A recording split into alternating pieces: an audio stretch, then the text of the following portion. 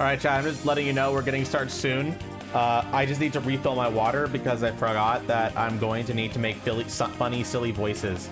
And because I need to do funny, silly voices, I'm going to need a copious amounts of water near me. So I'm gonna go do that, and we'll start when I get that.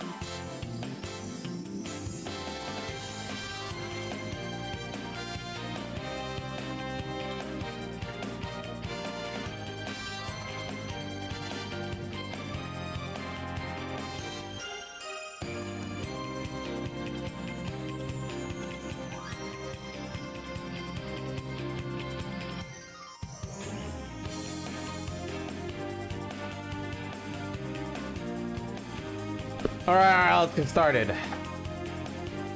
Fuckers, how y'all doing? You ready for some Ace Attorney?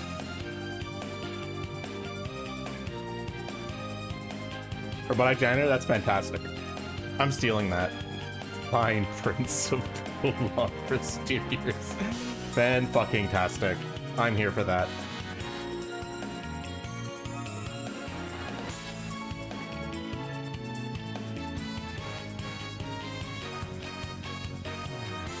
Nice tail.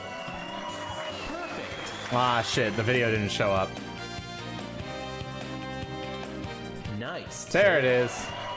Perfect. You first, punk? Damn. I've been fucking robbed.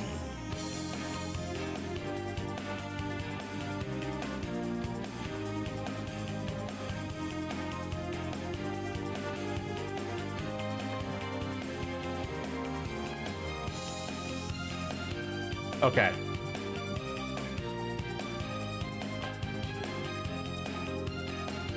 The evidence is up. The commands are up. I think it's time we get started, motherfuckers.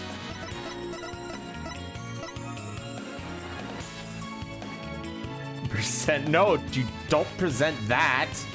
We're not started yet. Okay, chat. So as a refresher, this is, you don't need to know the storyline of the original game just to understand what happens in this one. It's mostly self-contained. But if you're curious on the timeline of this case, this is the first case Phoenix Wright did after reclaiming his badge during the events of Dual Destinies. So he gets his badge back and he immediately does this. All right.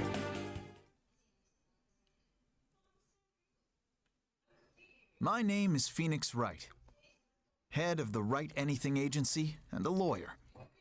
Although I was doing something else entirely for a while there. As for why I decided to formally get back into lawyering, let's just say there's unfinished business to take care of. Anyway, I thought I'd reminisce about my first case back on the job. And what a case it was. It happened only a few months after Athena joined our office. This is the only time he's voiced. Don't worry. Special episode. Turnabout reclaimed.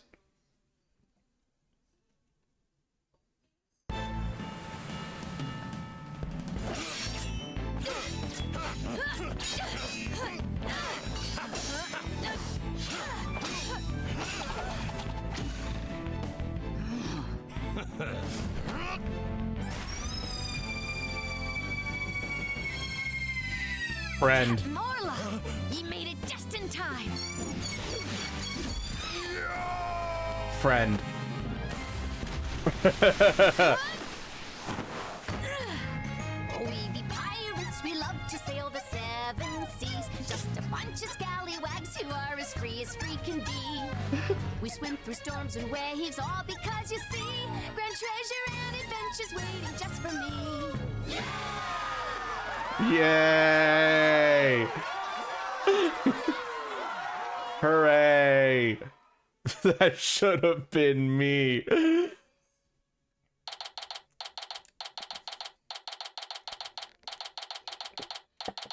July 20th, the Write Anything Agency. Today is my first day back on the job as a lawyer. The spaghetti's still there. It's at the bottom left. It's right here in the bottom left. Putting the attorney's badge on again really makes it hit home. Boy, am I pumped. Even Trucy said, looking good, Daddy. So Athena, Apollo, what do you think of the old attorney's badge? Wow, this ship-shape aquarium show is great. I can't get enough of it. Athena, I still can't believe they showed the Swashbuckler Spectacular on TV. Good thing I recorded this. Now, who's ready for another viewing? You've already watched it 5 times. Let's watch something else now. How can you even suggest such a thing? This show is therapeutic.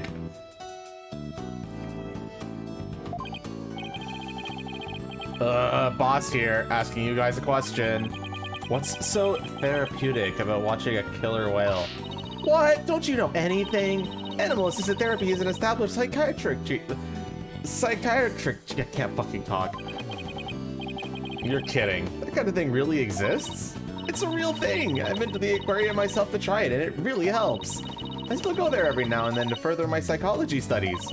The last time I went, I saw a dolphin and an orca swimming around together. It was so... Hey, do you two think you could quit gooping off and do some work for a change? Work? But we've already cleaned the toilet. Twice.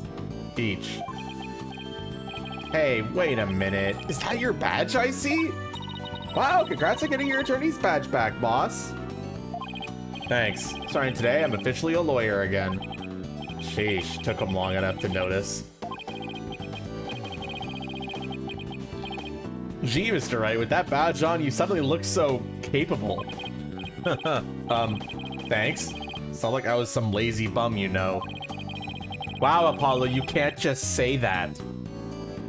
Made you suddenly go fired up to get your badge back anyway. Well, I made a promise to a certain someone. An important promise. That promise is for Edgeworth. This is, if you remember from the original game, it was to help get Black Quill acquitted. What could be so important? Anyway, we have 3 lawyers now, so we better start taking on lots of work. I'm all for that. Let's get this agency hopping. Oh, we have plenty of enthusiasm. All we need are some clients. It's been 8 years since I last wore this badge. I feel like a rookie all over again. And this just in. The owner of Shipshape Aquarium, Captain Jack Shipley, has been murdered. The suspect in the case is reportedly already in custody inside the aquarium. Isn't that the aquarium we were just watching, Athena? It is! I can't believe it. A murder at Shipshape Aquarium? But I love that place! We need to get to the bottom of this. Really? I guess I'm in luck then. I need Phoenix Wright to save my... How do I do a pirate accent?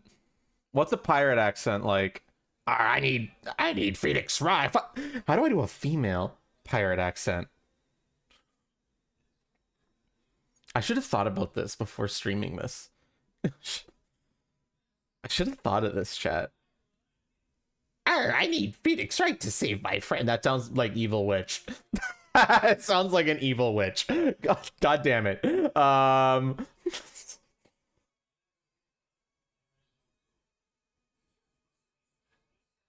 She does the accent herself, the speech, the way it's written. Yeah, but what female voice should I use? I guess she doesn't have to be. She could be like gruff. Misfortune from League of Legends. Pretty much that. But you think I can mix that? I need Phoenix Wright to save my friend. That still sounds like old witch. It's like I can't do like a gruff pirate voice and a female voice, though, just sounding like an old hag.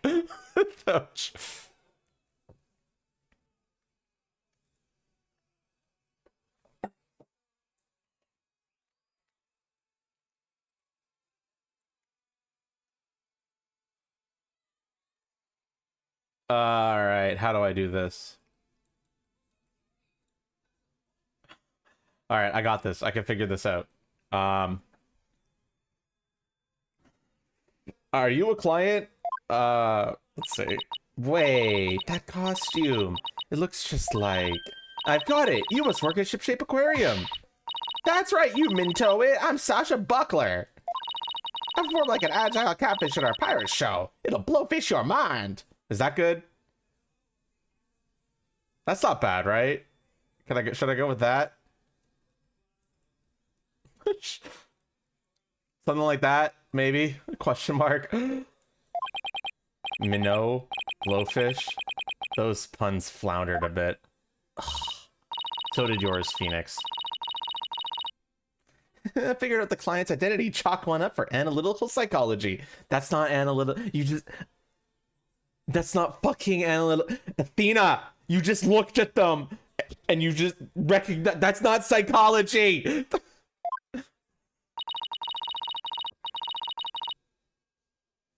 My friend is under suspicion of murder, so I really need some help. That's why I gotta find this Phoenix Wright guy.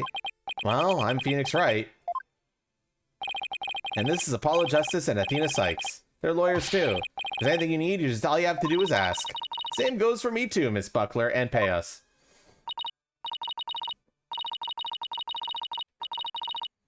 Just call me Sasha, and I'll call you all by your first names too, if that's alright. I can't do a female voice. You have to help me! Please save my friend! Guess we better start by asking her more about her defense request. Emerald, you need to learn to stop asking if things are funny. You just need to do it and let people react to it. You don't need approval. You just need to move on.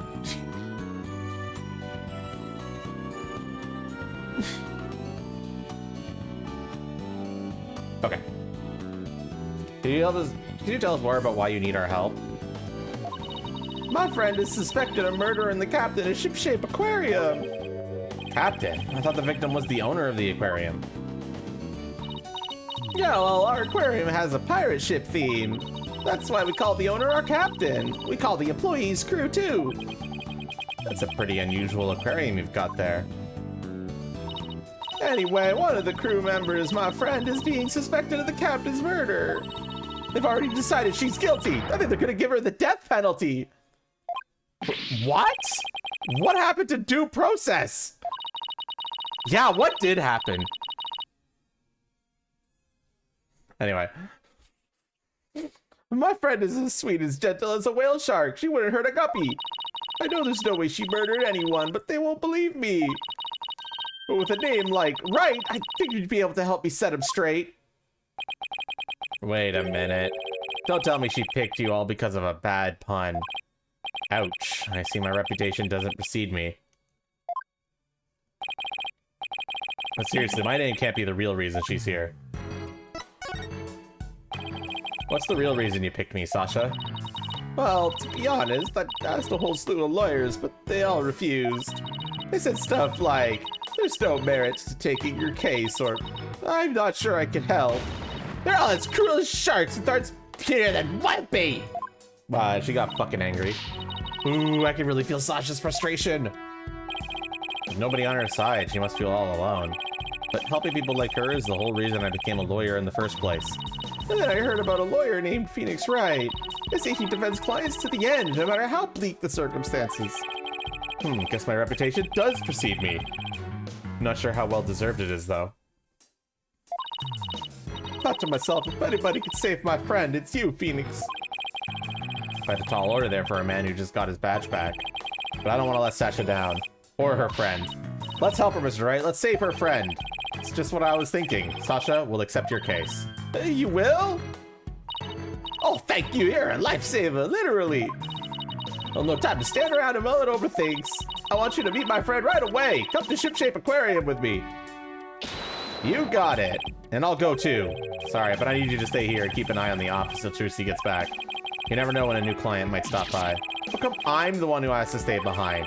Thanks a million, Apollo. Well, ladies, let's move to the aquarium, shall we? To the aquarium. Wow. Look at that aquarium, chat. That's actually really... That's a crazy aquarium.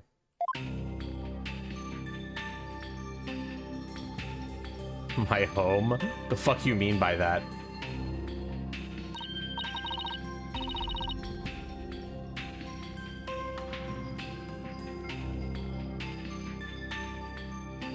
Swim with my family. Wow, this is gorgeous. It's just like being under the sea. Yes, the aquarium tunnel. Our pride and joy. I'm really glad you like it. I'm going to go on ahead and fill the detective in on your arrival. Take a look around the tunnel and then come meet me at the pool up ahead on the right. Hey boss, look at this cute little fish. I bet it would be delicious grilled. Seriously? Is that really all you could think of? Well, I didn't get to eat lunch today. Ooh, and here comes some grilled chicken. That's not a chicken, that's a penguin. Yeah, that's my thought. Come here, little cutie.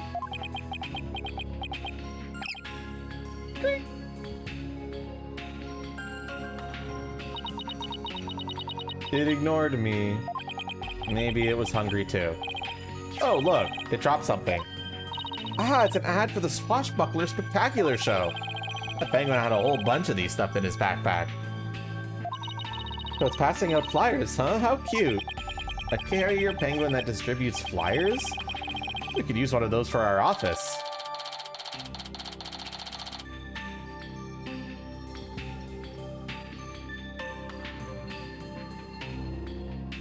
Ba-ba-ba.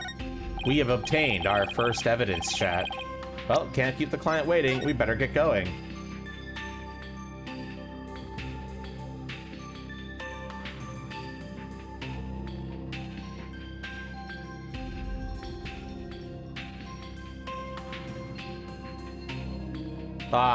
I have to do the thing where I take pictures, chat. Don't worry. I got you.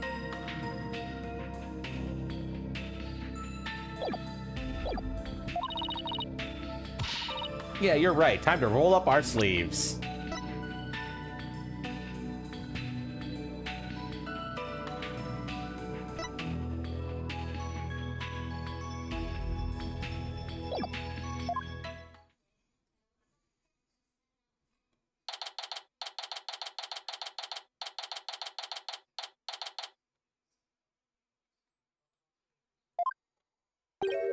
Huh? I don't see Sasha. Oh, are you two lawyers Miss Buckler mentioned? Hey, Chad, it's him. Do you remember him? Do you remember this nerd, chat?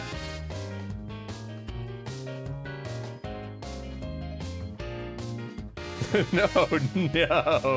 Shoot this man. Hey, man, don't worry. This is like, he's fine right now. Okay, so. Are you... Detective Fulbright? Are you the lead detective on this case? That's right! As long as evil exists in this world, there'll be no rest for me. And who is your sea urchin-like friend there? I don't believe we've met. Is he talking about me? I'm the defendant's lawyer, Phoenix Wright. Well, I'm Detective Bobby Fulbright. People don't usually get to see this area. It's only open now because of the investigation. You two are pretty lucky to get this peek behind the scenes of an aquarium. Lucky, right. This guy's even louder than Apollo. Canonically, this is the first time Phoenix meets this guy. So where is the suspect being questioned? Where's Mrs. Buckler? Here I be, me buckos! Ah! Shiver me timbers, there's one be the dread pirates, no such scurvy swabs! I beg your pardon? I'm not anyone's swab, scurvy or otherwise. More shameless than a sea lion you be, trying to make off with me best bucko. If you want to pick a fight with us, you best bring an army of great white sharks.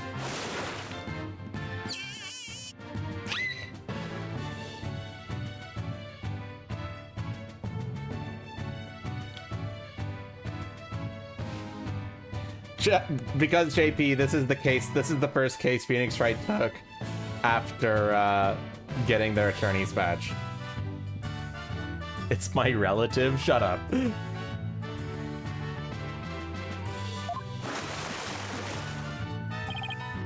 Sasha, what's going on here?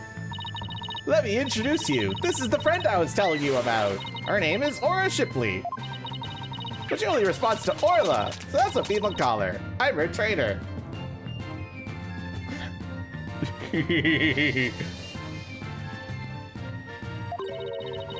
She's the suspect in the murder, but she never hurt anybody.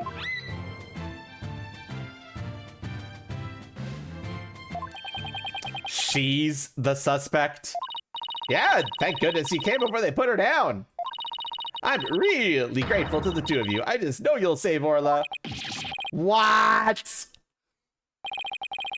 Don't tell me you didn't even know who your client was. An orca is the suspect? Our client is an orca? Is this for real?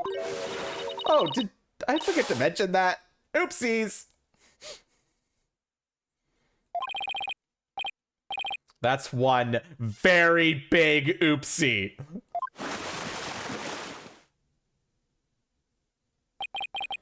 By the way, what was all that mustache earlier? Oh, this be part of me costume for the Swashbuckler Spectacular. Where I be wearing the mustache, I be one of Captain Orla's swashbucklers. The transformation as dramatic as a pufferfish's, wouldn't you say? I don't think I would ever say that. It's a pirate-themed aquarium, so that's why Orla's wearing pirate hat, right? Yep, she really loves wearing hats. She puts them on all the time. Seems like she really only brings on the accent when she's wearing the mustache. But her fake mustache keeps falling off, so that's a problem. I see. Well, why don't we start with you telling us a little bit more about Orla? So you're really serious about me defending Orla? Of course I am! You're the only one who can do it, Phoenix! I heard you once question an animal during a trial and that got your client off the hook! We don't... Phoenix is probably just like, can we not talk about that? Can we not talk about that? I don't want to talk about that. We don't talk about that. We don't fucking talk about that.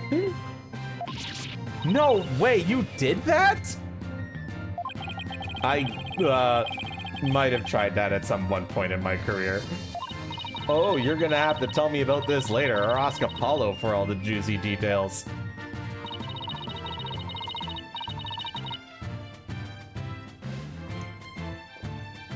When I heard you didn't discriminate against animals, I knew you'd hear me out. I have to warn you, though. I don't know anything about orcas.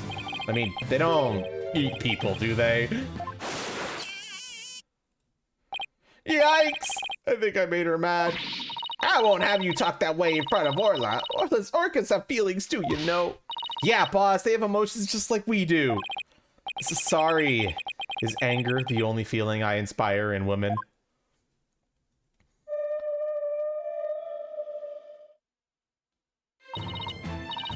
Don't worry, she says she'll forgives you.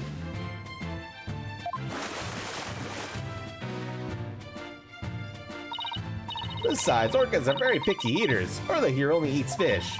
Captain went to feed Orla this morning, then he was found dead in this very room. Could you tell us more about his death? So the owner of the aquarium, Jack Shipley, was discovered murdered.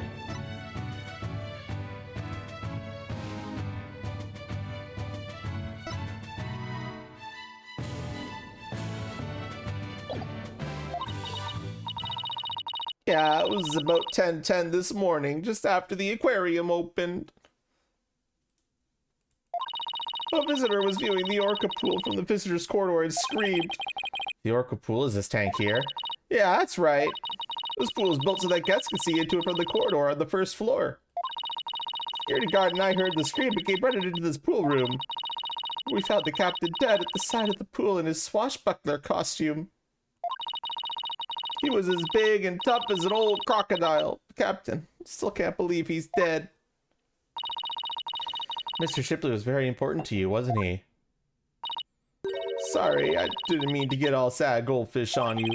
Sad goldfish? Okay, time to snap her out of it. When it's showtime, it's time to smile. That's what the captain always said. By the way, do you know why exactly Orla is being accused of the crime? Can you think of any reason why Orla would come under suspicion? The police think Orla went berserk during practice for the Swashbuckler Spectacular. But Orla would never do anything like that, right, Orla? Precious boy. This chat. Isn't he great?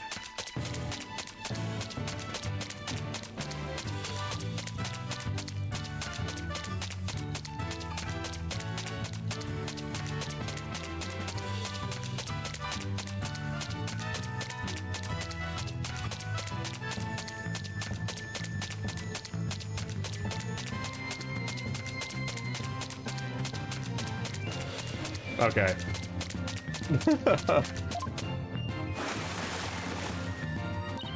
Aw, just look at that face. Isn't she adorable? Big charges just have to be false. I hate to break it to you, but the police don't usually base their decisions on cuteness. Well, they fucking should. That's right. We base them on facts. Take a look at this. A photo of the victim, huh? He's got a wound on his head.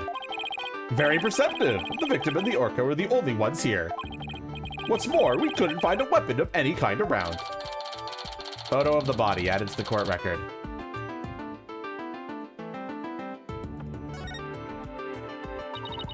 So what's the theory on how Orla supposedly killed the victim? They say orcas sometimes kill their prey by ramming into them underwater.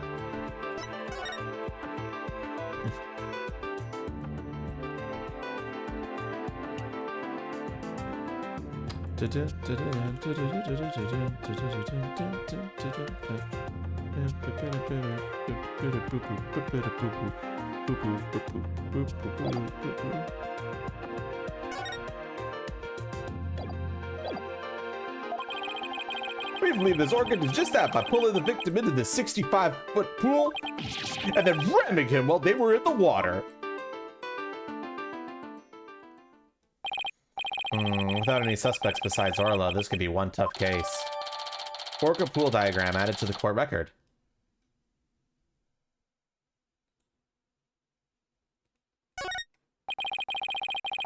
No official autopsy has been ordered, but an orca attack makes sense.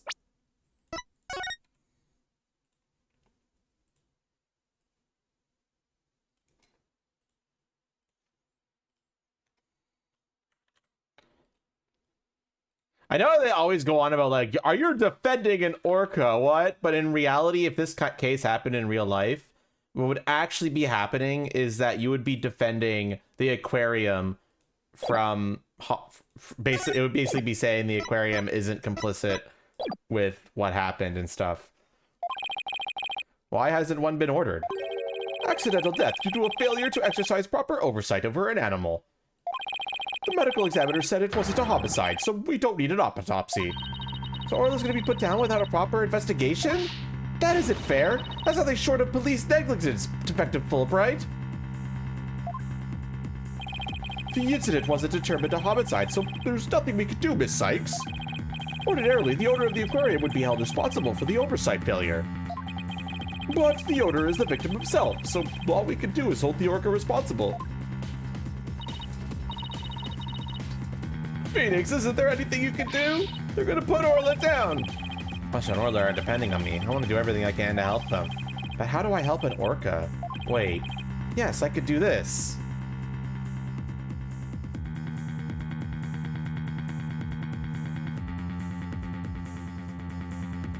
Well, chat, what are we doing?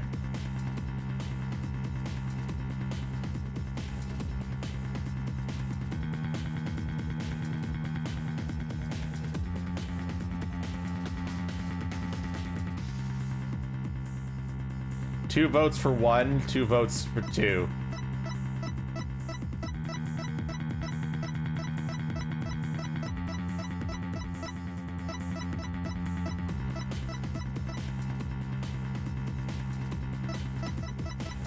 Well, chat, who's gonna be the tiebreaker?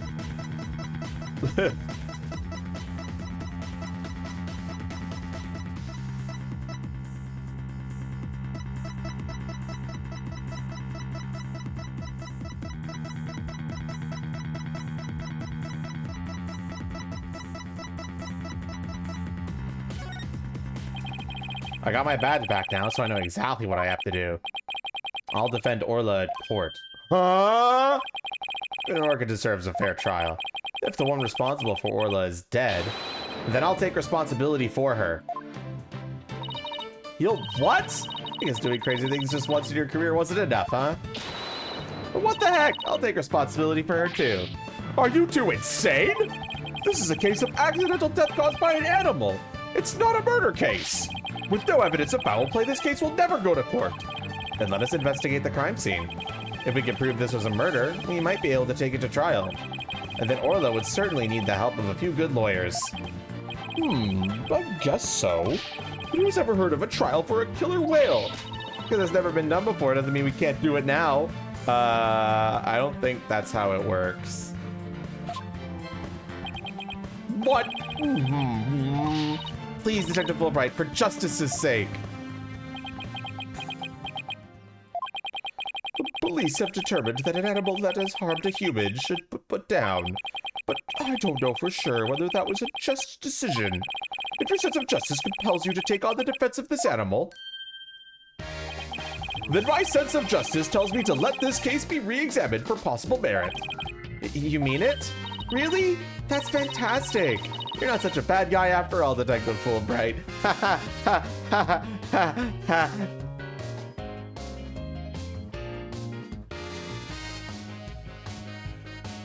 Anyway.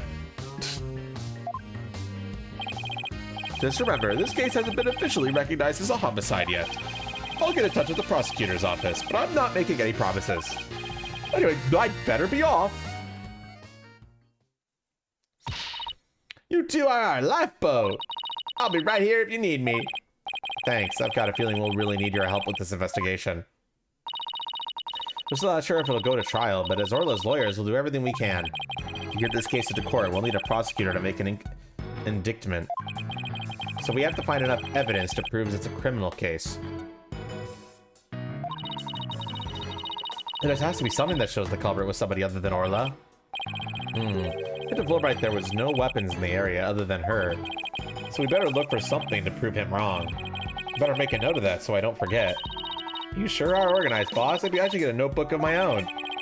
I can just jot down notes in the case of the court record as I go along. We use it as a sort of to-do list. Great idea. I'll add things too. Whenever we're stuck, we can just refer to the notes. What is it? Just open the court record. Yeah, okay. Tutorial shit, whatever. There has to be some evidence here we can use in court. Examining the crime scene from every angle is the key here.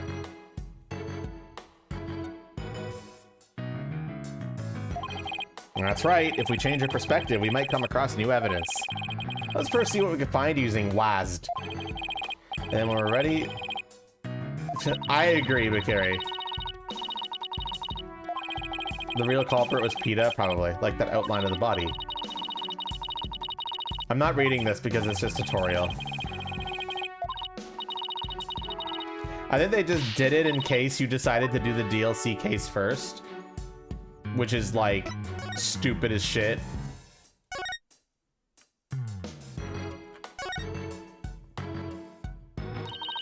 What a mess! Was all this stuff knocked over when the victim struggled with his killer? It's possible, but it would be hard to prove. Let's take a closer look, shall we? Look at all this stuff scattered everywhere.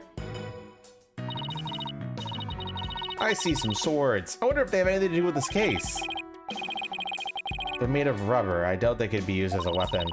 But I still bet if someone got whacked with one, it would sting quite a bit. Yeah, I guess it would. But I think I can stand the pain. Yeah? Good for you. Oh look, there's a blow-up dolphin and an anchor too. Mr. Wright, are you even listening to me? Stop looking at those toys. Yikes, guess I've been caught red-faced.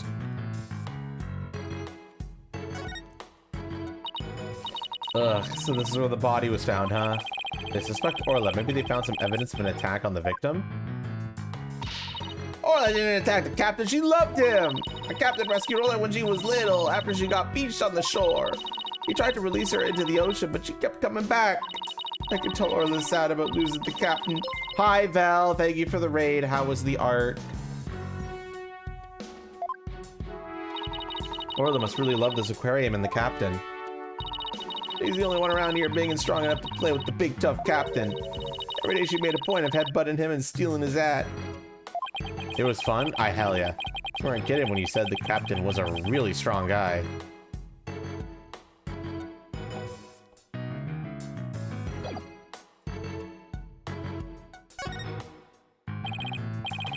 Indeed it was, Stevish. Are you just noticing that now?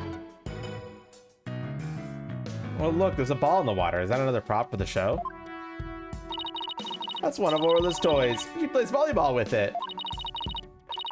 Usually in the bin. Guess I must have forgotten to put it away yesterday. Oh, I wish I could play volleyball with Orla. You have as much fight in you as a mean old lobster. I like it. There aren't many people who want to be on the receiving end of Orla's fastball. Her fastball?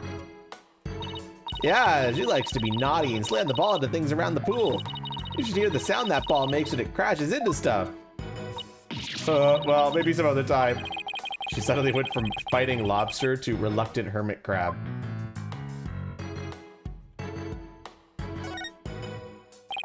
Orla's not going to notice me from here. I better move around to the front.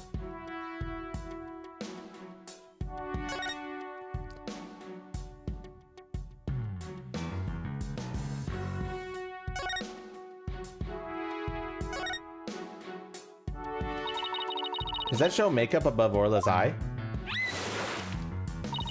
That's right, it's a starfish. Kinda makes her look like a punk rockin' pirate, don't you think? A punk rock pilot killer whale? Ugh, it's official. Society's on the road to ruin. Wow. Wow. Wow, it's like that meme where it's like, hey, this sucks. Arrow, literal coolest thing ever.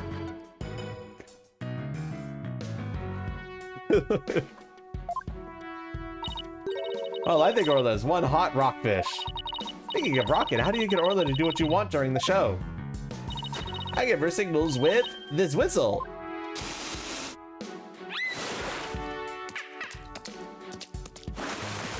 Incredible stuff. Oh, but I didn't hear anything just now. This sounds out of range of human hearing, just like a dog whistle. Orcas have better hearing than people do. You can even hear the whistle underwater. That's so cool! I wish I could give commands to Orla. Anybody can do that. All they have to do is learn the signals. Here, Athena, you can have one of our whistles. Consider it a present. Whistle added to the court record.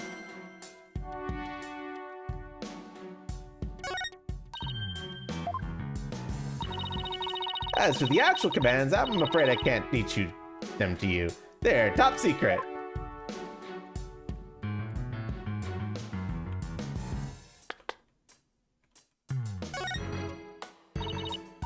Hey, look, there's an apparatus here to hang from. I don't think it's for people to hang from. It looks more like a crane to move things with. Sasha was hanging from it during the Swashbuckler Spectacular. There are all kinds of ways to use it, not just to move things. Come on, boss, try thinking outside the box. Trying to say I have a narrow-minded view of things.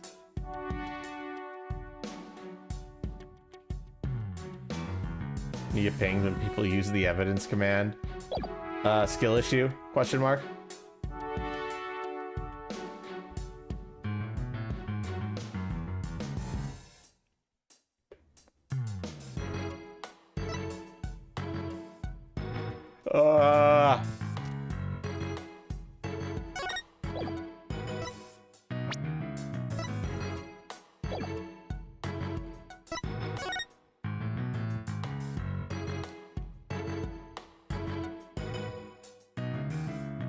It is not linked to the game in any way, Vel. It's more just as a way to look up the evidence. I updated it in a spreadsheet, and then it gets pulled by the thing. So I'm updating it manually. You can ask Stevish for the nitty gritty on how it works.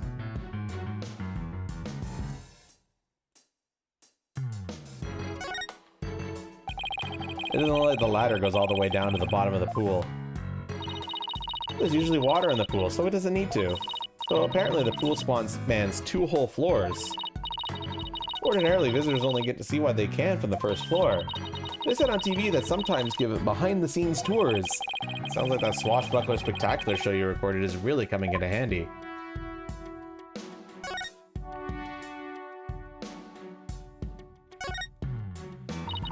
Hey, there's a cannon in the shape of a shark. I'd love to try firing that thing. Boom. Are these cannonballs supposed to look like fish eggs or something? But why fish eggs? Why not baby sharks? Think about how crazy it would be to have sharks go flying through the air. Watch the thrilling life or death struggle as the little tykes fight to stay alive out of water.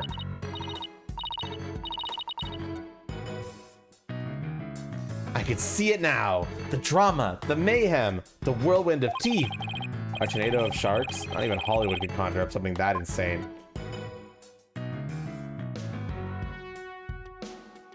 Alright, where is the weapon that I'm supposed to be looking for?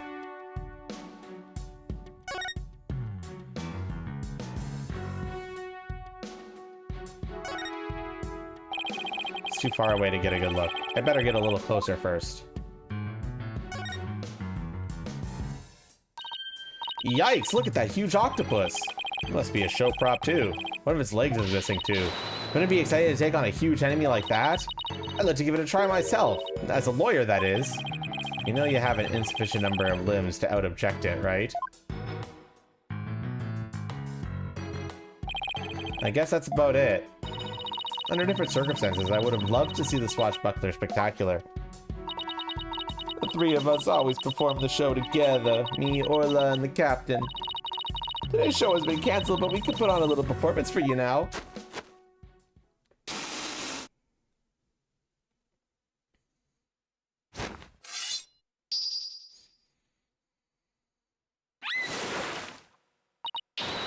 We be Captain Orla's swashbucklers, we buckos, we love to sail the 7 seas. We've come to rout that mangy blackguard, dread pirate, Nostache. Avast, there he be, Nostache himself. Prepare to feed the fish. Am I playing the role of Nostache? Well, Sasha has a stash, and you don't, so I guess so. Hit him with your water cannon, Captain, and spare no quarter.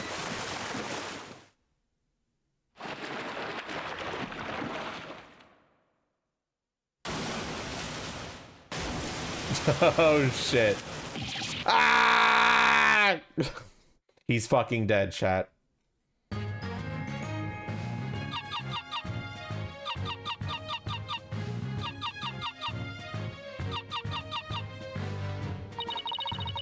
We swim through the storms and waves, all because you see, grand treasure and adventures waiting, just for me. Can you translate? Sure. Did that help?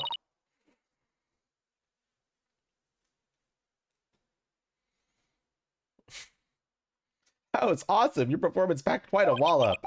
Yeah, I, for one, feel like I took quite a beating. Sorry about that. Can't have a show without a bad guy role, right? The singing orca, huh? Must have been tough to train her to do that. That's Orla's best trick. She can only sing one song, though. She's still got one up on a pianist who can't play even one song. Oh, now that we've had a taste of the show, we better do some more investigating. Good idea. Let's go to the aqua tunnel.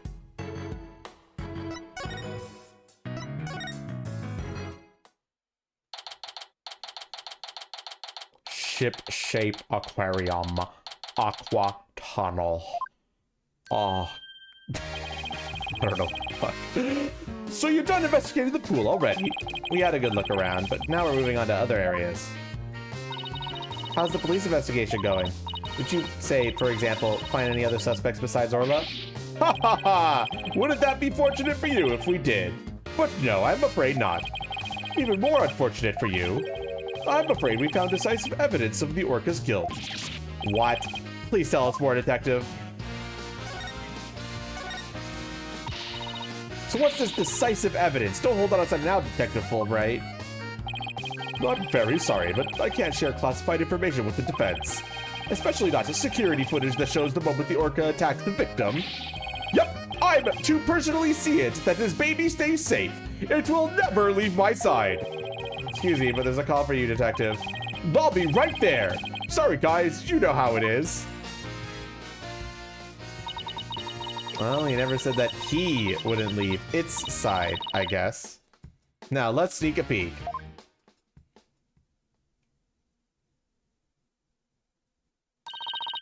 What the? Is this supposed to be the moment Orla attacked the victim? Security footage added to the court record.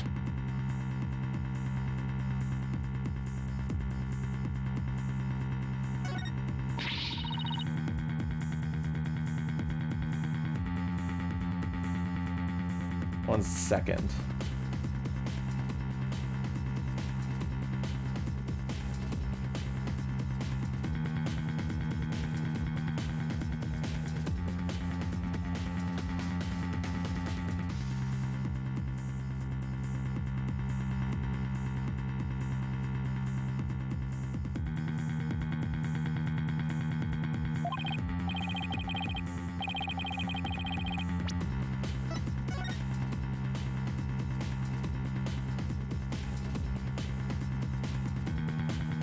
I'm glad this video footage is just a screenshot. It makes it easy for me.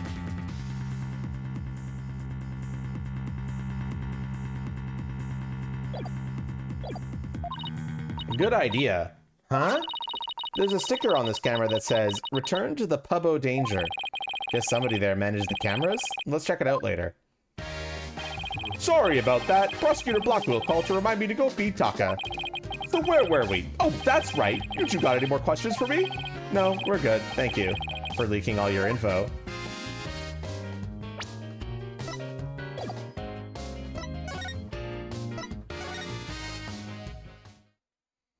The Pubbo Danger. What a cool ass pub. I'd eat here.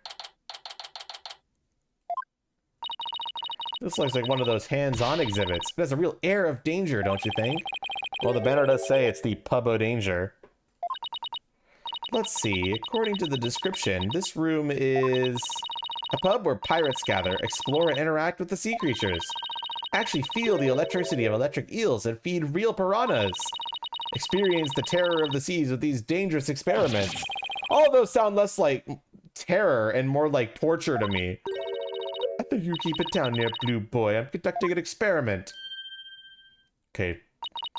Do not disturb me unless you wish to be sapped with an electric eel.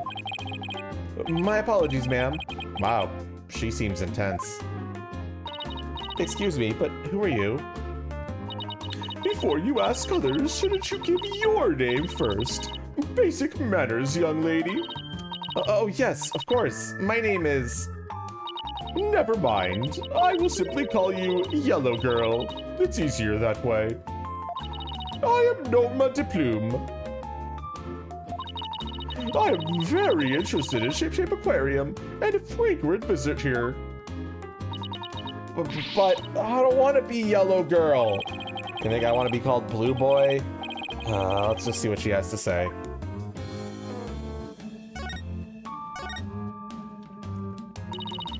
You say you're interested in the aquarium, but you don't look like a staff member.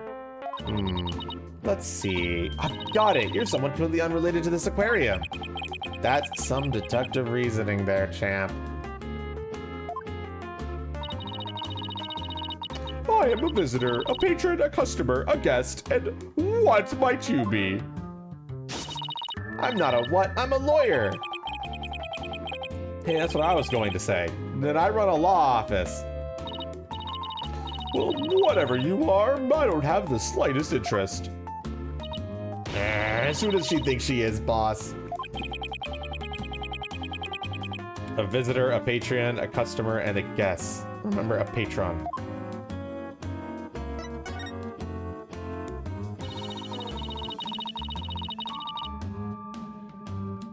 I thought they closed the aquarium and weren't letting the public in. Oh, but I have special permission, you see. And why exactly is that, if I might ask? Well, because of the heavens, I said too much.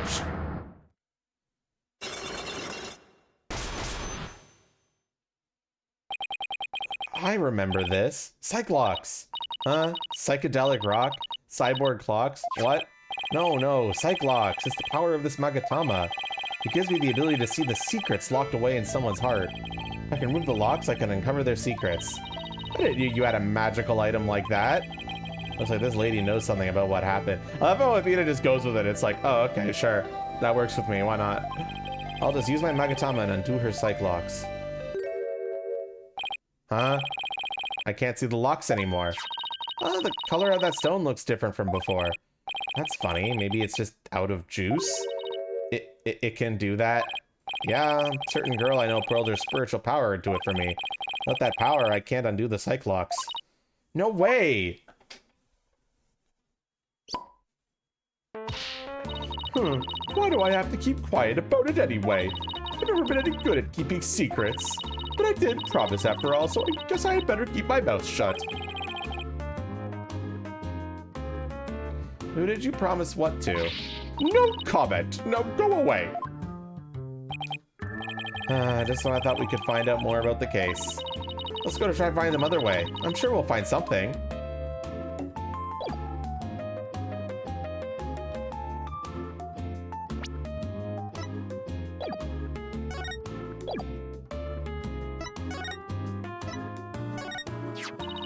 Don't thrust that under my nose. I won't watch it. Are you usually pretty photogenic, Mr. Plume? Of course I am. I've been compared to a movie star. So no wonder with my perfect makeup and stylish figure. Wouldn't you agree? She wants me to agree? Let's get a woman's opinion on this one. What? You're asking me? Well, let's see. I do think you're very pretty, Miss Plume. I get the distinct impression your words are full of hidden meaning. Well, I wouldn't say full so much as full-figured. Athena! I'd stop right there if I were you.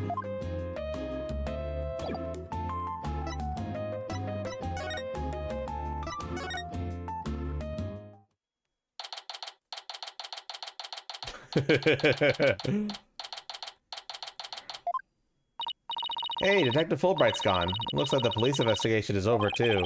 And that's too bad. I was hoping to get a little more out of him. Yo, ho, ho! Cleaner, feeder, that's right! Girl, why you hiding from me? I'm searching all around like this be a bad dream. Is that somebody rapping? Rifle, yo, sometimes you make me so mad, but now you're gone, I'm just so sad. Yo, Rifle, just come back to me, we could be together and sing cree. I can't do a rapping voice, I'm sorry. What's with this guy rapping and making strange bird sounds? Yikes! Who's there? You didn't hear me rapping, did you? Yeah, well, maybe. Look, just do me a favor and pretend you hear nothing. Fine by us. Who might you be? I'm Marlon Rhymes. I'm an animal keeper here. But the aquarium is already closed today. At least, I'm pretty sure it is. Pretty sure? You don't sound too certain. Oh, are you new here or something?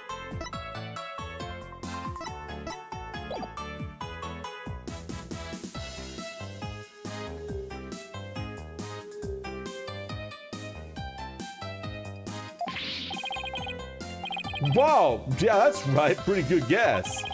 So who are you guys? I'm Phoenix Wright. And I'm Athena Sykes. We're lawyers, and we're going to represent Orla by taking her case to court and proving she's innocent. Are you serious? You want to defend an orca in court? Oh, but if you're here for Orla, that must make you friends with Sasha's. Sorry if I came across rude. Sounds like he's friends with Sasha. Sometimes when I'm by myself, I like to rap to pass the time. Especially when I'm around the animals I love. Ooh, I love animals too, especially marine creatures like dolphins. I like marine creatures too, but just the ones you can eat. Gosh, Phoenix. You're one of those people, huh? Okay, you know what? It's fine. Yeah, well, people who like animals are good people. That's what I always say. What's that thing I could do for you too? Just say the word. I just started working here though, so I don't know how much help I could be. Mr. Rhyme seems pretty friendly. Yeah, friendly and agreeable.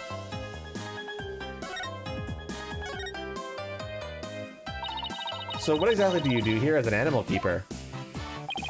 Mainly I clean the place to feed the animals, wipe all the glass, takes forever.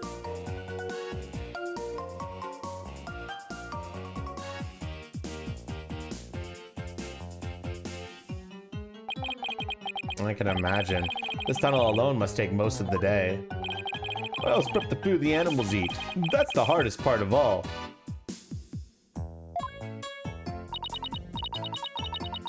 Why am I doing that? I'm holding a mug and I'm just kind of shaking it.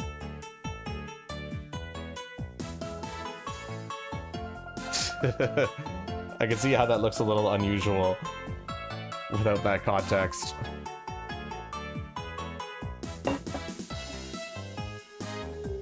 You mean it's really difficult to get the hang of? Nah, I mean, I'm a vegetarian, so cutting fish and meat and stuff creeps me out. Now there's something I never expected to hear from a pirate. Do you know anything about the incident that took place this morning? Yeah, one of our guests saw what happened and started screaming. I came running. By the time I got there, I couldn't see the orca or the captain. Speaking of the captain, what was he like? Like a strong captain who could turn a wild bunch of ruffians into some great pirates. He always treated us fairly and equally, human and fishies alike. The real deal, man. Hey, what are you crying for? I'm not crying. It's just, I can feel your heart crying. That's all. Girl, what you talking about? I'm not crying either. I guess I won't mention that his eyes are puffier than a pair of pufferfish. I bet Sasha and our vet, Dr. Crab, are even more upset by his death. Vet? This aquarium has a resident vet? Yeah, yo, hold up. I haven't seen Dr. Crab this morning. Staff is supposed to stay put. That night shifts have been on duty since last night, but they won't let us go home. Sasha even had to go to get special permission to go out looking for a lawyer this morning. We haven't seen anybody who looks like a vet.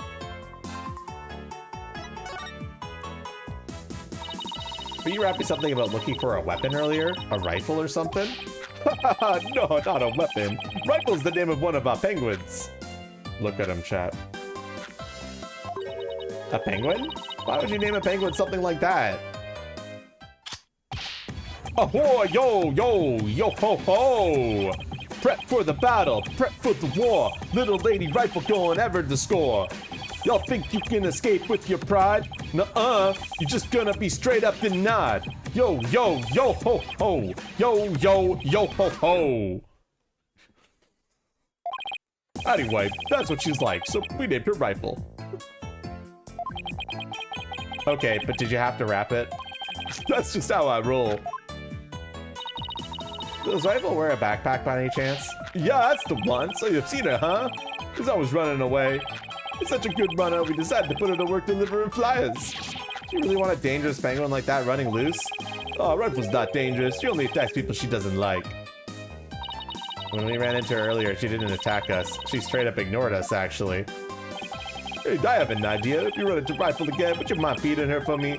She didn't come back to the pool at feeding time like usual, so I've been looking for her. We're about to get the best evidence ever, chat. Are you ready? She loves the smell of fish, so she might come over to you if you have some. I think my hand tracker just got disconnected. can be okay. I don't mind, as long as you carry the fish. Fish!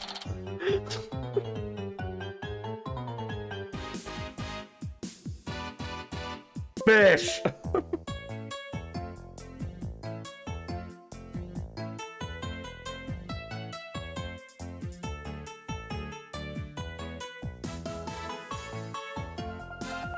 You know what that means? What does it mean? Ew, it smells so fishy. Really? What a shocker. Oh, yeah, besides Rifle, I've been looking for Small Fry, too. Small Fry? Is that another penguin? Nah, she's a friend I made. A high school girl. She went off looking for Rifle somewhere and hasn't been back. Is she your girlfriend? What? Nah, no way. Sasha's the one So you like Miss Buckler, do you? Well, I really respect her, you know? We have different tastes in music, but I admire the way she lives her life. It's not like I like her. It's more complicated than that. I'm pretty sure that all adds up to like.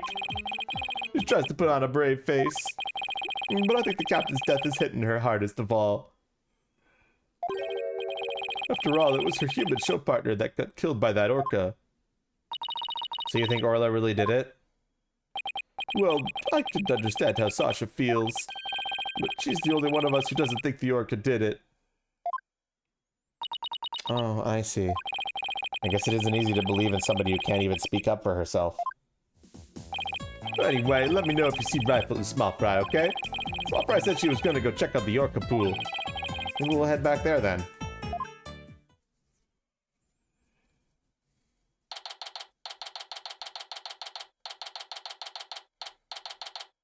The orca pool.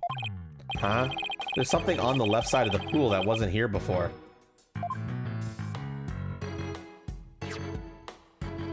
It looks like an electronic sword. Hey, you're back! Hi, Sasha. What's with this strange sword here? Oh, that's a walkie-talkie. It's probably Raffles. Rifle can use a walkie-talkie? She's always running away, so we attached a walkie-talkie to her. If we can hear the sounds around her, we can usually guess where she is. What if she drops the walkie-talkie on the floor? Every member of the crew has one too, so we can communicate back and forth. We can even use it to broadcast to specific parts of the aquarium. Cool, huh? Walkie-talkie added to the core record.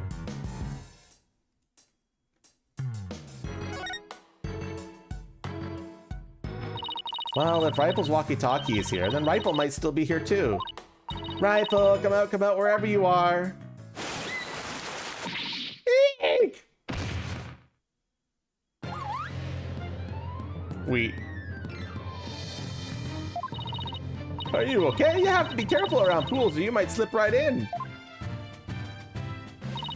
I'm more afraid of my heart jumping right out.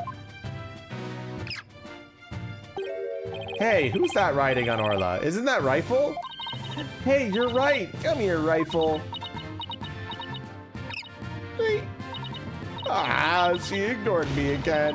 Why doesn't that penguin like me? Ah! Now you've scared Rifle away with all that yelling. Well, I'm not giving up. I'll make that penguin like me if it's the last thing I do. Hey, get back here, you little pipsqueak! This is animal torture. Oh, sorry, Rifle, but at least you seem all right. Hello there, Pearl. Oh.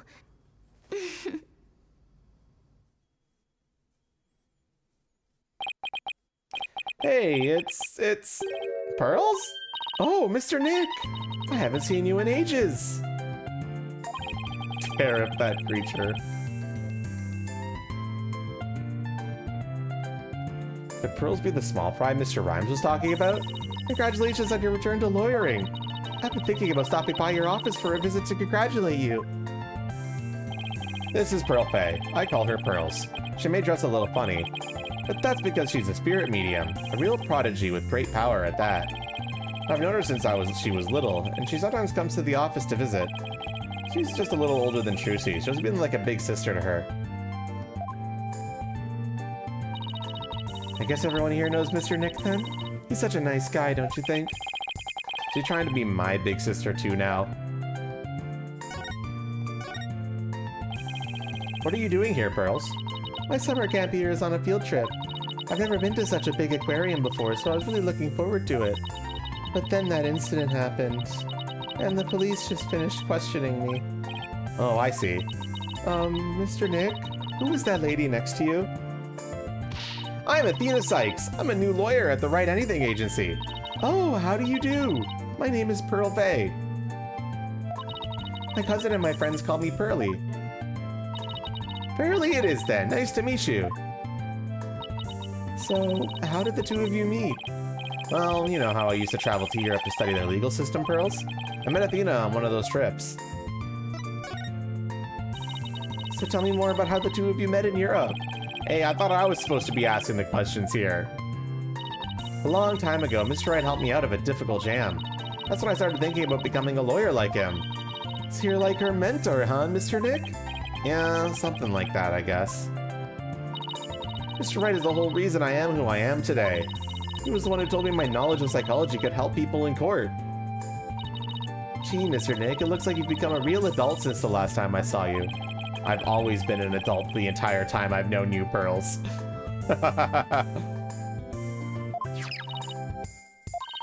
Well, would you look at that? Rifle loves you. She sure does seem to be attracted to Pearls. I'm so glad she likes me. Penguins are so adorable, aren't they? I even bought myself a little penguin calendar here at the aquarium gift shop. I have it hanging from my bag already. Oh, how cute! A calendar in the shape of a penguin. That calendar's a real hit with all of our female visitors. I even have one myself. But the rest of the staff thinks it's too cutesy. I guess it doesn't really fit the whole rough and tumble pirate image very well. But, why does this calendar smell kind of like fish? What do you mean, Mr. Nick? Please don't be rude. Uh-oh, I got Pearls mad.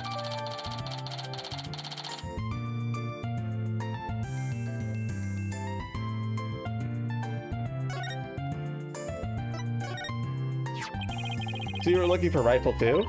That's right, I was trying to help Mr. Marlin and the animal keeper. Come here, Rifle, come on. She winched towards Orla instead. Why can't I get Rifle to like me? Because you're yelling at them.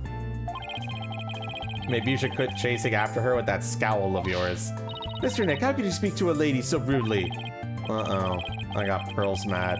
Again. Why don't you try to get Rifle to take some food from you? Oh, great idea. I have just the thing to present her, too. Fish!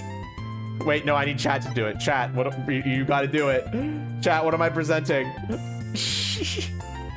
This is your tutorial. Not the badge!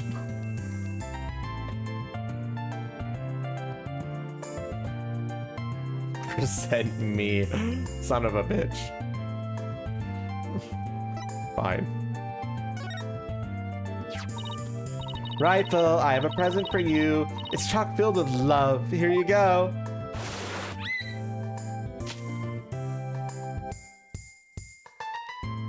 The orca was like mine now. Hey, Orla ate my love-filled fish. At least it looks like she enjoyed it, though. I think Orla and I just had a bonding moment.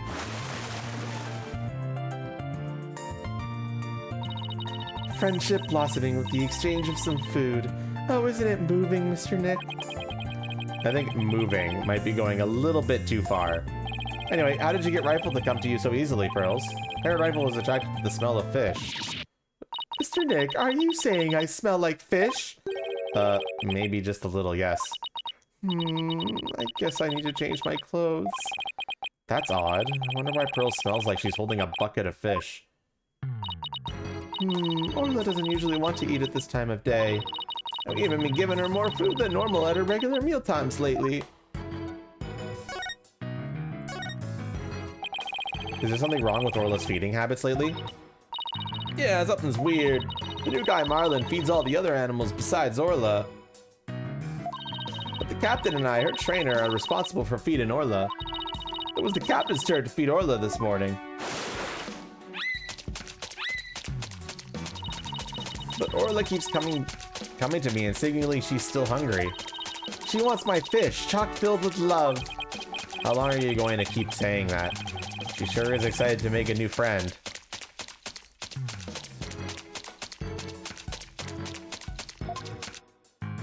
Clap, clap, but I don't think the captain would have forgotten to feed Orla. Rifle and that big creature there certainly seem to love each other. Big creature. This is Orla the orca. Rifle and Orla are best friends. They belong together like a clownfish and a sea anemone. Care to phrase that in a way us non-biology majors can understand? Oh, so this orca is the suspect. I read in a book once that orcas eat penguins. Don't you worry about that. Orla, she was really gentle and she never eats anything but fish.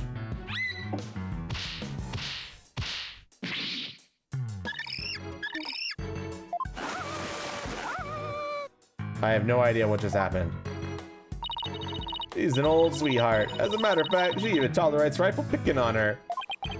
I guess they picked on her. It's true, she does seem very gentle. She hardly seems like a killer whale. As lawyers, we have to do everything we can to save this beautiful, gentle creature. Wow, you're going to defend her in court? She's quite the defendant, isn't she? She's the biggest defendant we've ever had, literally.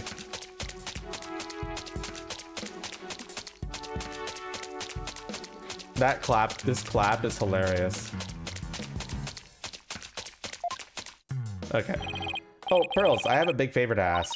What is it, Mr. Nick? It's about my Magatama. Its spiritual power seems to have vanished. Oh, that Magatama brings back memories. I remember pouring my spiritual power into it. That was so many years ago. I guess that's why it's almost out now.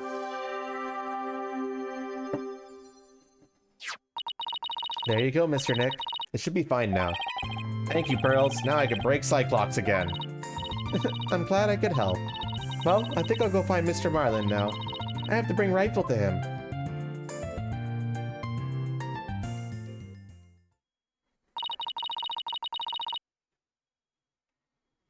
Pearly seems like right at home in this aquarium. You're right. Didn't she say this was her first time here? Apparently that girl was in the staff corridor earlier this morning. That's why the detective was questioning her. What was Pearls doing in the staff corridor? Oh, I thought she was Marlin's friend or something. The staff corridor, huh? Something about that doesn't sit well with me.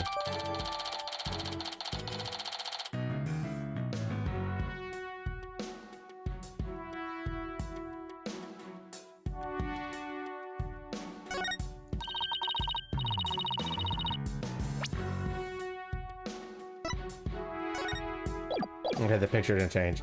But Bobby, why don't you just ask her about it? Yeah, good idea. Let's go catch up with her.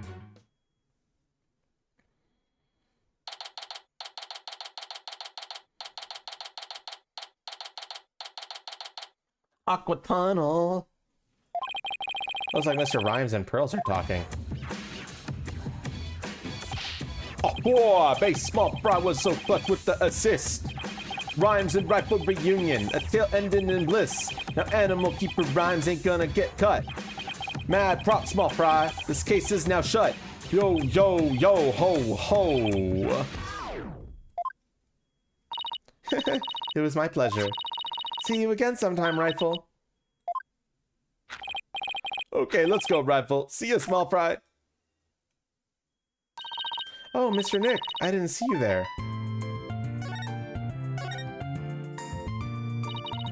Hey, Pearly, you and Mr. Rhymes seem to be really good friends. Could you tell us more about your relationship? Well,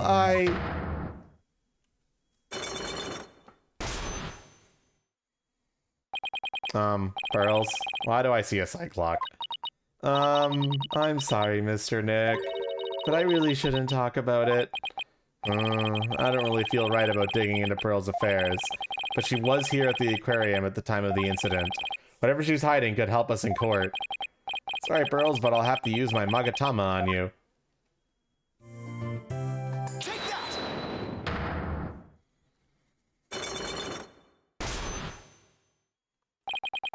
A Cyclops.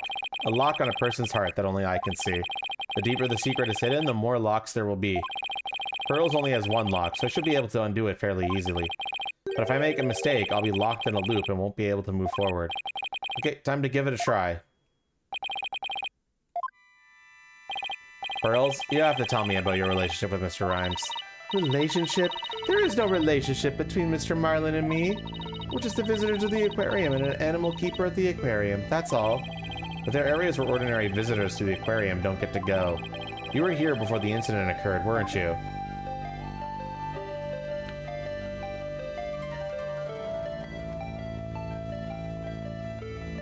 Well, chat.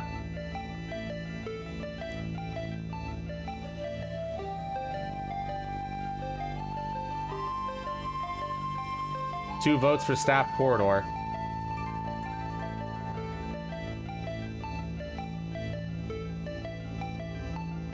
Do we have one more vote?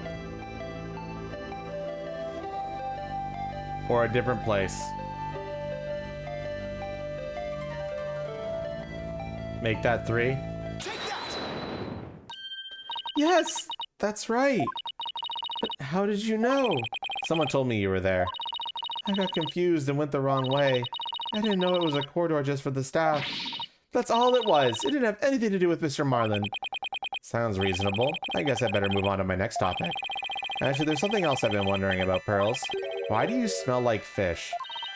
Fish? What makes you think I smell like fish? Well, there's a certain someone who convinced me it wasn't in my imagination.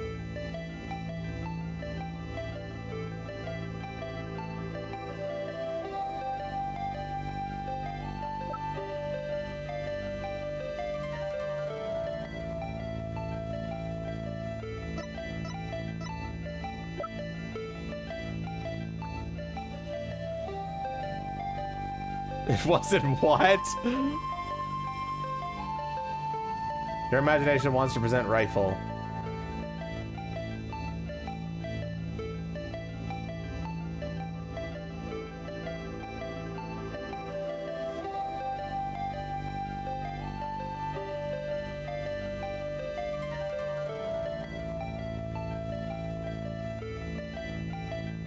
Need 3 yeses. Chat sleeping? I agree. Rifle? She's apparently very attracted to the smell of fish. Rifle didn't want anything to do with Athena, even though she had a bunch of fish. So why then was Rifle so attracted to you, Pearls? I don't know. Looks like she's still not ready to talk about it. You had an object with you that smelled fishy, too. In fact, I think this has something to do with your secret.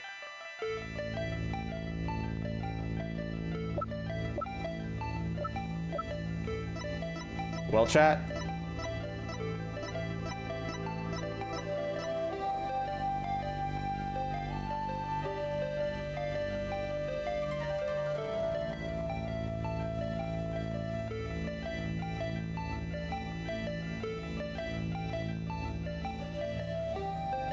Gotta make it official, man. But 2 votes for calendar right now.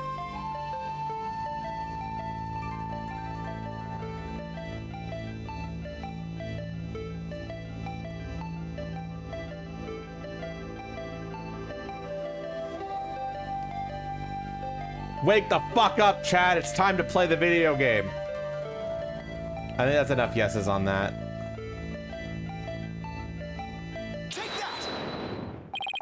The fishy smelling calendar has something to do with your secret, doesn't it, Pearls? I can't lie to you, Mr. Nick. I'll tell you about me and Mr. Larlin about the calendar.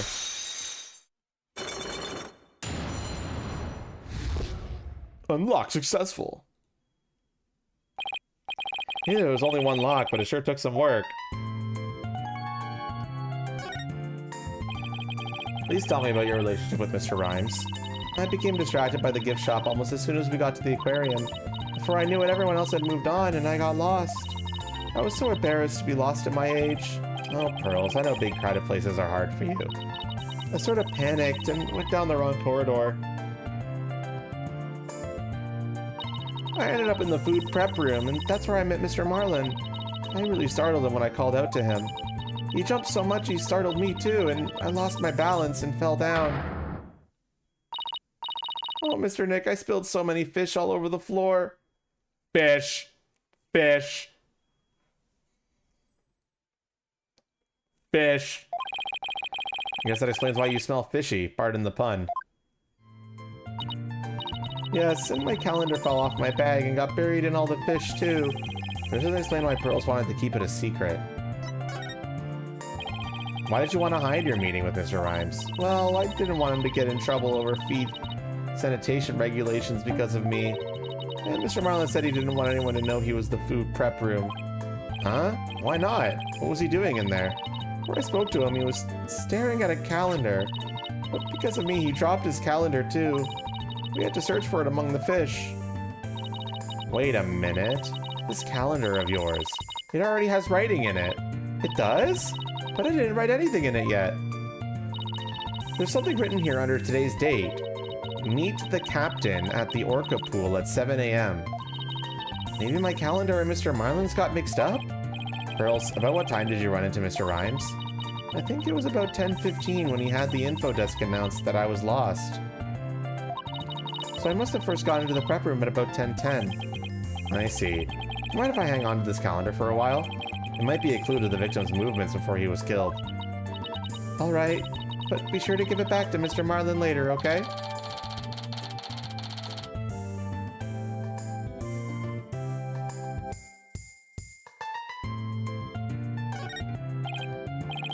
Good. Maybe now I'm ready to remove Mr. Plume's Cyclops too.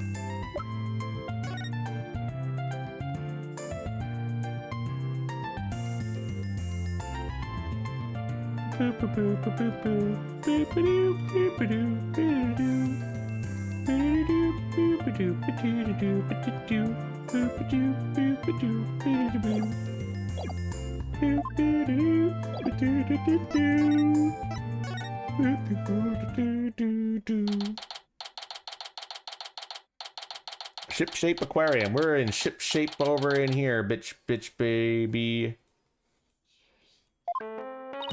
You people again. You're becoming quite the nuisance.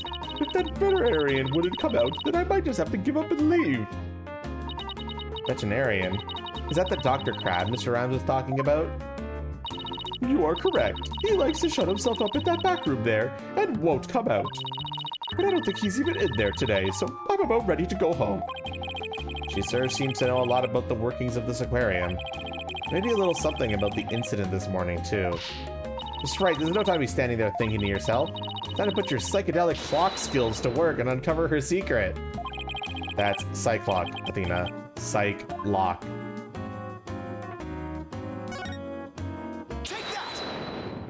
Psychedelic clock time. Why you're here? Mr. Plume, I want you to tell me the secret you're hiding. I do nothing of the sort. It would mean breaking my promise. I don't know who you made this promise to, but you will tell me.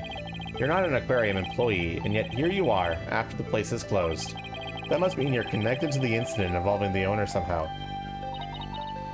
Oh, I don't know anything about any incident involving the owner. No, I think you do. I have a piece of evidence here that suggests you do know something.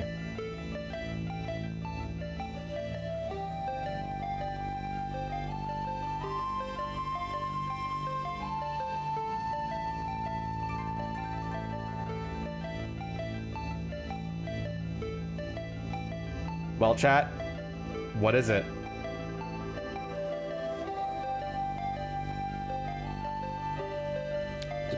Check your evidence. Your imagination wants to present security footage.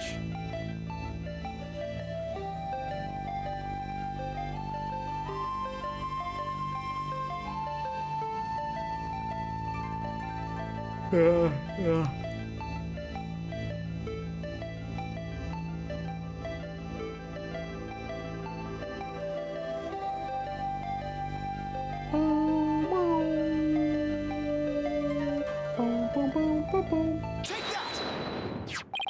According to Detective Fulbright, this shows the orca attacking the victim. And the person in this footage is wearing an outfit just like yours, Mr. Plume. Oh, I suppose there's no hiding this bombshell figure, is there? Yes, it is I. And I think I can guess why you're here at the aquarium. You aren't simply a visitor to the aquarium. What you really are is...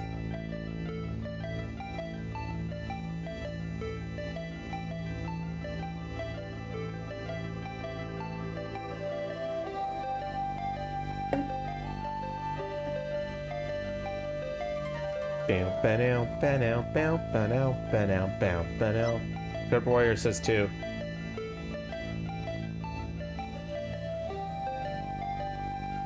Do I need to go buy some fucking energy drinks?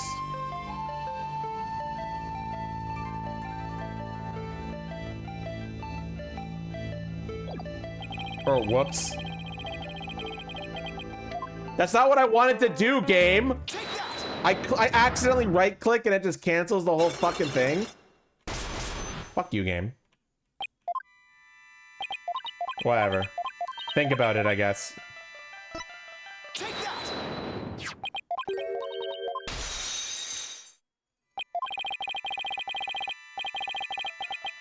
All right, what's the answer here, chat?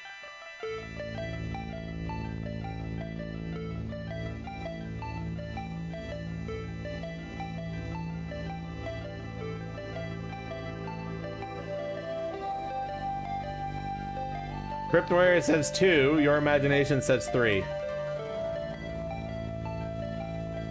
Bakiri also says 2. So 2 votes 2, 1 vote for number 3. What's going to win? First 1 to 3 votes we choose.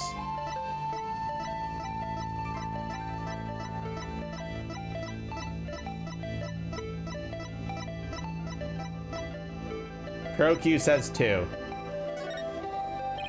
You are a visitor who also happens to witness the death of owner Jack Shipley.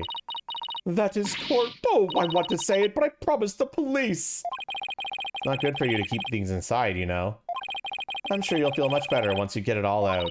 I give up. I'll tell you everything.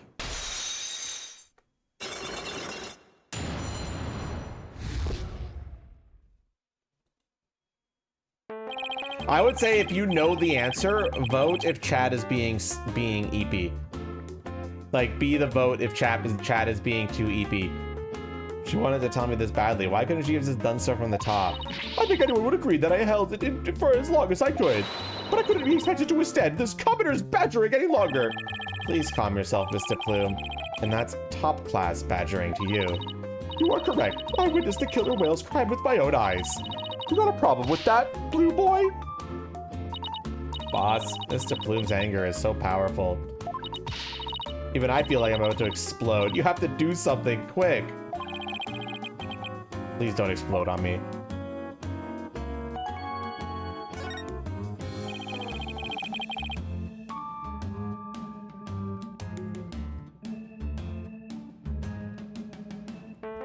Did you start with telling me what you saw?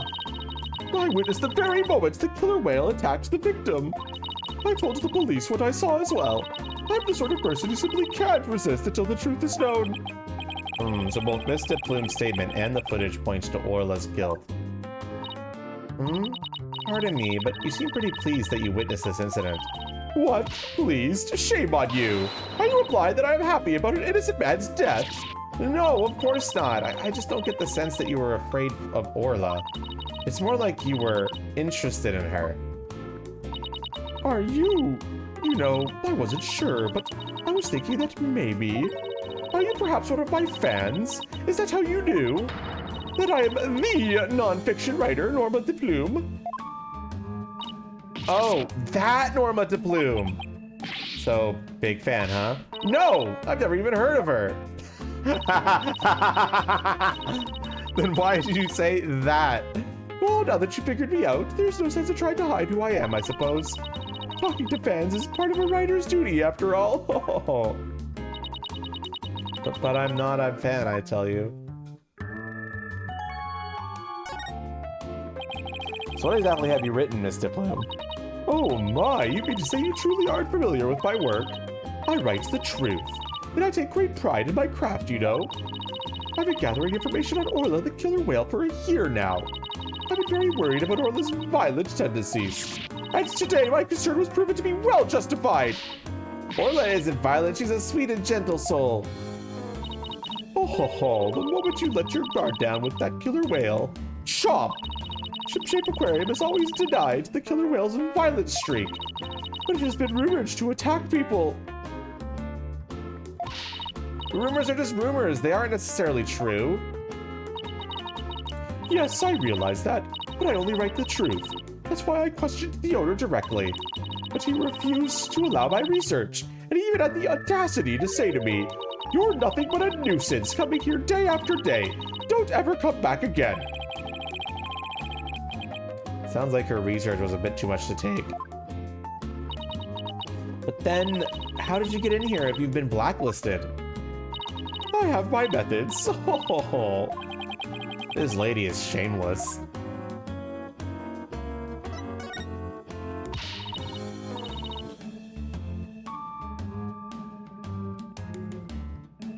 Ah, okay. We won't let you speak badly of Orla. We're going to defend her. I'm only starting what I saw with my own very eyes. I came to the aquarium today to observe the killer whale, but on my way to that thing's tank, I heard its cries. You can hear Orla from the visitor's car?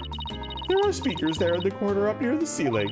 Apparently, that speaker is there so visitors can hear the killer whale's sounds. In any case, as I approached the killer whale's tank, I heard its cries. When I arrived, I saw something terrifying. What did you see? The killer whale stealing the swashbuckler spectacular's hat the owner was wearing. And then, the moment it bit him and shook him mercilessly to death within its jaws. What? Orla bit the owner to death? In justice we trust. So I take it Mr. Plumes just finished telling you what she saw? Detective Fulbright. I guess you've already heard it too. Yup, when we took her statement earlier. As you heard, I'm afraid that accidental death is really the only thing it could be. Yes, and a dangerous creature like that cannot be allowed to harm anyone ever again. But she's not dangerous. We just had a collab stream, MRL. We don't need to have another one for a while.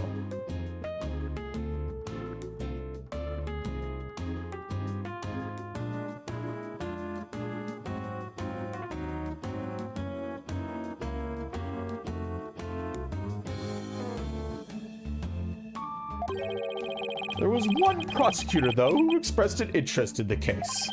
Really? Then could we have that prosecutor take a look at the investigation reports? Unfortunately, I doubt even he'd take action without evidence of a homicide.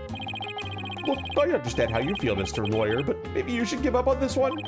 Not a chance. We'll just re-examine the crime scene and strengthen our case. Well, if that's your version of justice, I won't stop you. We won't rest until we find proof it wasn't accidental death, Detective. You'll see. Let's go, Mr. Wright. Time to check out that crime scene one more time.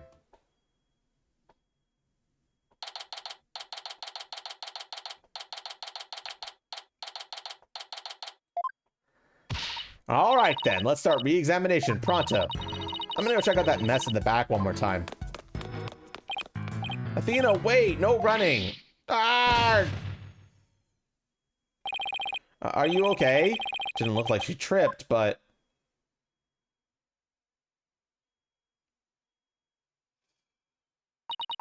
I slipped.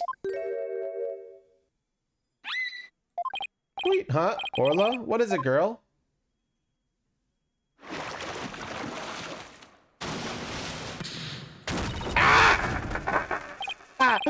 Athena, are you all right? She crashed into all that stuff behind her.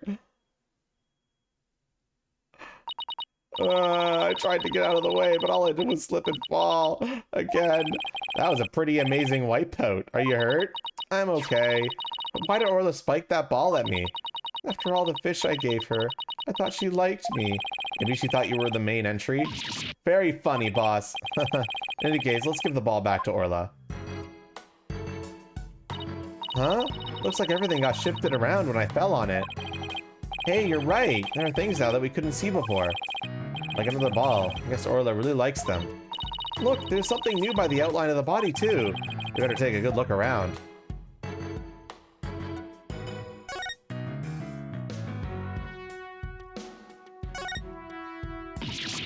Oh no, that child is hurt! What? Call an ambulance! Hey, it's just the dummy. It is? Oh, I mean, of course it is. I was just testing your response to an emergency. Well, I guess we just found out that you don't bluff well under pressure.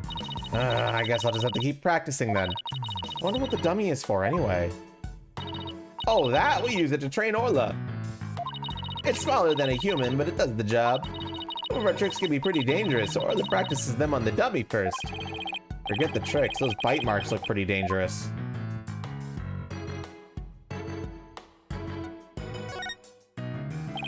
What's this? A coin? Mr. Wright! There's blood on it! You're right, but it's dried. You think it could be the victims? And what was it doing all the way over here in the first place? I'm not sure, but now that we found blood outside the pool, it just might help us prove that there's more to this case than an accidental death. Accidental. Hey, you're right! Orla certainly can't leave the pool after all. Bloodstained coin added to the court record.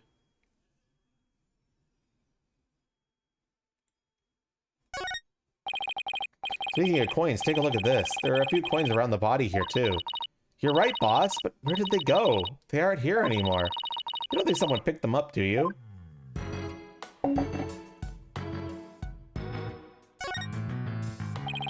Looks like we just found that giant octopus prop's missing leg. Wow, I bet you could get a whole lot of carpaccio from a giant leg like that. Ooh, let's go to the ocean and try to catch a giant octopus of our own. Yeah, but even if we did catch one, how are you planning to slice it up? Same problem. That's what man invented chainsaws for. That's not a good idea. I've never seen anyone so hell-bent on chomping down some giant octopus. Well, I doubt we could catch one that big anywhere near the shore anyway. The more roadblocks you throw up, the more I want to do it, you know? Ooh, I can't wait to get started. I feel that Operation Discourage Insanity has backfired.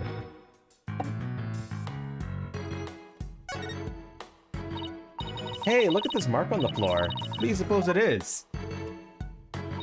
That's where we stand when we want to play volleyball with Orla. Volleyball, huh? Yeah, if we stand there, she'll spike the ball right at us. So when Orla spiked the ball at me earlier, that was one of her tricks? Does it mean she hates me?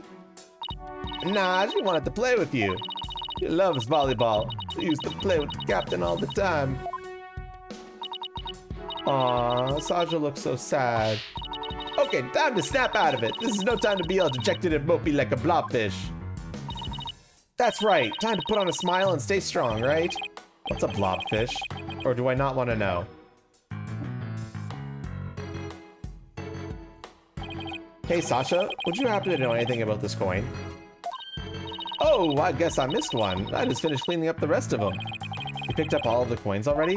That's right. After the police finished their investigation, they gave me the go-ahead. I haven't found them all yet, though. I'm still missing a few.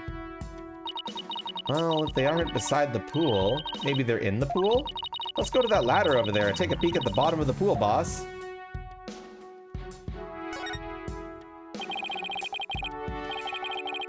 No, I have to like go over here.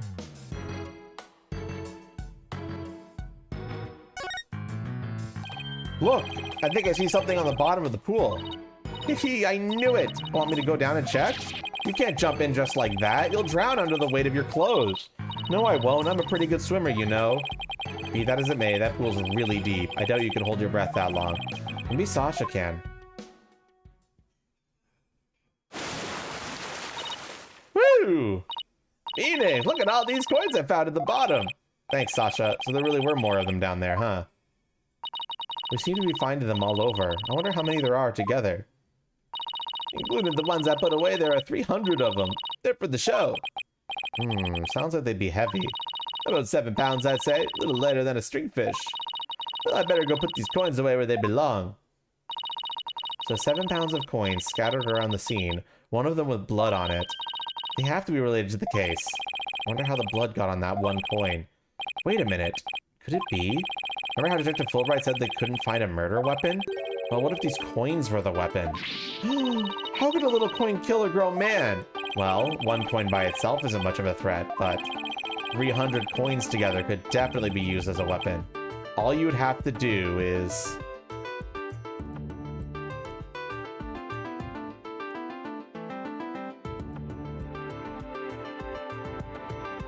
Well, chat, answer the question.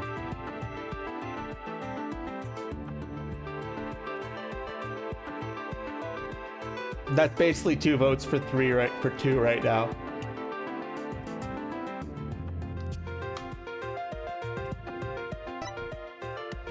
Fill them with fish capitalism. True.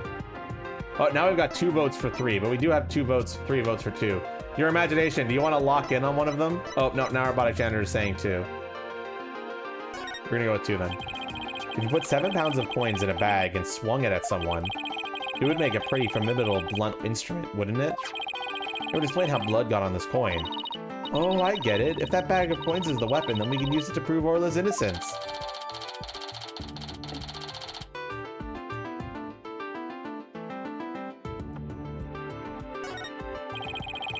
But I don't see anything resembling a coin bag around here. Maybe the killer took it with them? Yeah, it would certainly make it look like Orla did it if they did. You know what I think, Mr. Wright? The bloody coin alone should be enough to prove this might have been a murder. I agree. It shows the possibility of a human killer rather than Orla. This is just what we needed. Let's go show this coin to Detective Fulbright and Miss Diplume right away. Good idea. Let's hope they're still at the Pub of Danger.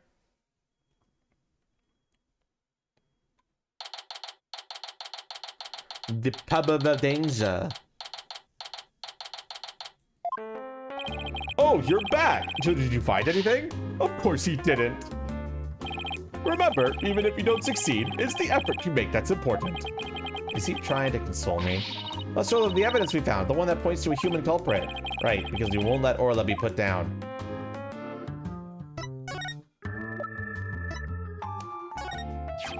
Please take a look at this bloodstained coin.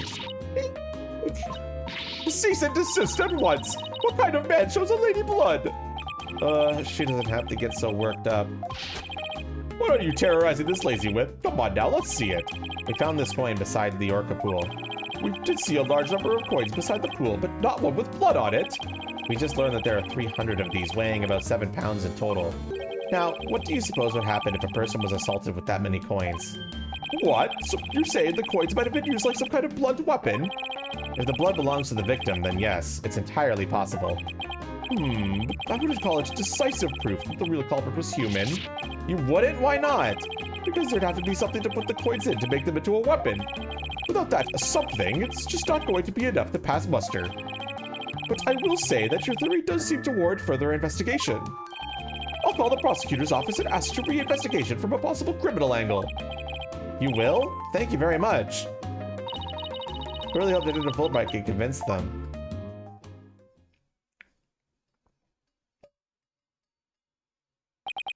You won't believe the answer I got.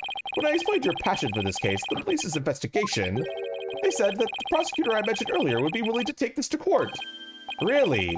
Does that mean a new suspect has emerged? No, I'm afraid not. To be frank, Prosecutor Blackfield, he just wants to prove that Orca's guilt in court. What? It's Prosecutor Blackwell that wants to prosecute Orla? That's fine, Detective. Thanks for arranging this for us. Well, I must say you're taking this rather calmly. Defending Orla at court was my idea from the start, and I'll do whatever it takes to save her. In that case, I'll do whatever I can as well to see that justice is served. Miss Diplume, will you be a witness for the prosecution? A trial for a killer whale? I've never heard of such recklessness before in my life. But I will reveal the truth about this killer whale, and then write all about it. Ha ha ha! Sounds like a plan. Now you'll just come along with me. We have to prepare for tomorrow, and I still have to arrange for an autopsy. Oh, I look forward to tomorrow. Until then, blue lawyer and yellow fan.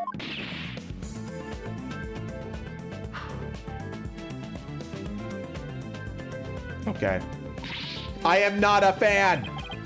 Well, at least we managed to get the case to go to trial. But how in the world do we defend an orca in court anyway? To be honest, I'm not really sure myself. Plus, Miss Diplume said Orca bit the victim. This trial sure isn't going to be easy. But I love a challenge. Then we ought to be just fine. Guess I should go over that swashbuckler spectacular you were watching this morning. Yeah, we can have a formal viewing back at the office. There's nothing decisive against Orla and the security type, but that doesn't mean much. I'll have to find a more concrete way to save Orla's at tomorrow's trial or else. To be continued. The trial is upon us. But first, I have to take a break, refill my water, and get some bathroom going. So, this is a good time for you all to take a quick break as well. So I will be right back, bitches.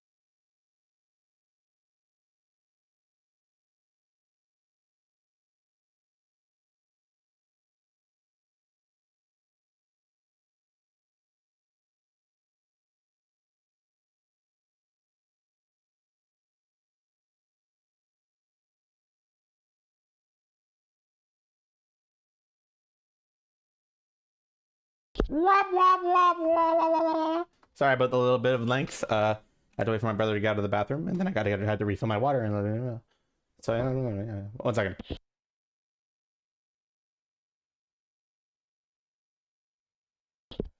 You see bits? Yes, my brother's also apparently going out to get ice cream.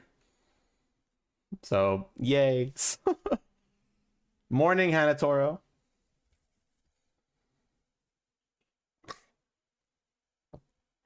All right, chat, are you ready? It's trial time.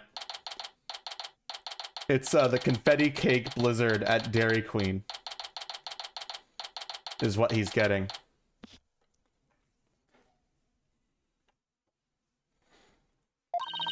Good morning, Mr. Wright. Good morning. Chipper as ever this morning, I see. I'm just thankful we actually get to have a trial for Orla.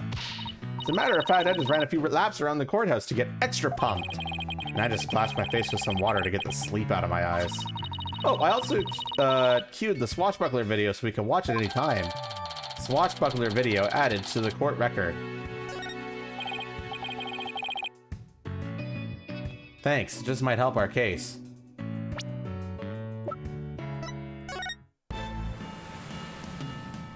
Pitch.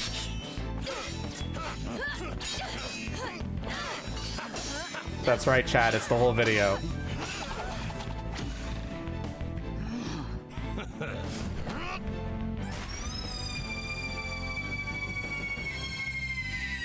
Captain Orla, you made it just in time.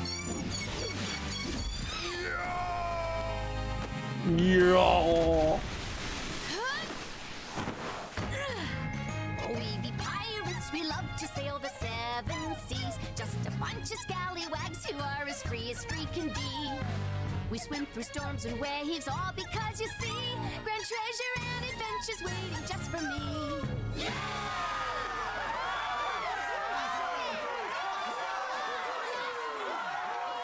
All right, Chad, if you ever want to watch that video, just let me know.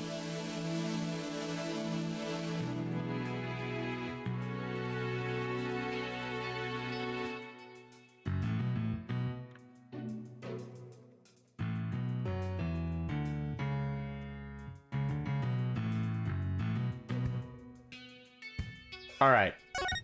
Oh, fuck, I didn't mean to play it again. Okay, we're good. By the way, you have some serious dark circles. Did you stay up late watching this?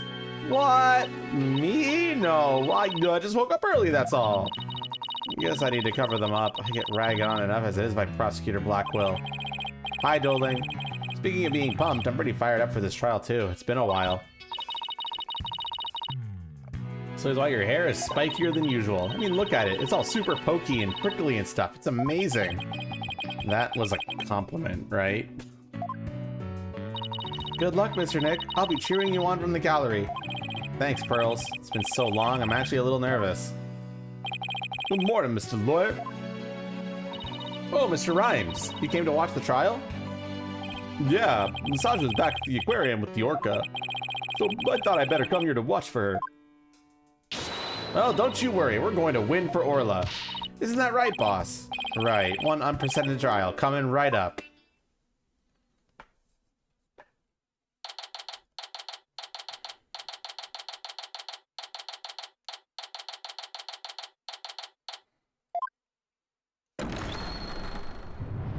Day 1.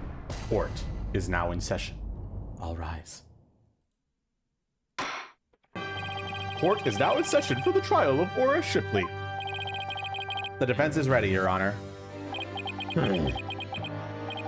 Must we waste our words on this?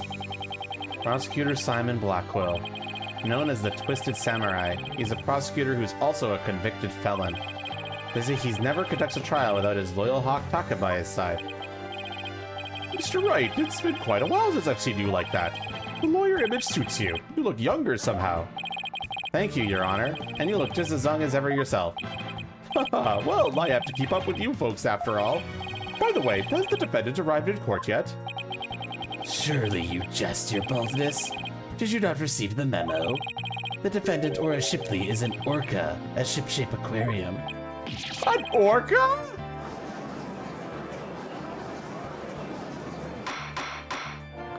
I'd be really funny. so I didn't have time to review. It'd be really funny if everybody in the courtroom is just like, oh, Phoenix. Like, they're just not even surprised. But an orca as a defendant, it's patently absurd. Director comments to the defense. He's the absurd fellow who insisted on defending the orca in court in the first place. Absurd or not, I will carry out my duty to defend my client. Your duty to defend your crying aunt? Don't you mean your crying orca, Mr. Wright? If we are to proceed, we must treat the orca as we would any other defendant. Every soul, be it of man or beast, is of equal value. The question is whether that soul is painted in black or white. Take Taka, for example. He is as human in spirit as you and I. Screech. The real question is, am I in for more pain, as always? Orca or not, I suppose the defendant is still a defendant. And I vow to render my verdict fairly and impartially. Now then, Prosecutor Blackwell, your opening statement, if you would. I suppose I could hardly leave it to someone who knew nothing of the defendant. Very well. Listen carefully. The orca murdered the owner of Shipshake Aquarium in the aquarium's orca pool. The orca apparently toyed with the victim mercilessly as he died. A sadistic orca. What a chilling thought. And where exactly is the defendant now? Inside this. A cell phone, Prosecutor Blackwell? Time machine's on, your baldness, with or without us. Time marches on. I said that wrong. I borrowed this TV phone from the aquarium, which will allow us to interact with the orca. A TV phone? Very well. The court accepts it into evidence.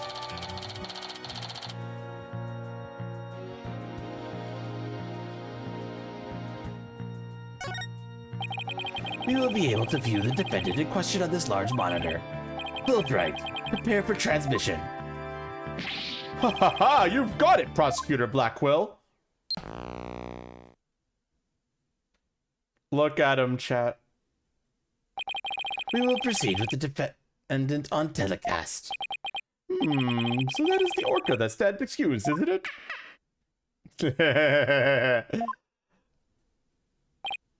Aw, she's waving her flipper at us. Maybe she's cheering us on.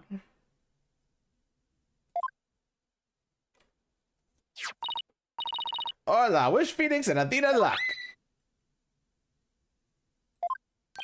Oh, it's quite cute, isn't it? This adorable creature is suspected of killing a man? Or is really pouring on the charm, huh? She is far from cute. She is a violent, reckless animal. That's right, the name's Bobby Fulbright, and I'll take over the explaining from here. Now, if I could direct your attention to this diagram of the crime scene. Following the report of an orca attack, we, the police, raced on over to Shipshape Aquarium. There we found a guest who says she saw the orca and the victim from the visitor's corridor. As the witness was watching, the orca suddenly went crazy and attacked the victim. The orca was the only one there, therefore no one else could have committed the crime. It's not quite finished, but I have a portion of the autopsy report here.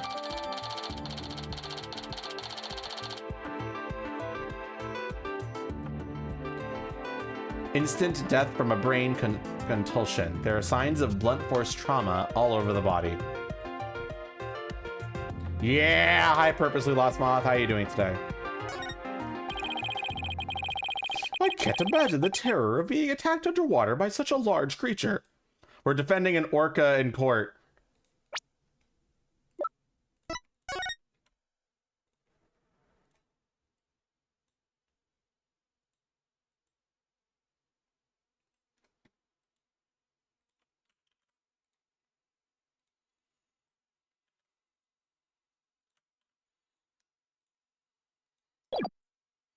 Contusion. Okay. Contusion.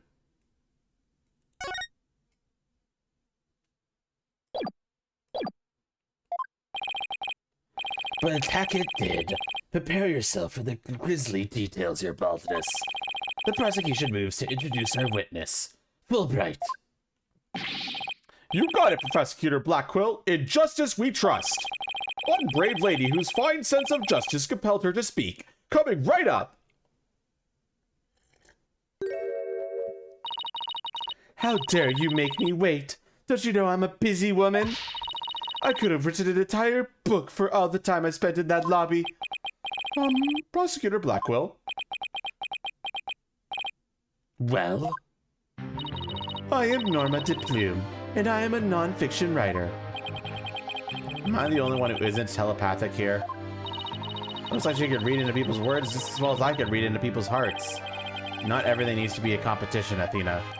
What? Norma de Plume? The great non-fiction writer, Miss Norma de Plume herself?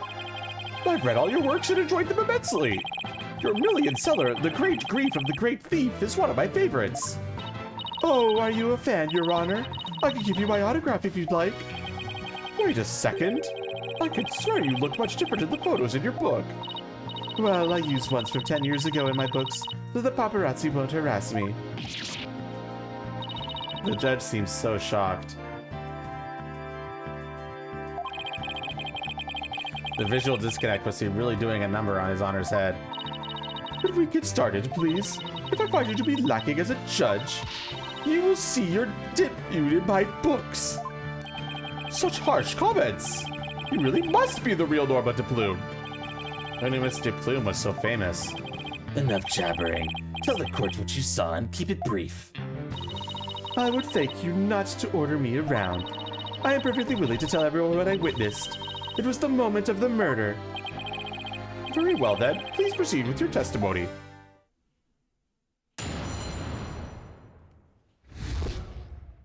The moment of the murder. I went to Shipshape Aquarium to see the killer whale. Because this is Ace Attorney. As I was watching the killer whale from the visitor's corridor, it suddenly went crazy. I saw the killer whale bite the victim to death with its huge mouth and deadly teeth. Attempting to remain calm, I reported the incident to the police immediately. 1 second.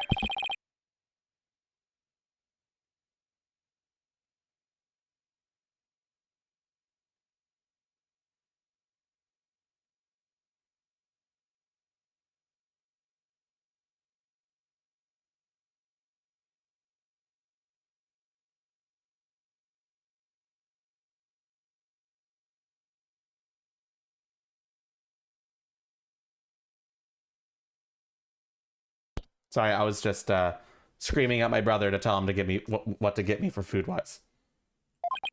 It must be much more vicious than it looks. Now deliver your judgment so I may carry out the sentence. He never had one, MRL. I do not know what you're talking about. Objection! The defense would like to do some defending first, if that's all right. Must you drag this out with your tomfoolery? The defense always has the right to cross-examine the witness, you know. A fellow inmate told me just this morning. If you want something signed, all you need is the document and a witness. Let me guess. They were convicted for contract fraud, right? All we need in this case is the evidence and a witness to convict. It's as simple as that. Looks like I guessed right. Sorry, but as Miss Sykes said, the defense has every right to cross-examine. Isn't that correct, Your Honor? Yes, of course. You may proceed with your cross-examination, Mr. Wright. I shall relish the sight of you thrashing around in vain. All right, chat, what are we doing? I went to Shipshape Aquarium to see the killer whale. As I was watching the killer whale from the visitor's corridor, it suddenly went crazy. I saw the killer whale bite the victim to death with its huge mouth and deadly teeth. Attempting to remain calm, I reported the incident to the police immediately. Press, we can do that. Hold it! Why did you want to see the orca? Well, it is the featured attraction of the aquarium, after all.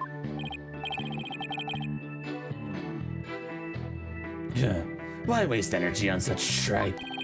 There is but one attraction in Shipshape Aquarium that is worth anyone's time. And that is the penguins. Isn't that right, Taka, my friend? Alrighty then. I guess Prosecutor Blackwell is for the birds.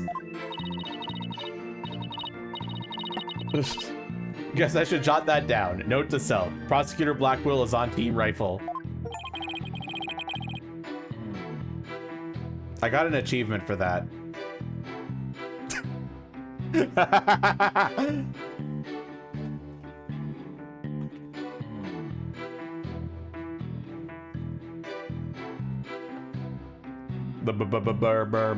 bird is the word. What's it called? Birds on the brain.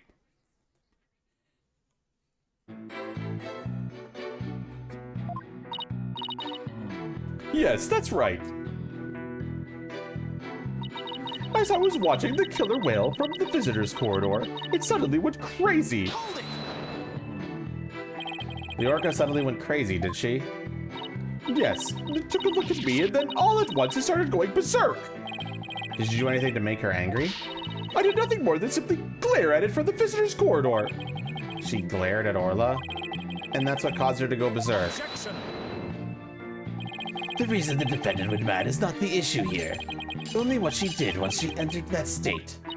In any case, the killer whale began behaving wildly in front of my very eyes. And then... I saw the killer whale bite the victim to death with its huge mouth and deadly teeth. So you're saying you saw the very moment of the victim's death? That is exactly what I'm saying. Oh, it was simply dreadful. It was as frightening as losing one's manuscript just before a deadline. I suppose for a writer, that would be pretty terrifying. I witnessed the killer whale's horrific act, and I knew I just had to do something, so... Attempting to remain calm, I reported the incident to the police immediately. Why were the police the first ones you contacted? I was afraid if I told the aquarium staff, they might try to cover it up. Of course, I immediately told aquarium security after my call to the police. I believe I deserve praise for my swift decision-making skills under pressure. Mr. Plume is the most assertive witness I've ever seen. We do better to look our best like the big shot lawyers if we want to match your intensity. Mr. Plume, I praise your swift decision-making skills under pressure. That was more kiss up than big shot. I suppose it was unrealistic to expect a big shot from Mr. Wright. How fitting for a small fry to praise a big shot. How about cutting the small fry some slack, you big meanies? The important thing here is, did you really see the moment of the murder? Raring to go, aren't you, Mr. Wright? I see it in your eyes, and in your heart. I guess I really am a lawyer at heart. Right now, statement 3, people are saying autopsy report. We have 2 votes for yes. Do we have a 3rd vote for yes?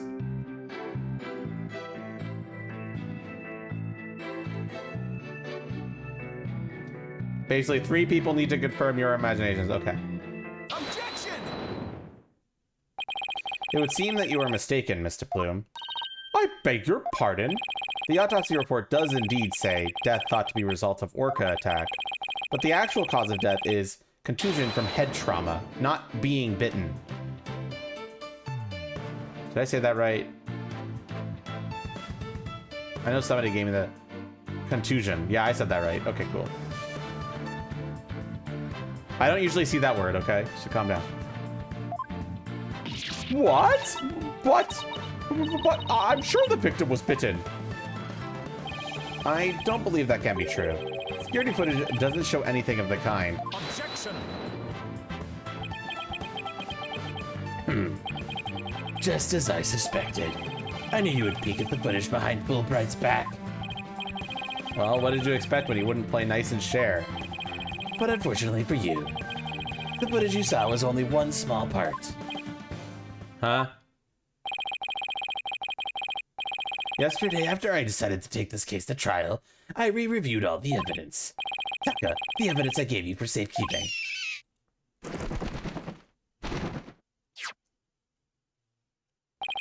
Guess that hawk is higher up on the pecking order than Fulbright in Blackwell's book. Very well. Let's review the footage. Borb. Aw, shit. What's this? The orca is biting the victim. No way!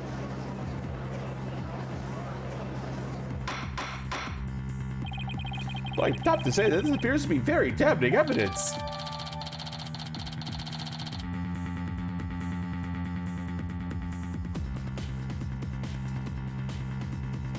Well, that's not good, is it, Chatterinos? No, I can't believe Orla really bit him.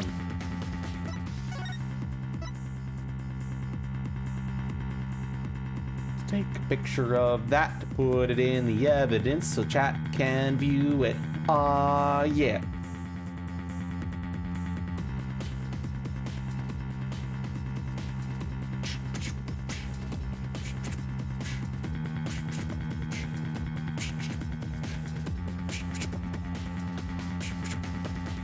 Okay, there. Both pictures should now be available.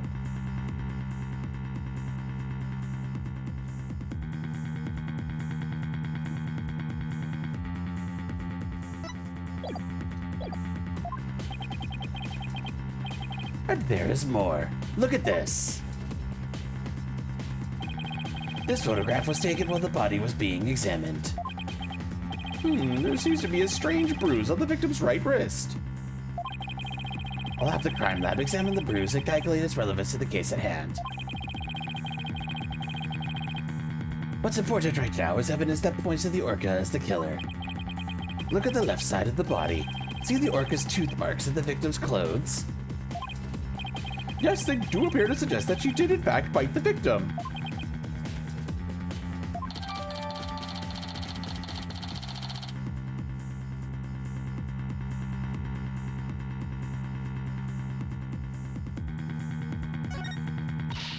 I told you so!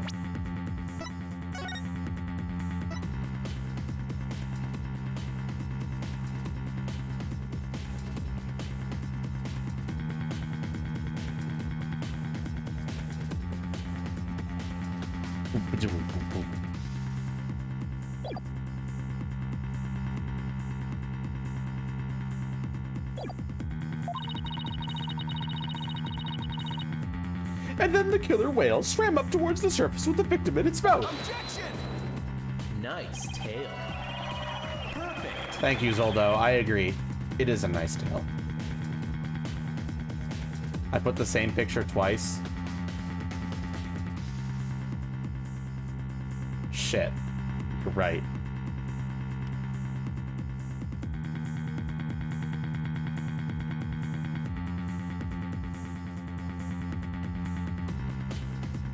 Okay, now it should be right.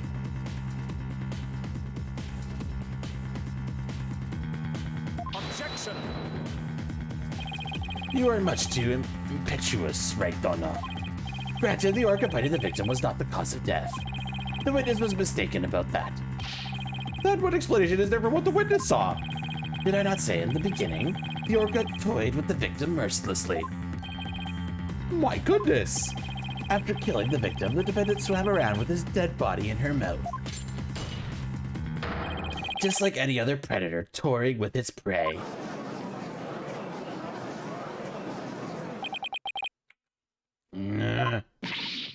Mr. Wright! The hearts of the people in the gallery are suddenly filled with fear. Fear of Orla.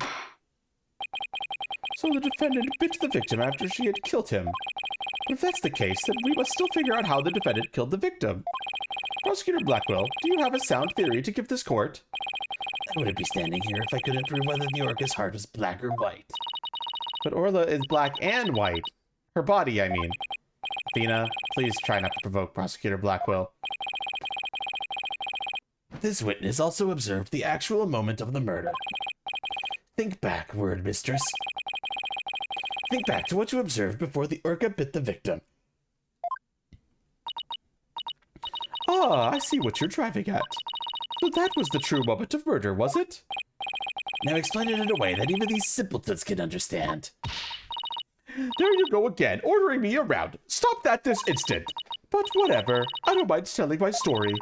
I saw the killer whale before it's toyed with the body as well. I saw it the moment it killed the victim by headbutting him. Orla killed the victim by headbutting him? That's right. It rammed the victim over and over again. Recall that the autopsy report stated that there were bruises all over his body.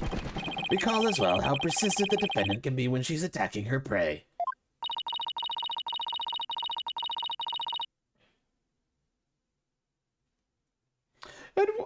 And we all just saw the killer whale headbutting the victim in the footage, don't forget. That footage backs up Mr. Plume's testimony. But there's also something very important it does not show. Now do you see what a menace this killer whale is? Objection! I'm sorry, but I can't allow your testimony to stand unchallenged. Looking at this footage, the orca certainly seems to be headbutting something. But you'll note that that something is not the victim. Oh! What? I want to look away, but I can't. Even if it was the victim, you couldn't have seen him from where you were, could you? What?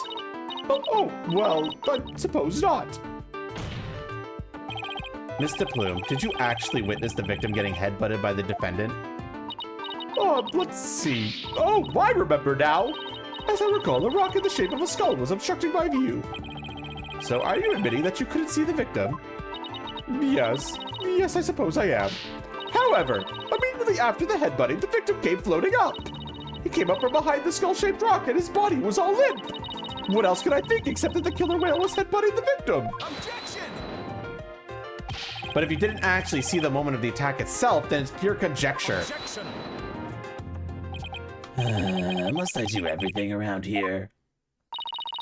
How dare you speak so rudely to me? There's no need for hysterics. Clear your mind and recall how you reached your conclusion. Though you couldn't see what the orca was attacking, you didn't need to, did you? Because you knew she was behaving exactly as she had only 1 year prior. Oh! 1 year ago? That's right! Yes, that's it! That's how I knew the killer whale was headbutting the victim! I'm sorry, but could someone explain exactly what happened a year ago? If you must know, a very similar incident occurred only last year, in which the defendant murdered her trainer. What? The orca murdered her trainer, you say? What? Is this really true? This is not looking good for us. It's all in this book. That book, The Killer Whale. That's Mr. Plume's latest work. I was just thinking of picking that up. The killer whale added to the court record.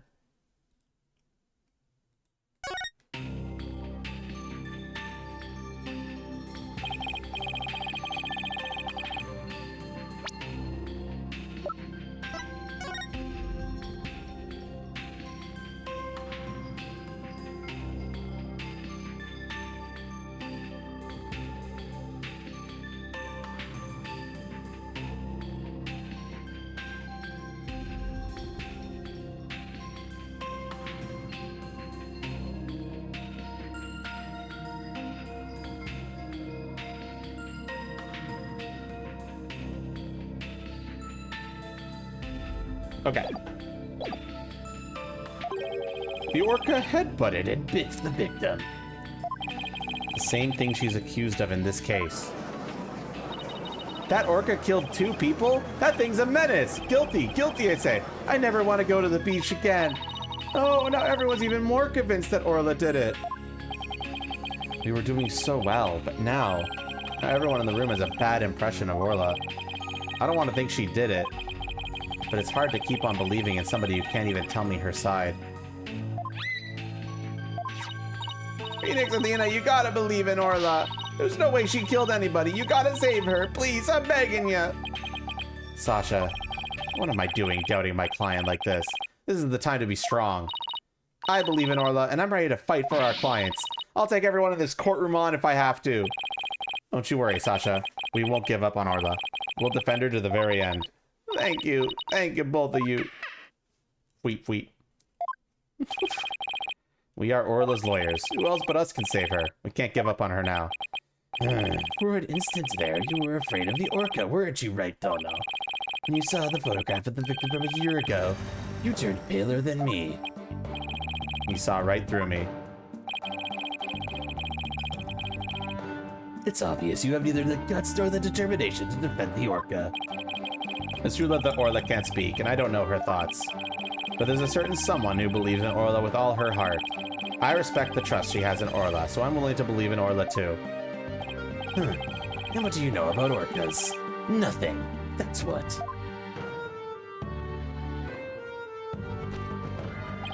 So allow me to fill you in. Do you have any idea why orcas are also called killer whales? Because they are cunning and merciless predators that hunt and kill even true whales. So killer whales really are killers. What terrifying creatures indeed. I can't bear to hear any more of such rubbish as trusting a killer, can you, your baldness? No matter what you say, I will continue to believe. I don't give up that easily, you know. Also, that's racist.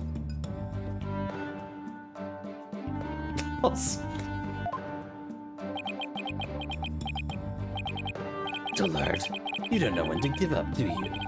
Very well, I shall give you a chance to prove just how determined you are. Witness, spare no quarter and lay the full truth on them. Oh, but of course. That's what I do after all. Prosecutor Blackquill, what would you have the witness testify about? I shall have her testify about what she saw and what she heard. What she heard? Very well, Misty Plume. Please tell the court what you saw and what you heard.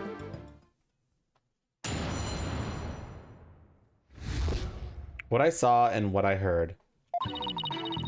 The killer whale's behavior was exactly the same as a year ago. As I approached the pool, the killer whale suddenly started singing. I was calm when I saw it start to headbutt. But when the pirate-hatted victim came floating up, I let out a scream. So the orca displayed the same behavior as during the incident a year ago. That's right, those weren't just simple cries, it was singing. As I approached the pool, the killer whale suddenly started singing. It kept headbutting while it sang the Swashbuckler Spectacular song. That's right, it was singing the same song it sang in the aquarium stage show back then. It was singing while it was headbutting. Oh, it was perfectly horrible. I don't see a single obvious inconsistency in this testimony. It's clear I won't be able to take apart her statements with evidence alone. Mr. Wright, now would be a good time for me to put my skills to work. It's time to show what analytical psychology can really do. You seem pretty confident. Let me guess. You noticed a contradiction between the testimony and her emotions? You bet I did, and once we expose it, we just might be able to crack her. No, scratch that. Make it. We'll definitely be able to. And let's give your knowledge of analytical psychology a try. You got it, boss. A complete analysis of Mr. Plume's heart coming right up. Not even asking for the judge's permission.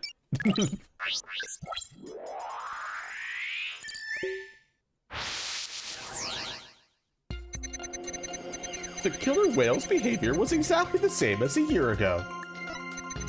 As I approached the pool, the killer whale suddenly started singing. I was calm when I saw it start to headbutt. But when the pirate's hatted victim came floating up, I let out a scream. All right, chat. What is any inconsistent emotions that you see?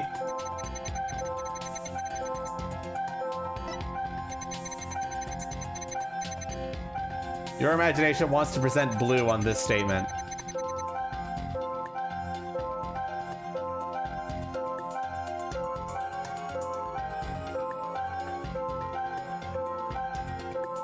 Do we agree?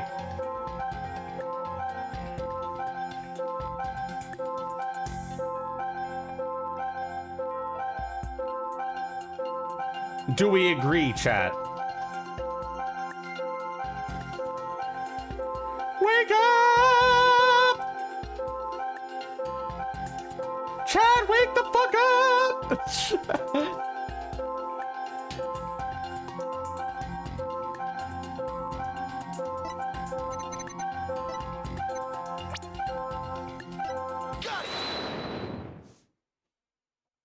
Mr. Plume, Orla really frightened you with her headbutting, didn't she? Don't be absurd. I certainly was not frightened by the likes of any killer whale. It must have been something else that scared her then, boss. However, I do remember being very afraid for some reason while it was doing that. It sounds like maybe you saw something we haven't discussed yet. Take your time and try to remember what it was. What did you see? This is practically turning into a counseling session. I saw something. Oh, I remember now. Okay, good. Now, if you could please tell the court what you saw. I saw bright red blood. The killer whale's ramming causes the victim to bleed. There was a great cloud of blood. What? Yes, that's it. That's why I was so sure. That's when I knew that a killer whale had killed a person for a second time. Well, that's a very compelling statement indeed. Looking at this again, there does appear to be something that could be a cloud of blood. So her terror was a reaction to blood, was it? That would certainly explain what happened yesterday. Please take a look at this bloodstained coin. Cease and desist at once! What kind of man shows a lady blood? Ugh, she doesn't have to get so worked up. I was badly injured during an interview once. Ever since then, I've been terrified of blood. The very sight of it dreadfully upsets my delicate sensibilities. This is a bad turn. If Mr. Plume saw blood, then does that mean Orla really did attack the victim? It would appear that orcas are even more vicious than I am. So, how does it feel to be thoroughly rammed by your own cross-examination rights, Dono? What do we do now, boss? That testimony was not at all what I expected to hear. Wait a minute. There's still some discord left in Mr. Plume's heart. What? You mean there's more? Yes, but there's no telling what it is. It could be something even more damaging. Is there even anything left of our case to damage? Well, whatever it is, we have to face it head on. Athena, you believe in Orla, right? If so, there's no reason for us to shy away from the truth. Yeah, you're right. I know we can handle the truth, whatever it is. So let's delve a little deeper. You got it, boss. The killer whale's behavior was exactly the same as a year ago.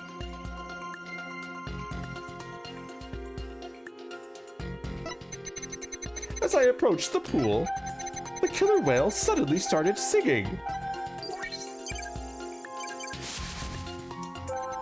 After it started headbutting, I saw that awful blood and was terrified. But when the pirate and the victim came floating up, I let out a scream.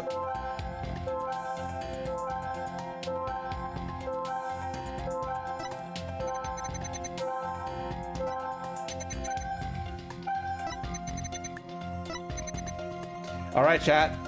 What are we doing?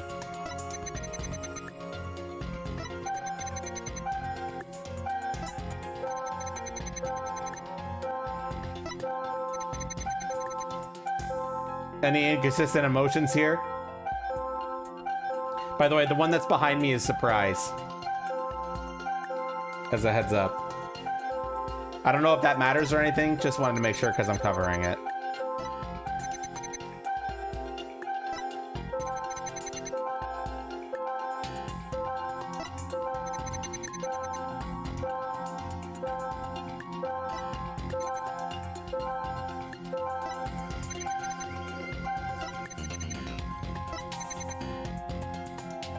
There's not too many options here.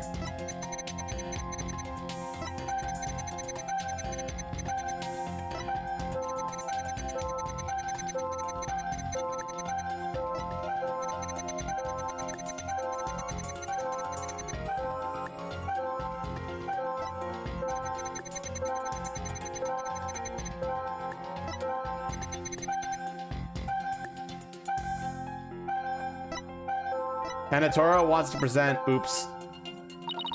See any emotions that seem odd or out of place? Pay attention to not only which emotions you see, but how strong they are too. Emotion might suddenly get stronger, for example, or you might see it grow weaker. Okay, let me listen to our testimony again. And Toro wants to present fear here.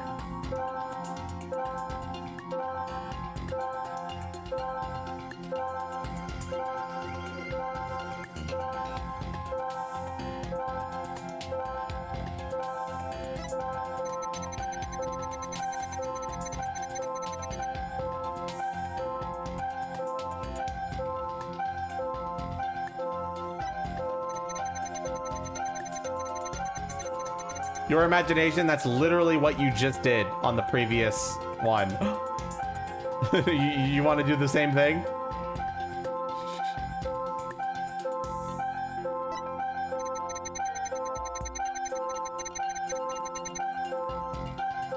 It was always that huge.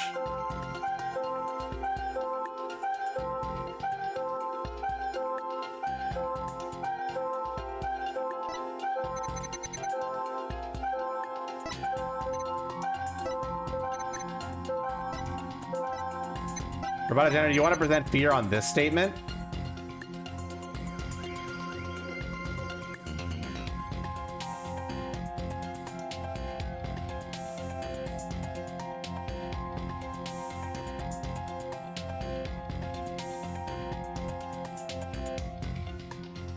We've got 2 people saying yes to fear on statement 5, and 1.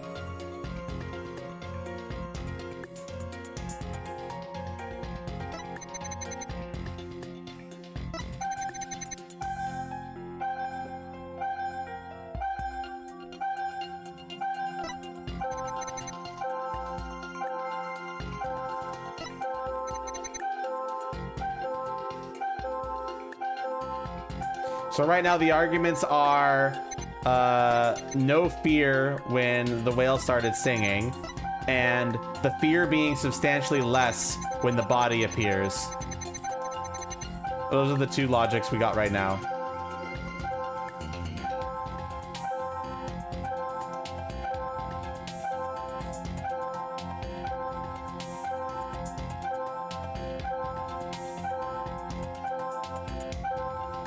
Chad is having a big think.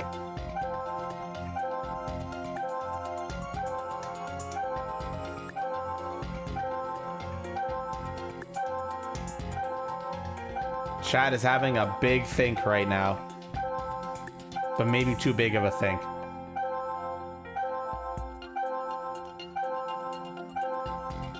Why was statement 5?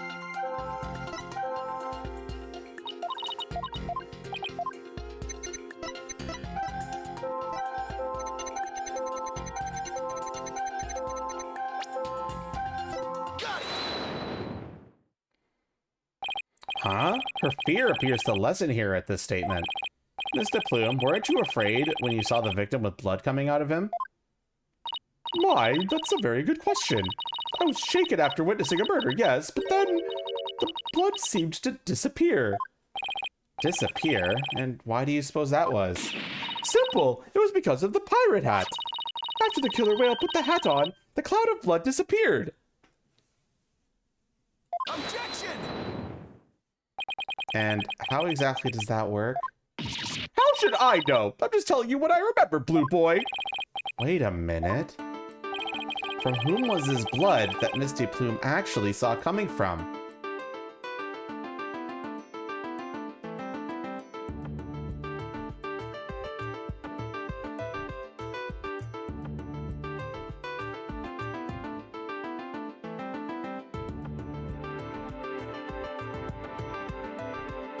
Well, chat.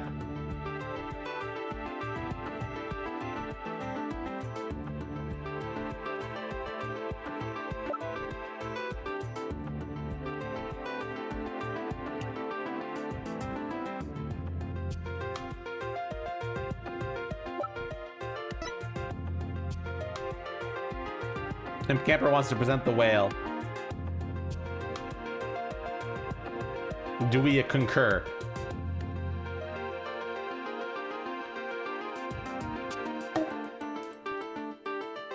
We do concur. Take that! Consider this. Maybe the one who was bleeding wasn't the victim. I beg your pardon? What kind of ridiculous nonsense is that? There was no one else in the pool besides the victim. Oh, I wouldn't say there was no one else. It is an orca pool after all. What? Then where is this alleged injury on the defendant? I'm not sure, but if simply wearing the pirate hat made the blood disappear, then the blood must have been coming from somewhere on Orla's head. What? The orca's head? What are you prattling on about now? Please think about it again, Mr. Plume. Think back to what you really saw. That is... The one who was bleeding was not the victim, but the killer whale? I remember now. There wasn't any blood coming from the victim after all.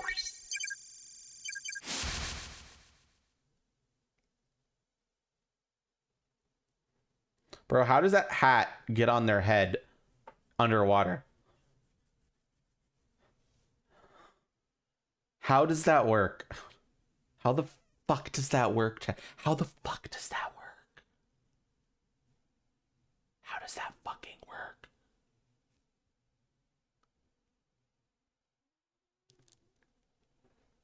Magic.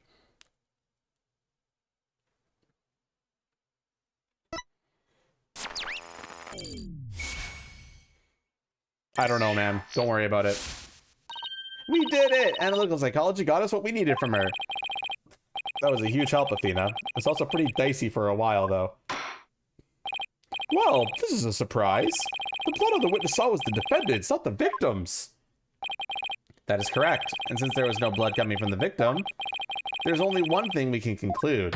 That what Mr. Plume witnessed was not the moment of the murder, as she claims. Objection! I thought you were unarmed, but it turns out you were concealing a sword all along. Nevertheless, it is far too dull to cut the bone.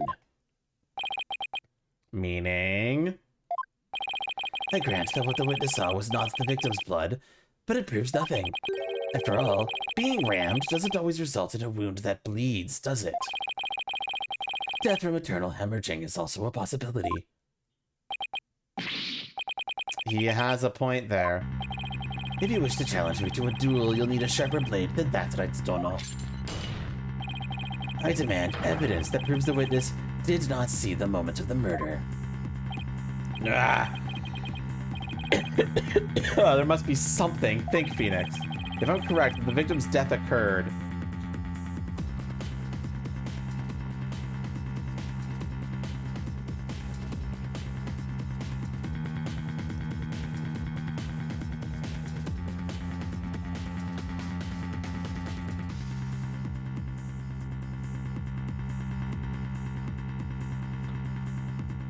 Well, chat,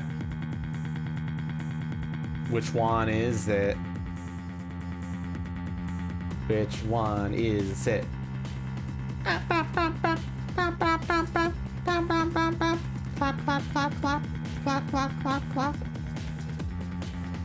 Your imagination says before, Anatoro says, Robotic Janitor says before, Anatoro says before, Zoldo says before. The victim was already dead when Orla started her headbutting. Then that would mean he died sometime before Mr. Plume was watching her. The events Mr. Plume witnessed took place at around 10:10 a.m. I must have something that can tell us about what happened before 10:10 a.m.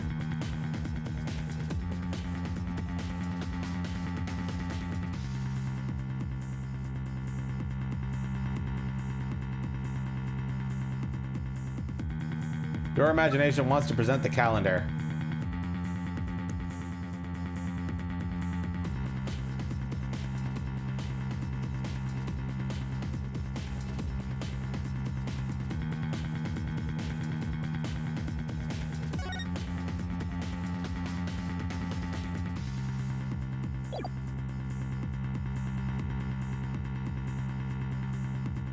One more yes and I fucking do it. Take that! This is the evidence that proves Mr. Plume did not see the moment of the murder. I'm not sure that's really related to what Mr. Plume saw, did or didn't witness. But you're not sure, right? No, we can be quite sure it's unrelated. Yes, quite. Ouch. I guess we can be Events Mr. Plume witnessed took place at around 10:10 a.m. I must have something that can tell us about what happened before 10:10 a.m.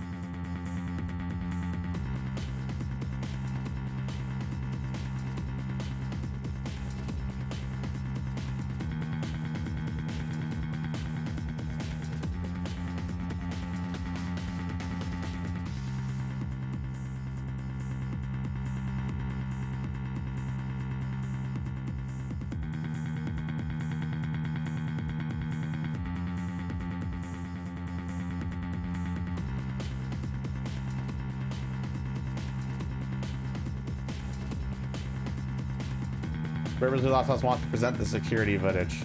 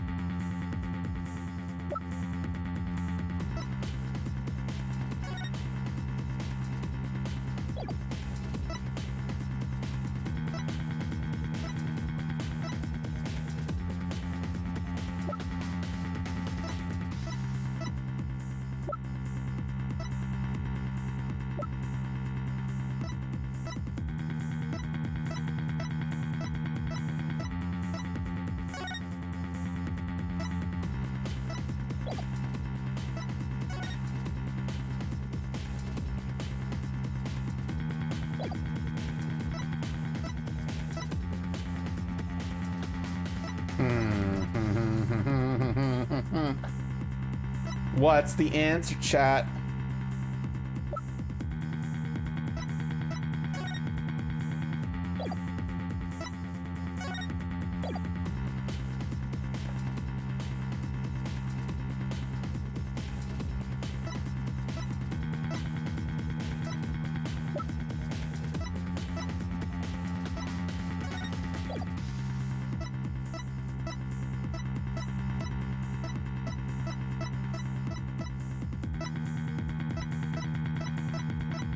We get boo.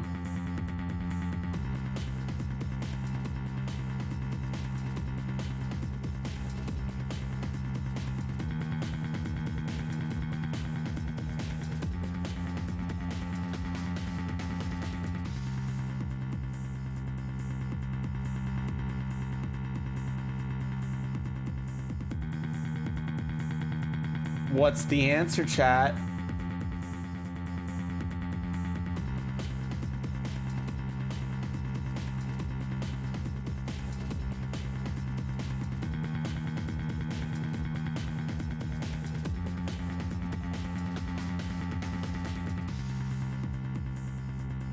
Okay, security footage.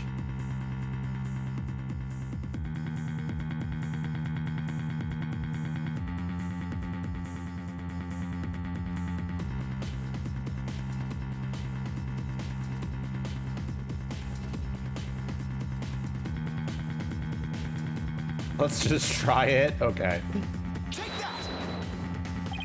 We've only seen the footage from 10:09 to 10:10 a.m., which means there's still footage going further back than that we need to check. Your Honor, I request that all of the security footage be played for the court. All of the footage? Mr. Plume witnessed a cloud of blood at around 10:10 a.m., but I believe the victim was already dead by that time. So your assertion is that the murder took place before Mr. Plume arrived? Exactly. Security camera footage starts at 10 a.m. when the aquarium opened. And I believe there is vital evidence in the 10 minutes before. You are quite the gambling man, right, Donna? Are you honestly willing to risk everything on those mere 10 minutes? I've bet on slimmer chances before, but when he puts it that way...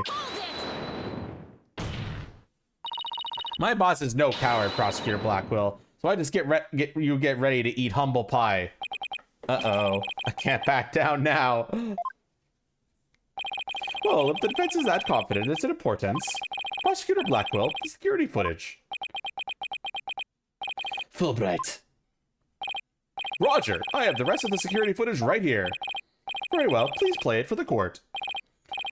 Please have something for me. This is what it looked like at 10:10 a.m. The witness can be seen here. All right, I'll just back the footage up to the beginning now.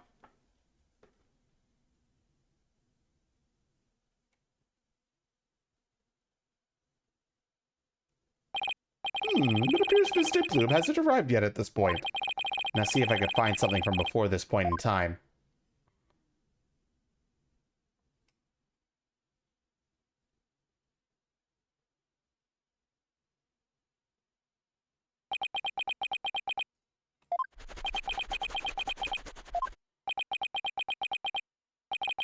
Is that it? Yup, that's all the footage there is. Well, Mr. Wright, did you see what you were looking for? We got nothing. Well, Wright Stoneho, those were the 10 minutes you placed your bet on. Did you see anything of significance? Did I see anything important? I better think about this carefully.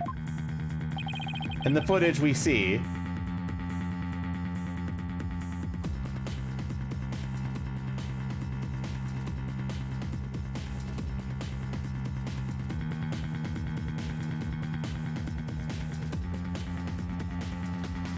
Can we see it again? No. Are we able to look back through it? No. Well, did you see anything important?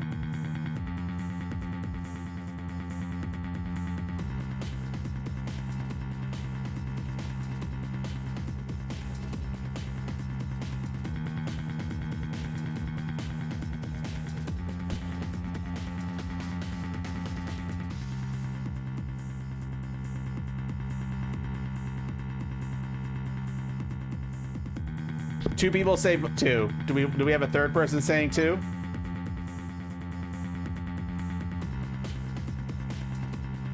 Yes, that's enough people saying two. We can see nothing of importance in that footage. Just as I thought. Ha ha ha! You're right about that. That section was completely meaningless. It doesn't show a thing. That's why I didn't submit it as evidence. No, it's just the opposite. Huh? What do you mean by that? In this minutes of footage, something important that should be there isn't there. Detective Fulbright, this footage should have been submitted as evidence. What? Are you questioning the way that I carry out my duty of justice? Mr. Wright, explain yourself, please. What is this important thing that you say should be in the footage but isn't?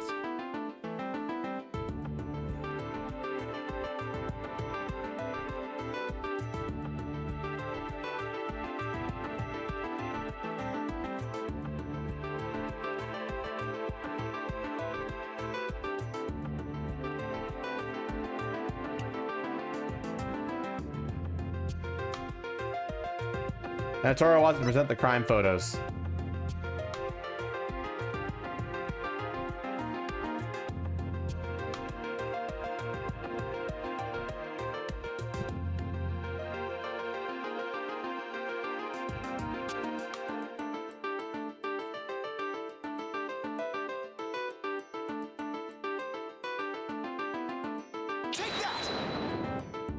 The important thing we should see in the footage is the victim himself, Jack Shipley. I don't know about you, but I didn't see him get in the pool in that footage. Oh! Ah! That's right! If the victim is not shown entering the pool in this footage, it means that he must have been there by the skull rock during those 10 minutes. But no human being can hold their breath underwater for that long. Wait a minute! Are you saying... Once the security camera started up at 10 a.m., the victim was already dead. What?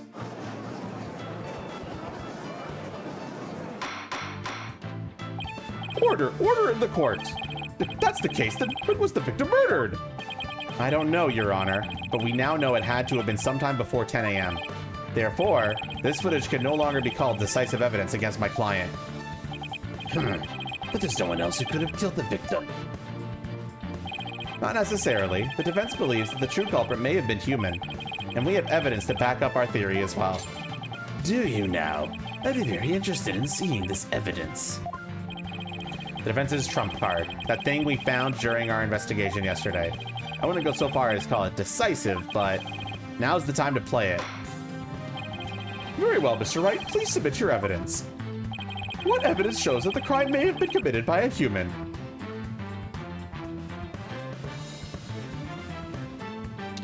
Anatoro wants to present the calendar. Your imagination wants to present the coin. While you guys debate that, I need to refill my water. So I'm going to just be right back very quickly.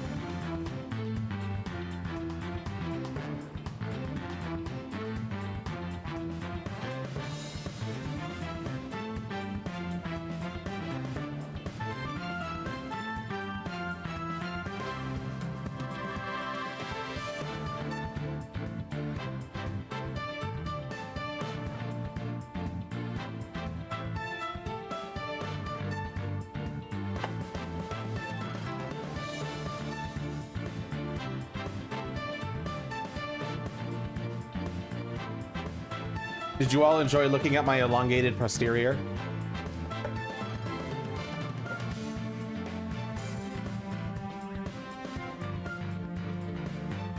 Can you touch it? Very carefully. So what did we actually vote on? Looks like coin. 1 second. No. 2 votes for coin.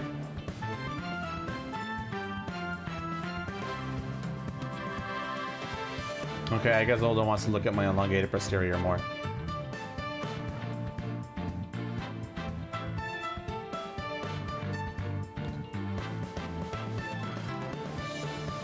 I saw more votes for the money. What's this? A coin? Yes, a fake coin used in the aquarium's pirate show. We found it beside the pool. This coin is quite possibly the real murder weapon. This tiny little coin is the murder weapon? Mr. Wright, if this is another one of your bluffs. As they say, the bolder the presentation, the less confident the solicitor. This is no bluff, and this isn't the only coin. There are 300 of these coins in all, weighing a total of about 7 pounds. This one just happens to have blood on it. Did you have the blood analyzed to see whose it is? Not yet. But there were coins scattered all around the body, and the victim had a head wound. Taking these things into account, I believe it has to be the victim's blood. So to put it together, we have about 7 pounds of coins by the side of the pool. One of them with a blood stain on it. I think the answer is pretty clear here. Your Honor, the defense proposes that the victim was killed beside the pool. Side of the pool? But the murder took place there. It would be difficult to say the orca did it. I realize you are trying to defend your client, but that theory is preposterous. How could 300 coins possibly be made to hit someone all at once? It'd be pretty easy if they were in a bag or something of that nature. And so where is this bag the coins were in? Unfortunately, Your Honor, we recovered nothing of the sort from the scene. It's possible the culprit took it with them. They took it? The true culprit used the coins as a blunt instrument to commit murder. Then they threw the body in the pool before the security camera started up. And then they left, taking the bag the coins were in with them. They got rid of the evidence that points to a human culprit to pin the blame on Orla. Orla. That was brilliant, Mr. Wright. You found a way to introduce the possibility of a human perpetrator. Yeah, somehow. Let's hope my luck holds out. I wonder why Prosecutor Blackwell hasn't said anything. The possibility of a perpetrator other than the defendant has now been suggested. But if we hold this possibility to be true, then what did Mr. Plume witness? That's right. I saw the killer whale attack the victim, just like it did a year ago, singing a song.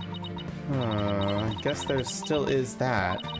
Even with somebody else as the culprit, Orla's behavior still seems pretty bizarre. I wonder why she was doing the same things she did a year ago.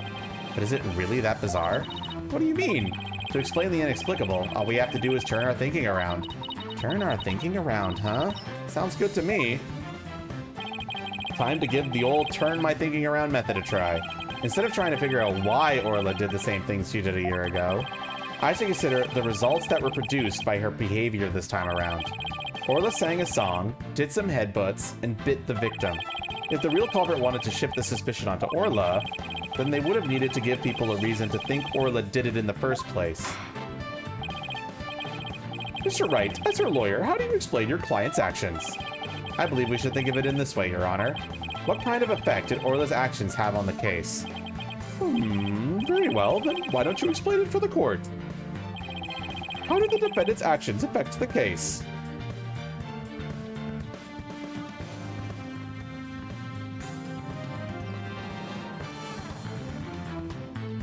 Well, chat?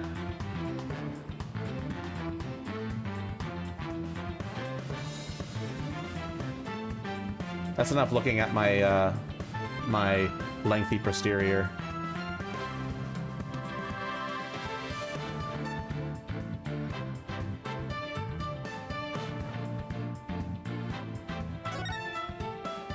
Misty Plume focused her attention on the orca pool because she heard the song. The orca's act of singing a song created a witness. Created a witness? Isn't it possible that fabricating a witness was the real culprit's true intention? After all, Mr. Plume witnessed two things.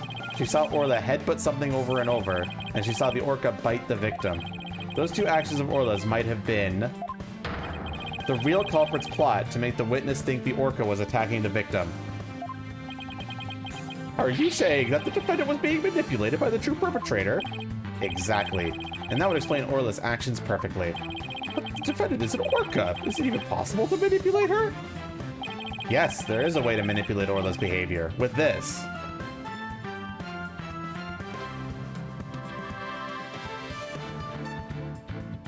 Yes, I do have a very long butt.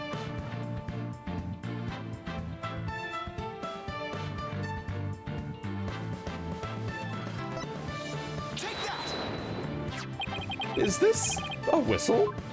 Yes, Your Honor. Trainers at the aquarium use whistles to issue commands to Orla. But in truth, anyone can do it, provided they know the right signals.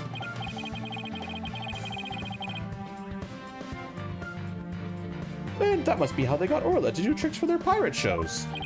The true culprit hid the body in a spot that couldn't be seen from the visitor's corridor. Then, when Mr. Plume appeared, they gave Orla the commands. In other words, Orla was manipulated by the culprit to perform a series of tricks. Perfect. What? And, as for you, Mr. Plume, you were manipulated by the true culprit to play the part of the witness. But Norma de Plume was set up? By Norma de Plume, writer extraordinaire, was used? No. No! Yeah.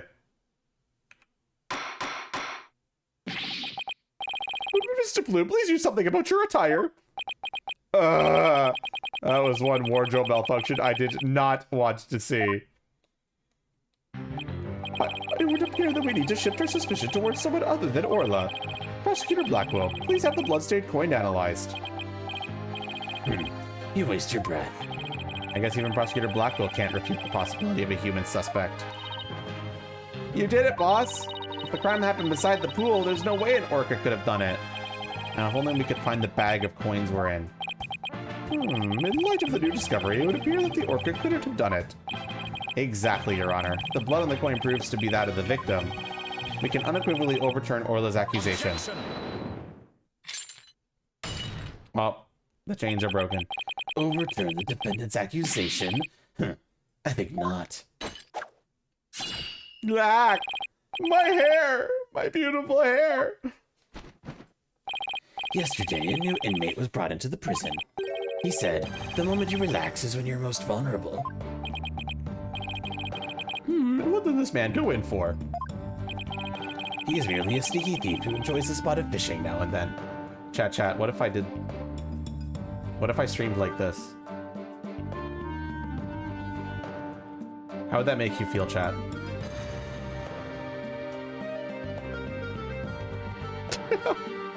Or like this. What if I just streamed like this the rest of the stream?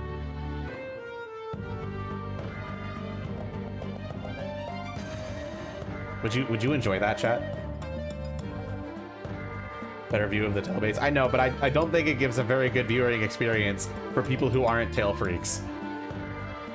Which is why I usually don't do it.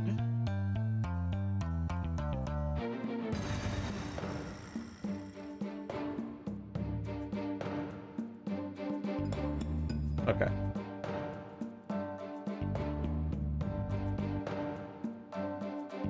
Wait, one second. I want to check something. My hands feel like they're too far out. I think I need to fix that. One second.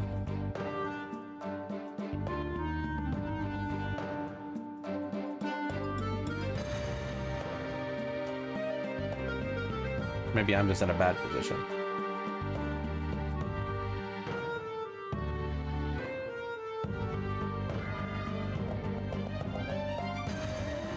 That should be good. Yeah, I kind of want to try and sneak my tail base in there somewhere at some point. I just don't know how I would do it, and I don't think it's possible. I think just having the tail hammer is good enough.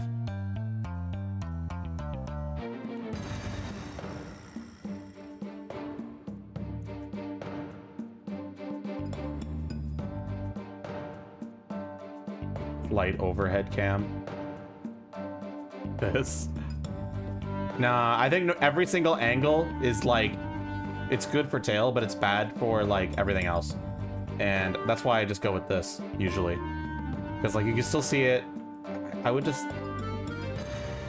I could just sneak that base in, like, it's my favorite part of the tail. But I don't think it's possible. Tail camera's enough. Okay. The Dreadstone out here would be easier to hook than any fish.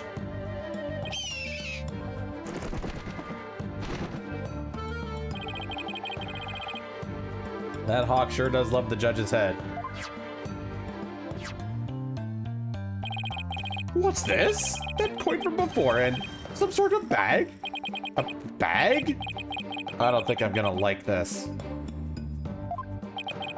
This is the coin bag the 300 coins were in. I believe you were looking for this? How did you get that? I never said we didn't find it at the crime scene. The bag had blood on it, so naturally I had it sent to the crime lab. And? Does the blood belong to the victim?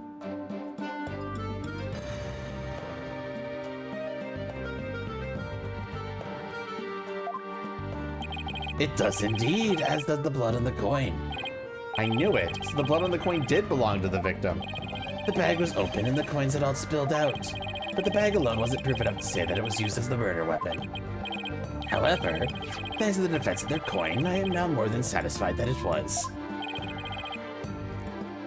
Prosecutor Blackwell, are you conceding that the true culprit committed the murder with the bag of coins?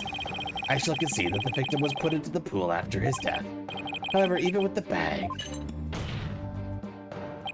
it doesn't change the fact that it was the orca that killed the victim. What? How can you still suspect Orla? You said that the true culprit manipulated Orla's behavior. But Orla isn't the kind of orca that would let someone control her. If anything, Orla used the victim's behavior against him to murder him. What? But... Are you arguing that the orca manipulated a human being? Angel, this is in the past. This is, this case takes place during the events of Dual Destinies. Yeah, what Hanataro said.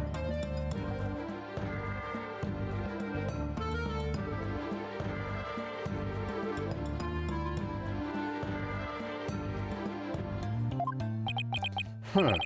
To prove it, I have summoned another witness. Marlon Rhymes. Take the stand. Marlon Rhymes is a witness?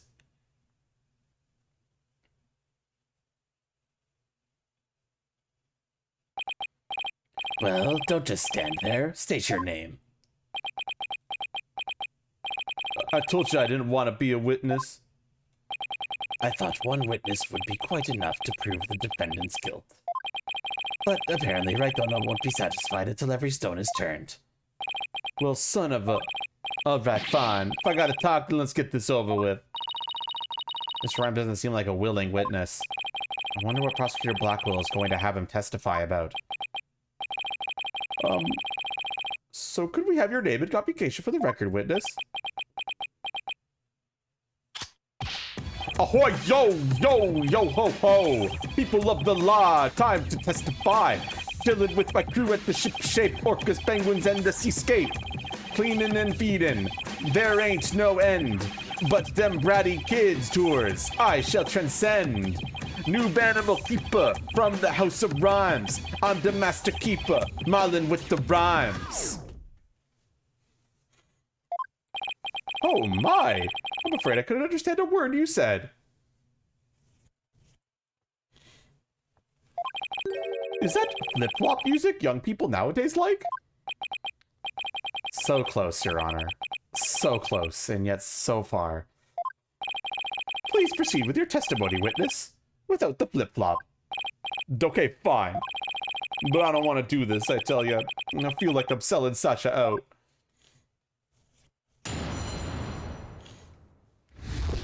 The man manipulating Orca. At about 10 a.m., I was in the staff room. I heard a loud noise from the pool room, so I went to the door to look in. I couldn't see the captain or the Orca, but I saw a bunch of coins scattered around. The Orca knows there's a certain spot people stand to play volleyball with her. I think maybe she knocked down the stuff that was piled up there and hit the captain. So that gives us a little more info about the area around the Orca pool. The defendant made the stuff fall down?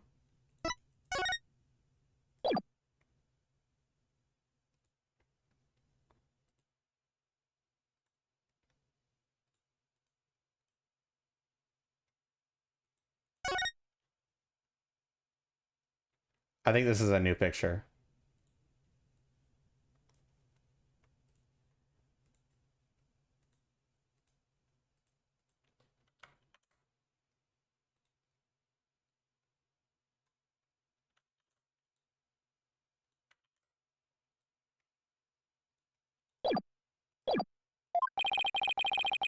Overturned crates and assorted props were scattered all over the pool room floor.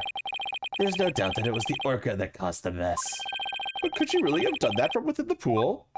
As I said, the Orca's the only one that could have performed such a feat. The pool and its room were tidied the night before, including its various odds and ends. But when our rhyming Marlin took a look-see, over 400 pounds of props had fallen. To move it all in one go would challenge even the brawny prisoner in the cell next to mine. What is he, the jail gossip?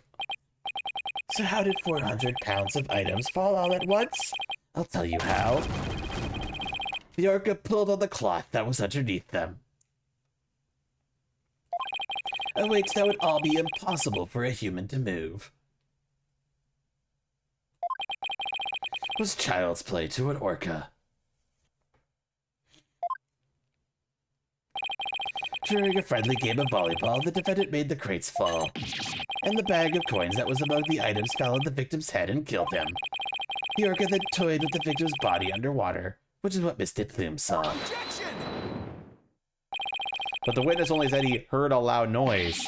That doesn't automatically make it the sound of Orla making the items fall. Also, why did you only look in on the pool room anyway, Mr. Rhymes? That Orca sometimes makes a loud noise to summon her trainer. But I'm still the newbie, so I don't have a security card to get into the pool room yet. So even if she tries to summon somebody, there isn't much I can do about it. I see. So the witness couldn't enter the crime scene. Objection! If Mr. Rhymes couldn't enter the room, there's at least one thing he can't be sure about. The statement that the Orca was playing volleyball is purely speculation. Silence. Whether the Orca was actually playing volleyball or not is not the issue. Traces of the Orca's saliva were found on the cloth that was underneath the crates. The important point is that the Orca is the only one that could have moved the items. Nah, I still have to discredit that statement somehow. If I don't, I mean that Orla was the culprit, even if the victim died beside the pool.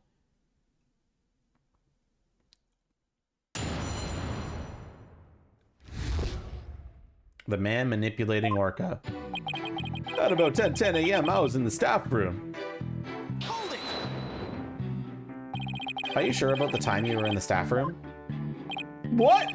Yeah, I'm sure. I'm pretty good with time. I've never been late to work once. If he's sure about the time, then there's something wrong with that statement. I better take another look through the court record. All right, please continue with your testimony, Mr. Rhymes. I heard a loud noise from the pool room, so I went to the door to look in. Hold it! You heard the noise all the way in the staff room? That's right, the Orca pool room and the staff room are pretty close to each other. Anyway, I heard the noise, so I went into the door of the pool room. I don't have a security card, so all I could do was look through the door crack. What kind of noise did you hear? You want me to describe it? Yeah, yo, we're up courtroom. To crash, boom, bowing down to relativity. Everything falling with sweet simplicity. This testimony, yo, it ain't got no fallacies. Things falling and breaking was pure insanity. Kinda like that. Okay, but why the need to wrap it? Well, I didn't really get all of that, but in any case, I gather it was a very loud noise. Very well, please describe what you saw at the scene. I couldn't see the captain or the Orca, but I saw a bunch of coins scattered around. Hold it! You couldn't see the victim? I was just looking through the door crack. I guess all that stuff was blocking my view. I didn't notice a whole bunch of coins scattered all over the place, though. But at the time, I had no idea the captain was dead. Killed by gold coins. Ironic, isn't it? Perhaps the Orca wanted to be paid for her labor. Painted coins raining from the skies. Coins raining from the skies? He makes it sound almost poetic. But the hard truth is that those coins were actually the murder weapon. We all deserve to be paid for our work, do we not? I shall have a fine meal tonight. You find our client guilty, that is. Mr. Rhymes, do you have a theory on how the things got knocked down? Of course I do. The Orca knows there's a certain spot people stand to play volleyball with her. Hold it! She uses this ball and does a spike, right? We had a nice little demonstration of Orla's spike for ourselves just yesterday. You stand on the mark on the floor, the Orca spikes the ball at you. Taka is good at flying straight at his target as well. And I see plenty of targets right here in this room.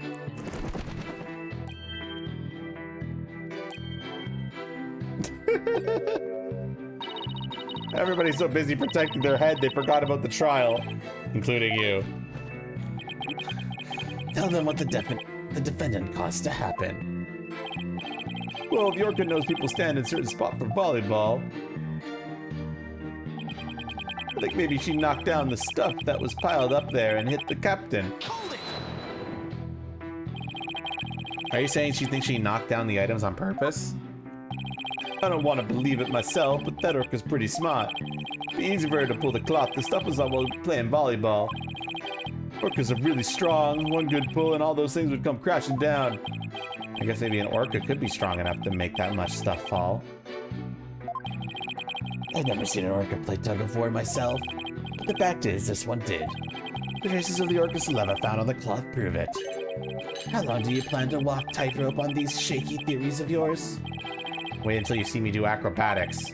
Almost like these are what I became a lawyer again for. I don't know why, but Mr. Rhymes is lying. Is the fish still in the court record? Yes. I'm afraid I have to expose that secret he and Pearls were keeping to resolve this.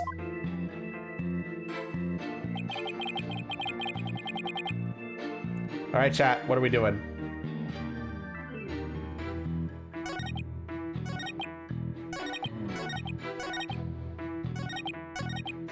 Your imagination wants to present the calendar on this statement.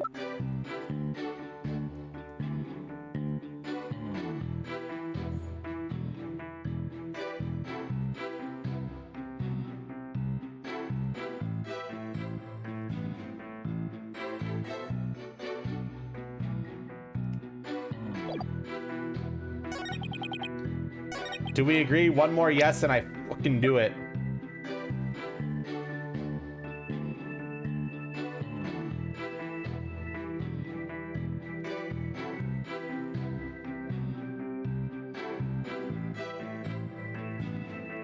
One more fucking yes and I do it, chat. Objection!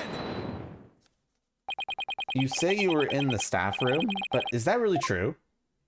Of course it's true. Why would I lie about a thing like that? Mr. Rhymes, have you ever seen this calendar before? Hey, that's... I see you recognize it. Yeah, that's the rightful calendar. It's a big hit at the Shipshape Aquarium gift shop. Thank you for shopping at Shipshape. Mr. Rhymes, please refrain from scattering fish around the witness stand.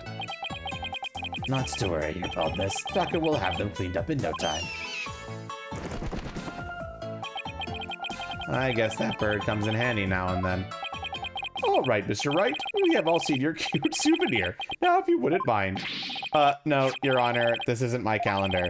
It was originally the witness's, but it came into the possession of a certain young lady. What? Mr. Rhymes and this young lady first met each other in the food prep room.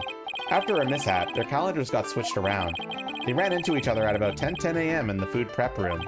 So clearly, the witness was not in the staff room. In other words, there's no way he could have heard the noise in the pool room upstairs. Ah! What's this? This is the first I'm hearing about any calendar. That's because Mr. Rhymes and Pearls are keeping it a secret. You lied to me? This transgression will not go unpunished. Ah! So, Mr. Rhymes, you didn't hear the noise of the equipment falling after all, did you? Okay, I admit it. I didn't hear the noise in the Orca pool room myself. Damn, we out here just committing casual perjury.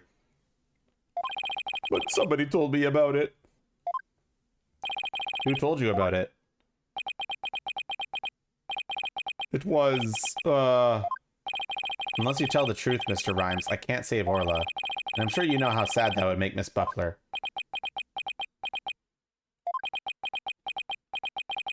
I heard about it from Sasha. What? From Miss Buckler? But that doesn't make sense. What is going on here? Now it's the trader's own words that drive the Orca into a corner. How do you like being bitten by your own client, Stono? I certainly didn't see this coming. What perfect timing. There was something I wanted to ask Miss Buckler about the Orca. The prosecution calls the traitor Miss Sasha Buckler to the stand. Yes, I suppose it would be a good idea to hear what the Orca's traitor has to say. I don't know what Sasha's going to say. But I'll just have to meet it head on, whatever it is. We will take a 20-minute recess while the witness is summoned. To be continued.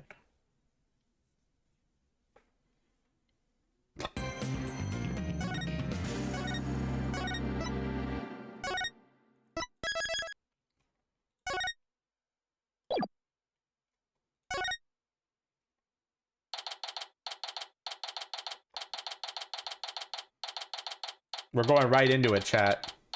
No break time. No looking at my posterior extension. Mr. Wright, are you going to cross-examine Sasha? I guess I have to ask her about the noise from the stuff falling down. Mr. Wright. Mr. Rhymes, why did you lie? I didn't want Sasha to have to appear in court. I thought if anybody had to testify, I should be the one to do it for her. But why would you go to all those lengths? Did you see the entry for the 20th on that calendar? The note about meeting the captain at the Orca pool? Yeah, I found that calendar in the nap room. I think it's probably Sasha's.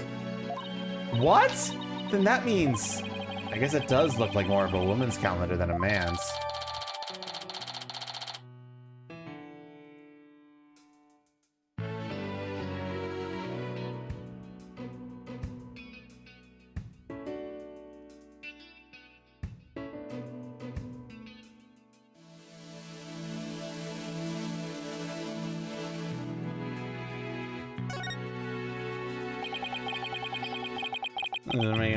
Being a gigantic weeb. Yep.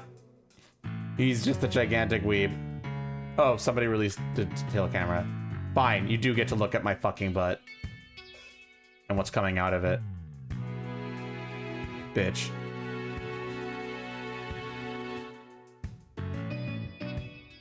I didn't want suspicion to fall on Sasha. Mr. Wright, I've got to go back to the aquarium to look after the orca in Sasha's place. I'll be rooting for you on the other end of that TV phone. Please take care of Sasha. Okay, we can't let Prosecutor Blackwell get the best of us. Time to refocus. You're right. After all, we're the only ones who can save Orla.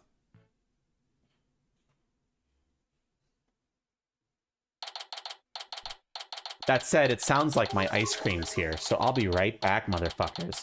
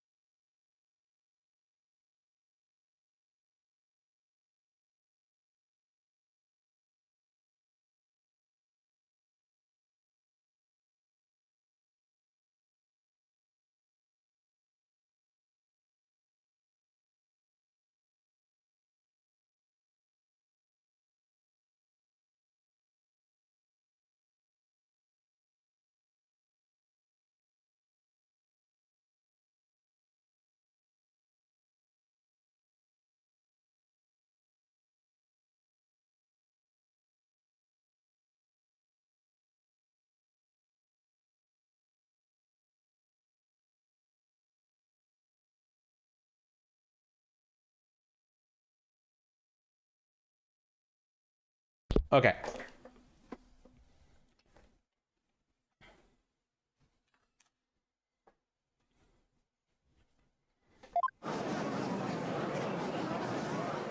I also got burger.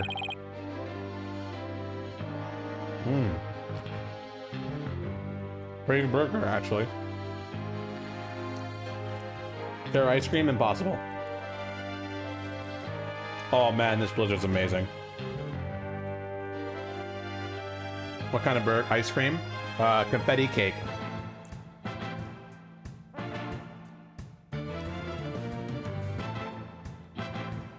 And the burger's got like ranch on it with onion rings and cheese. It's actually really nice.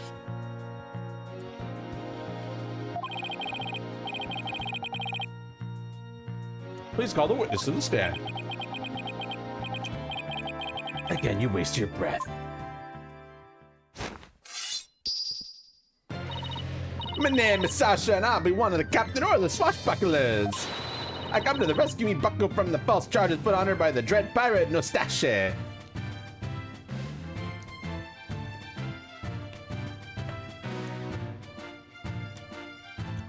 My flavor ice cream. It's got cake pieces in it, sprinkles, and icing.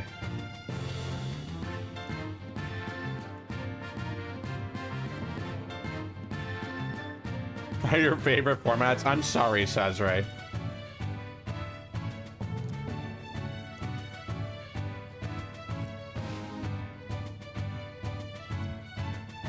It's a fun game, though, even if I'm really bad at it. It's really hard to get 10 wins in that game. I might just be terrible at it, though.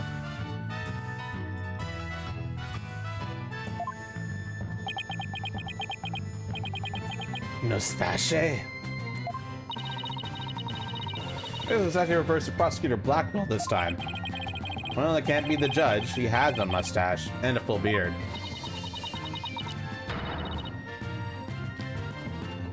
Now then, Captain Judge, shall we begin the pirate court?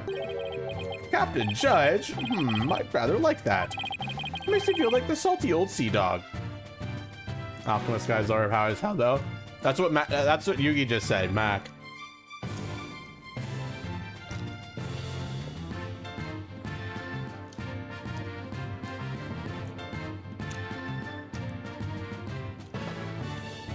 Sounds like you need to look up the meta for him or something, Yugi. Go look up some meta builds, learn, and you'll eventually learn what's good. What people usually go for and stuff. Not that I'm one to provide advice. I'm awful at the game. One thing that's funny about the Bazaar is that it's making me also want to get back into teamfight tactics.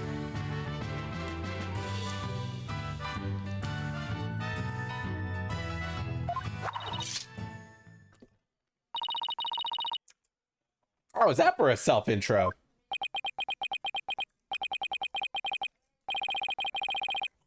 The court is not a show. State your full name and occupation.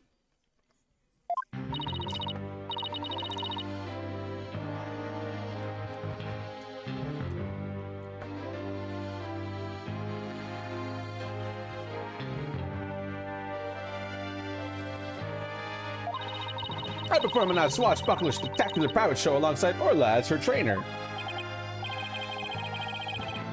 Oh, you seem like a completely different person now. You really think so? Thanks, I was in my pirate show persona just then. Prosecutor Blackwell said I couldn't introduce myself any way I like. I mean, you didn't think you were gonna do it like that.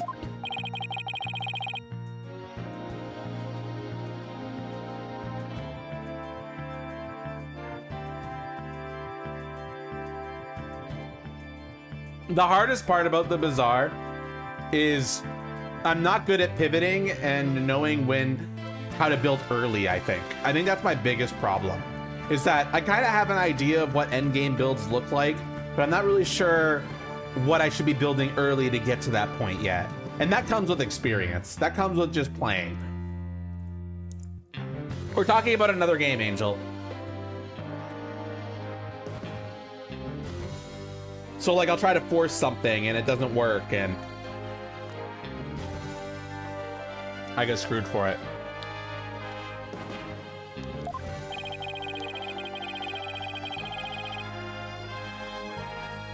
Orca manipulated the victim into playing volleyball and then knocked the items down. The witness will report as to hearing the noise that caused the victim's death. Now wait just a minute. Sure, Orla uses the ball to break props sometimes. She was spiked the ball at the giant octopus's leg yesterday when I was cleaning. So Orla was the one who broke that leg, huh?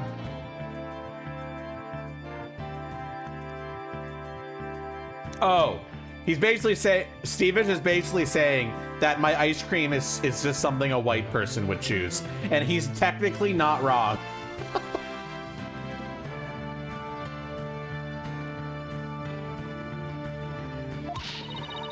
But she couldn't have knocked down that huge stack of equipment with her little ball.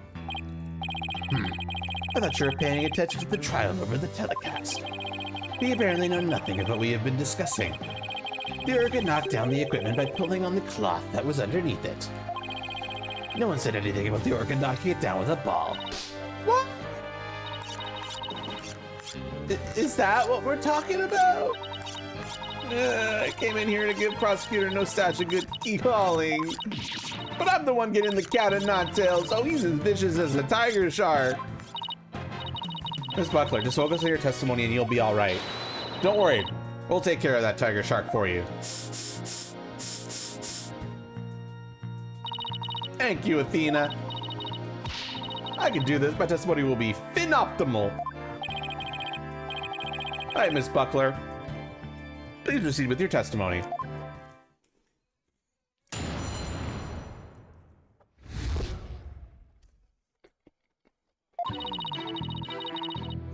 I admit I heard Orla summoning me with a loud noise.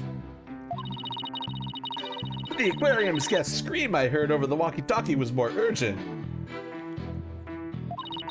I touched Norma to Plume first, and then went to the pool room with the security guard. The equipment was everywhere, and the captain was lying in the middle of it all. The story doesn't seem to be much different from Marlon Ribe's testimony. Or does it? The circumstances are different. The actual order of Orla's actions depend on the order the witness heard the two noises. If she heard the scream first, the prosecution's claims don't stand up. Objection!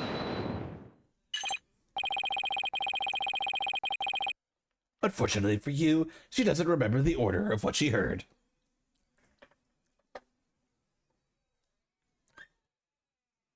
I'll get better, though. I need to practice the game more. It's hard. I also don't think Vanessa's in a great spot, but I might just be playing her badly, and I keep dropping coins in ranked because I hate myself and I don't even get anywhere because I'm bad at it. I've literally have 0 rank points because I could just not. I just incapable of winning consistently.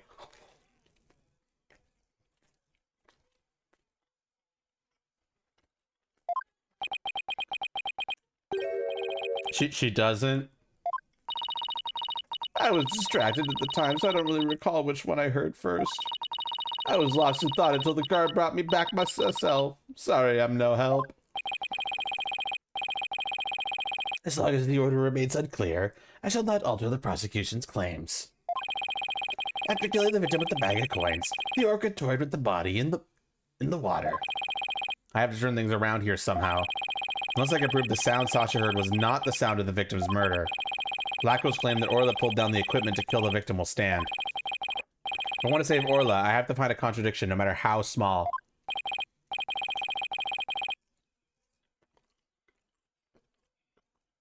No, I don't think she forgives mistakes easy at all.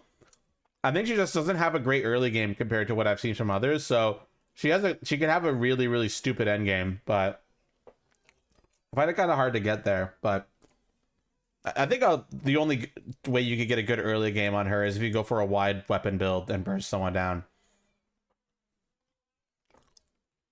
Wide weapon build is actually really good early. Her other builds, not so much.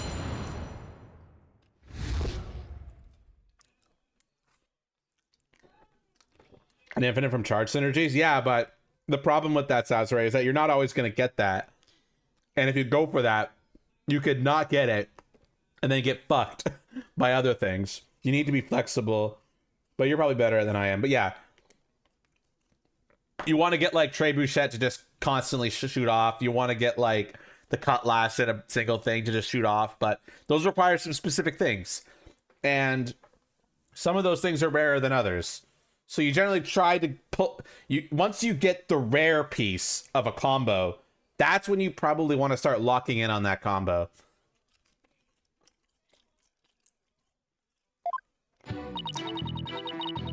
Anyway, back to Ace Attorney. I admit I heard Orla summoning me with a loud noise, but the aquarium guest scream I heard over the walkie-talkie was more urgent. So locking it. Yeah, I got a Trebuchet early and was like, damn, if I get eel, this is gonna pop off. Guess what I never got? Guess what I never fucking got? Fucking hate them so much.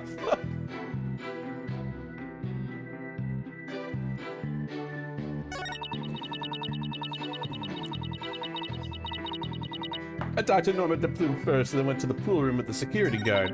Okay, we're gonna hold this. What made you think Orla was summoning you? Orla knows the sound of her cries doesn't carry far enough. But sometimes he summons people making a loud noise. That Orla is smarter than the average whale, I tell ya. Taka would not be bested in a battle of wits. Wait a minute, Widget is the smartest one of all. Mirror, mirror on the wall, who's the smartest one of all? Widget! Am I expected to enter Trucy into this my kid is better than yours Apooza?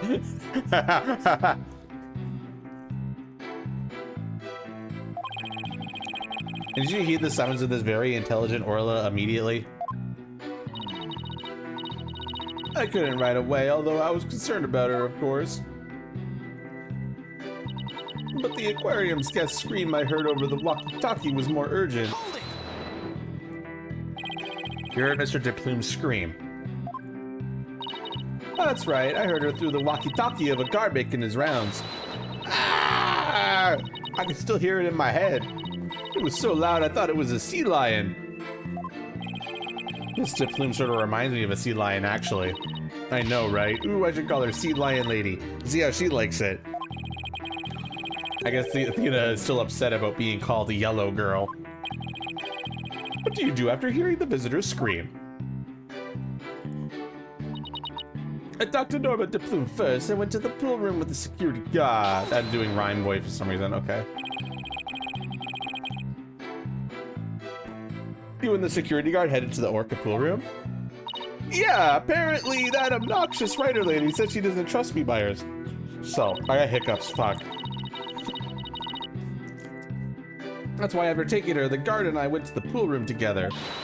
Why be the wretch so suspicious, sire? I demand a swordfish duel. That's what I felt like saying to her anyway. I'm afraid I don't get it. That was a line from the show when Orla and Sasha quarrel with each other.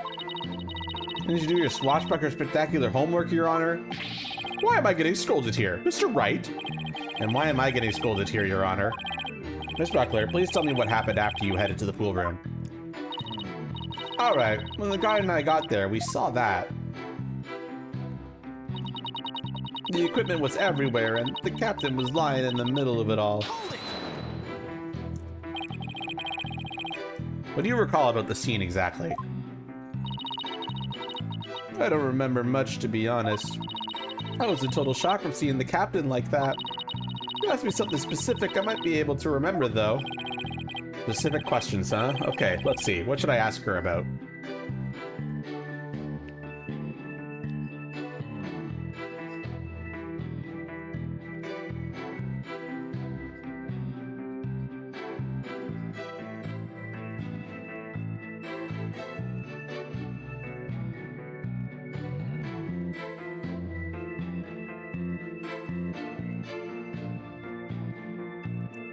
We're saying one.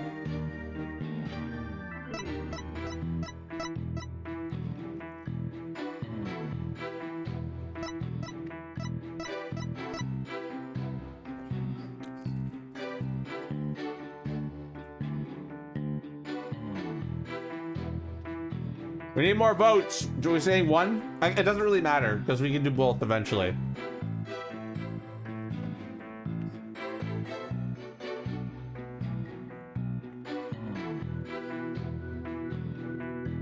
We'll do one for now.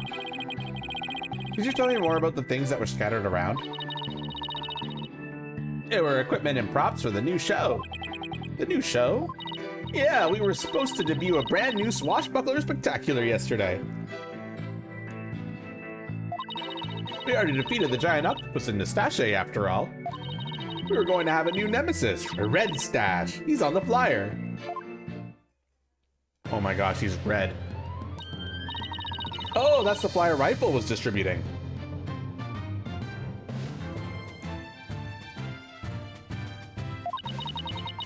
Who will obtain the gold coins hidden in the Skull Rock?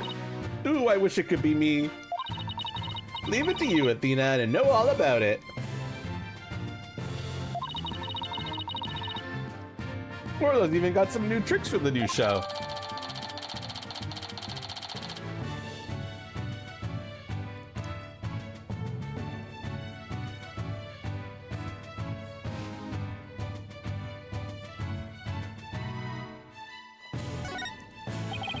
So all the stuff that fell down was for the new show, is that it?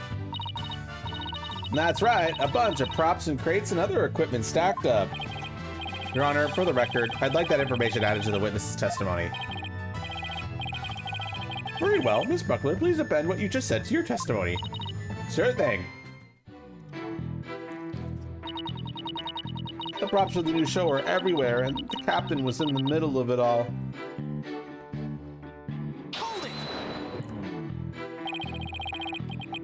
These props for the new show, what kind of things were they? A blow-up dolphin and an anchor, Red Stash's costume, the bag of coins, stuff like that. The captain was wearing his usual costume, and the new props were all there. Wait a minute. Something about that doesn't seem right. Is there a problem with Sasha's testimony?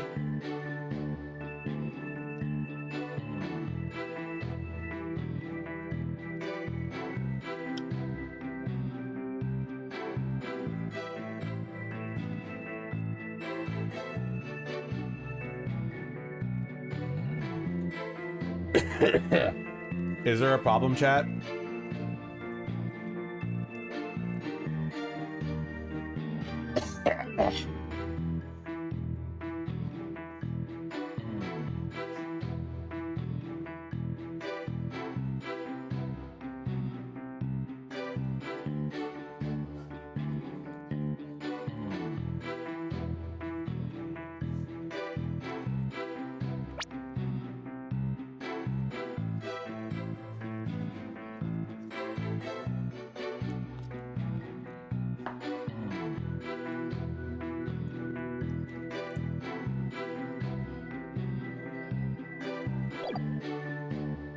I see what the problem is. Okay, you're saying yes? Okay.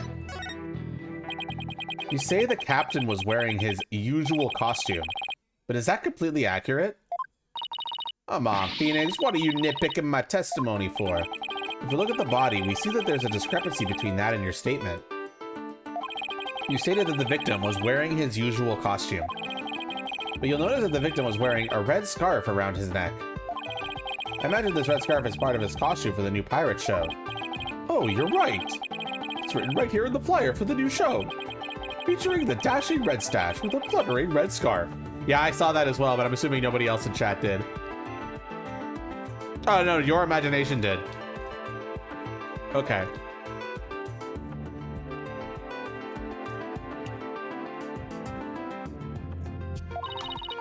Although I have to say, it just looks like a red scarf was added to his old costume. Yeah, well, the captain was never one to spend much money on costumes.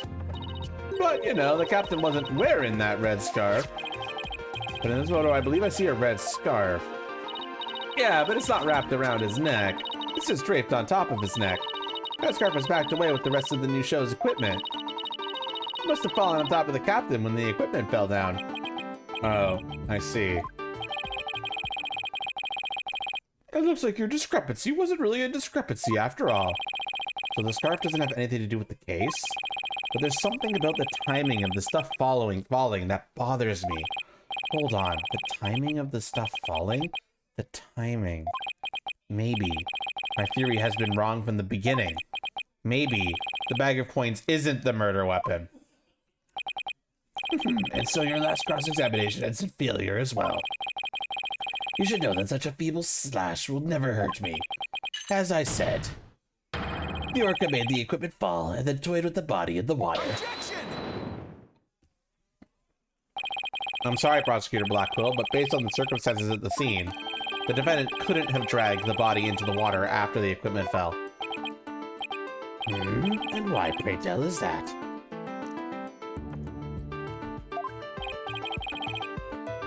Oh, I'll tell you, all right. My theory has been all wrong, then I'll just have to fix it. Yes, Mr. Wright, please do tell the court. What indicates that the body was not dragged into the water after the items fell? Well, chat, what is it?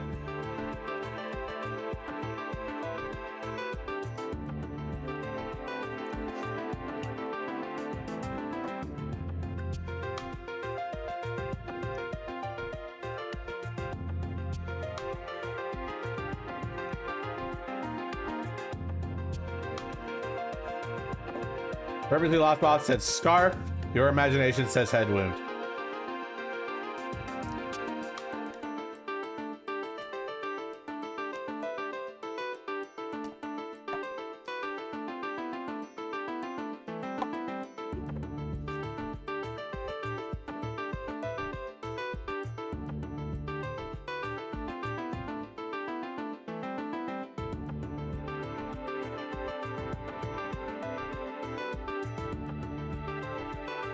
What was the question again?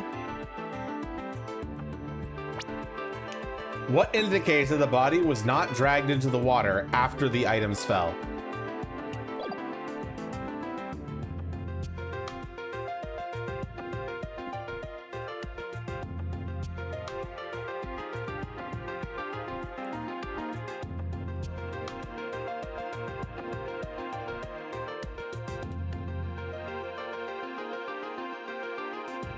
Now we're at 2 people saying scarf. Now we've got 3 people saying scarf.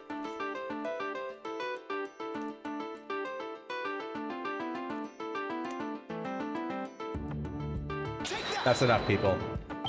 This red scarf fell at the same time as the bag of coins. But if the body was dragged into the pool after the bag of coins fell, then the red scarf wouldn't still be on top of the body. What? In other words, the victim was already dead when the equipment came crashing down. Therefore, the bag of coins that fell with the red scarf was not the murder weapon. Silence. But it was the defense who cleared the bag of coins was the murder weapon to begin with. Well, yes, that's true. Do you intend to abandon your original argument? After hearing the testimony, I realized my theory about the murder weapon was wrong. Please recall the facts we have learned so far. It is a fact that what Orla bit was the victim's dead body. After all, when we saw the victim on the security footage, he was already dead. But then, Orla carried the victim's body to the side of the pool and knocked down the equipment for the new pirate show that was piled up there. Maybe Orla was trying to alert the humans to the victim's condition. If Orla knocked the items down on the victim after he was already dead, then it means the defendant didn't kill the victim with those items. But that's preposterous!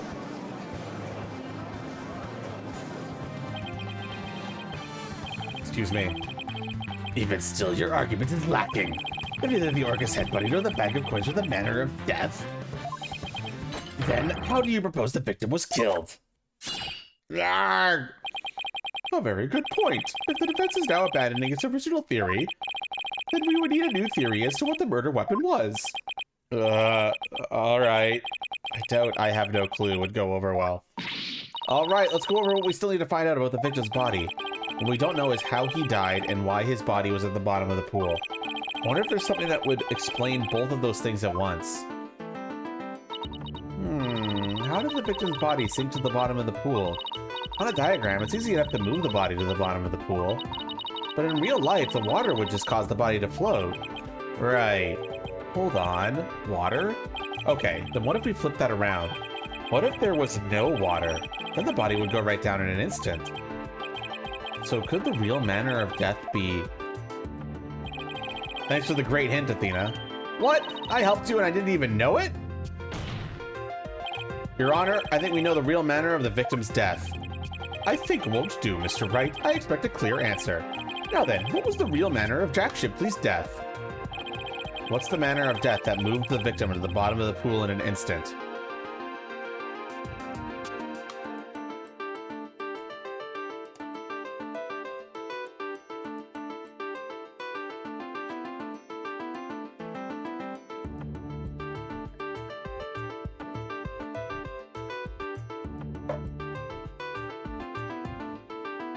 Do we agree with that? We got two people saying it.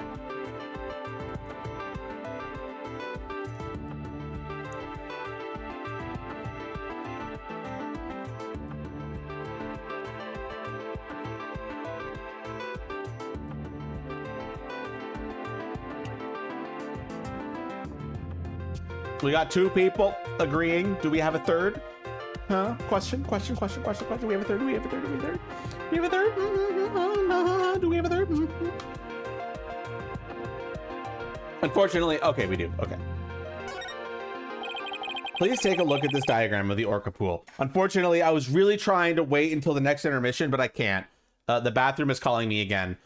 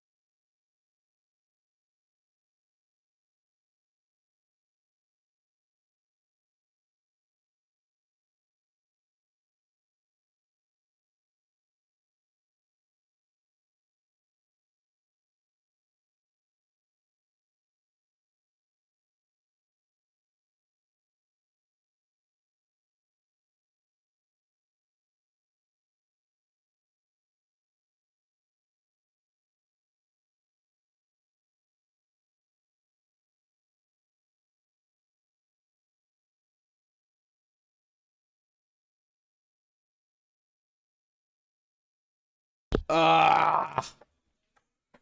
All right, I'm back.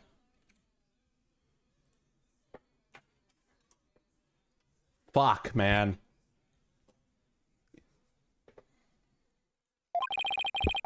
There was no water in this pool. Then it would be very easy to move the victim's body to the bottom of the pool. He would drop straight down. Oh my! Could that be the true manner of death? The orca pool is about 65 feet deep. If the victim were to go from the top of the pool to the bottom when there was no water, then he would, without question, have fallen to his death.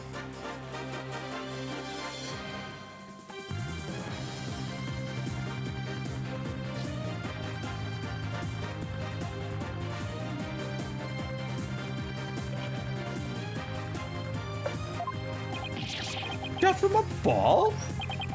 And that's your answer? It all makes perfect sense. We felt that would explain the signs of blunt force trauma all over the body too. The culprit pushed the victim into the pool when there was no water in it. After doing something to keep the body from floating up, they filled the pool with water. The pool water washed away any signs of blood, so no one will realize that he fell.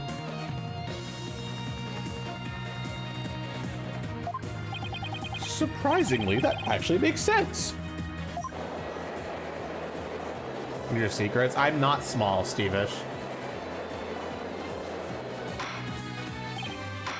I'm like decidedly overweight and I need to lose weight.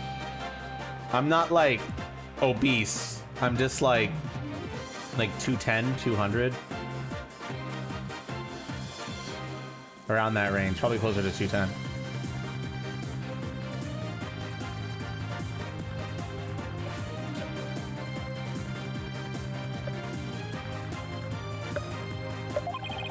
If only it was a matter of death, does that mean the defendant's behavior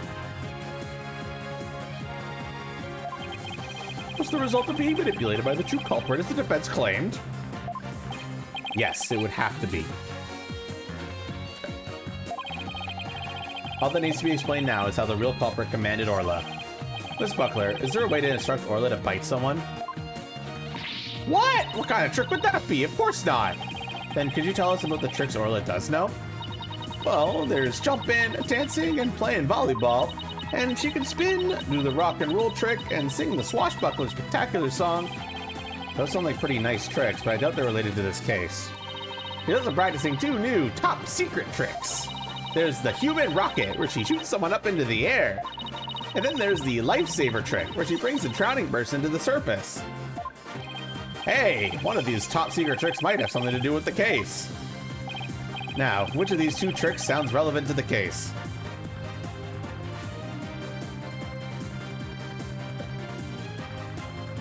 No, it's not, Emera. It's very much not. And it does depend on your height, yes. But the answer is probably no.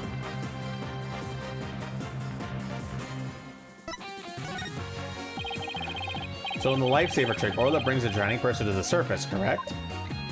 You got it! Orla's still learning how to hold someone gently in her mouth. So she sometimes bites into their clothes, but she never hurt a person's skin. She brings a drowning person to the surface. Then that must be it! The whale swam up towards the surface with the victim in its mouth.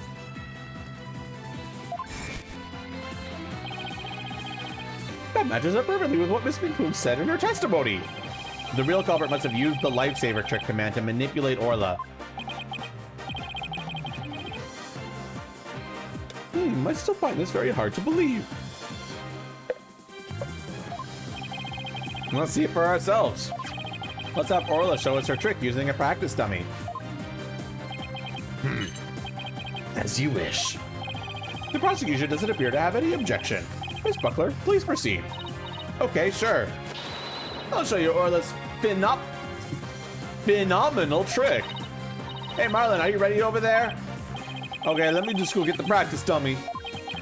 There, it's in the pool. Ready to stand by, Sasha.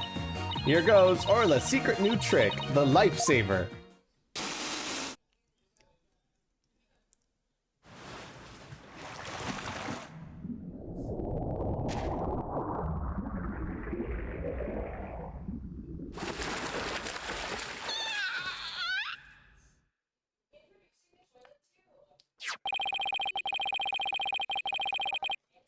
clothes got torn up a little, but the dummy doesn't have any new marks on it.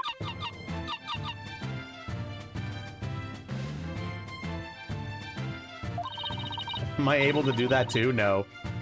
Sorry, my mouth's not big enough.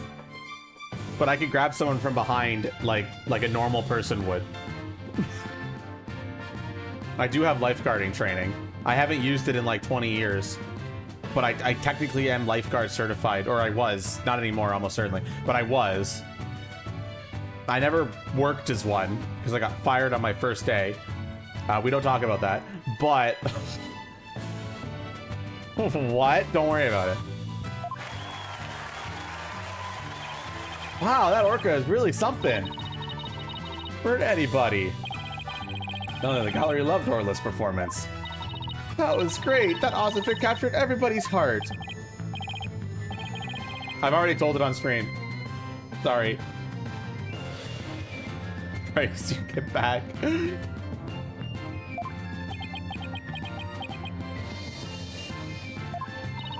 Looks like we silenced Prosecutor Blackwell. Thank you, Orla and Miss Buckler, and thank you too, Mr. Rhymes. And now you can clearly see how Orla was manipulated. The bottom of the orca pool needs to be examined immediately. We might still find some evidence of the victim falling to his death. Prosecutor Blackwell, please have that taken care of at once. Excuse me, Prosecutor Blackwell, but I am requesting further investigation.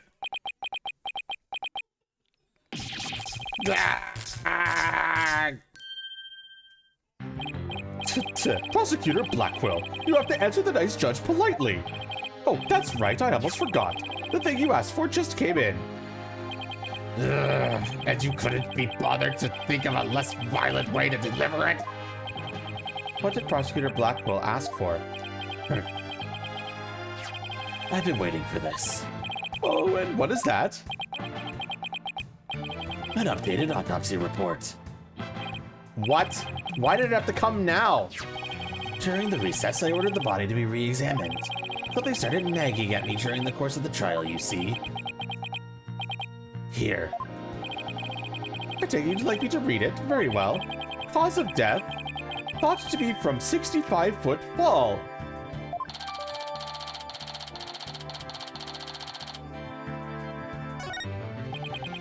But this...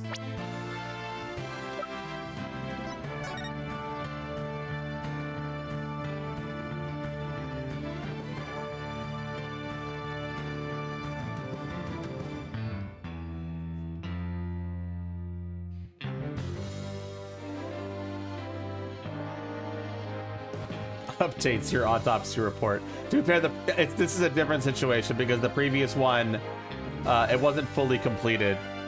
So it makes sense for it to be updated. Unlike the fucking autopsy report.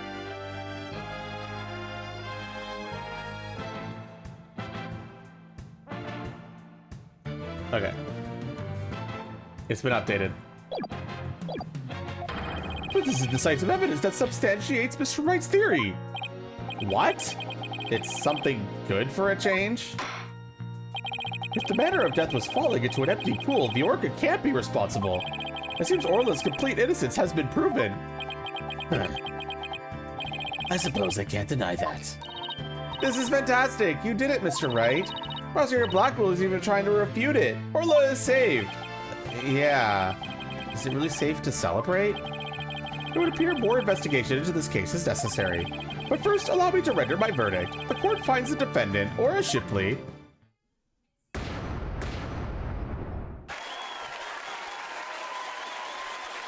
we won! Chat's hands, we did it! Congratulations, chat. You did it! Thank you so much, Phoenix. Thank you, Athena. Orla and Marlon, thank you too.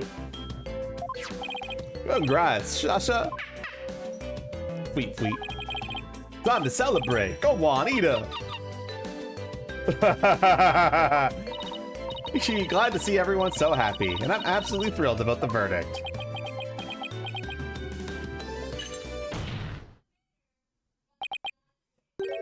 Thank you, Right Donna. Huh? For what? The drained pool. Thanks to you, the truth is finally clear. Fulbright, arrest this woman. Certainly. Right away, Prosecutor Blackquill.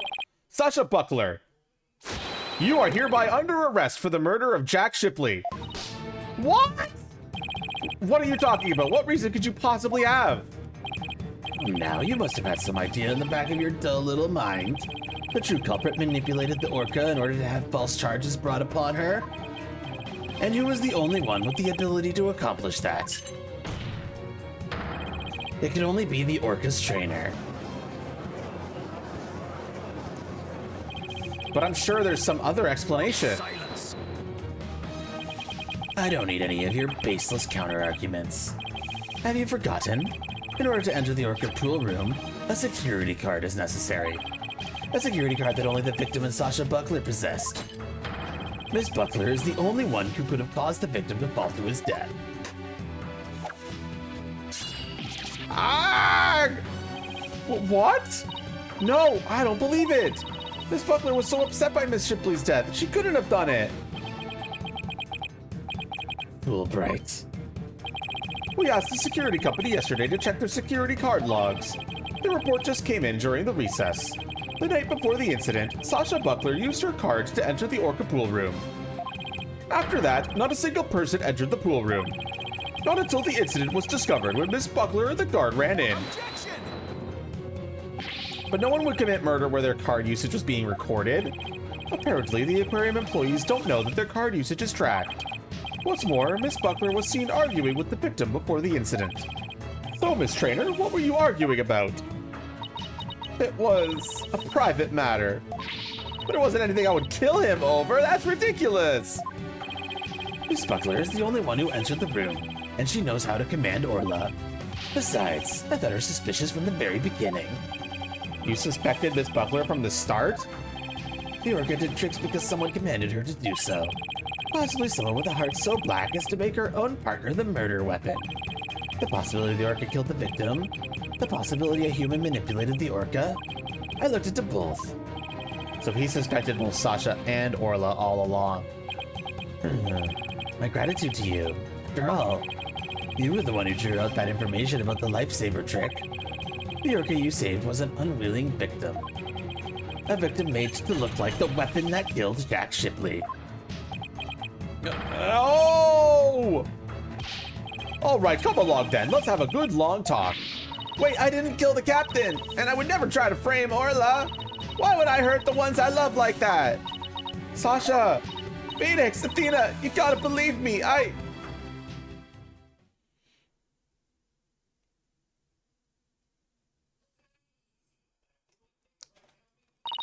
Sasha didn't kill him. I believe that with all my heart.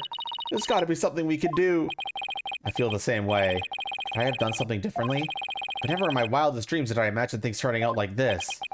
It would appear that this case has taken on an entirely new aspect. But this trial is only concerned with a ruling on the defendant or a Shipley. So I'm afraid this concludes today's trial. Court is adjourned.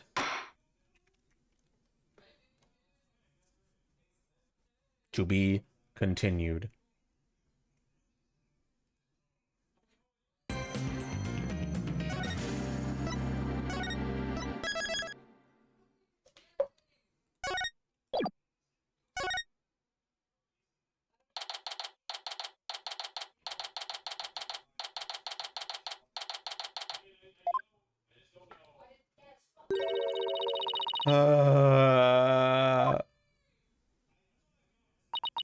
That was a big sigh, Athena. Did you lose the case? No, we won. The defendant was found not guilty. Huh? Then why are you so dejected? Daddy, were you being mean to her? What? Picking on the new kid? Not cool, Mr. Wright, not cool. Wait a minute, talk about false accusations. We were able to prove the defendant's innocence. But then Sasha got arrested instead. So that's what happened. That's too bad. So what are you two gonna do now? We're going to get to the bottom of this. I don't believe for a second that Sasha did what they're accusing her of. I don't believe it either. I won't give up. Boss, let's go see Sasha and tell her what we want to represent her. Right now, I imagine she's still being questioned by the police. Let's get started on the investigation first, and look for proof of her innocence. Sounds like a plan. Just leave the office to me and Polly, Daddy. If there's anything I can do to help, just say the word. Thanks. If you could organize the evidence and clean the office, that'd be great. I meant anything I could do as a lawyer. Unnecessary evidence given to Impalo. That takes care of that. Time to head to the scene of the crime. The fish is not irrelevant evidence, chat!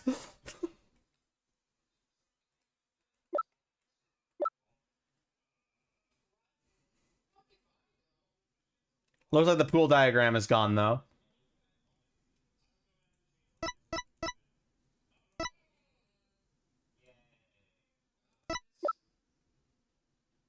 The bloodstained coin is also gone.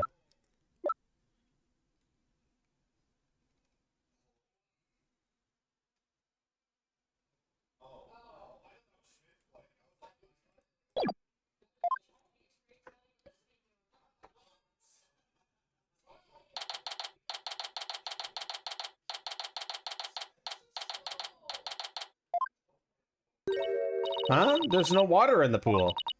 Orla, where are you? Sweet. I can hear her at the bottom of the pool. Maybe there's some water down there. Orla sounds so sad. Maybe she misses Sasha. Careful there, you shouldn't get right up to the edge like that. You don't want to end up like the victim. Besides, the police are still conducting their investigation here. Don't go poking around. Detective Fulbright. Ugh. Is something wrong, Miss Lawyer? You look angry. I object to you arresting Miss Buckler. Detective, I'd like to ask you some questions about the case, if you don't mind. Go right ahead.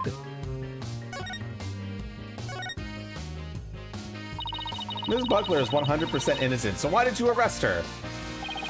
I understand your desire to believe in her, but the fact remains that she's suspicious. Right now, there are investigators on the scene, so you can come in as you please. But ordinarily, a security card is required to enter this Orca pool room. The victim and Sasha Buckler were the only ones who possessed this card. And yesterday, the day of the incident, there's proof the suspect's card was used. Security card added to the court record.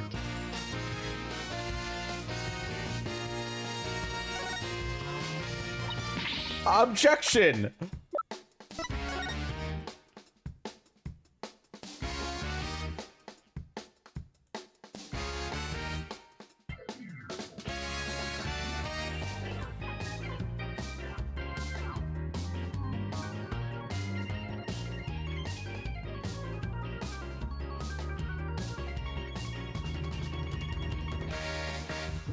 Bam, bam. Somebody else could have used Miss Buckler's card. Oh my, I guess that would be one possible explanation. Didn't I sound just like a lawyer right there? Yeah, we'd kind of be in trouble if you didn't.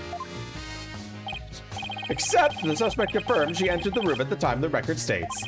She said she was here from 3 a.m. to 6 a.m. on July 20th. Apparently, she was given the Orca pool room a good cleaning. Cleaning? In the middle of the night? Yes, she said that a lot of the heavy-duty cleaning is done at night.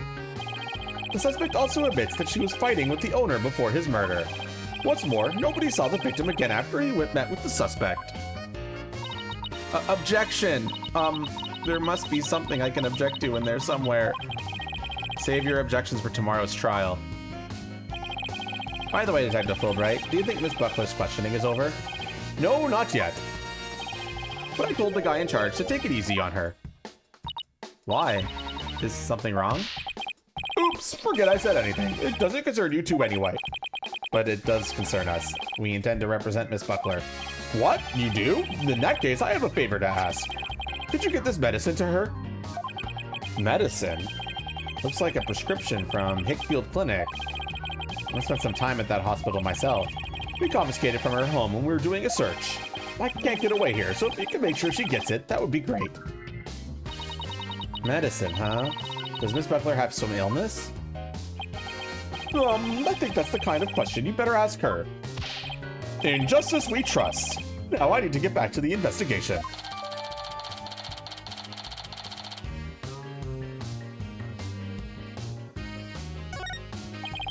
We can give it to her as soon as they let us talk to her. We have to return her calendar to her as well. If we can't see Sasha or investigate, we should question people at the aquarium.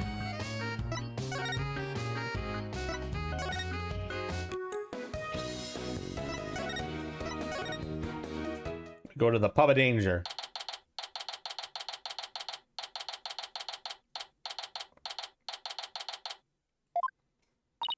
Huh? That door is open. It was closed yesterday.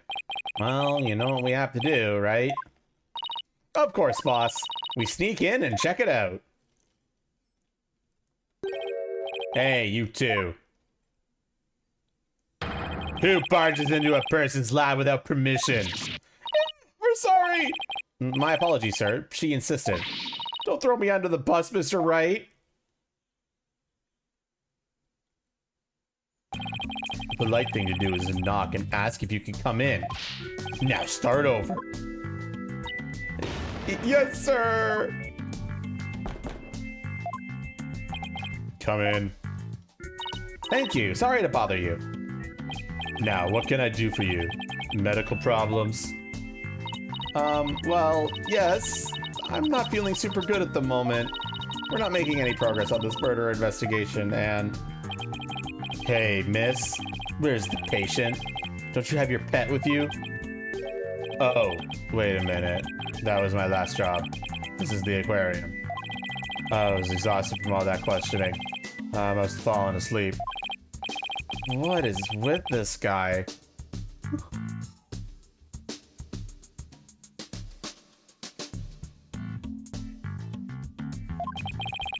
My apologies, I just woke up.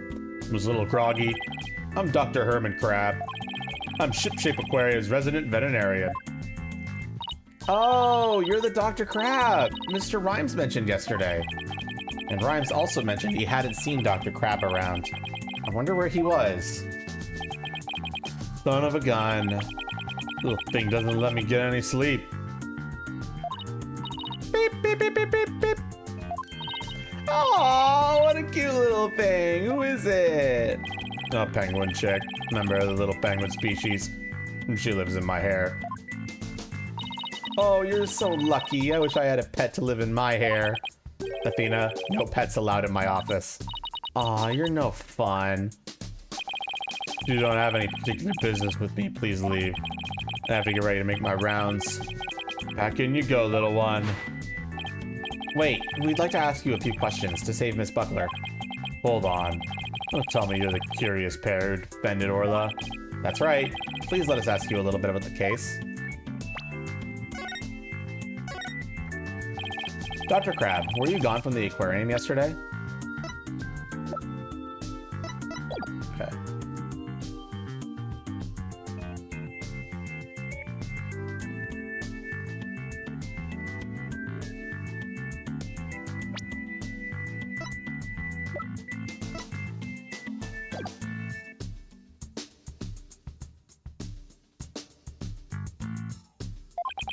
That's right. That's some minor business at the Supermarine Aquarium.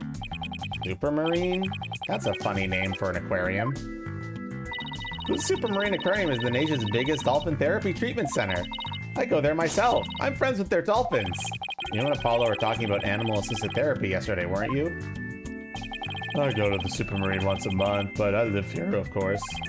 You live here at the aquarium? That's right. I have a sleeping bag here. Sometimes I use the nap room. I'm responsible for the health and well-being of all the marine creatures here. Many of them have a sudden medical emergency, and I'll be here to help them. Wow, you're kind of rough around the edges, Dr. Crab, but you care about your work. Hey, buddy. Is this young lady trying to pick a fight with me? I apologize for her, sir. She tends to be too honest. Well, you're no paragon of politeness either, apparently. Can we see the penguin chick again?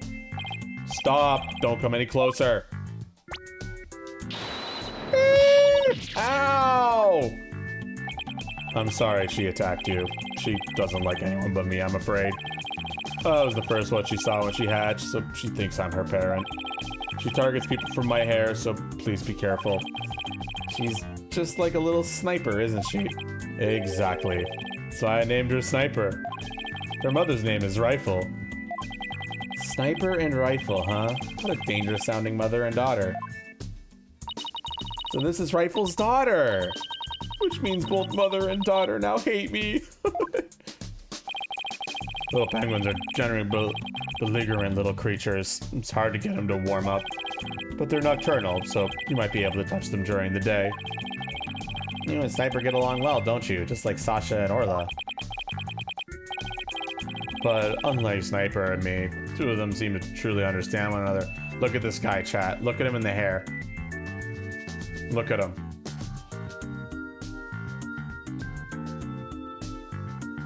Oh my god. Oh my god. He's just a little baby. This is what keeps me awake every night. It's like I want to sleep until she leaves the nest. It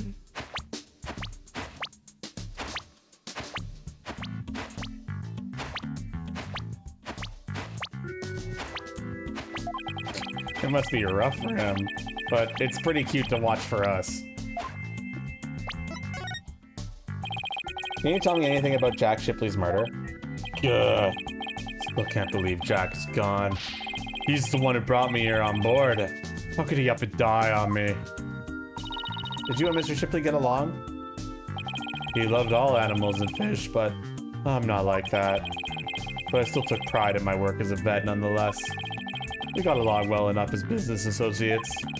And it's thanks to him my laboratory is what it is today. It is a pretty amazing laboratory. Ah, you have discerning taste, I see. I can tell you more about my lab if you'd like. This place is just filled with electronics. What are those monitors for? Essentially, they're digital medical records for all the creatures here. I could also view the feed from the visitor's corridor security camera here. That way I could see that silly mother penguin when she tries to escape. So you were the one who gave the security footage to the police? No, I wasn't here yesterday, but I did give my permission for them to take it. And I gave them a statement about Jack and Sasha arguing. Oh, so you were the one who witnessed it. That's right. It was late in the evening of 19, maybe around midnight. I saw them fighting near the aqua tunnel. I don't know what their argument was about, though. Are you sure you should be talking to us about this? I'm not taking sides. I'll give information to anyone who wants it. What do you do with that information at Sasha's trial is up to you. Wow. You're kind of rough around the edges, Dr. Crab. But you're a pretty nice guy. Huh. You are trying to pick a fight, aren't you, young lady? Aw, isn't that cute? He's easily embarrassed. Beep, beep, beep, beep. Huh? Son of a gun, are you hungry again already?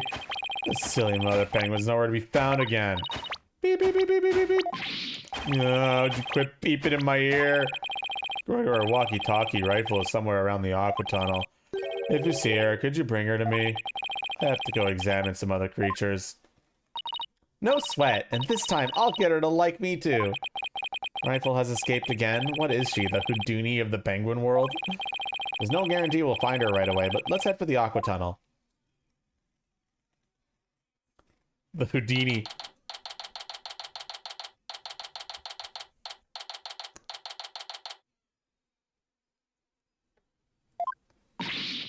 Oh, it's you two, the blue and yellow duo.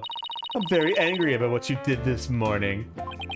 Uh-oh, we ran into the sea lion before our penguin. I write the truth, and I will find the truth with my own eyes. I will be bested by the likes of the blue and yellow duo. When did we become the blue and yellow duo? Athena will never give up. In that case, I'll leave the questioning to you, Athena. Thanks a lot, Widget. Well, at least she's a worthy adversary.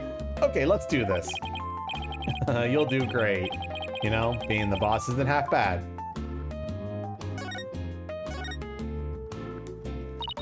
Have you been gathering material about last year's incident ever since? That is correct. An acquaintance of the victim asked me to look into it, you see. An acquaintance of the victim? I refuse to divulge any information about my clients. The aquarium is saying it was an accident, but I don't believe that's the truth. It seems to me they're all hiding something. Every last one of them. The only thing I can think of is that the killer whale murdered that poor girl. But you don't even know if that's true or not. That's enough out of you, little girl. As I said, I'm still investigating the matter. Once I learn the truth, I plan to write a sequel to this book. She's completely taken with her investigation. I came to make a report on the anniversary of the previous trainer's death. Only to find the aquarium owner murdered. I was deeply shocked. So this incident happened on the exact same date as the last one. Can't be a coincidence. Anyway, we better ask Mystic Plume about today's trial. So you heard Orla singing, and that's when you realized something was happening? Correct. Oh, it's all so galling.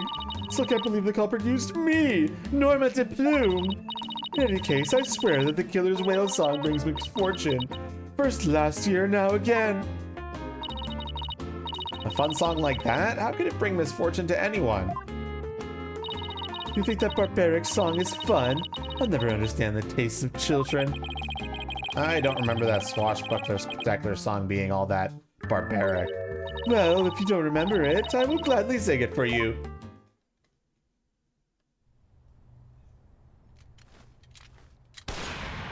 Avast, mateys, landlubbers ho, hand o'er all your gold. Pillage, Yeah. plunder, then feast like kings. Them's the joys of pirating.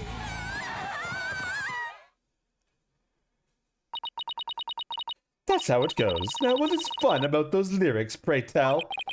She seemed to be enjoying it well enough. Wait a minute, that isn't the Swashbuckler Spectacular song. This is the song from the Swashbuckler Spectacular. Oh, we be pirates, we love to sail the seven seas. Just a bunch of scallywags. They had a lot of fun as animating free this, as we didn't can they? be. We swim through storms and waves, all because you see, great treasure and adventures waiting just for me. The dev team had fun animating those two cutscenes, didn't they? What was that? I've never heard that song before. What? It's the song they use in the Swashbuckler Spectacular. Oh, we be pirates, we love to sail the seven seas. A bunch of scallywags who are free as free can be. We swim through storms and waves, all because, you see, grand treasure and adventures waiting just for me.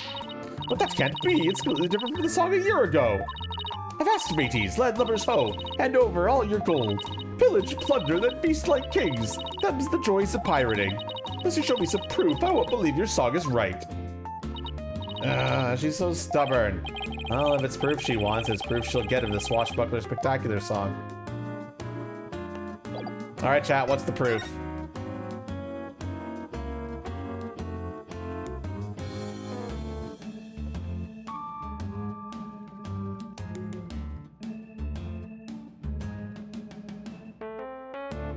Hanatora wants to present the disc. The disc.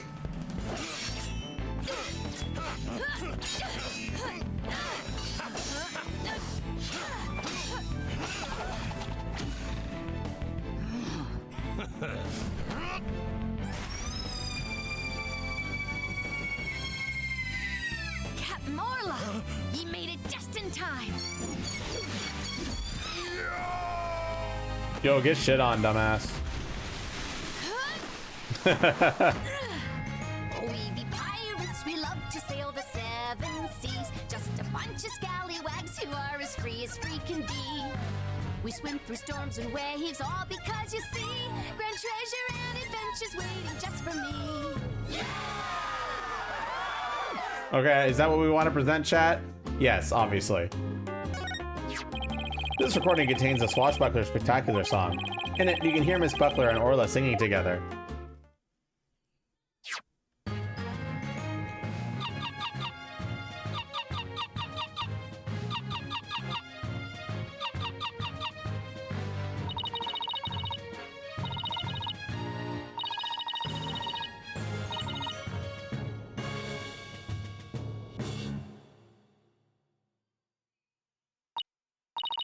But I've never heard this song before. Huh? But they always sing this song during the Swashbuckler Spectacular. Well, I haven't seen the show recently. A year ago, they used the song that I sang to you. I'd recognize it anywhere. Perhaps that killer whale could sing 2 songs? According to Miss Buckler, Orla only knows 1 song. Then, what was that song I heard? We wish we knew. The orca sang a song she isn't supposed to know how to sing?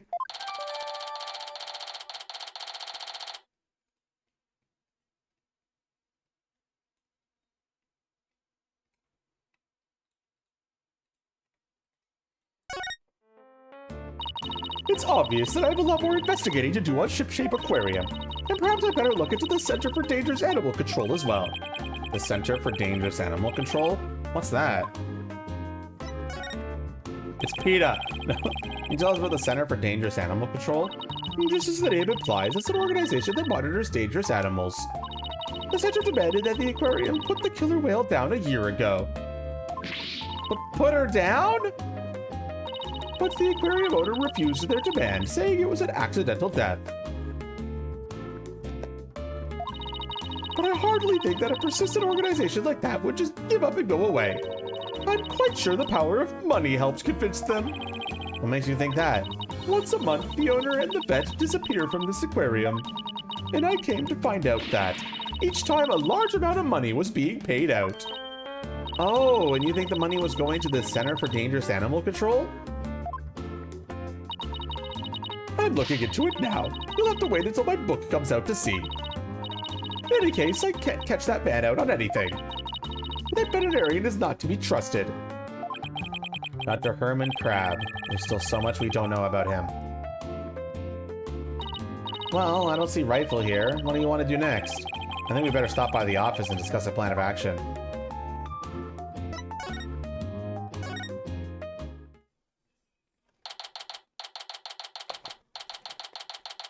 We shall do that then. 1. Ta-da! Wow, you pulled Mr. Nick's cell phone from your magic panties. That's amazing! Hee, that's all for Trucy's magic show. Come back and see me next time. Great job, Trucy. You never fail to impress. I have no idea how you did that either. We're back. Oh, Pearls, stopping by for a visit? Hello, Mr. Nick. Are you missing something? Thanks. I'm out of the old magic panties, huh? How's the investigation going, Mr. Wright? We don't have much time, but we didn't get a chance to check out the crime scene yet. I see. Oh, speaking of checking out the crime scene, Daddy, you should bring your forensics kit with you. Fingerprint powder to check for prints and luminol testing fluid to look for blood. Wow, Trucy, I didn't know you had stuff like that too. I got them from a detective friend of mine. Mr. Nick, I'd like to help you with your investigation. Can I borrow your forensicing kit? I feel bad making you work when you're supposed to be here having fun. I don't mind, and I'd like to see Rifle again too. If you have anything for me to do, I'd like to help too. Yeah? Thanks. I'll be sure to ask you if anything comes up then. Well, I'll be right here, hanging around watering Charlie, if you think of anything. I appreciate that, Apollo. We've got some good kids here. All right, team, let's do our best. I have faith we can save Sasha all together. Sure feels nice to be part of a great group like this. I just want to say that I really love working here with all of you fabulous people. Thank you for bringing me aboard, boss. Same here, Athena. She's so earnest, she's making me blush. Okay, let's run over to the aquarium. I hope I can be of some use with the forensicing kit. Hey, wait up, you two. Been left without me.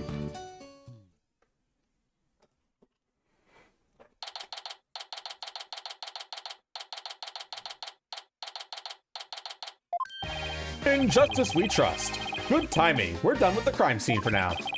And we're just about to examine the show stage. Marlon Rhymes helped with the cleaning, so we've got to talk with him. I thought he'd be more tight-lipped than this, but hey. You're welcome to look around here now if you'd like. Thank you. I think we'll do just that. Oh, by the way, if you want to examine the bottom of the pool, I recommend you see that hoist over by the ladder to get down over there. That crane light thing hanging from the ceiling, right? Got it. Just stand at the ladder platform and the police guard will operate it for you. Thanks. Why couldn't the pool be less steep? Well, good luck to us both. In justice we trust. Now that Detective Fulbright's gone, we can do anything we want here. The guard is still here, so keep your voice down when you say stuff like that, Athena.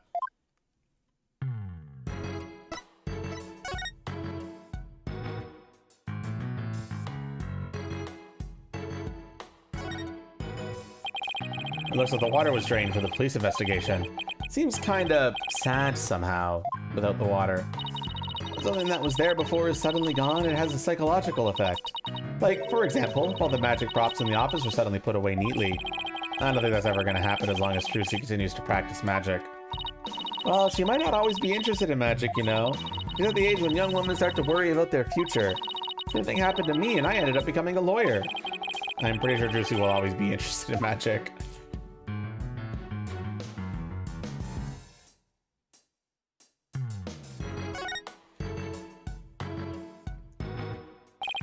Let's use the hoist to go down to the bottom of the pool.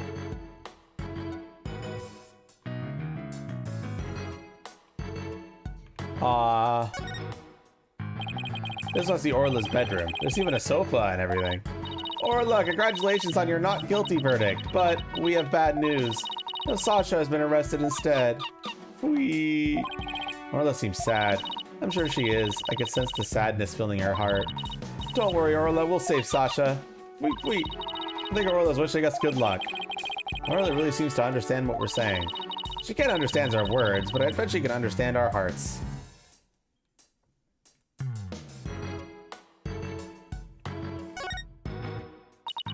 A map, a compass, and a spooky skull-shaped rock. Orla's room is filled with pirate pizzazz. That skull rock seems out of place. It doesn't go with the other things. Yeah, it does seem pretty weird to have a big skull rock next to your desk. Maybe Sasha wasn't finished arranging the set? When it comes to Orla, Sasha doesn't seem like the type to leave something half done. Her state of mind when she put it there, that could be the key to this mystery. I bet it's a mystery I could solve. Never mind that mystery. Let's get back to the investigation. Wow, look at all that treasure. Those jewels in that crown are huge. They sure are. Guess everything is a sign of large around here. No, everything is size Orla. I stand corrected. Is this a good time to get started, Mr. Nick? Huh? Started with what? This is the crime scene, right? So this should be the perfect place to start forensicking. She wants to use the forensics kit so badly. She's practically beaming. All right, let's do it. Forensicking it is. Hooray! I get to help! All right, we'll need these. What's with the glasses, Mr. Wright? It's not like they're a fashion statement. We need them to see if there's any blood. All right, Pearls, you spray the luminol wherever I need it, okay? Got it, Mr. Nick. I won't miss an inch. Got your glasses on, everybody? Good. Now to check out the bottom of the pool.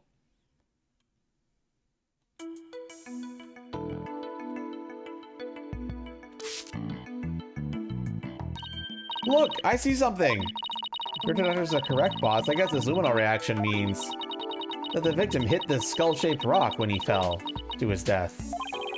I guess so. Skull rock added to the court record.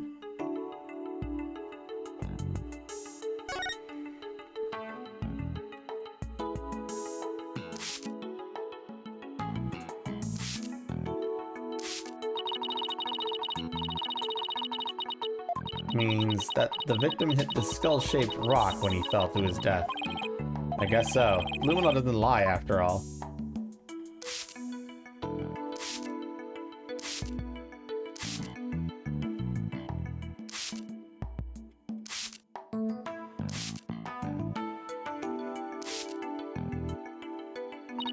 Oh no! I'm so sorry, I got some on Orla by mistake. Calm down, Pearly, it's okay. Look, there are luminol reactions on Orla too. The poor thing was bleeding yesterday. The luminol must be showing her injuries. But wait a minute, Mr. Plume said the blood disappeared when Orla put on the hat. Huh? So shouldn't her injuries be under her hat?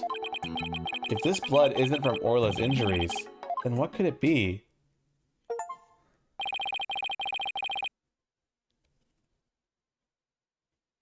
guess that's about it for the inside the pool. And let me just get a quick photo to remember the occasion by. Not every day we get to see the bottom of an aquarium pool. Yeah, that's a good shot. I'll mark where the luminal reactions were. Yay, my first collaborative work with Pearly.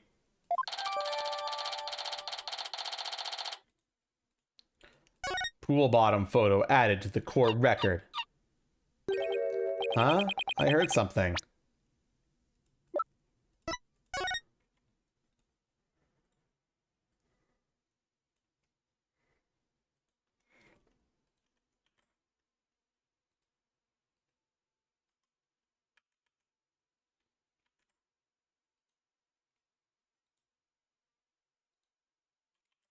Boom, boom.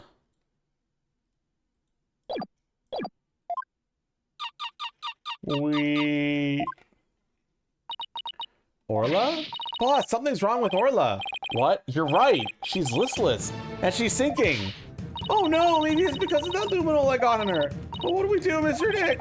We can't do anything for her ourselves. Let's get Dr. Crab. I'll run and get him. What's Orla's condition? She's listless and sinking. Maybe she's unconscious? The pool is drained. Son of a gun, who did this? She'll drown unless we do something. Here, give me a hand. Huh? Us? No, I meant the Steel Samurai. Towards you! Just help me! What? Alright. What do you want us to do? There's no time to fill the pool to get her up to the top. Get the orca stretcher. It's a piece of black cloth with skull and crossbones on it. Looks like a pirate flag. When the stretcher is ready, press the hoist button. Okay, we're on it.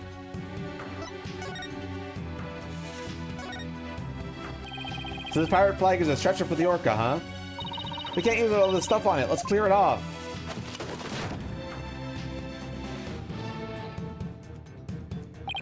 Good. Now push the hoist button to lower the stretcher. The control panel is on the wall to your right.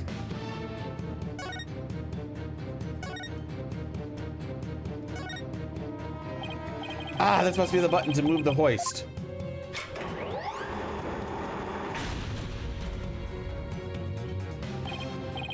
The crab, the stretcher is retchy. Good, let's get it under Orla.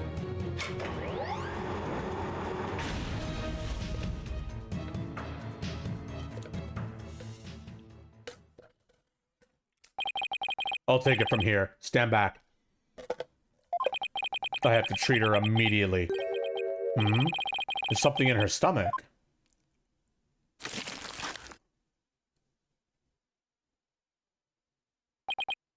There, I got it all out. Will Aurora be all right, Dr. Crab? Yes, she'll be fine. She's just sleeping now. Orcas are mammals, so they won't die if they're out of the water for a little while. But their own weight puts stress on their organs and their skin starts to dry out. I'll put some of my special handmade cream on her skin as an emergency measure. Feel better soon, Orla. Oh, if only I hadn't gotten that luminol on her. Luminol? Nah, no problem there. That stuff just washes right off. Orla's condition has nothing to do with you, young lady. Really? Then what is wrong with Orla? I don't need to share that information with you people. It's none of your business. I have to get back to my rounds, so I'll leave the rest of the crew. Please keep an eye on Orla while I rouse up some crew members. Dr. Crab sure is acting funny. He seems to be hiding something. Maybe we should check on Orla's condition before the staff gets here.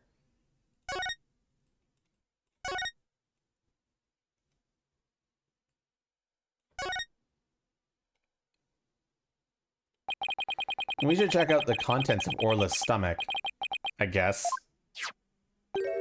Hey, I see something mixed in with the fish.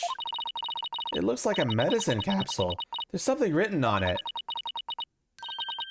I think it says 3 Z's. What could that be doing in Orla's stomach? A mysterious capsule added to the core record. I wonder what kind of medicine it is. Let's ask Dr. Crab. Might have something to do with Orla's condition. Maybe we'd better not ask. He must have noticed it himself, yet didn't mention it. I think he's hiding something about Orla's condition. If we show him the capsule, he might try to take it away from us. Yeah, I guess he was acting pretty sketchy. Okay, let's go look into ourselves then. Good idea. When we get back to the office, we can ask for Apollo's help. I guess that wraps up our investigation here. Orla still isn't fully awake yet. Oh, here comes some staff. Looks like they're going to put Orla back into the pool.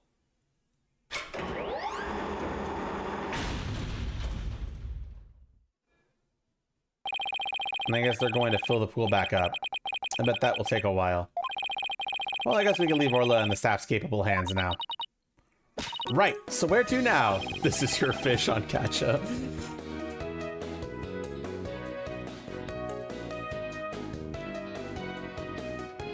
I love Katja. I'm joking, I don't. If we're lucky, the police will be done with the place.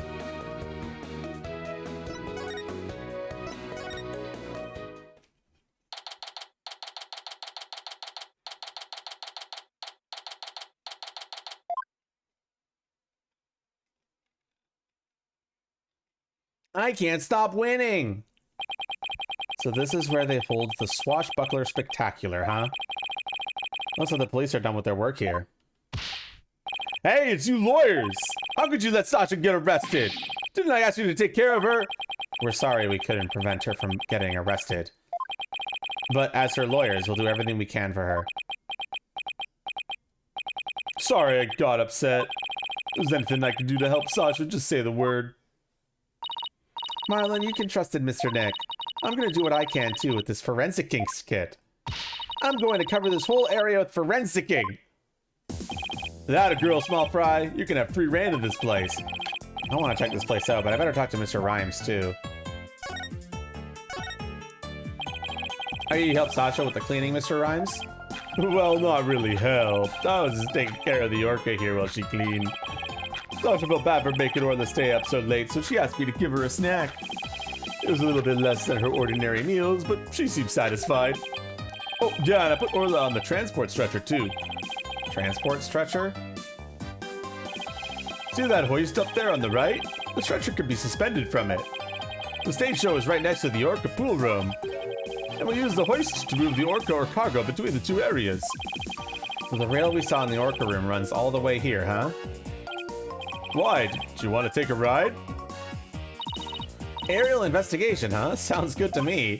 No, that's okay. I like my investigations on sweet terra firma. Actually, the hoist could only be operated from the orca pool room. Oh, that's right. I remember seeing the hoist control panel in there. So, I'm sorry, but I can't give you a ride without somebody on the other end. No need to be sorry. Whew, dodged that bullet.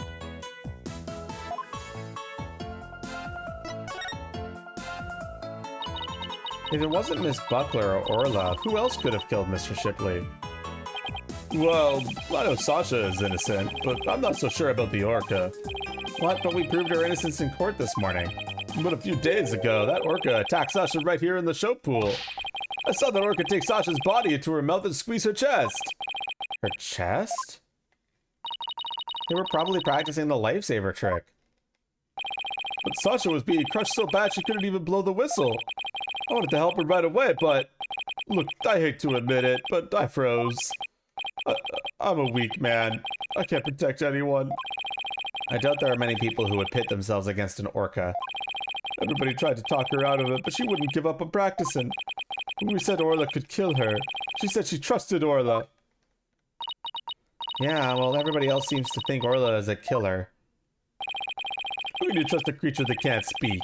You can't even know what it's thinking. With orcas and dolphins, you can have communication of the heart.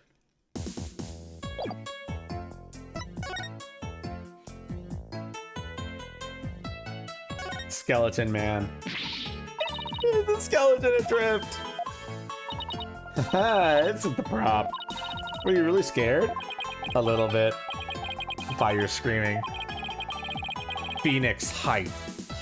Is the skeleton enemy defeated by Orla's pirates? Let's be real, chat. Phoenix Wright would be a better game series if we, instead of defending an orca, we were one.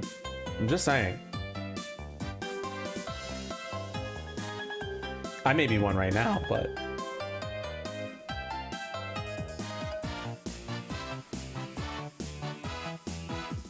Okay.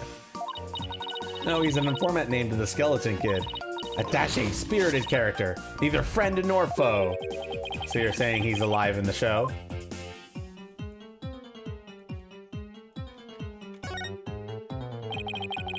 The ladder only goes down to the surface of the water. Well, it's not like a public pool. Everyone who gets into this pool knows how to swim. Just like in the courtroom, it's sink or swim in there. A newbie could really get hurt. You know, like last time in court, I could have really gotten injured. I was an inch away from getting attacked by a witness. Yeah, a trial with Apollo can be a pretty dangerous affair.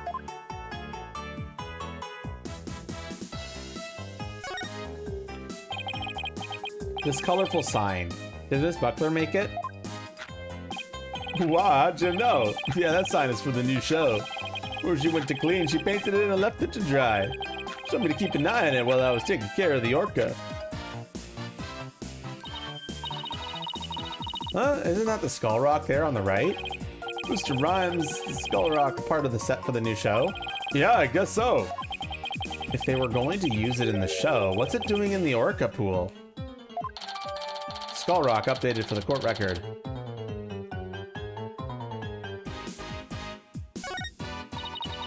This sign is so eye-catching with all those twinkling stars. I think they're supposed to be starfish. It's for the pirate show after all. A few of them look more like leaves to me. Handmade sign added to the court record. Wait, what the fuck? Son of a gun! I think I missed this. This is like the one evidence piece I think I missed. I gotta add it, 1 second.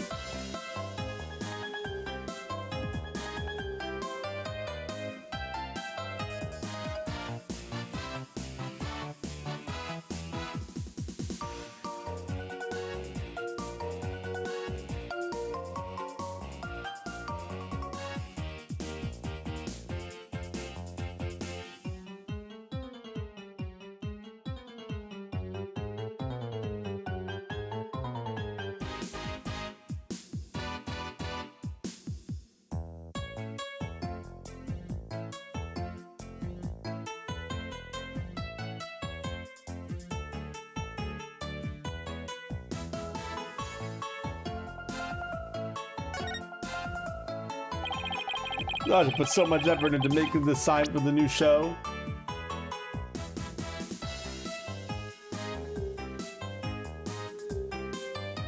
Oh, whoops, I'm an idiot.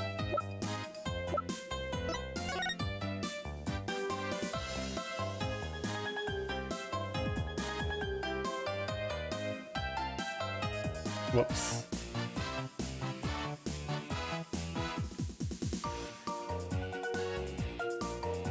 There we go.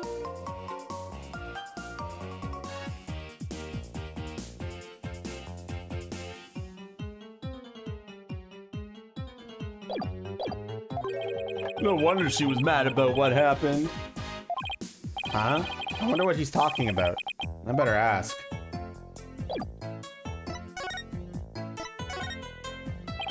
You say Miss Buckler was mad? Was it because of the new show? Me and my big mouth. Okay, but you never heard it from me.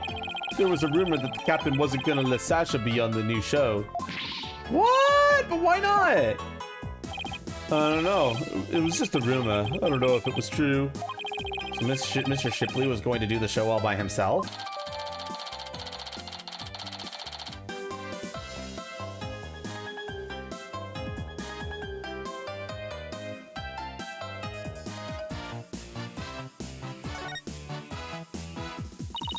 I can't even imagine the show without Miss Buckler. It would be like, where's the beef? She's trying to say it would be like bones without any meat on them. Sasha wanted to go back to the old Swashbuckler Spectacular. But now that the captain's gone, who knows what's gonna happen with the show.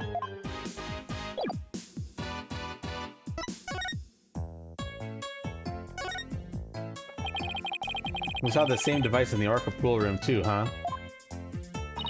Yeah, we used it to lift Orla when she was on the stretcher. In the show, Sasha makes her grand entrance by hanging from this thing. Ooh, we should think of a cool grand entrance for us too. I always wanted to burst into the middle of somebody else's trial with a loud bang. I've always wanted to crash in through the ceiling. I bet that would really knock the socks off the judge in the gallery. Just what exactly was this girl learning while she was in Europe?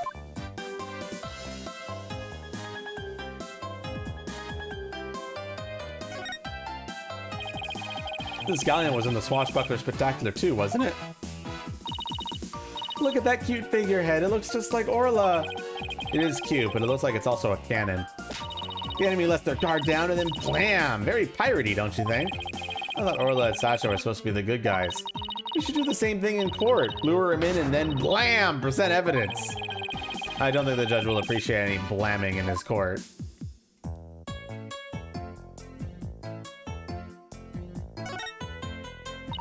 Look at this pool, it's huge. So this is where they do the Swashbuckler Spectacular.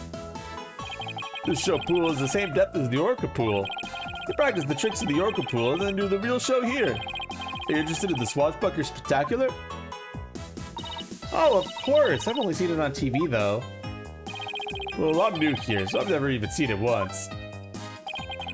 Fina's a big fan. She watches the recording over and over. I love the show in the ocean. Standing here makes me feel like I'm at the beach. Especially when it opens to the sky. You can even hear the sound of the surf nearby.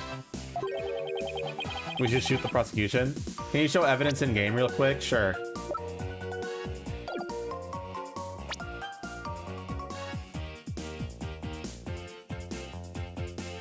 Why?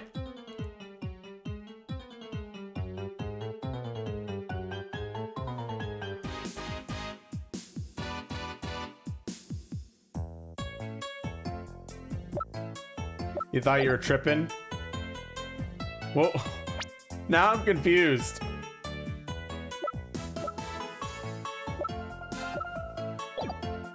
No, it's not, Pixel. Really? I can? In that case... What are you talking about? You can't swim here! We were just joking. Right.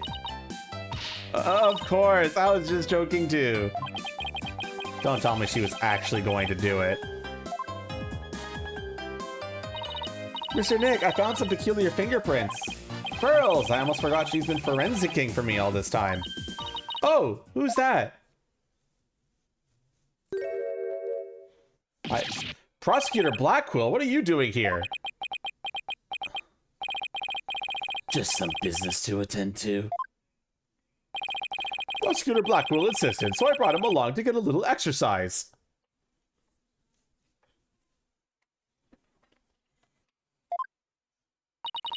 Is it business with us? No, not you. My business is with that animal keeper there. Marlon Rhymes. You will be a witness for the prosecution tomorrow. You gotta be kidding! Why would I want to testify against Sasha?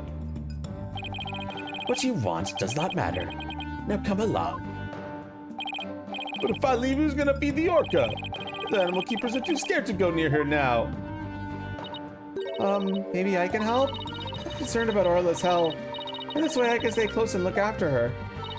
I can feed her and do a telecast too if you need me to. I'll do anything to help. Sounds like Pearls wants to do something nice for Orla and make sure she's okay. Small fry, are you tripping? That orca is dangerous, you know. I'll be fine. I'm just happy to help. Oh, but I don't have a TV phone. I won't be able to contact you if I have to do a telecast. Marlon, may I please borrow yours? What? Sure, small fry, anything for you. Especially when you're going out of your way to help like this. I don't know if I'm gonna testify, but I guess I can at least hear what the police have to say. Thanks for your cooperation. Now justice will be served with a strategy meeting. Come on, Mr. Wright. Let's get back to our investigation. How sad. The police have already investigated all there is to investigate. Your efforts are a waste of time. Nothing we do to try and save our client is a waste of time, Prosecutor Blackquill. Today the Orca, tomorrow Sasha Buckler. You intend to save them both? You say you believe in your clients, but isn't money really your true motivation? Why not admit you're only doing this for your own benefit? I can understand that much more readily than your empty righteous talk. Our own benefit? That's not why we're doing it. Now, Athena, try not to let him get to you. All right, we should be off, Prosecutor Blackquill. In justice we trust. I'll never been so insulted. Be right back. I need some water to wash away the anger. Uh-oh. She hit Prosecutor Blackwell with that water. He doesn't seem to care, though. I guess prosecutors these days are more about harsh monochrome than fancy frills. Oh, wait, what about those peculiar fingerprints you said you found, Pearls? I'll tell you all about them. So tell me about this big discovery you made. Well, I don't know if it's a big discovery, but... I found some odd fingerprints on the pool ladder over there. Okay, so what's so peculiar about them? Well, they're on the left side of the ladder, but they're right-handed prints. Wouldn't a person usually hold the left side of the ladder with their left hand? Plus, I think they were made from above by grasping the ladder with the right hand. Now that you mention it, that is strange. Wonder whose prints they are. I compared them with the prints on file, and they turned out to be Marlin's. How did he manage to leave prints in such an awkward position? So, Mr. Nick, was I helpful? Yes, you were. Thank you very much, Pearls. I don't know if they're related to the case yet, but I'll keep them in mind.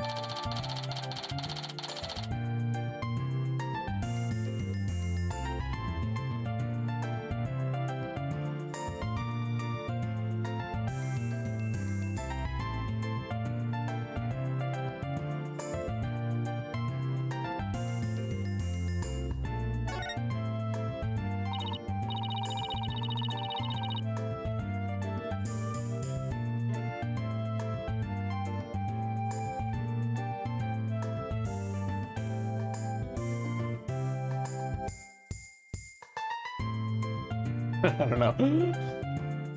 Alright. Yeah, I bet Detective Fulbright doesn't know about these prints. I imagine their search wasn't as thorough as here as it was at the crime scene. You're probably right. I'm sure they checked everything at the actual crime scene. But I guess they can't do forensics on every inch of the rest of the aquarium. But we could, thanks to Pearly, and now we have a new piece of information.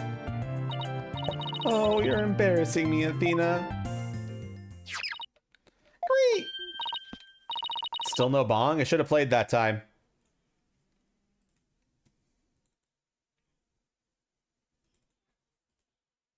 It didn't though. Oh, no, there it is. Yeah, I think it did bong. I just played it again, but it definitely should have bonged earlier. Steve said he heard it. You probably just missed it. Don't worry, she's being a good girl right here on my lap. Well, I'm glad she's been found. I forgot we were looking for her, actually. Yeah, thanks again to Pearly. I think someone is jealous. Well, I played it a second time, Secret. It went twice. It should have, at least. Alright, good luck, Pearls. And thanks again. Well, I guess we're done with things here. What do you want to do next? How about we have Apollo check out our mystery evidence?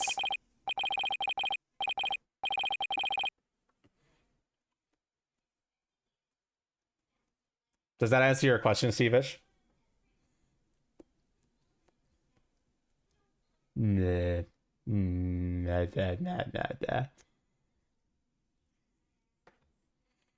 But it's either in or out. Yeah, it's got tongue tracking. So if I go like this. Yeah, it's either in or out. So that's it.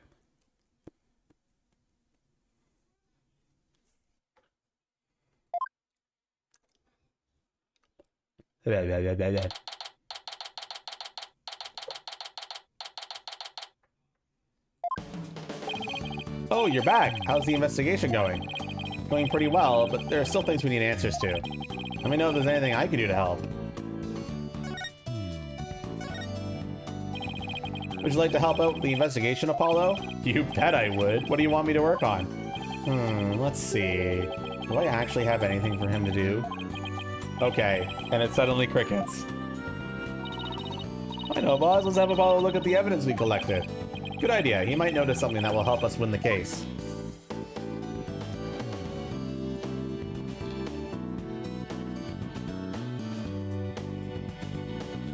That's the best that I can do.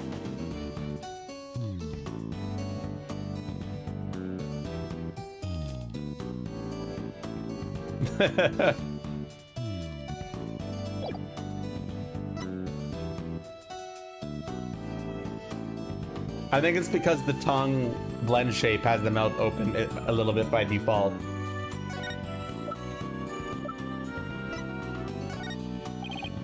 Apollo, there's something I'd like your help with. You have work for me? What is it? Can you have this capsule checked out? I think it's some kind of medicine. Sure thing, Mr. Wright. I'll go to a hospital or something and have somebody take a look.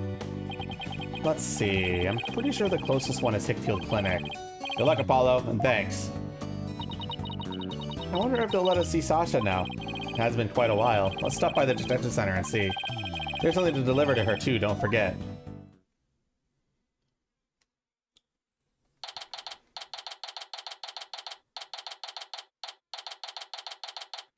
I'm feeling a little not great suddenly, chat. To the point where I think I need to take a break and stretch a little bit. Okay, so I'll be right back.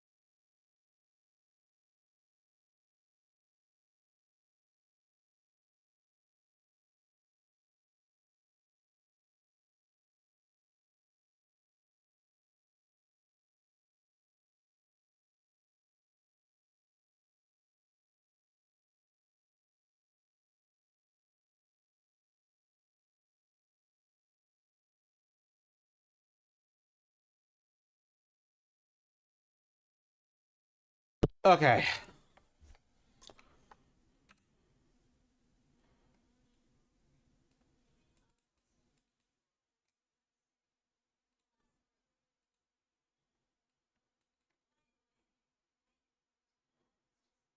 And no, I didn't eat raw chicken.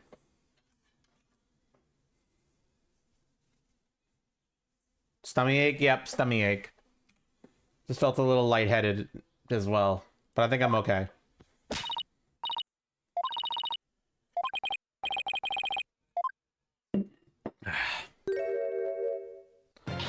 Ahoy there, me Heidies. Thank you for coming. I be in good spirits. Worry not about me. He's trying to cheer us up. Oh, that went over like a lead balloon. I was trying to make up for all your trouble. Maybe the two of you need to take it easy. I guess they both have the same idea. We came to let you know that we could take on your defense, if you'll have us. What?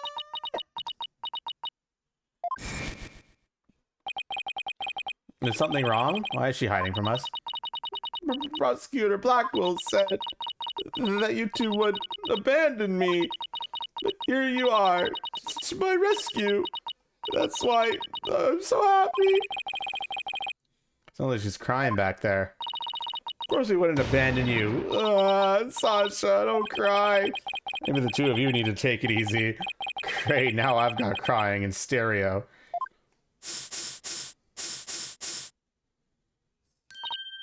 Okay, I'm all right now. Thank you for taking on my case. We're glad to do it. Well, now that you're smiling again, we have a few questions to ask you. On the night before the murder, did you enter the Orca pool room alone? That's right. On July 20th from 3 to 6 a.m., I was there cleaning and organizing. The captain and I were actually supposed to clean together starting at 4 a.m., but we got in a fight. I couldn't face him, so I went an hour early and started cleaning. What does the Orca pool room cleaning involve? Well, first we have to move Orla to the show stage pool before we get started.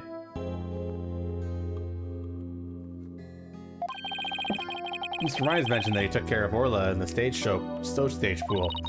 After Orla was moved, I drained the pool and rearranged the equipment and props. And did the captain ever show up? 4 a.m. came and went, but he never showed. I bet he was mad at me.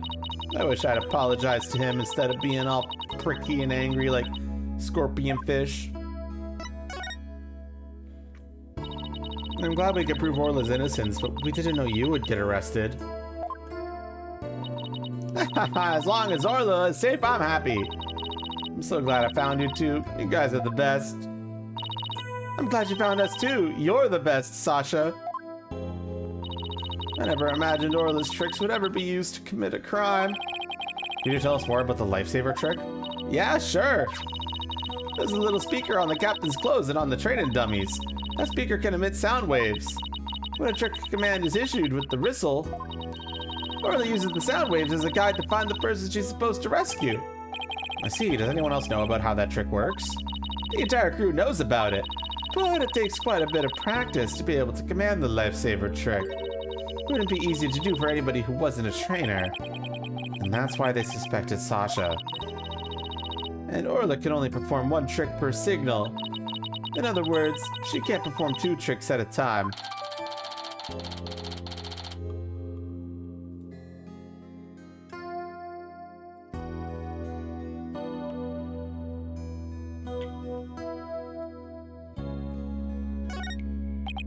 Wait, so she can't do the singing trick and the lifesaver trick at the same time?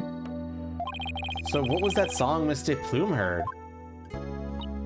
Oh, Mr. Wright, I just remembered. We have something to return to Sasha. Oh yeah, you're right. I have it right here in evidence. And we have to give Sasha that item Detective Fulbright gave us too.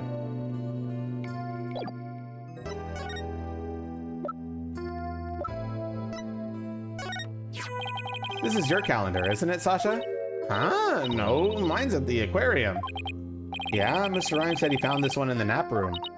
I didn't think anyone else at the aquarium used a calendar like that.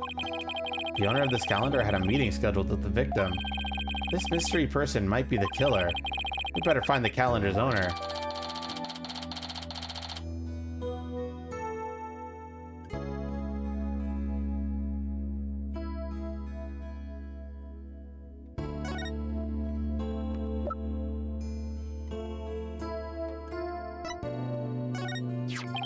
Agent Fulbright asked us to give you this medicine. Arr, that bilge-sucking blackguard had the spine to send me a gift? Dread pirate mustache, don't stand there gaping like a weak little minnow, avachi. Ooh, a real swashbuckling battle. Arr, if be a fight you want, a fight you shall have. Could you two please not drop into show mode out of the blue? Okay, sorry about that. Yeah, I'll take that medicine. She's acting kind of funny. What is the medicine for, by the way? Well, I guess I can't keep it a secret from you two. I suffer from a heart condition. A heart condition? Then you better get to the hospital right away. Take it easy, Athena. She's in detention, remember? Don't worry, it's not as serious as it sounds. They can fix it with a surgery. Not serious? A heart condition is a heart condition. Don't tell us not to worry. Yeah, I'm sorry. The captain was just as mad at me the day before yesterday. We both got so worked up at one point. It was like a sharky-shark situation. That sounds scary. Do you mind if I ask more about that fight? Why were you arguing with Mr. Shipley? The captain knew about my heart condition and he was worried about me. So he said he wouldn't put me in the new show. See? I'm not in the flyer. Oh, you're right. It's just Orla and the new adversary, Red Stash. I was so upset and frustrated. I was still crying when I went to do the cleaning. And I cried for quite a while before I drained the pool, too. But then, you know what? Orla did a trick to try and cheer me up. She acted out the scene where she defeats the giant octopus by spiking a ball at it. She spiked that ball so hard, she even ended up breaking off one of the octopus's legs. What a dramatic way to cheer up a friend. So that's why we argued, because he wasn't going to put me in the new show. But I was determined to be in the show yesterday. It's July 20th, you see. The anniversary of the death of the trainer before me. Azura Summers. The person Norma de Plume wrote about in her book. I wanted to explain to the audience that it was an accident, not murder. That's why I needed to be in that show so bad. So during the cleaning, I moved the skull rock to the orca pool. What? But why? It was a key prop. I figured the new show couldn't go on without it. I thought they'd be forced to switch back to the old show. Wow, that was pretty extreme.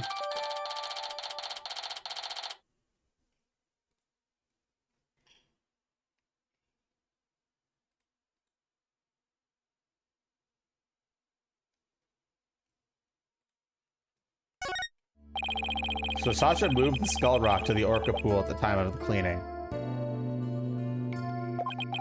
And if there's blood on that rock, then that must mean that the victim's death occurred after the rock was moved. Around what time did you finish up the cleaning? It was about 6 a.m. So that places suspicion on whoever met with the victim after 6 a.m.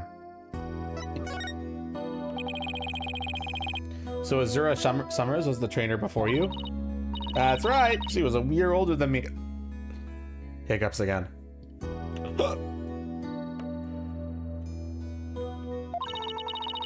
She taught me all about how to command Orla.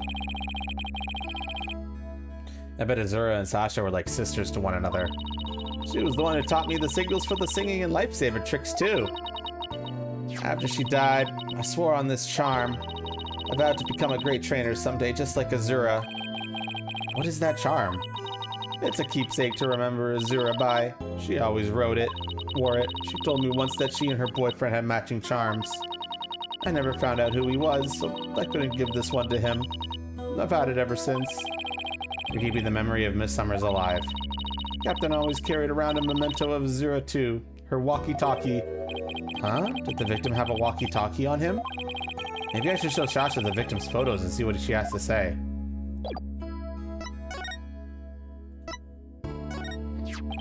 The victim didn't appear to have a walkie-talkie with him at the time of his death. Huh, but I talked to the captain on his walkie-talkie before I started the cleaning. There's no walkie-talkie shown in these crime scene photos. I don't understand it. The captain always kept that walkie-talkie with him. Maybe the culprit took it away? Maybe. But what would be the point of that? I better organize the data I have on the victim in the core record.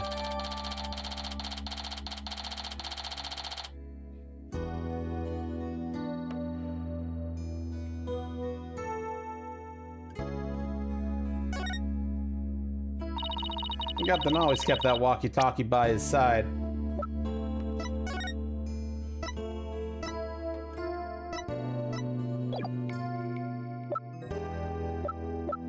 Oh, the pictures got combined into that. Okay.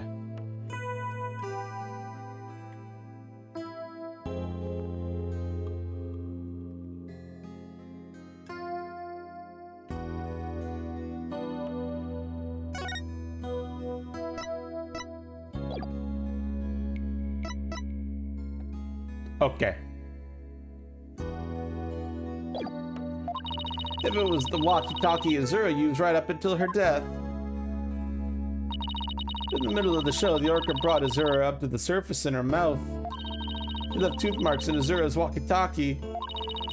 Captain said he always kept that walkie-talkie with him so that he'd never forget. So the walkie-talkie was really important to the victim. But now the captain is dead too. The only one left who could protect Orla from the ship's doctor. Protect Orla from the ship's doctor? I wonder what Sasha means. What do you mean by protect Orla from the ship's doctor? You know Herman Crab. Ever since the accident a year ago, he's been completely different. When Azura died, he said he was going to euthanize the orca.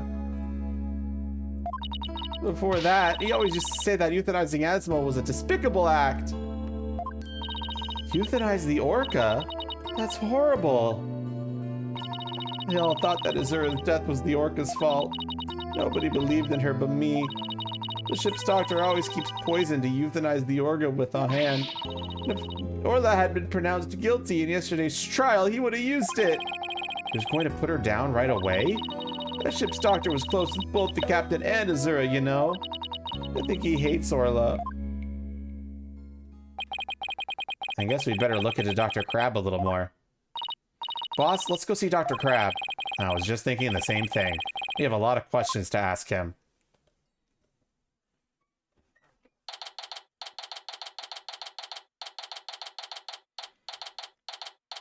Don't euthanize me. Oh, it's Pearls. And Rifle. What are you doing here? Rifle came in here, so I followed her.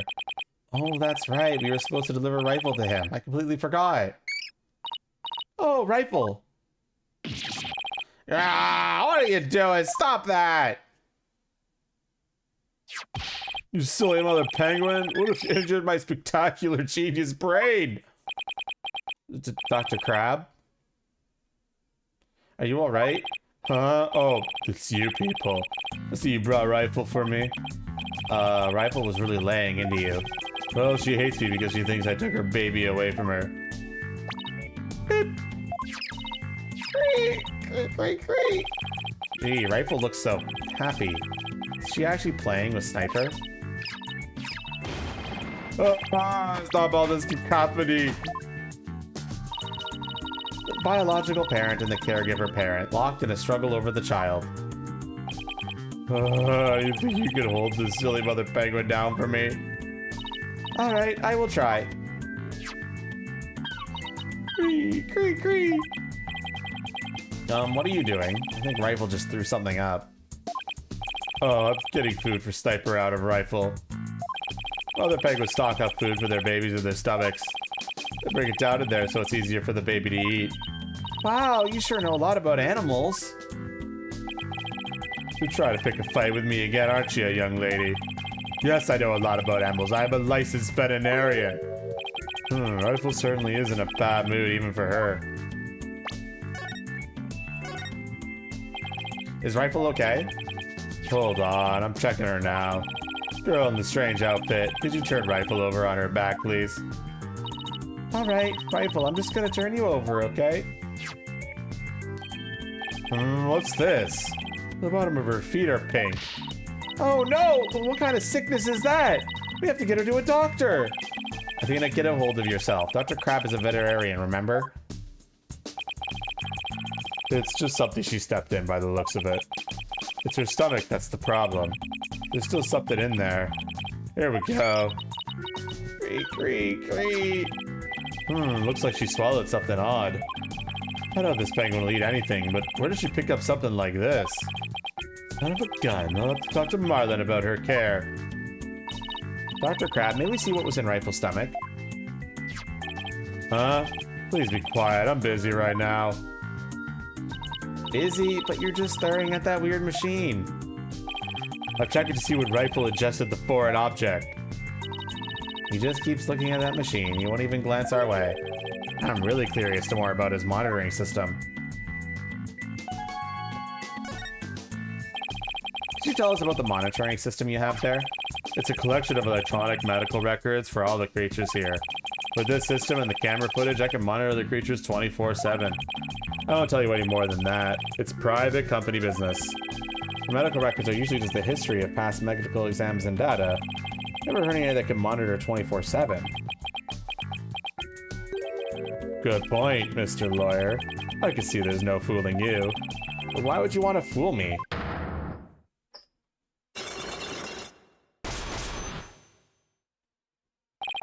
This guy's going to be a tough nut to crack.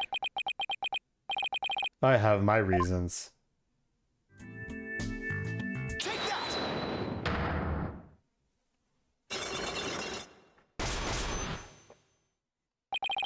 The monitoring system. I want you to tell me about the monitoring system here. You don't let up either, do you, Mr. Lawyer? They're just electronic medical records and feeds from security cameras. With these, I can monitor all the animals 24/7. And I say that's not true. I have proof that you can't monitor the animals 24/7 with this system.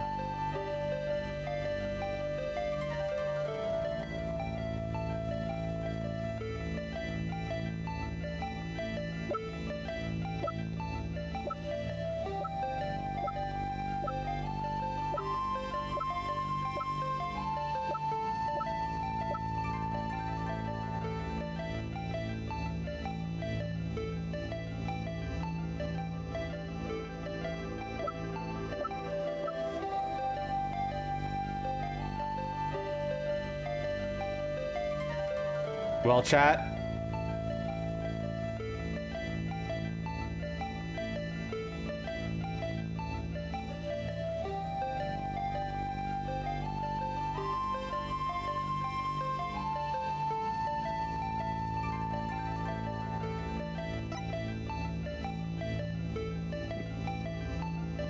The security cam?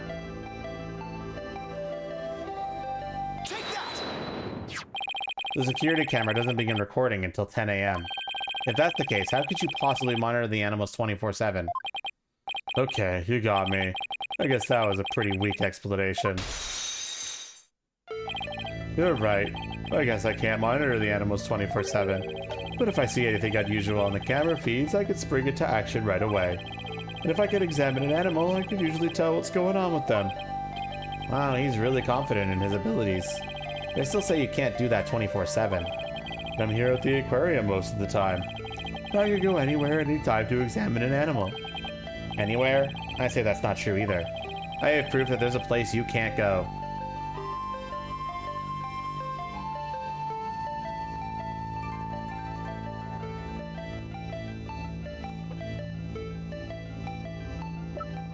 Your imagination wants to present the security card.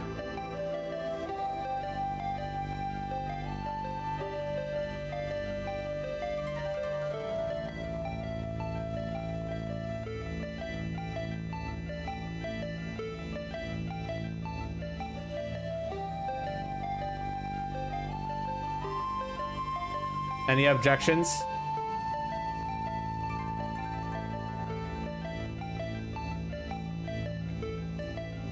Only need one more yes or Rooney, and we commit a Rooney. The only people who have access to the Orca pool room are the owner and Sasha. So how can you say you monitor all the animals? Son of a gun. So you knew about the security card, did you?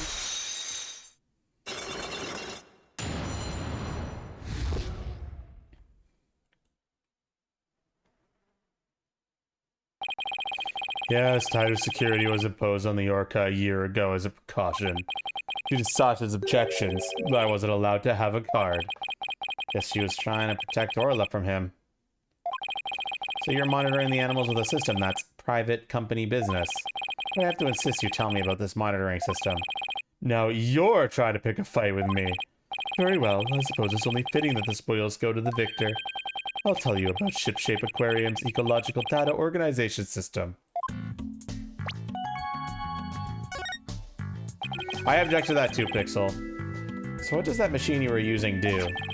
It's a system of ecological data organization developed in Europe. I call it the Torpedo. What do you think? Pretty impressive name, isn't it? Torpedo, as in man the battle stations and all that? No, it's the name I gave to this data organization system. Torpedo. It stands for Tele-Observation Real-Time Pertinent Data Organizer. Okay, but is it super admin restricted desktop ASCII password protected?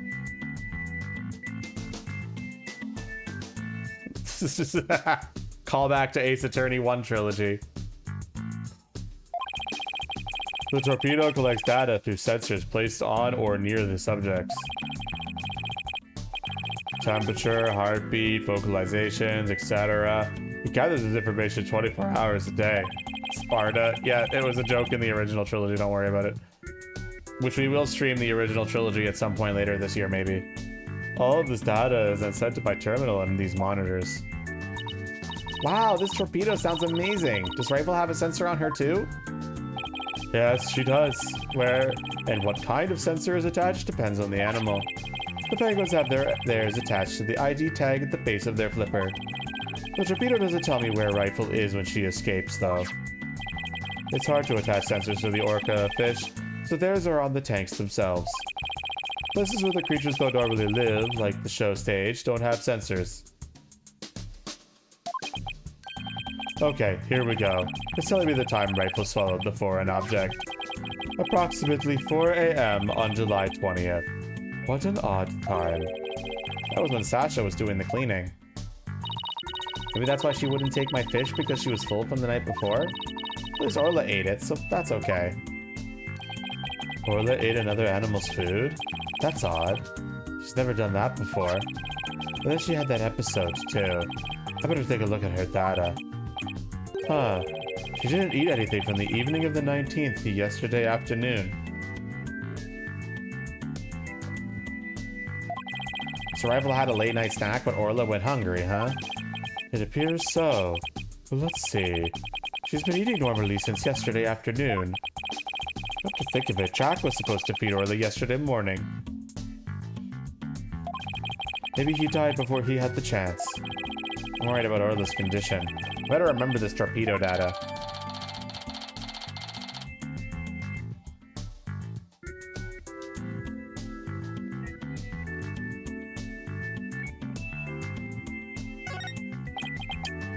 I still wonder why he wouldn't tell me about the torpedo.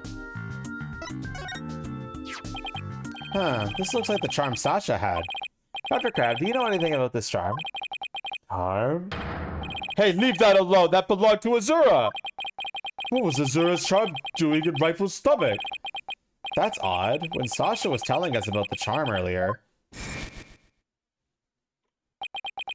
Sasha said that she had Azura's charm. But that charm is still at the detention center. Hey, wait a minute. Didn't Sasha say Azura and her boyfriend had matching charms? So this second charm must be the one that belongs to Azura's boyfriend. Dr. Crab, is it possible this charm belongs to Azura's boyfriend? I refuse to talk about such personal details of the deceased. Subject closed. Alright. He sure is touchy when it comes to Azura.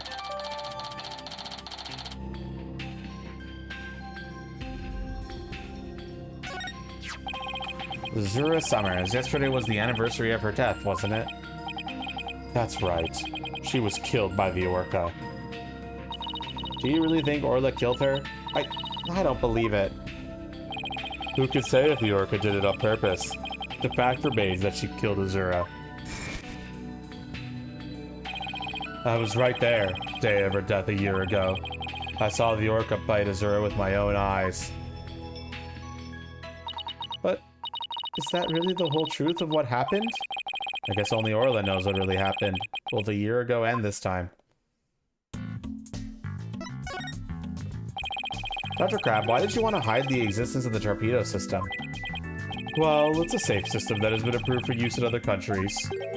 But it hasn't been legally approved in this country yet. That's why I always carry this terminal around with me. It's not something I want the police poking their nose into. You mean you're breaking the law? Which is why I was keeping it a secret. No problem for the aquarium. I had Jack's permission. He felt the animal's care was more important than the legality. We wanted to shield the rest of the staff, so we kept it a secret. But breaking the law is breaking the law! But in some cases, lives can be saved by breaking the law. Do we simply allow the lives of our animals to be lost while we wait for laws to change?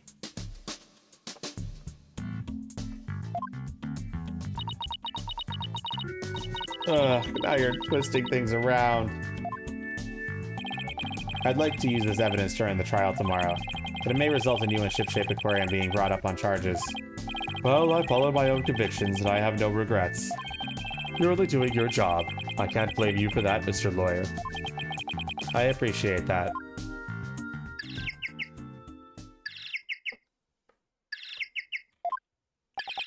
What's that sound? Another penguin? That's my ringtone.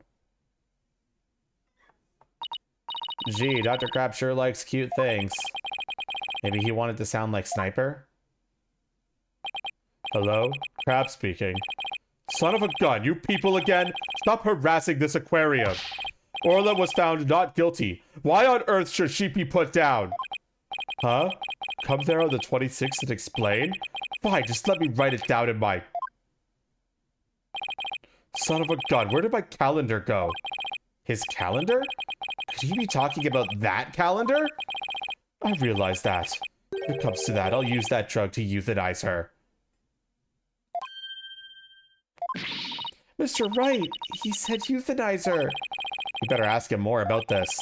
And I should try presenting that calendar to him, too.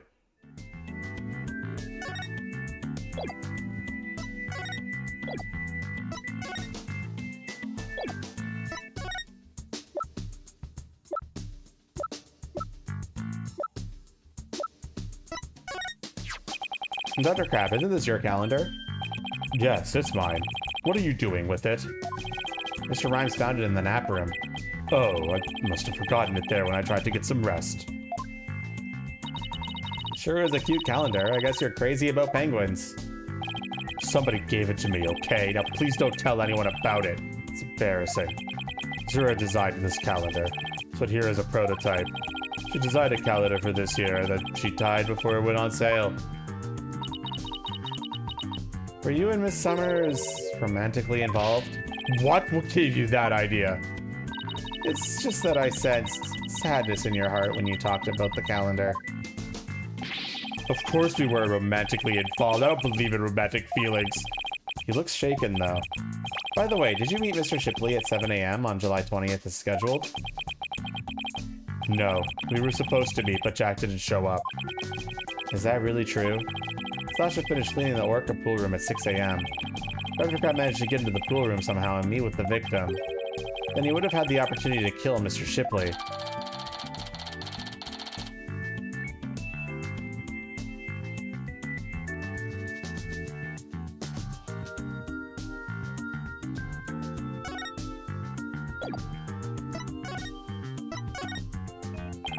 Who was that phone call from? Son of a gun, you heard that? Who didn't hear that? It was the Center for Dangerous Animal Control calling with a demand. They said that the orca may have been found not guilty this time, but that if she ever attacked a human again, we would have to put her down. Put her down? But that's horrible! Did you agree to their demand? Animals sometimes do attack humans. And of course, humans sometimes do kill animals to protect themselves. If it comes to that, yes, as a veterinarian, I am prepared to carry out euthanization. Using this poison. Huh? That capsule! It has the same letters on it as the one that was in Orla's stomach. Did Dr. Crab try to kill Orla? Please let me ask you one more question, Dr. Crab. What is it, Mr. Lawyer? You look so grave. I heard something disturbing from the writer, Norma de Plume. The center demanded that the aquarium put the killer whale down a year ago. Put her down? But the aquarium owner refused their demand, saying it was an accidental death.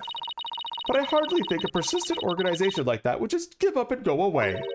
I'm quite sure the power of money helped convince them. What makes you think that? Once a month, the owner and the vet disappear from this aquarium.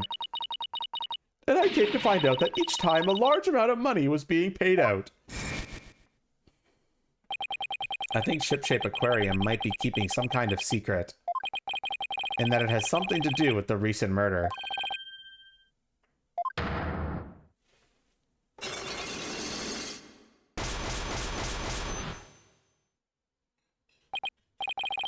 Five Cyclops.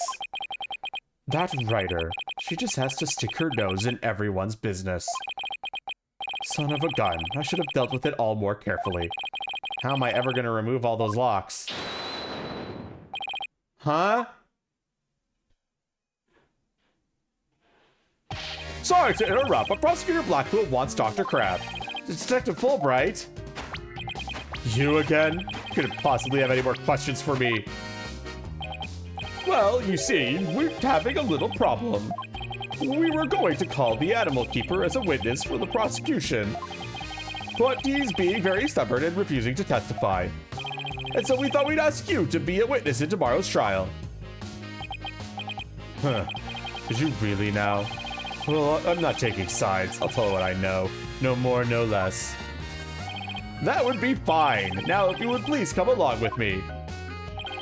Well, it looks like we have to continue our talk at the trial tomorrow. I don't know what secret you and this aquarium are hiding, but I'll uncover it if it helps save Miss Buckler. Give it your best shot, then. I'll see you tomorrow. Well, it looks like we'll be going up against Dr. Crab in tomorrow's trial. I bet he'll be one tough customer. Okay, we'll better get our evidence organized for tomorrow. I'll have Athena hold on to the evidence I don't think I'll need in court.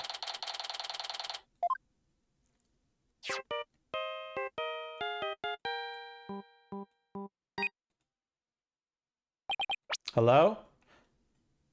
Oh my gosh, we still have the fish, chat. The fish survives.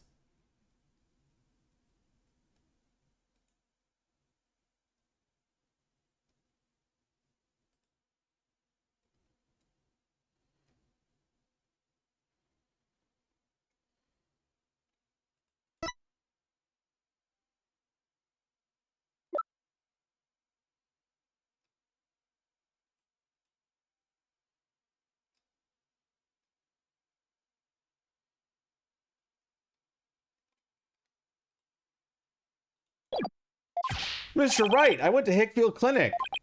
Apollo, use your indoor voice. Sorry about that. Anyway, I found it a lot, so I wanted to tell you right away. It turns out that mysterious capsule is a powerful sleeping drug. Apparently the brand name is 3Zs. Okay, yeah, it says 3Zs right on it. And they said the Ship-Shape Aquarium vet recently bought a large quantity from them. The vet? Dr. Herman Crab? 3Gs is supposed to be for people, but Dr. Crab told them it would work on other mammals like orcas and dolphins too. So Dr. Crab's euthanization poison was actually sleeping pills? When Orla almost drowned today, was it because she'd been given sleeping pills?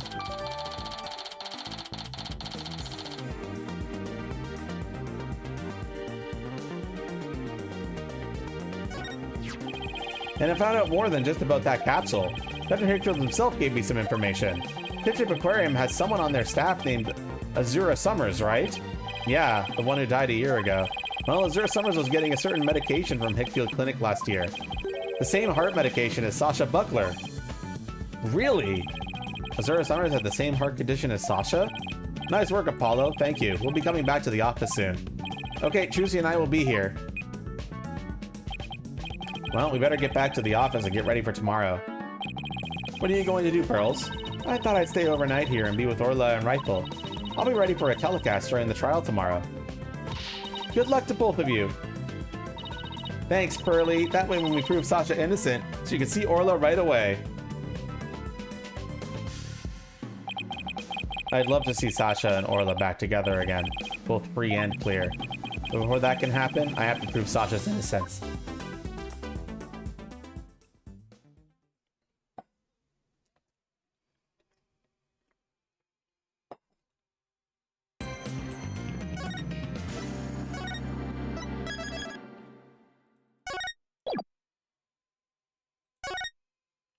No breaks.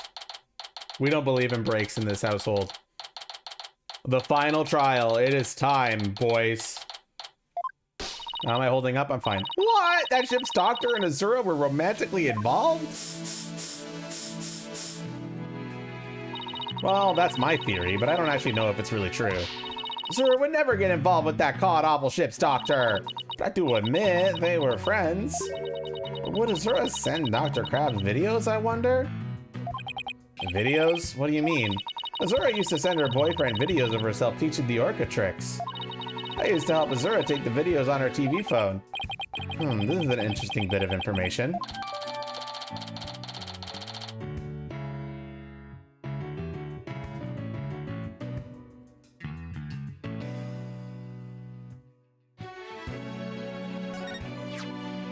So TV phones can shoot videos too, huh? My dumb phone sure can't. These TV phones are amazing. They can even record sounds you and I can't hear. All the equipment we use at Shipshape Aquarium is high-tech. The ship's doctor sends away for all kinds of electronics. So all the high-tech stuff is Dr. Crab's doing, huh? Anyway, I still highly doubt Azura's boyfriend was the ship's doctor. Dr. Crab found a charm yesterday, and he was really shaken by it. Charm? Hey, leave that alone! That belonged to Azura! What was Azura's charm doing in Rightful's stomach? That charm just looked like your keepsake of Azura. Yeah, well, she did say she and her boyfriend had matching charms. Were the ship's doctor and Azura really a couple? I can't believe it. Later, Dr. Crab will be called as a witness today.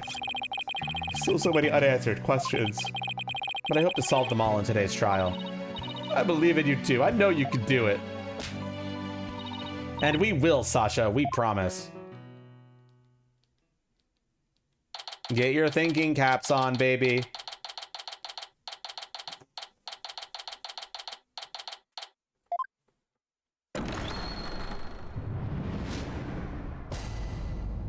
Court is now in session. All rise.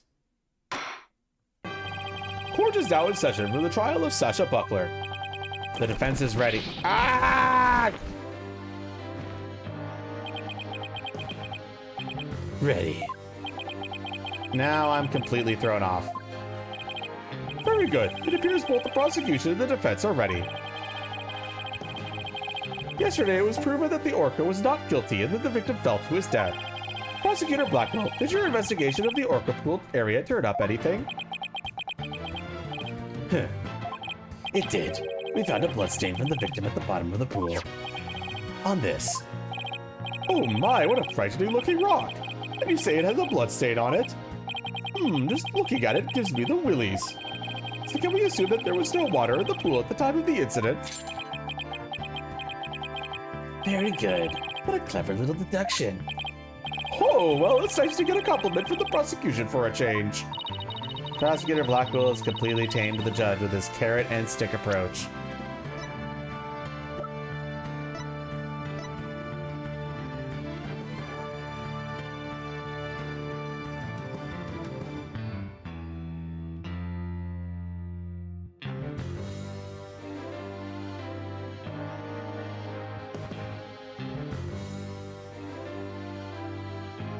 Sorry, I'm just updating some profiles and stuff. And I guess I should have brought a few carrots of my own.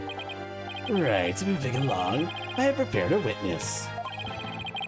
Buckler was the only one who entered that room when there was no water in the pool. The witness will prove that. Come to the stand, witness.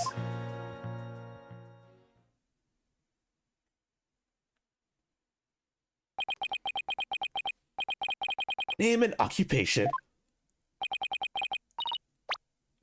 Dr. Herman. Beep. Sniper, stay in there. And who was that cute little creature? Huh. Such a restless bird. Quite unlike Taka.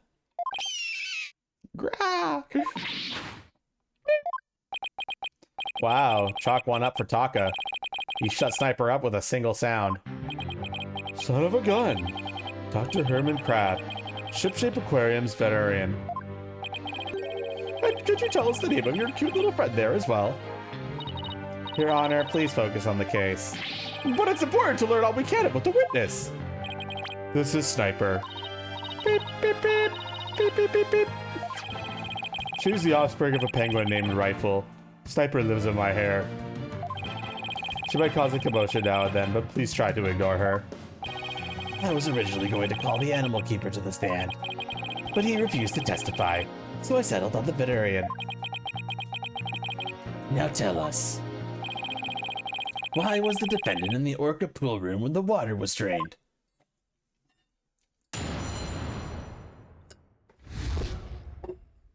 Cleaning the orca pool room. In the early morning hours of July 20th, Sasha was cleaning the orca pool room. Sasha and Jack Shipley, the owner, were scheduled to do the cleaning together. During cleaning, the pool water is drained. While the cleaning was going on, Marlin was taking care of the orca in the show pool. The pool water would never be drained unless the pool was being cleaned. And your claim is that the victim was made to fall to his death during the cleaning. Only Buckler and the owner had the security card necessary to enter the orca pool room. And we already know from the security company's record of card usage that the defendant was in the orca pool room during the time of cleaning. The witness's testimony and the record of the security card usage are conclusive evidence. So no one besides the defendant was at the scene and the water in the pool was drained. Uh-oh. The judge already seems to be leaning towards the other side. We have to strike fast. Your Honor, we're ready for our cross-examination now. Oh, yes, of course. Please proceed then. Power of youth comes in handy at times like this.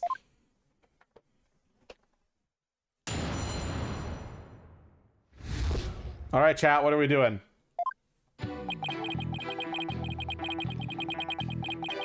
We'll start by pressing until somebody has an idea. Hold it! Why is the cleaning done so early in the morning? Essentially the middle of the night. Our aquarium is open every day of the year without break. So of course the cleaning has to be done at night when there are no visitors. No days off, is it? I can relate to that. Yeah, I guess prisoners don't get to take days off. Things sure are different around our office, huh, boss? You don't have to rub it in quite so enthusiastically. So, was the defendant cleaning alone? No. Sasha and Jack Shipley, the owner, were scheduled to do the cleaning together. Hold it! But Miss Buckler said that Miss Shipley never showed up to help the cleaning. I don't know anything about that. All I know is what's on the schedule. Maybe they changed plans. They probably felt awkward with each other and after their fight. In any case, there's no proof that the victim entered the orca pool room during the cleaning. Objection! If you don't stop your yammering, I will pull your tongue out and barbecue it. Yeah. Do you have to be so violent? Proof of none, the victim must have entered the pool room during cleaning. Witness, tell him why. Jack must have entered the orca pool room. The reason I think so is because the record of card usage shows that Sasha entered the orca pool. This guy's voice is making me yawn. Hold it! Don't you mean to say that the record shows both of their cards being used? No, only Sasha's, but they must have got in together. Jack's body was found in that room, so that's the only logical explanation. We talked about this just yesterday. What purpose does that braid of yours serve? Gah. You're even more bird brain than Rifle. Objection! Witness, I will not allow birds to be belittled in my presence. Limit your disparaging comments to the defense alone. So I get disparaged either way. Great. Huh. Bird lover, huh? I guess we're not destined to become best friends. That is fine. All I need is for you to talk about the state of the scene during the cleaning. Alright, fine. Oh, I don't know. I think the two of them were made for each other. During cleaning, the pool water is drained. Hold it! So the cleaning is done with the pool drained of water. That's right. They use the hoist there to lower themselves to the bottom of the pool. They could do regular cleaning with water in the pool, but this was an intensive session. I never cleaned my own lab, however. Don't you think it might be due then? I guess I can't talk, though. Well, Sasha and Marlon come in and cleaned it for me on occasion. But I'm too busy myself. I have animals to look after. Like this one, for example. That voice really had anything making me yawn. Such an adorable little creature. Let's cheer to this bleak courtroom. Your reaction to Taka was very different, as I recall. Oh, Taka is a fine bird too, of course. Please continue, Dr. Crab, quickly now. As I was saying, Sasha was cleaning the orca pool room. While the cleaning was going on, Marlon was taking care of the orca in the shore pool. So Orla was moved all the way over to the show pool? Why is that? Well, it wouldn't do to get her covered in cleaner, would it? Of course she was moved. You don't take a bath while you're cleaning the tub, do you? Excellent point. I usually clean the tub after I take a bath myself. I was assigned to clean the shower stalls yesterday. They were cleaner than an endo bathhouse by the time I was done. I guess Prosecutor Blackwell is the fastidious type. I polished it so well that the inmates are sipping and sliding all over right about now. Maybe he's not so much the fastidious type as the prankster type. Somehow, I don't think that's it either. Anyway, cleaning the orca pool is just like cleaning the tub. The pool water would never be drained unless the pool was being cleaned. There's no possibility it would be drained at any time other than during cleaning? None. Ugh, shot down with a single word. Why are you so certain? Think about it. If the pool water were drained, what would happen to the orca? The poor thing! Whose side are you on, Athena? Exactly, young lady. Without water, Orla would be alright for a short period of time. But anything longer than that would pose serious risks. She could even die. But the fact that Orla is alive as well is proof the water wasn't drained on her? That's right. The orca pool and the show stage pool are next to each other.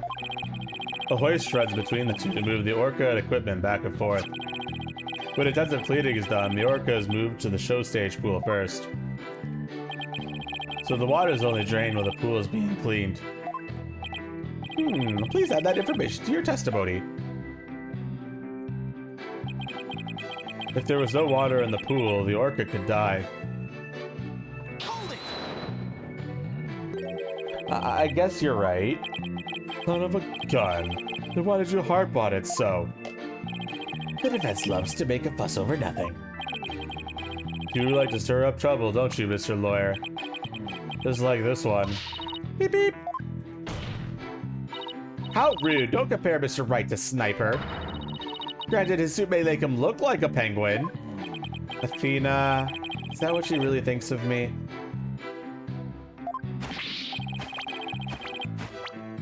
I wish Sniper and Miss Baby Chick would both stop on the peeping and chirping.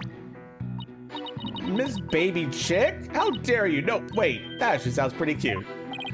Wow, you just got away with calling a young woman a chick in court. Somehow we have to show that the water could have been drained at some other time. If we don't, Sasha will be the only one under suspicion. There must be a hint somewhere. I better look through the evidence again. I have to find out how the water could have been drained while Orla was there.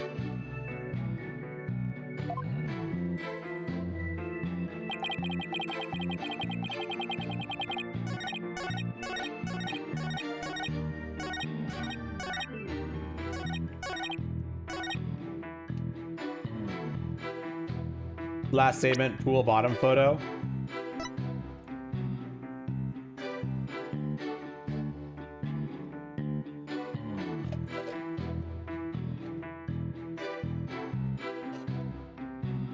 Do we agree with this, chat?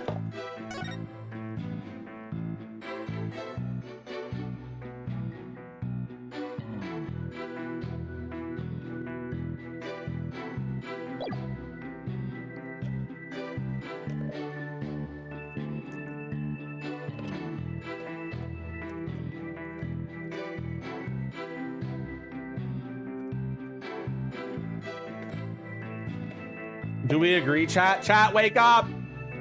Chat, it's time to wake the fuck up! It's your time to play the video game! Objection! If the water in the pool is drained, you say the orca could die. But is that necessarily true? What are you talking about?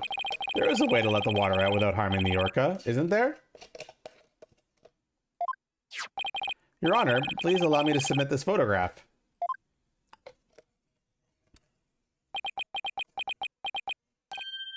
Oh, this is...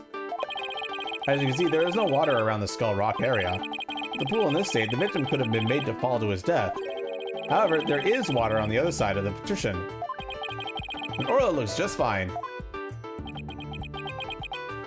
Son of a gun. In other words, if the petition was set up at the bottom of the pool, the water can be drained without doing Orla any harm. Are you implied that the water could have been drained at a time other than during cleaning? Yes, there is that possibility. Dr. Crab is shaking. Looks like he has something to hide. Could it have something to do with the calendar note about meeting with the victim? It might. I'll submit it to the judge. Your Honor, please take a look at this calendar. Oh, you waved that around in court yesterday.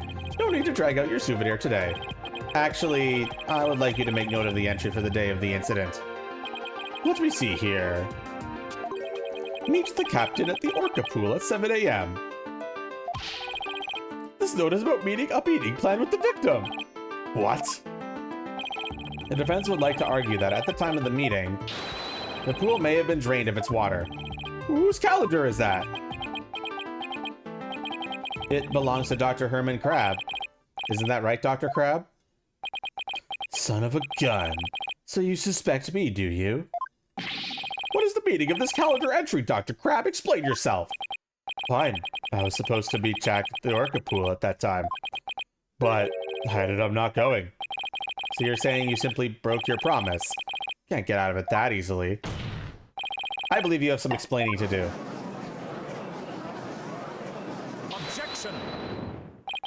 Your blade is sharper than I thought, right, Dono? But your cut was shallow. A mere surface scratch. There's a saying amongst prisoners. Do not see, hear no speak to smooth-talking lawyers. If you think the witness is suspicious, show your proof. Ah, the calendar alone isn't good enough, huh? I have to prove the victim could have fallen to his death at that 7 a.m. meeting time. Let's put our heads together, boss. The victim could have fallen during cleaning when the pool was completely drained, or using the partition, it could have been at 7 a.m. when the water partially drained.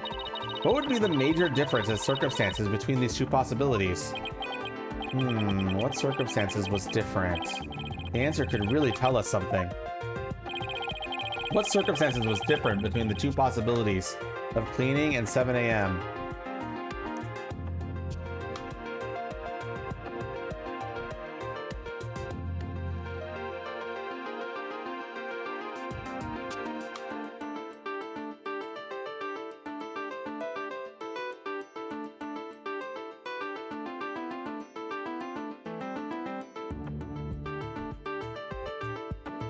Well, chat.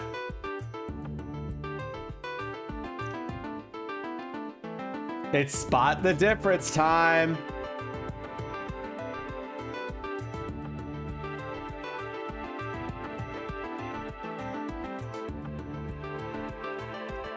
Purposely Lost Bob says 2.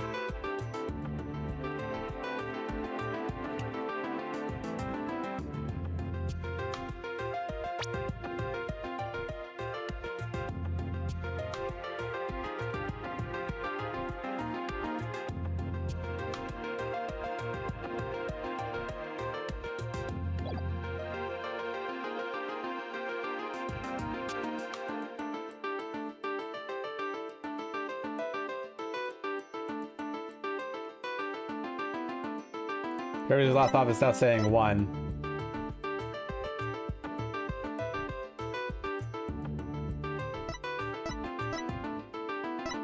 And then Nightcrawler saying 1. Well, Chatterinos, are we committing to 1?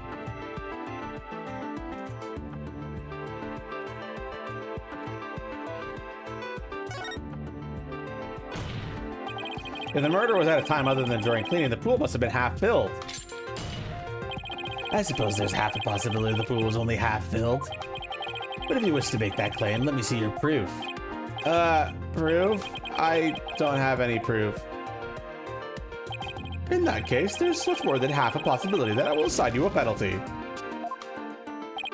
I better rethink that. There must be some other circumstance that was different. What circumstance was different between 2 possibilities of cleaning and 7 a.m.? Of these 2 options, what is it, chat?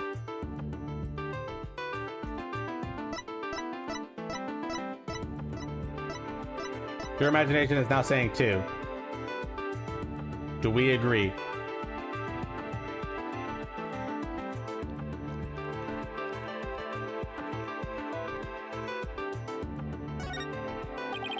If the murder occurred at a time other than during cleaning, the orca must have been there. Oh, you're right. And that would mean that Orla witnessed the murder. What's this? You're sheathing your sword so soon.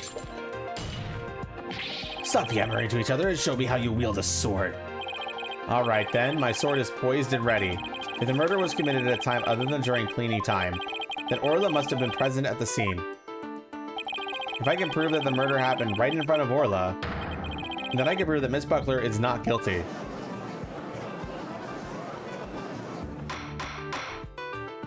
Order! Order in the court! Mr. Wright, I imply that the orca was a witness to the crime. That is exactly what I'm implying. Huh. And? How do you intend to prove the orca witnessed the murder? What are you going to do? Put the orca on the stand and cross-examine her? This is a critical point. I better think about it carefully. The defense will...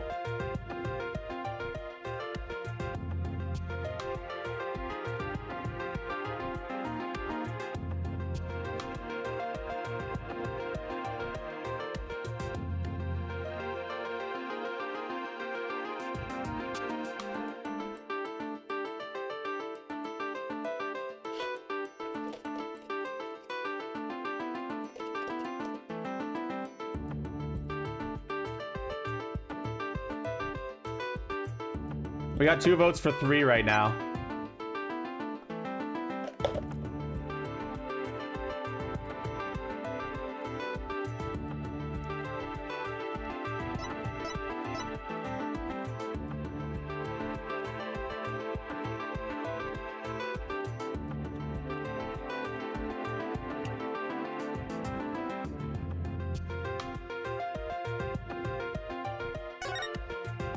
The defense will present evidence. Evidence that will prove Orla witnessed the murder.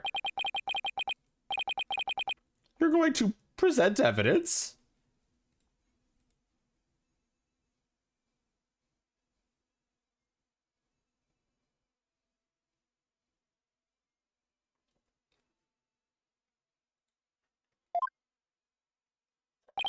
Knowing the defense, I thought surely you would try to cross-examine New Yorker.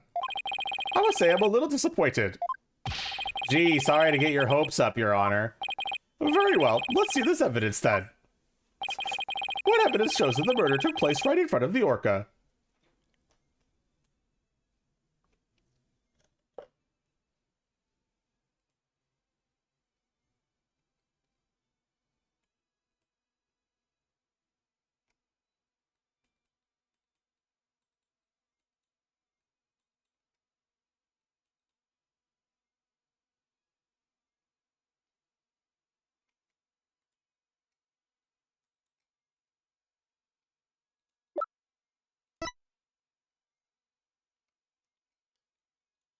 Sounds like we're all in agreement on that.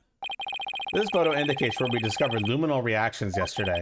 By accident, we got some of the luminol testing fluid on Orla.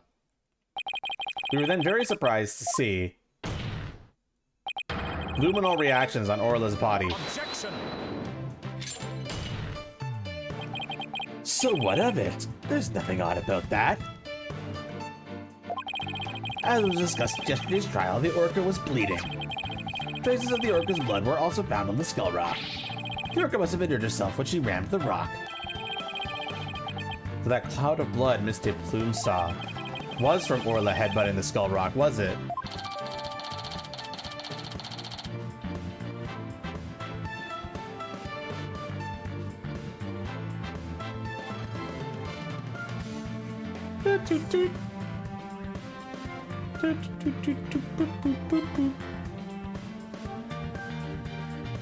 Sorry, chat.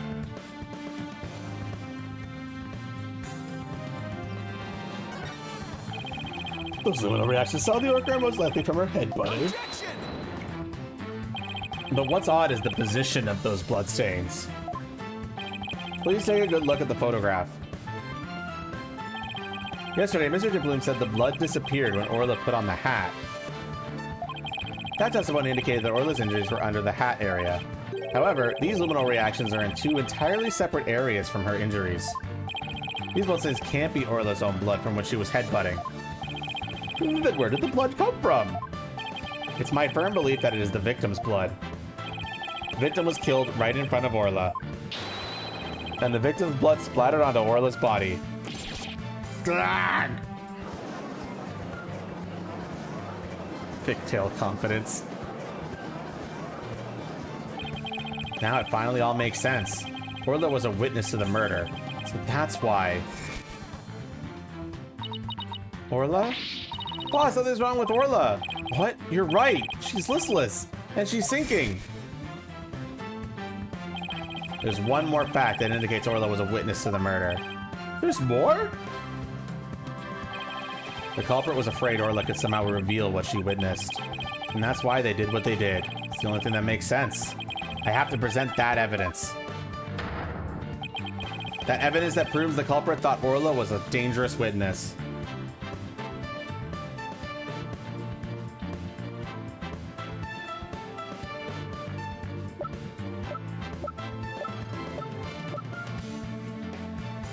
Your imagination wants to present the pill.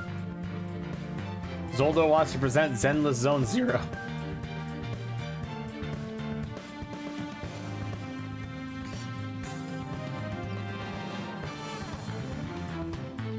Take that! The defense would like to submit this evidence. What's this? It looks like some sort of medicine. It's a sleeping drug, Your Honor. A very powerful one. The sleeping drug was discovered in Orla's stomach yesterday. The culprit tried to drown Orla by putting her into a deep sleep. Tried to drown the orca? But why? Right, Dono. Are you trying to tell this court that the perpetrator tried to kill the orca off to prevent a witness from talking? Do you really expect to defeat me with that feeble attack? My sword has been drawn. I'm not about to sheath my evidence now. Orcas have an enormous potential for intelligence. Whether that orca somehow managed to reveal the truth can't be denied. The culprit believed in this possibility, and that's why they tried to kill her. Dr. Ermin Crab, you purchased the sleeping drug, didn't you? What? Does this mean the veterinarian tried to do away with the orca? Who but a veterinarian would better know how to disguise an orca's death? He can even prevent the police from examining Orla's body. Why, you? Are you actually accusing me of trying to murder the orca? How dare you! How dare you slander the noble profession of a veterinarian! Eek! My goodness, what could cut the tension in this courtroom with a knife? Yes, I admit to purchasing that sleeping drug. However, it was subsequently stolen from my lab. That's such a flimsy excuse. It's the truth. What else can I say? Any one of the crew members could have entered my lab. I guess that weakens my evidence quite a bit. Besides, think about it for a minute. Who was it that treated Orla after she swallowed the drug? It was I. But as I recall, it took you quite a while to give that treatment. You didn't even come on your own. We had to go get you. Son of a gun, you just remember all sorts of little details, don't you, Mr. Lawyer? The Orca pool and the lab are far apart. It's little wonder he didn't know Orla's condition. Didn't know? That's highly doubtful. As far apart as they were, Dr. Crab still had a way to know all about Orla's condition. The defense would like to submit evidence that the witness knew about Orla's condition.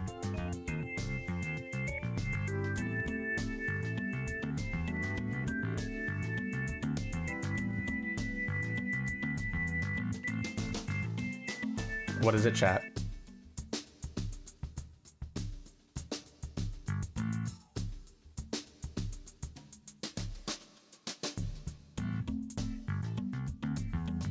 Your imagination wants to present the torpedo.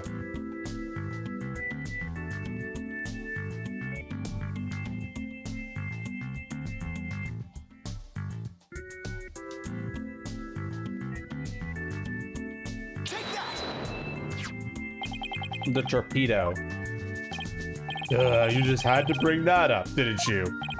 With this advanced data system, surely you would have known Orla's condition.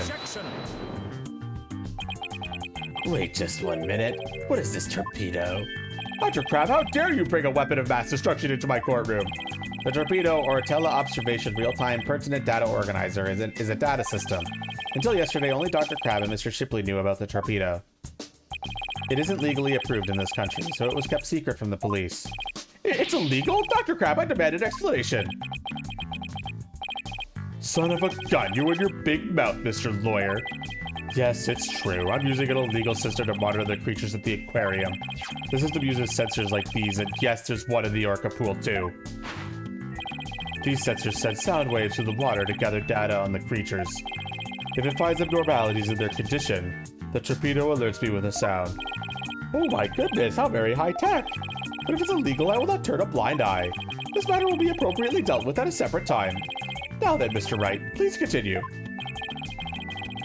With the torpedo, I'm sure Dr. Crab noticed the danger Orla was in, but he made no attempts to come to her aid on his own. And the reason for that is that Dr. Crab wanted Orla dead.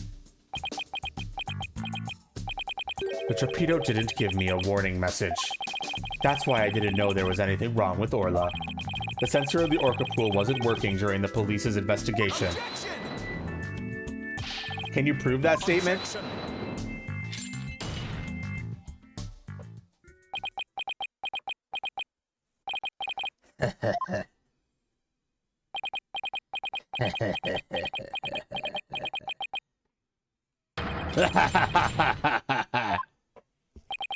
What's with him? I guess this is all so high-tech for Prosecutor Blackpool that it's making him a little funny. Funny? Yes, I find this all very funny. Witness, those sensors send sound waves through the water, correct?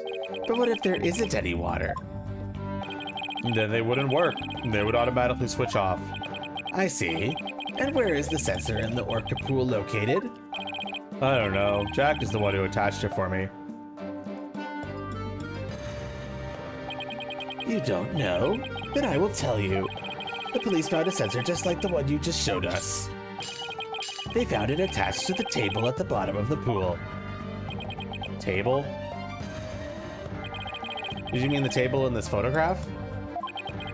That's right.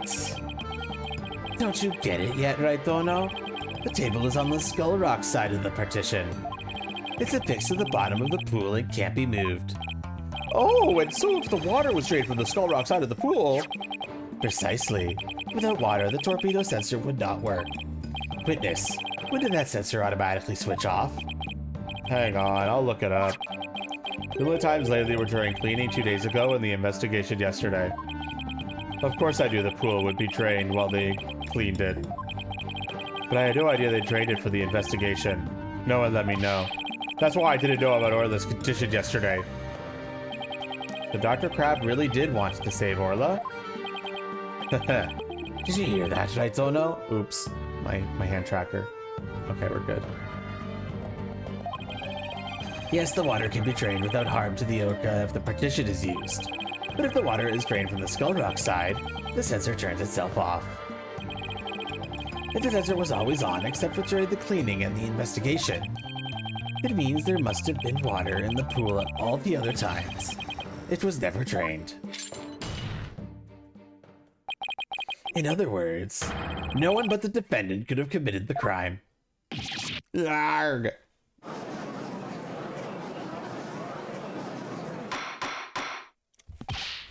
Order!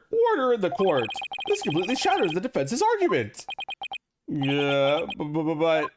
The fact still remains that Orla was nearly killed with Dr. Crab's sleeping drug. Objection! But aren't you forgetting one important question? When was the sleeping drug given to the orca? You're right. That hasn't been discussed yet, has it? The orca pool is the scene of the murder.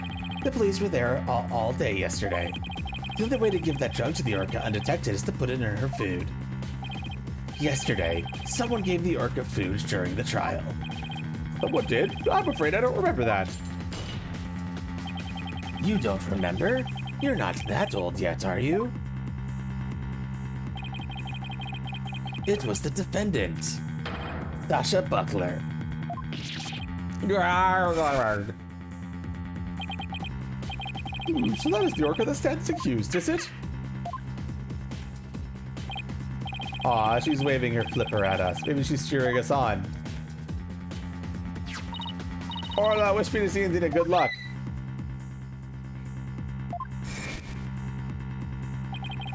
So your argument is that Miss Buckler is the one who gave the orca the drug? The prosecution's argument hasn't changed.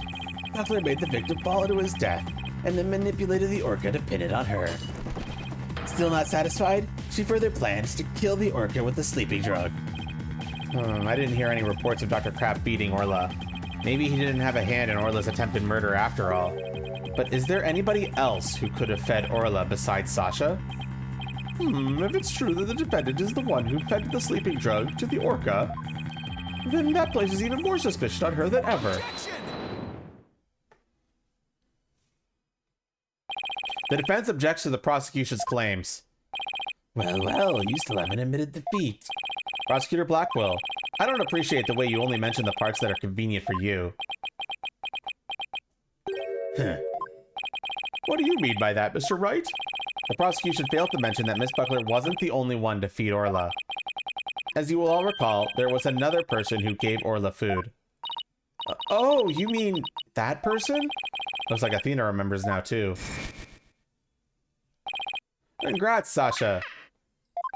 Time to celebrate. Go on, eat up.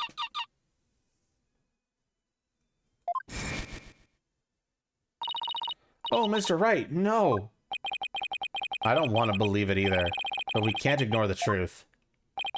The other person who fed Orla during the trial was...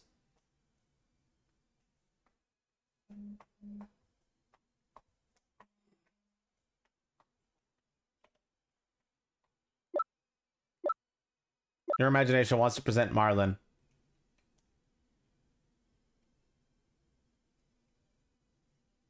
Take that! Please recall when Orla was found not guilty yesterday.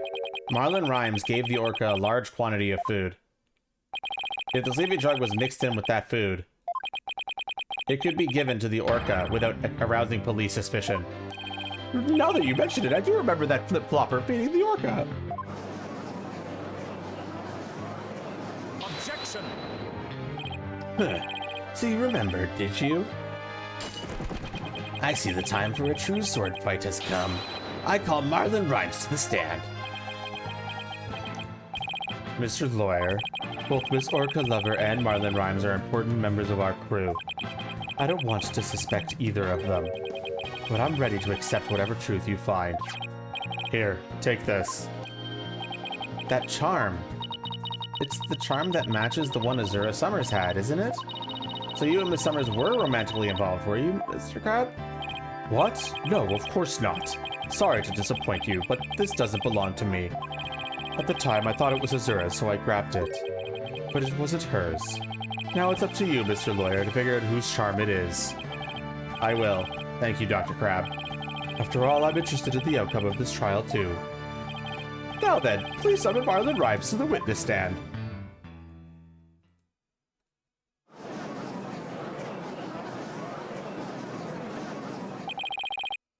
What's going on? Why is everyone making that face for? I haven't been watching the trial and nobody's told me anything. Marlin Rhymes, You were under suspicion for the attempted murder of the orca. I see. Well, if it's already out... Mr. Rhymes? Is he really just going to admit it? Fine, I'll tell the truth.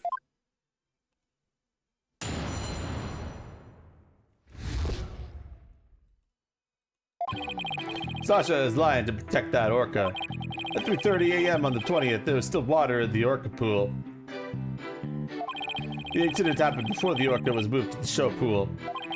Orla killed the captain by bashing him 30 feet high and making him slam into the water. So I thought the orca should pay the consequences. Now we're back to the orca again? I did not see that testimony coming. Now wait just 1 minute. Yesterday Orla was proven innocent. Besides, you said Orla was in the show pool during the cleaning. I didn't want to sell Sasha out. That's why I didn't tell the truth. But the fact is, all three of us, Captain, Sasha, and me, were cleaning the pool room. But Dr. Crab and Miss Buckler both said you were at the show stage. Well, the only thing Dr. Crab knew about the cleaning was what I told him. I don't give him a whole lot of details either. Maybe he misunderstood. Sasha is lying to protect the orca. She can't tell the truth. Sasha put blood on the skull rock herself to make a fake blood stain. I think it's pretty brave of her to let herself get arrested to protect the orca. Mr. Rhymes, how can you lie like that? It's the truth. Besides, wouldn't it be better for you if I wasn't lying? If the orca did it, you win your case. What? This is all very hard to believe. But if Mr. Rhymes' story is true, Mrs. Buckler would be innocent and the orca would be the killer. Meaning, if we turned our backs on Orla, we could save Sasha? Make a witness lie to save your own client? What dirty, underhanded tactics, I don't know. Yesterday, the defense proved Orla was not guilty. We have no intention of going back on our assertions now. What are you saying, Mr. Wright? All you gotta do is admit the orca did it and Sasha goes free. Isn't the lawyer supposed to act in his client's best interest? But that wouldn't be acting in her interest. Miss Buckler believes Orla is innocent. And we, of course, believe that Miss Buckler herself is innocent too.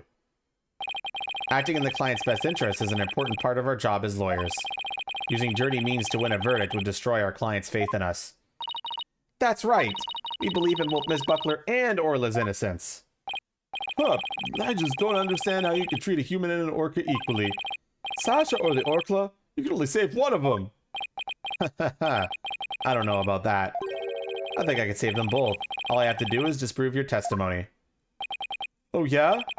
Then go ahead and try. I will do just that. If I can't tear down his testimony, I won't be able to save both of them. I have to find a weak spot and start tearing. God damn it.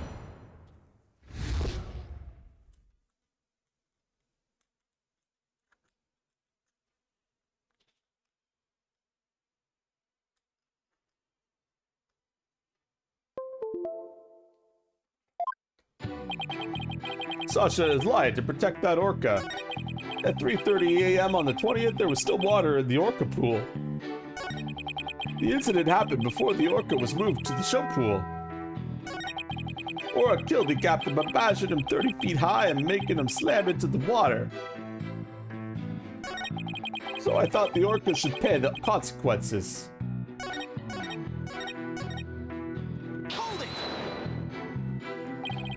What exactly do you claim Miss Buckler is lying about?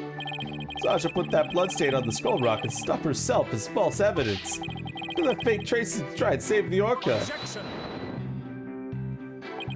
Witness, if you keep talking nonsense, I will seal your mouth shut. The defense supports the prosecution's idea. But Mr. Wright, my testimony helps your client. You ought to be happy. I want to save both Orla and Miss Buckler. I won't accept anything less. Now that that's understood, please continue with your testimony. Fine. At 3:30 a.m. on the 20th, there was still water in the orca pool. When the victim was killed, how much water was in the pool? It was before the pool was drained for a cleaning, so it was full. You went into the orca pool room and saw this yourself? Dr. Crab said that you were at the show stage. Objection! But it's possible that Dr. Crab was misinformed or that he misunderstood. The witness already explained this. Why are you taking this meaningless tact? If he wants to play games, Taka here would be more than happy to play with you.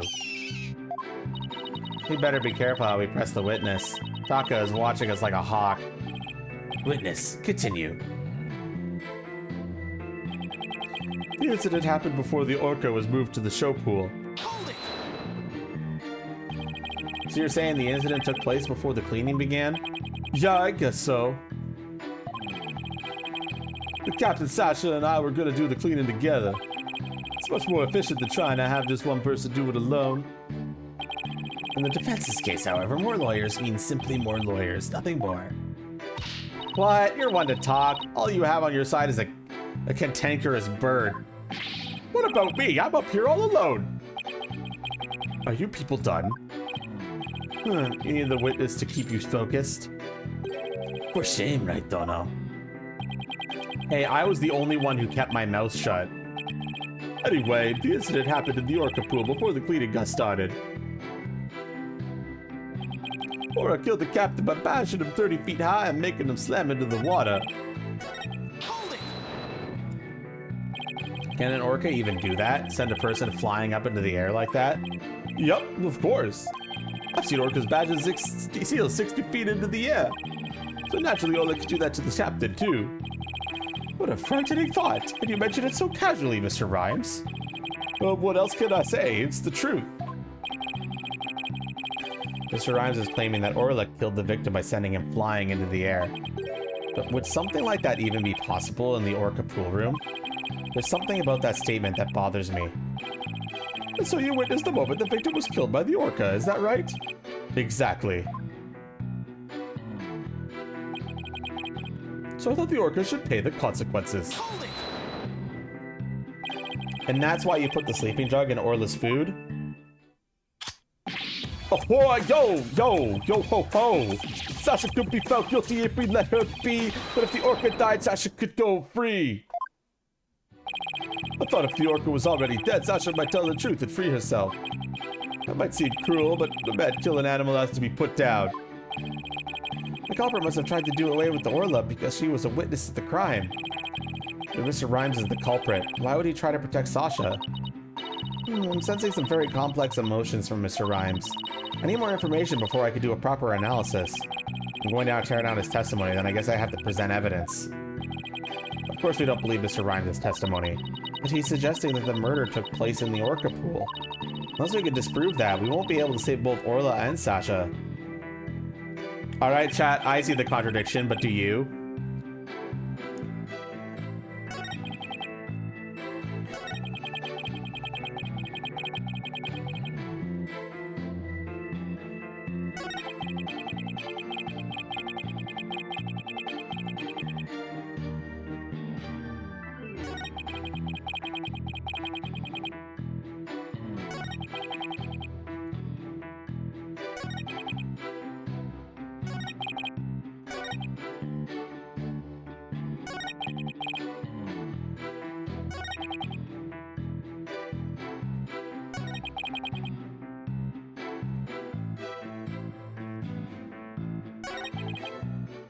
Well, chat,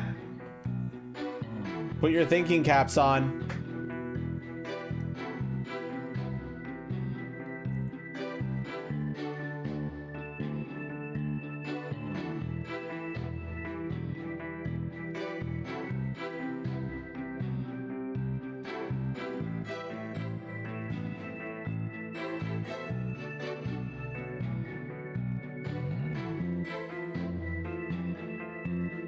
Because you really liked the ending? Unfortunate.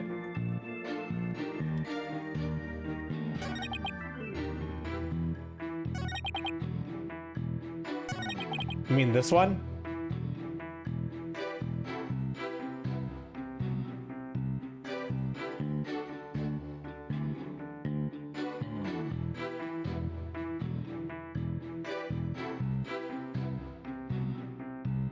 Your imagination wants to present the autopsy report here, or this document here.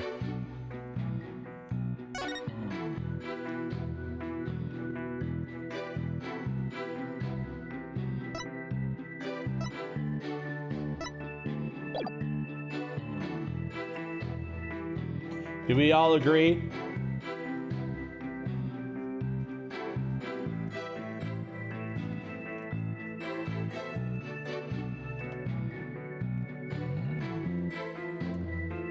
Are we all in agreement over this, chat? No, not all of us, Pixel, unfortunately. We need to fix that someday.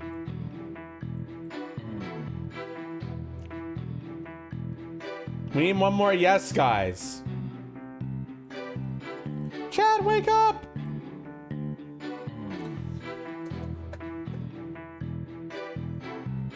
Objection!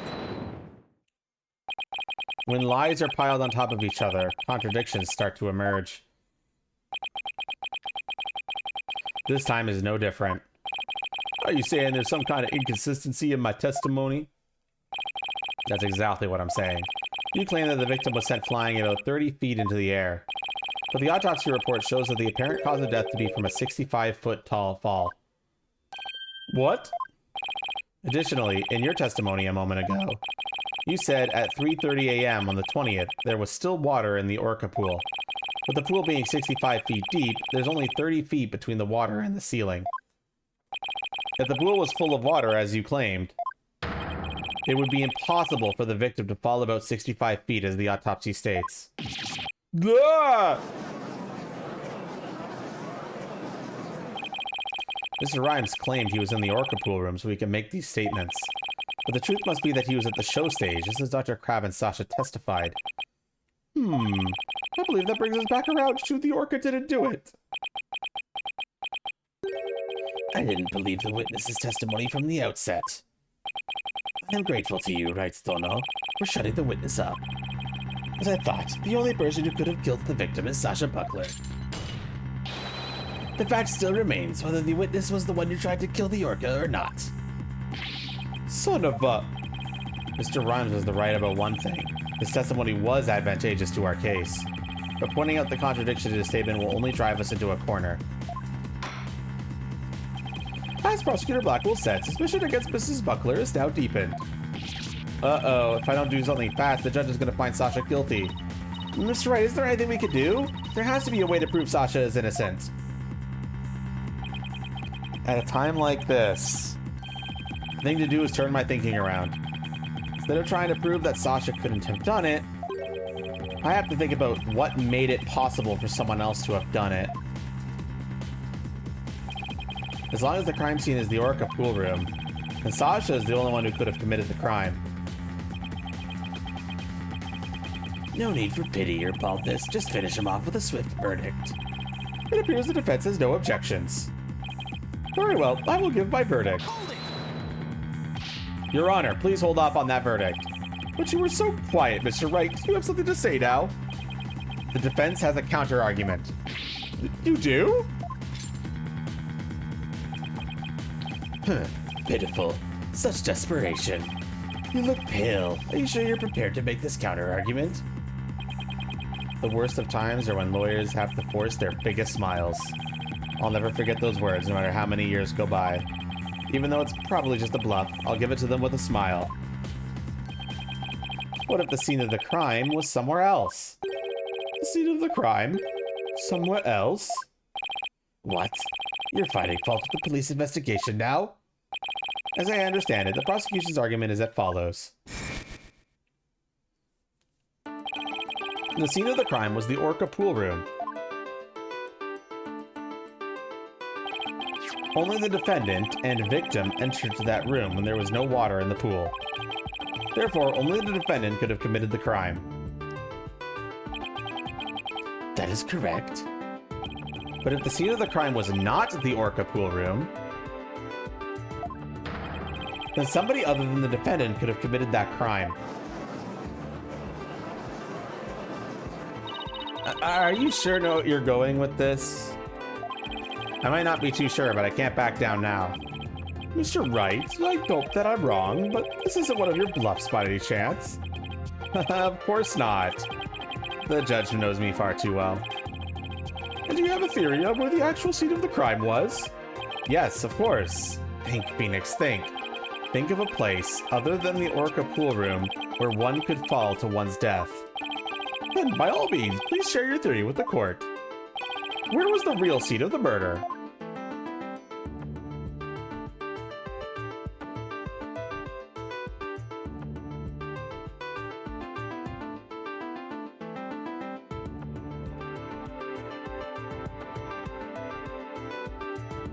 Well, chat, where was the real scene of the murder?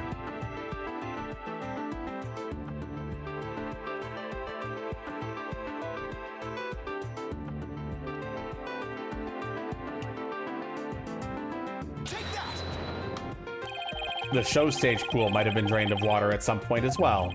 And if so, it would be just possible to follow the one's death there as the Orca pool. Right, Dono.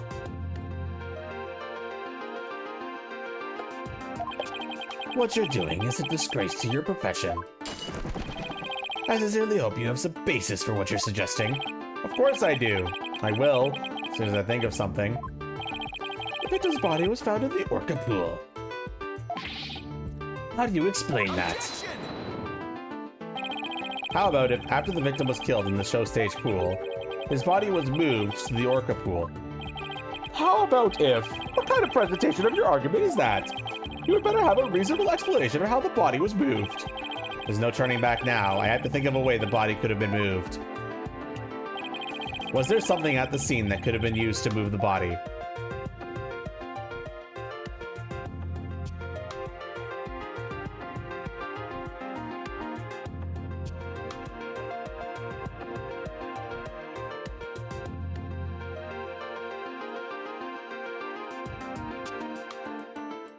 This is what people are suggesting. Do we agree? We got 3. I want 1 more, maybe. Yeah, it looks like we agree. The hoist runs between the Orca pool room and the show stage. The stretcher can be hung from the hoist to move things like Orla or the Skull Rock. The stretcher could also have been used to move the dead body. Yes, if the stretcher can move the Orca or the Skull Rock, it seems likely that it could also move a dead body as well. Wow, somehow that worked. I just might be able to pull this off. If the show pool was the scene of the crime, somebody else could have done it. You desperately spew conjecture, and now you even make up a crime scene? Ah! Eek! Not again! You don't have the soul of a warrior. You don't deserve to be on the battlefield. And even your fabrication is half-baked. It's a disgrace. What do you mean half-baked? The hoist can be operated from the Orca pool room only. Yeah. And the only person who entered the Orca pool room was the defendant. So even if the body was moved, the only one who could have moved it was the defendant herself. Yarg! What kind of sound effect is that, Phoenix? Yarg. Order! So it comes back to the defendant no matter which pool it was. Meaning, I can't clear Sasha either way. Sasha said she moved Orla in the Skull Rock. And I believe her. So could it be possible that she moved the body herself without being aware of it? Mr. Wright, do you have any objection to the prosecutor Blackwell's claim? Do I have an objection to the claim that the defendant moved the body?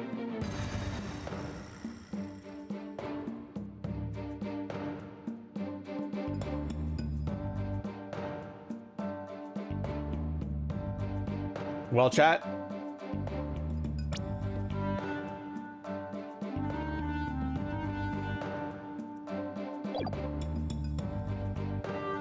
And Toro says no.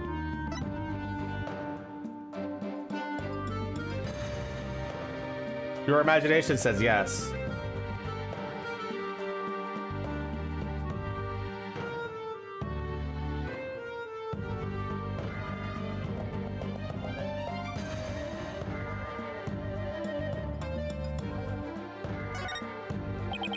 I have no objections. Mr. Buckler must have been the one who moved the body. What? Mr. Wright, are you admitting the defendant committed the murder? No, I'm simply conceding that she was the only one who could have moved the body. However, I contend Miss Buckler was not aware that is what she was doing. The culprit made her move it, unbeknownst to her. The defendant moved a dead body without recognizing it was a dead body? How could that be possible? The body was found in the orca pool. It must have been moved there somehow. I might find some kind of hint that things she moved with the stretcher. The culprit made Miss Buckler move the body along with this piece of evidence.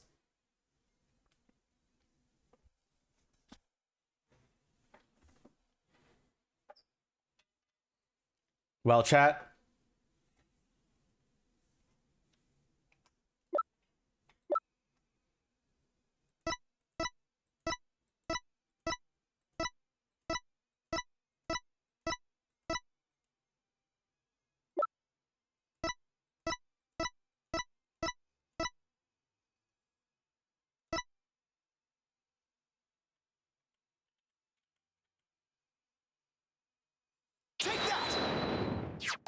The skull rock? Miss Buckler told me yesterday that she moved the skull rock when she was cleaning. The only two things Miss Buckler moved to the orca pool are Orla and the skull rock. I would like to suggest that the victim's body may have been inside the skull rock. What? Hidden inside the rock, the body could have been moved to the orca pool with the hoist. At the Osage, Marlon Imes rode up the skull rock with the body inside, and then he used the walkie-talkie to let Miss Buckler know the rock was loaded.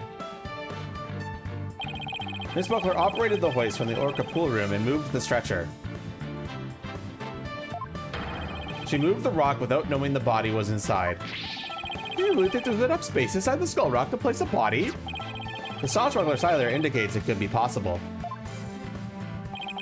Please focus on the question at the bottom left.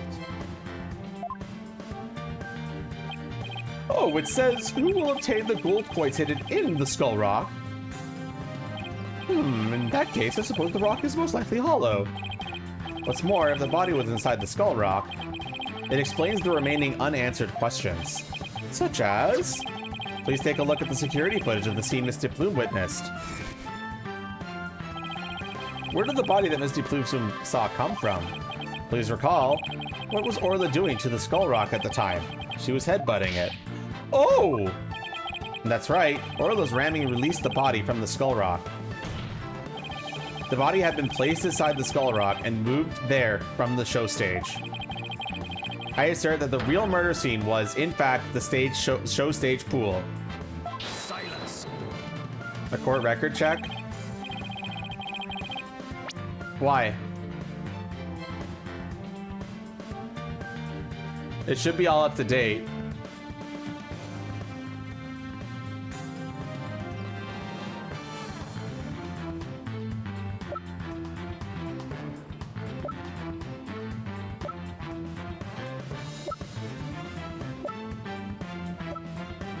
Do you see anything that's here that should be that's missing? Oh yeah, in fact we have too much evidence. The calendar is no longer a thing.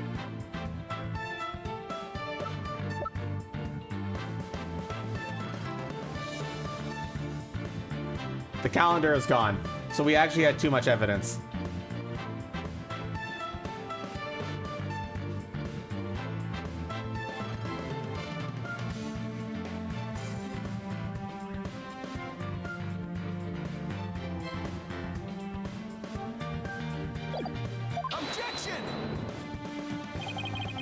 It's easy enough to verify what I say. Take a look inside the skull rock for yourself. You should find some kind of proof that the body was there. Blood, fibers, hair. Ah, right, don't know.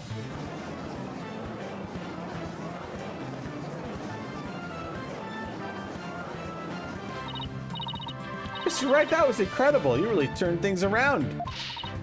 And to think, it all started with that half-baked bluff, too. That was a close one. Did you really have to add that last bit? The murder took place at the show stage, and who was the perpetrator? It is, naturally, the person who was at the show stage. Mr. Rhymes, weren't you the one who loaded the skull rock onto the stretcher at the show stage?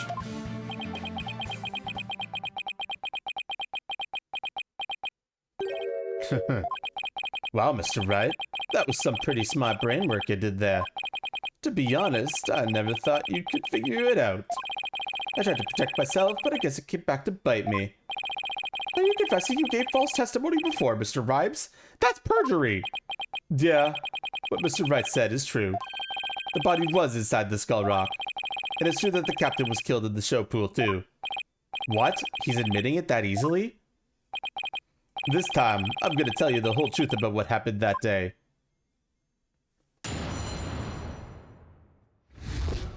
The whole truth. In the show pool, the orca shot the captain up into the air. Then the captain came down and slammed into the water. I can still remember the spectators' screams clearly. All Sasha did was move the body. She was trying to protect the orca. When Mr. Pugh witnessed the orca fighting the body, I freaked. So now we're back to the orca again, I see. If you were going to give testimony like that, why did I bother putting you on the stand? All I'm doing is telling the truth. That day, Sasha wanted to do the old version of the Swashbuckler Spectacular. So she hid the body in the skull rock and move it to the orca pool. I was gonna figure out what to do with the body after the show was over. The orca is the one that killed the captain. It wasn't me and it wasn't Sasha. So Mr. Rhymes' idea to hide the body in the skull rock? But if Mr. Rhymes is the culprit, why would he protect Sasha? False charges against Sasha would mean that he himself would escape suspicion. So why... Mr. Wright, how about if you leave this to me? Athena, do you mean you heard something? Yep, noise, discord in Mr. Rhymes' heart. Does that mean somewhere in his testimony there's an inconsistency in his emotions? Alright, Athena, give him a good counseling session. You got it, boss.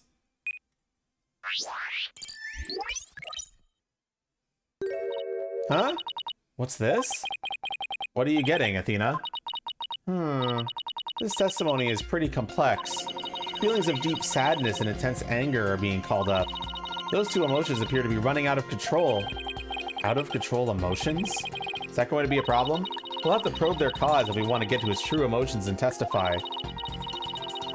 There might even be odd or unnatural spots in his testimony he isn't even aware of. Alright, let's probe for the cause of his out-of-control emotions.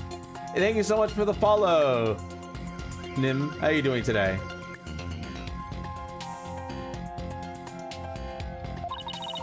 I'll explain how to probe. Let's find the root cause together. When you see something off in a statement, press probe. Next, point to what's causing Mr. Rhymes' out-of-control emotions. Finally, press probe to complete the process. What emotions are out of control? Memories can be recalled incorrectly. If you still haven't found anything after all the statements and images, I'll help. Great, alright, I'll get started comparing the statements with the images.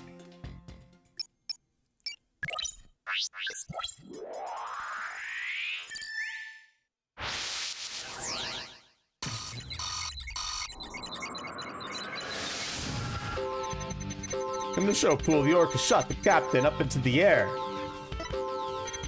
Then the captain came down and slammed into the water. I can still remember the spectators' screams clearly. All Sasha did was move the body. She was trying to protect the orca. When Mr. Blue witnessed the orca finding the body, I freaked.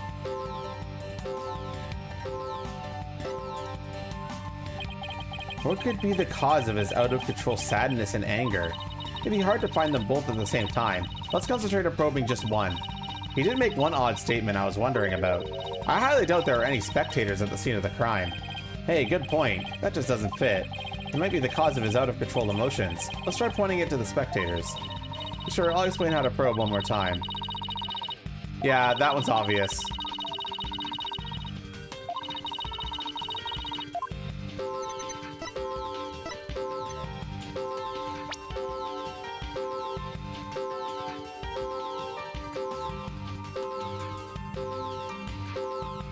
The game just kind of told you that was the right answer, so I'm just gonna do it.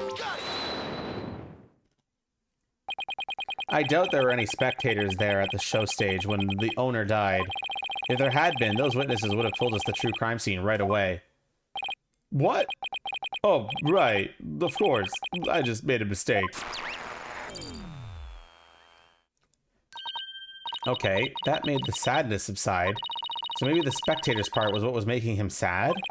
I wonder why he would make that mistake saying spectators were there. How strange. The only thing I could think of is that he was mixing up one memory with another. Like, he was in a similar situation before, and it was deeply imprinted on his heart. A situation where an orca killed somebody and there were spectators there. Hey! I think I know why he's mixing up his memories. The reason why Mr. Rhymes mixed up his memories is...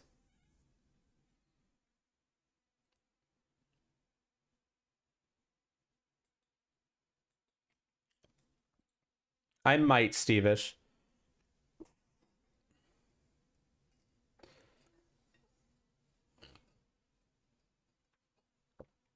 The book?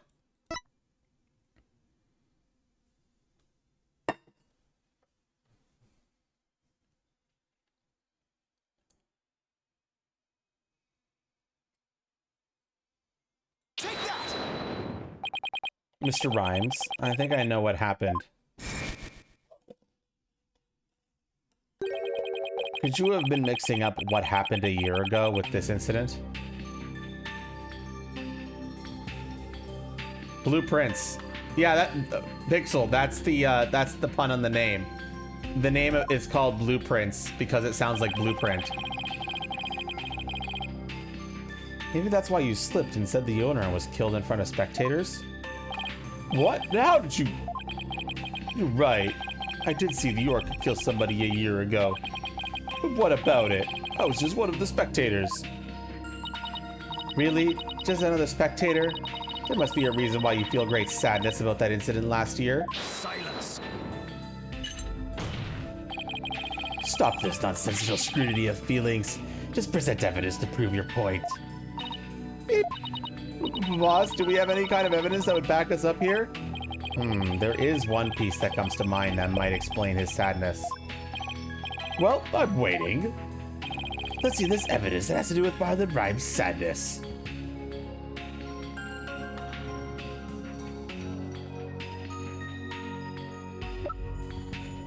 Your imagination wants to present the charm.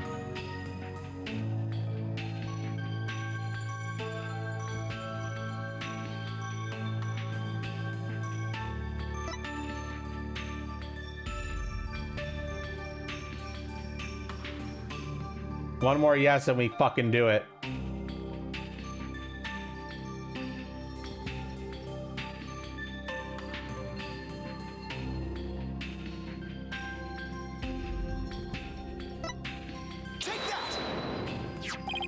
Azure Summers died an accidental death 1 year ago. This is her boyfriend's charm. Hey, what are you doing with that charm? It was found in Rifle's stomach yesterday. Judging by your reaction, I believe this charm belongs to you. I guess I need to push him just a little bit harder to make him admit it. When Mr. Rhymes said the word charm, he was very rattled. We better examine this charm a little more. Good idea. Let's look inside it. Huh? What's this? A photograph?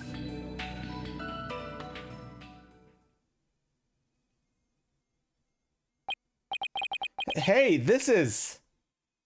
Azura Summers and Marlon Rhymes.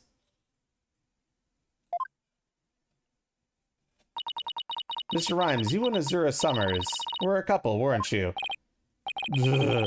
So what if we were a couple? It doesn't have anything to do with the captain's case. You believe you saw the orca kill your girlfriend. That's the cause of your sadness. Isn't that emotion of yours connected to the current case? Silence. The only thing you revealed was the witness's connection to the victim of last year's incident. What does the witness past have to do with the case at hand? I don't know yet. But we managed to pinpoint the source of his sadness. Now let's delve into who Mr. Rhymes is angry at.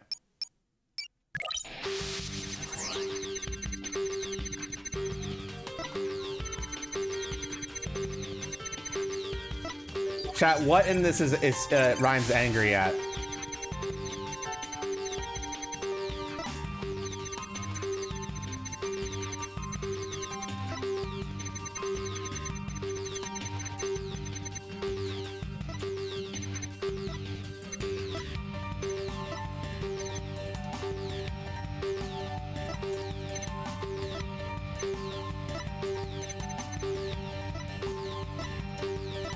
Panatoro and Pixel are both saying the orca. Do we agree with that?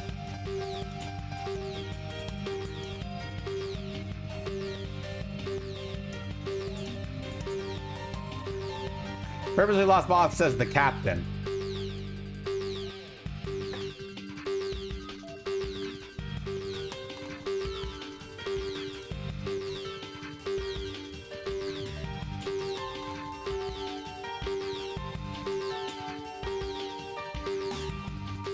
Wait, so which one are we doing? You mean wife of the orca?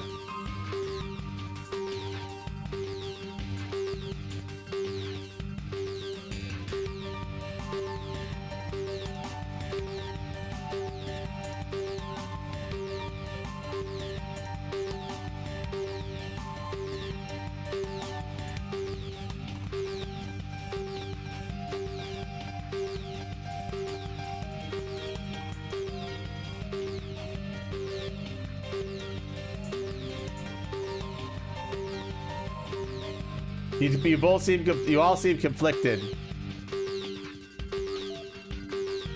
Think about it. What in these pictures would cause Marlin to be uncontrollably angry?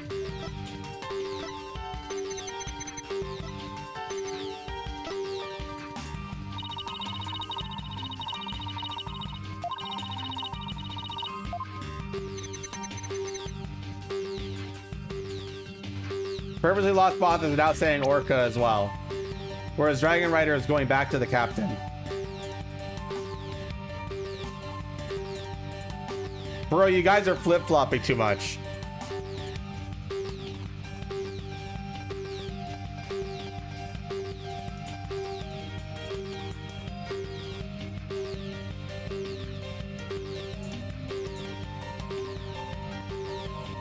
Chat, you need to learn to commit.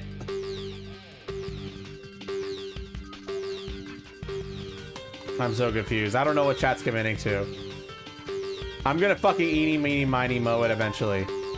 I'm just gonna fucking commit to the okay, we're going with the one with the tail.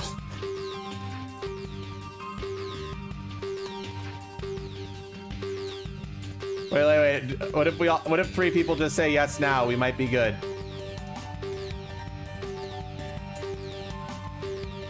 One more yes for the orca and I fucking do it. Okay. Mr. Rhymes, you're angry with Orla, aren't you? Angry at an orca? What would I be? You think I have some reason to be mad? Then show me some proof. Do I have proof that Mr. Rhymes has a reason to be mad? Nice tail. Perfect.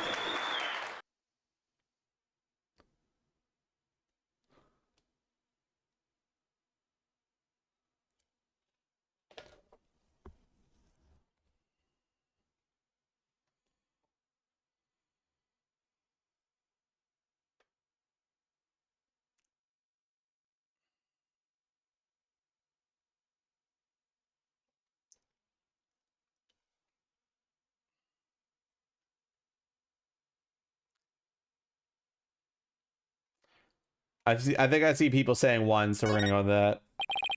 I read that evidence we just took a lot. Look at it would come in handy here. The charm indicates that you were Azura Summer's boyfriend.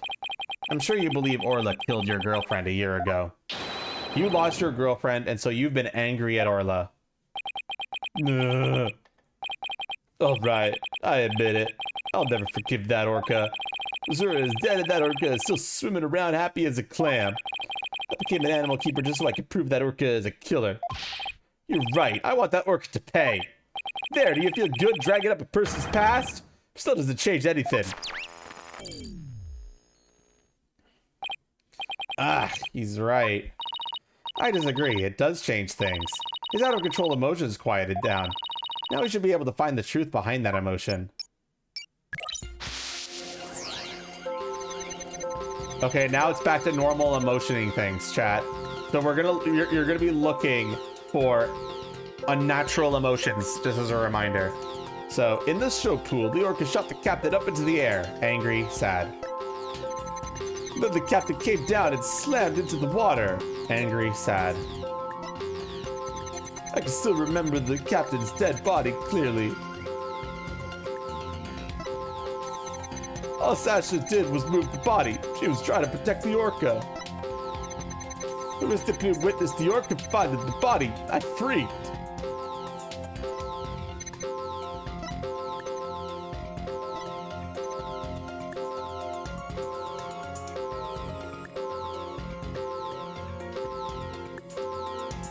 These are huge. He's experiencing the highest amount of anger and sadness here. Well, no, he's also very angry here. Dragon Rider Luke wants to present surprise on this one.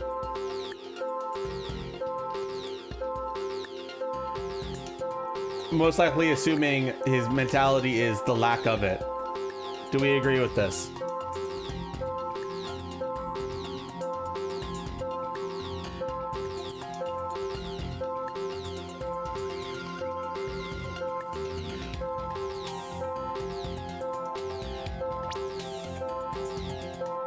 Do we agree with that?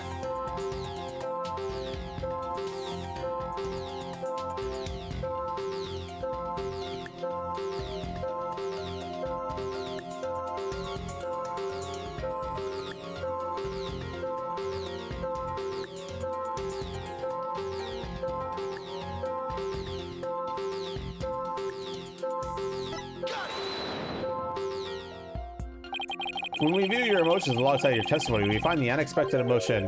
Wait a minute, there really isn't anything strange here. I don't know, but I think maybe we made a mistake, Mr. Wright. I think maybe you're right. Let's take another look. There must be an unexpected emotion here somewhere.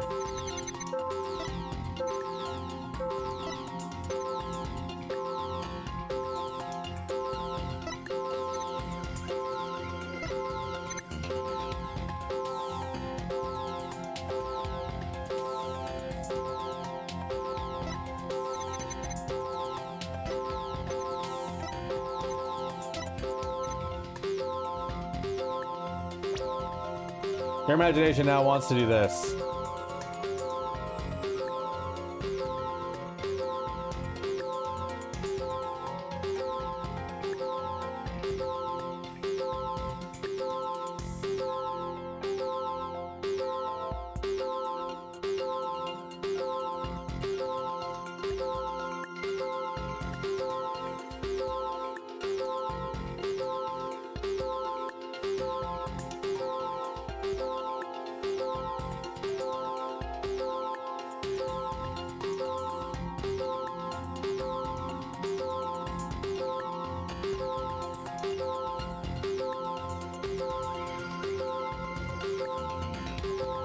Now Dragon Rider wants to present surprise on the last statement.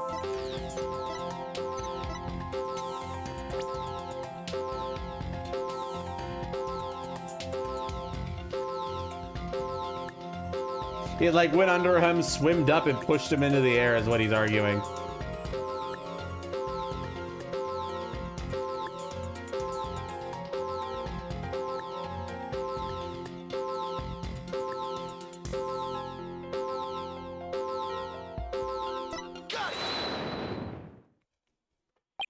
When Mr. Plume witnessed the orca finding the body, you freaked? Really?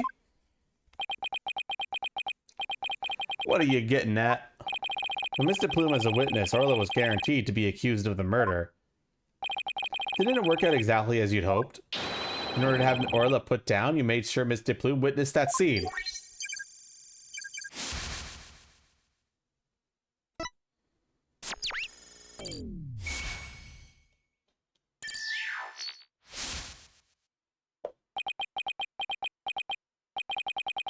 So you figured all that out, did you?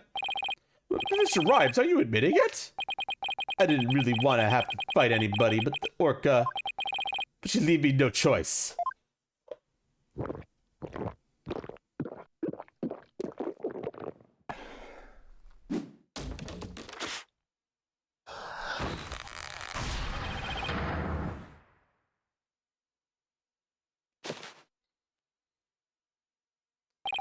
Now it's time to get serious. Oh boy, what? Yo, ho, ho. Ahoy, me brothers represent. Avasti Gracida, stay free. take me words and pop them in your mouth. Surfing grass eater, kneel me to beat. Yo, yo, yo, ho, ho.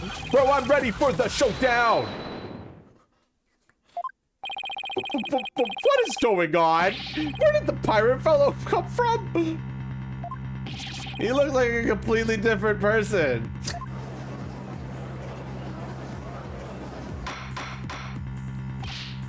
Order! If we don't have order, Prosecutor Blackwell will yell at us.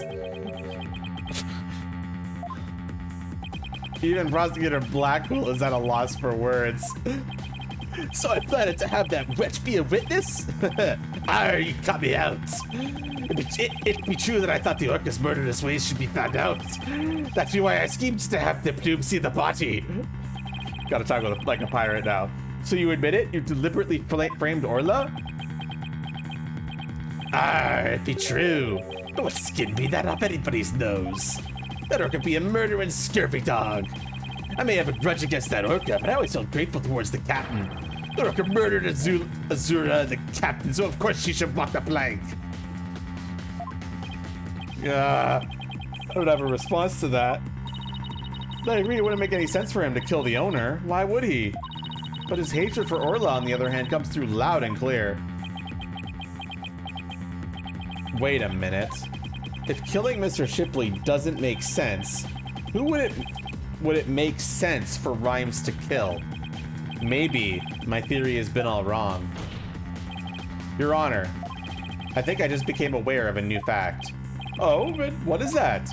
Now that we know about Mr. Rhymes' intense hatred of Orla, it turns the premise we've been arguing under its ear.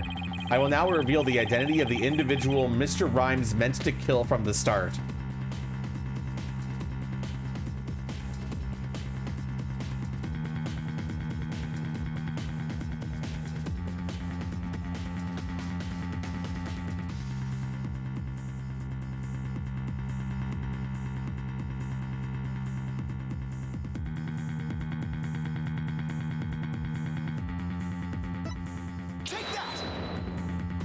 What? So the witness's intent was to kill the Orca? Exactly. The witness's intended victim was not Jack Shipley. From the start, it was all a scheme to kill Orla. The Orca was his true target, but Jack Shipley is the one who died. The Orca is alive and quite well.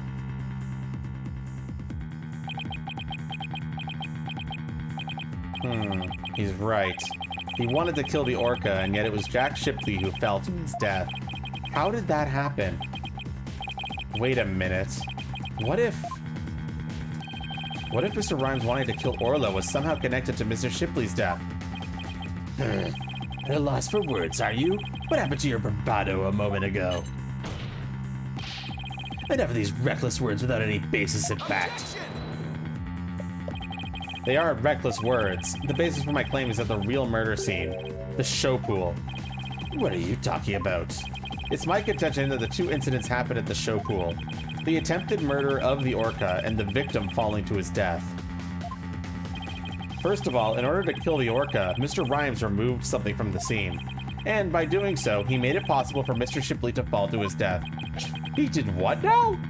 Mr. Wright, what did Mr. Rhymes remove in an attempt to kill Orla?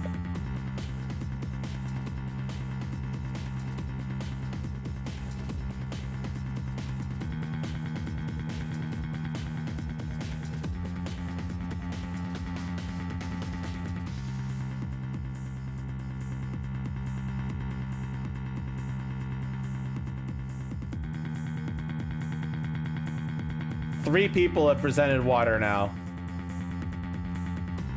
Take that! Don't tell me you're trying to claim you tried to kill the Orca by draining the pool water? That's exactly what I'm claiming. To help the defendant with the cleaning, Marlon Rhymes took charge of Orla, with the plan to kill Orla in the show pool. And because the pool water was drained,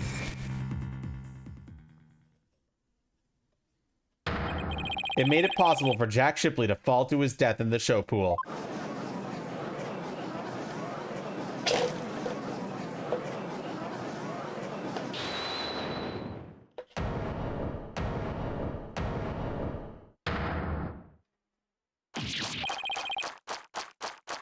Arr, I tried to kill the Orca, you say?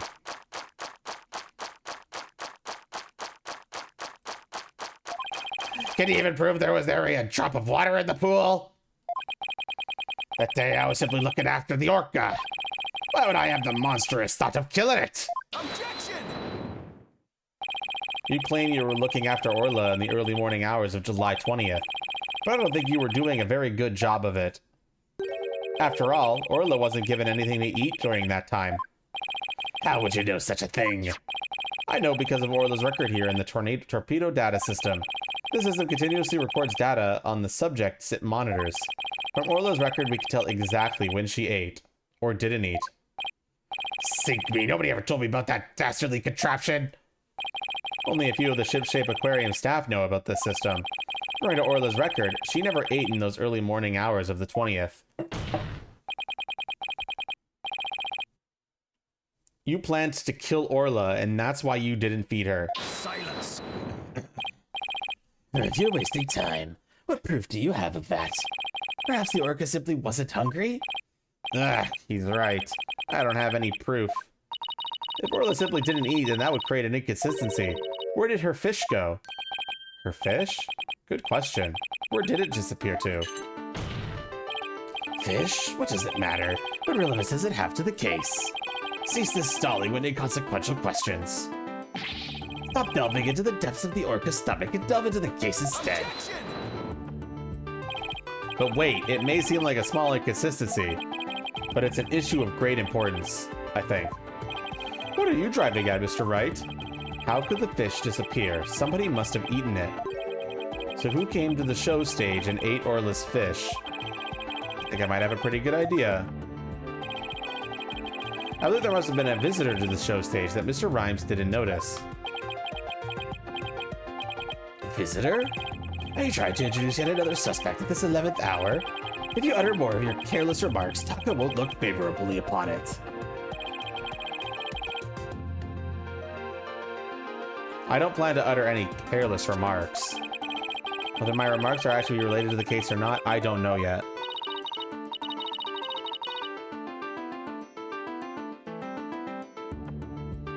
Don't worry, boss. If Taka comes this way, I'll fend him off. But do try to keep your remarks careful. Somehow, Orla's fish disappeared. Somebody must have visited the show stage, but who? This was the visitor to the show stage.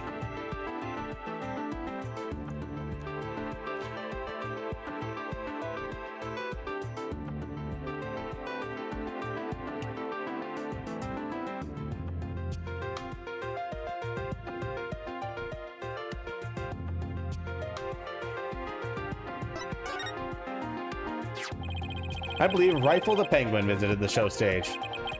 First an orca, now a penguin? Why would you be saying such a thing, Mr. Lawyer? I didn't see Rifle during the wee early morning hours. Do you have any proof Rifle visited the show stage? You be a lawyer of any salt, show me your evidence. The bottom of Rifle's feet were pink for some reason. That fact is a clue that Rifle was indeed at the show stage. I have to present that piece of evidence that connects Rifle to the show stage. Now to prove I'm a lawyer worthy of my salt. This is the proof that Rifle visited the show stage.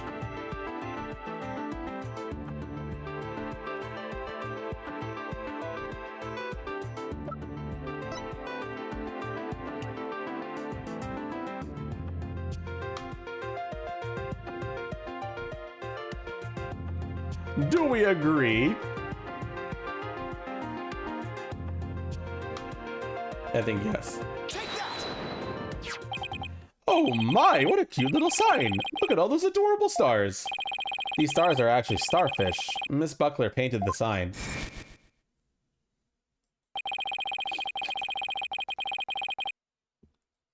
In the early morning hours of the 20th, she left this sign at the show stage to dry.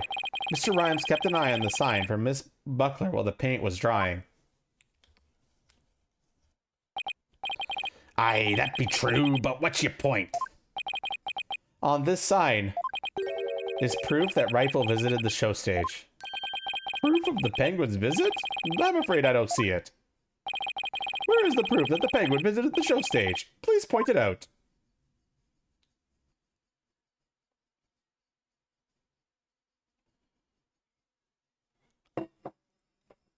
Your imagination says top left. I'm tired.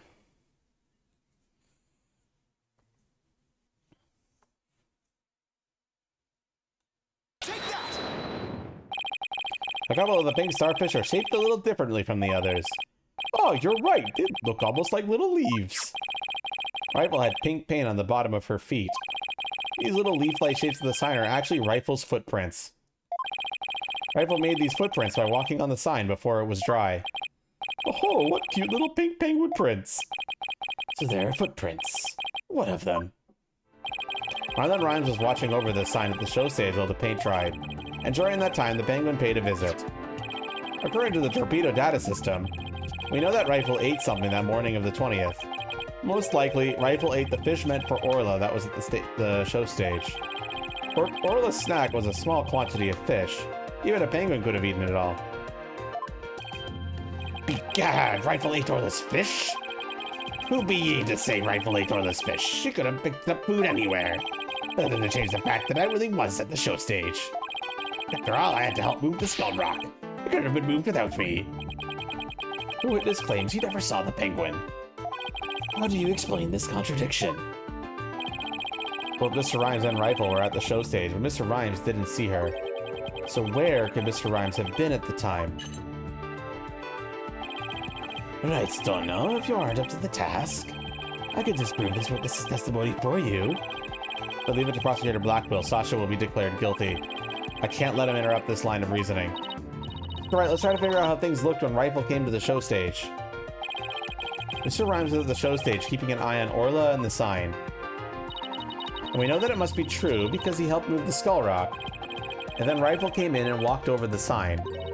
But wouldn't Mr. Rhymes notice Rifle if he was right there?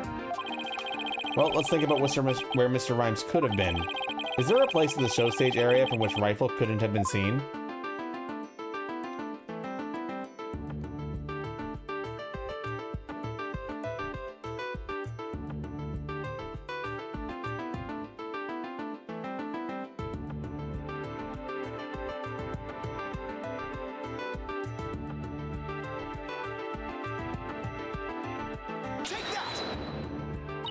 What? Inside the pool?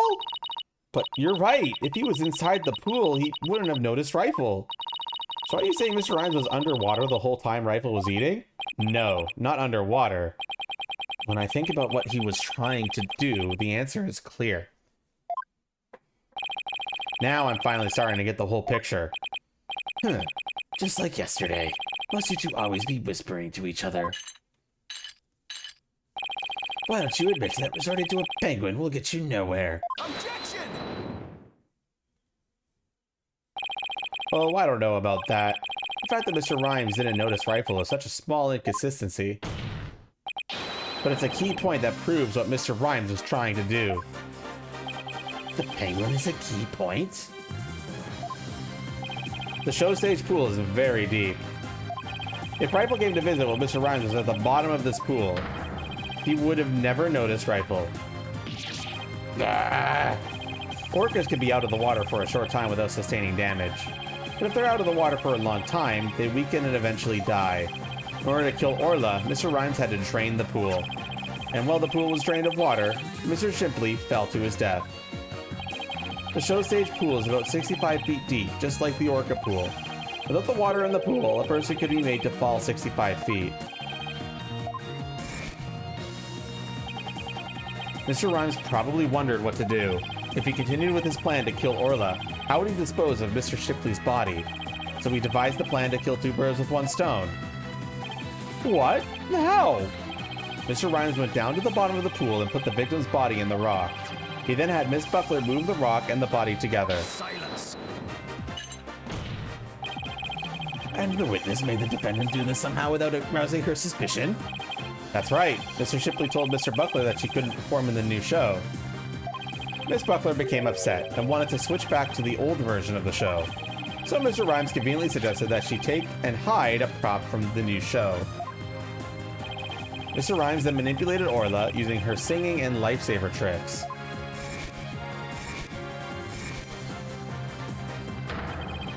He schemed to have Orla find the body while Mrs. DePlume would be standing witness. He saddled Orla with false charge of murder so that Orla would be put down. What?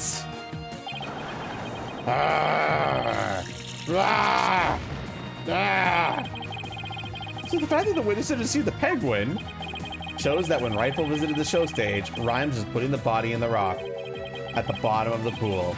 That is. They put down Orla? No, that's what he was trying to do. Orla's still fine. Who would have thought the presence of a penguin could prove the witness's actions? It's working. A little further now, and Sasha will be proven not guilty. Silence. If you think you've won the battle, you are sorely mistaken. Your theory is based on the notion that the witness could manipulate the orca. Witness, can you control the orca's actions? Of course not. What kind of bilge be that? I be but a simple animal keeper. If my memory serves, wasn't Miss Buckler the only one who could issue commands to the orca? Huh. The judge's blade is sharper than the lawyer's. If you wish to battle with a witness, you need a honed blade. Where is your sword of evidence that Marilyn Rhymes could manipulate the orca?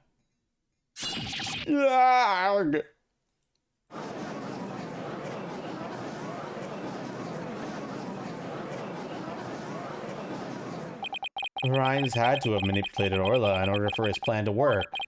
But how can I prove it? Well, it appears this line of reasoning has become unsustainable. Objection! Well, it appears I was mistaken. Athena? I've analyzed the hearts of all kinds of people. I have enough experience to see when I look into your heart that you haven't given up. So that objection was my way of speaking up for your heart. She's right. Why would I become a lawyer again, only to give up? I have to keep fighting. Athena, thank you. With your help, I've remembered the old right way. The right way? Your Honor, I'm not finished with presenting my argument. Do you have anything else to ask this witness? You've cross-examined all the witnesses and presented all your evidence. All the witnesses? I don't think so. I haven't cross-examined the most important one, the central figure in both cases. The central figure?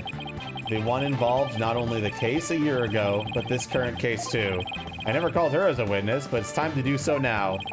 Who are you talking about? I demand you tell the court immediately. Who is this central figure in both cases?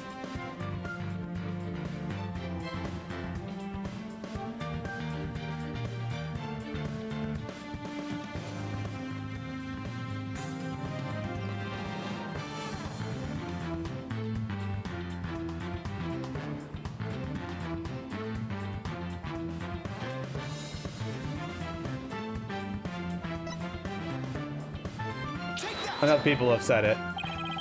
The defense calls a central figure in both cases, Orla the Orca. You attempt to cross-examine an orca? Cross-examine an orca? He must be addled. It is impossible, says I. Silence. This absurdity is beyond the pale. How do you expect to question an orca, a creature incapable of speech? Orla is intricately involved in this case. I have every right to cross-examine her. Besides, even if she can't speak, I think cross-examining her will be invaluable. Very well, do what you will then. But if you fail to garner anything from this little exercise with the orca, I hope you realize the reward for your efforts will be the defendant's guilty verdict. I'm ready and confident. So, cross-examining Orla, huh? That was a bold move, boss. Now all you have to do is figure out how Mr. Rhymes manipulated Orla. That's right, now it's Orla's turn to help us save Sasha. An orca defended yesterday, an orca witness today. This is truly unprecedented. But even though this is highly unusual, I'm prepared to allow it. Then, ready the witness telecast. We'll have a 10-minute recess while the telecast is being set up.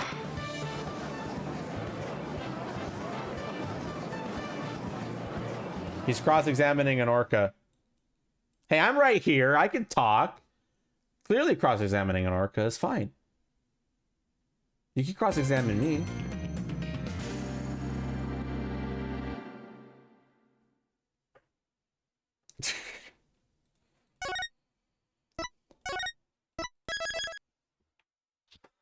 It's got Orga in the name, man. It's the same shit. I need to refill my water badly. Won't be long, but I do need to take a break.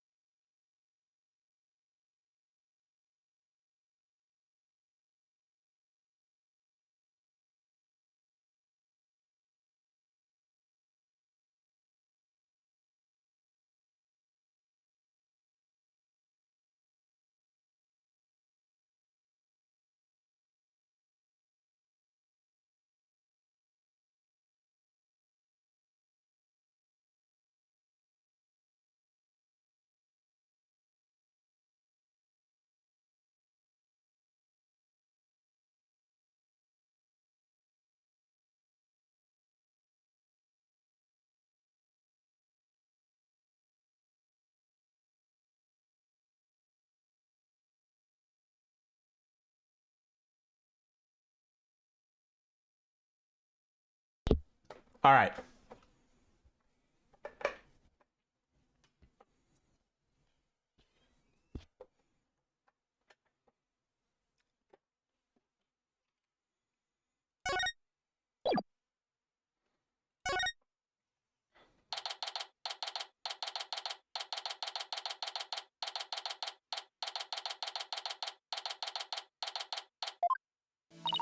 Leave it to you to think of something like calling Orla, Mr. Wright. Well, she's the only one who knows all the answers after all. Let's talk to Pearls and sees that Orla seems to be feeling fine. Now we have to try and figure out how Mr. Rhymes manipulated Orla. If we put Mr. Rhymes and Orla together, maybe we can get some kind of clue. I can't forget about that strange set of prints of Rhymes either. I really appreciate you trying to save both Orla and me. I had no idea Marlon hated Orla like that. I feel like I've been shocked by a torpedo ray.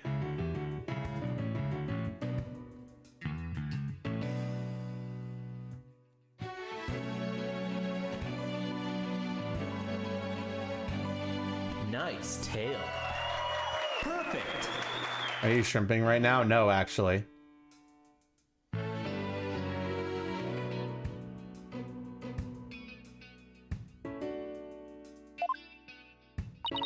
Of course, you would hate the killer whale that murdered his girlfriend right in front of him.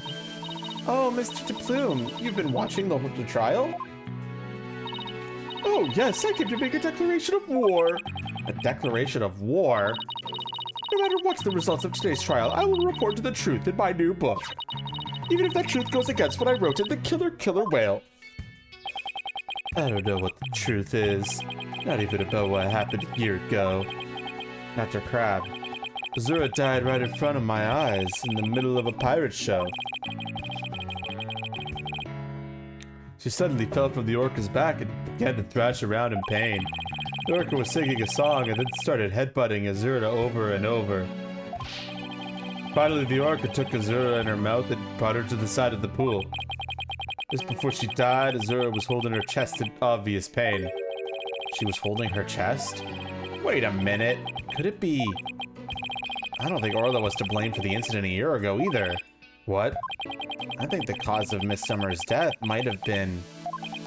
her heart condition. Heart condition? What heart condition? I never heard anything about it. Miss Summers had a prescription with Hickfield Clinic for a heart condition. The orca didn't kill her. I think it's possible her heart condition did. What? Azura had a heart condition too? That one spike near the bait. Which one? Oh, yeah, there's a little bit of a stretchiness going on there. I've tried to fix it. I can't. It's not easily, anyway. Not without ruining everything else around it. So it's just kind of become part of the design. It's kind of interesting if you think about it. In nature, things are imperfect, right? So it's just kind of become part of it.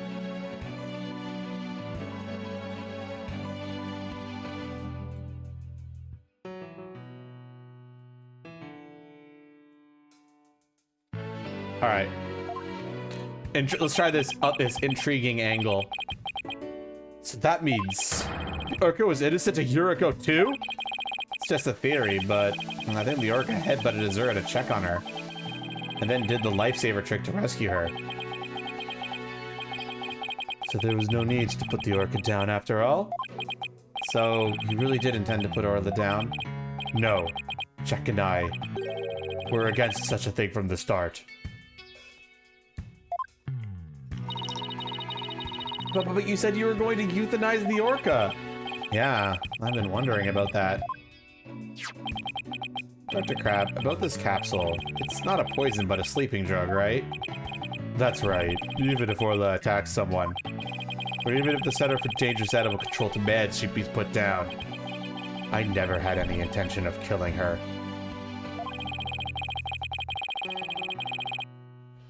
I would use sleeping pills to make it look like she was dead and then set her free. That's why I purchased so many sleeping capsules. Oh, that's why? I never considered the possibility that that poor woman's death was illness. She seems pretty disturbed to be wrong. I simply watched to know the truth. That is why I will tell you who my client is. The day I witnessed the owner's death, I was there at the request of the animal keeper. Marlon Rhymes? That is correct. That day my client called me to ask me to investigate the orca pool. He must have wanted you to witness what Orla was going to do. Why did you decide to tell us this? My desire to protect my client was standing in the way of the truth. I couldn't allow that. I will be watching to see how this all unfolds. Good luck to you, blue and yellow duo.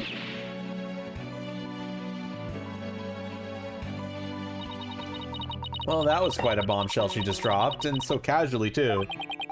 That woman really is a free spirit. Do you remember what you said yesterday, Mr. Lawyer? That you'd expose any secret if it would help save Sasha? I remember. It's my duty as a lawyer. Well, I just wanted you to know that I don't blame you for exposing the aquarium secret. It may put me in hot water, but if it helps save the orca, let me clue you in on another secret. Focus on the orca's song. The orca's song, huh? What could he be hinting at? Oh, Mr. Wright, looks like it's time. All right, let's go back in. You've got it, boss. We're gonna go in there and save Sasha and Orla. Together.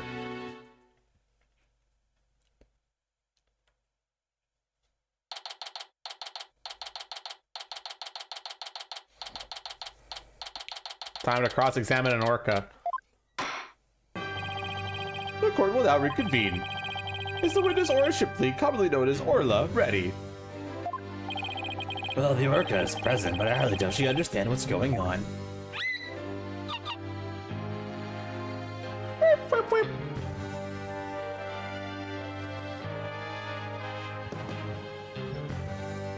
Whoa, they're broadcasting my stream.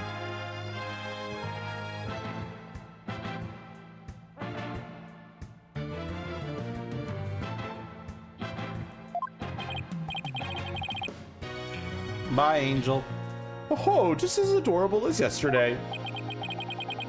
I distinctly remember you being afraid of her on several occasions.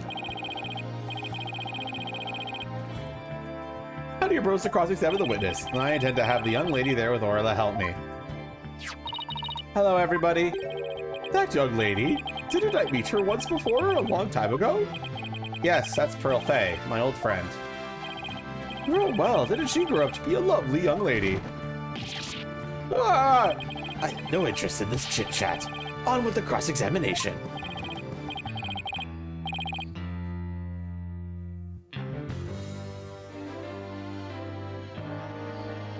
That would have been unfortunate. You could have just given them all to me, Yugi. It would have been fine. How is this my fault? The court will now hear the testimony of Orla Shipley.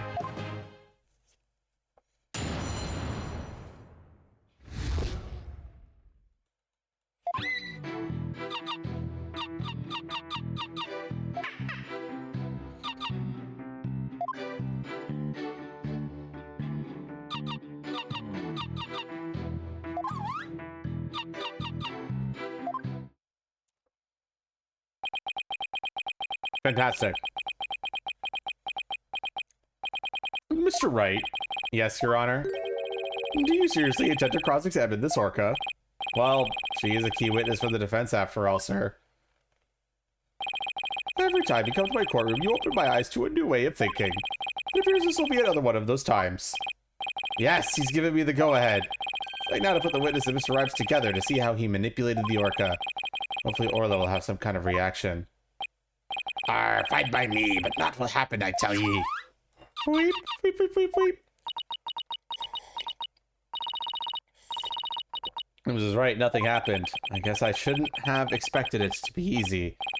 How did he manipulate her? Right, Satono, I hope you realize. And if you can't prove with this cross-examination how Rhymes controlled the orca, your defendant will be declared guilty immediately. Yes, I realize that. It's my last chance. I have to figure out how Rhymes commanded Orla to do her tricks. Please begin your cross-examination, Mr. Wright.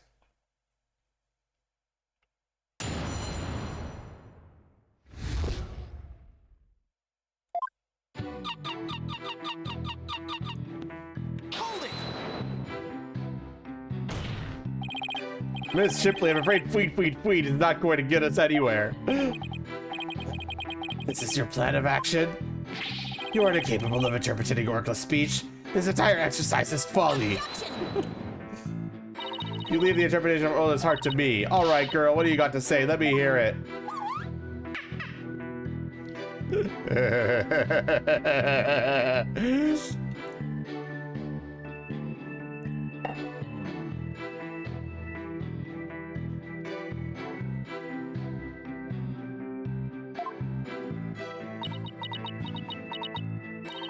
Oh, Orla, you're so cute. Right, Stono, surely you don't intend to continue this farce. I do. Miss Shipley, please continue with your testimony.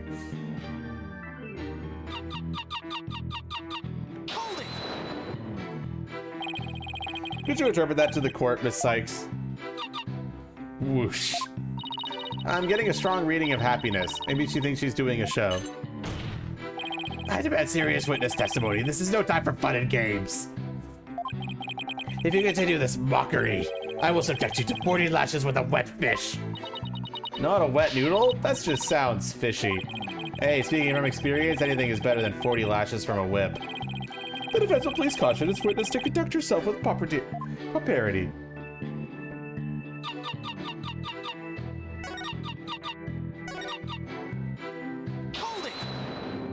This is very, instead of impersonating one orca man, could you show us the lifesaver trick?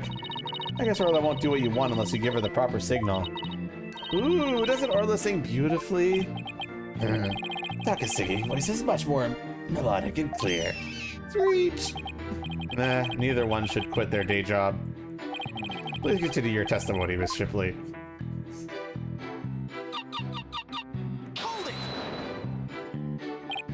Miss Shipley seems to want to communicate something. Perhaps she's hungry? Miss Faye, could you give Miss Shipley a snack? Certainly, one moment.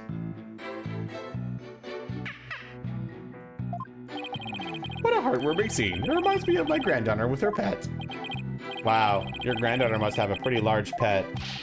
Stop all this pet prattle and get on with the cross-examination. But she's such an adorable creature. I never get tired of looking at her.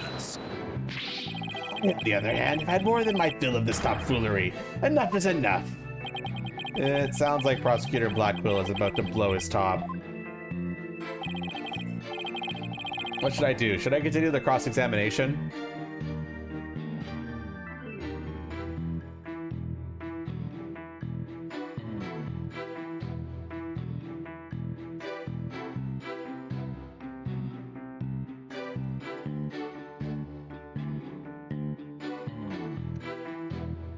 Chat, I just pressed every statement. I'm gonna save you all some fucking pain. The correct answer is stop here.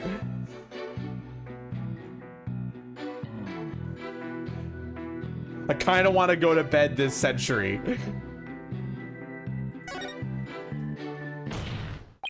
I'm done playing games. I will now explain how Orla was manipulated by Mr. Rhymes. In order to respond to a command, Orla needs to hear the sound of a whistle. But Mr. Rhymes isn't a trainer. I doubt he'd know how to give the signal himself. So that means he must have had help. So how did Mr. Rhymes issue commands to Orla?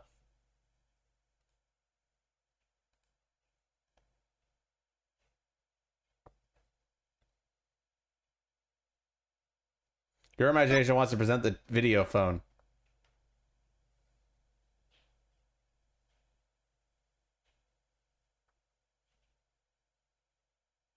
Take that! Sasha told me an interesting story about Miss Summers. Azura used to send her boyfriend videos of herself teaching the orcas tricks. I used to help Azura take the videos on her TV phone. Most likely, Mr. Rhymes still has these videos of Miss Summers. Miss Faye, could I ask for your help? Of course, Mr. Nick. What is it? You're using Mr. Rhymes' TV phone, correct? I'd like you to examine it for me. Please look for videos of Azura Summers issuing whistle commands to Orla. Videos? I'm not too sure how to do that, but I'll give it a try. My apologies to Marlin. Right, Stono. What are you up to? You'll see in a moment, if Pearls could find those videos for me. Mr. Nick, I found them! I found some videos like you described. You did? Thank you, Miss Faye. Just as I suspected. How did Marlin Rhymes get Orla to do those tricks? I will now show you. With Mr. Rhymes' cell phone. His cell phone? Are you implying he used an app? Miss Faye, see if you can issue Orla a command. Me? Can I do such a thing? You might be able to if you play a video with a whistle signal in it. If there's a video of the lifesaver trick, please play that. Before you do though, please put the practice dummy in the pool. The practice dummy? Alright. In it goes. There, it sank to the bottom. Now I'll play a video.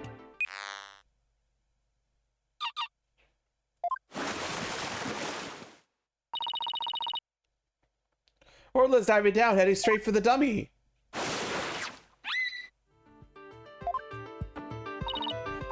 What a smart girl you are, Orla.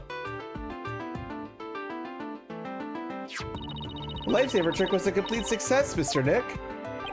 Thank you, Miss Faye. You were a big help. Now I have proof. Unbelievable. You actually pulled it off. That was the lifesaver trick we saw yesterday. Is Miss Faye an orca trader now? No, Your Honor. I'll explain after we try one more trick. Now let's see if we can command Orla to do the singing trick. Miss Faye, if there's a video of the singing trick, please play that. Certainly. Let's see, is it this video?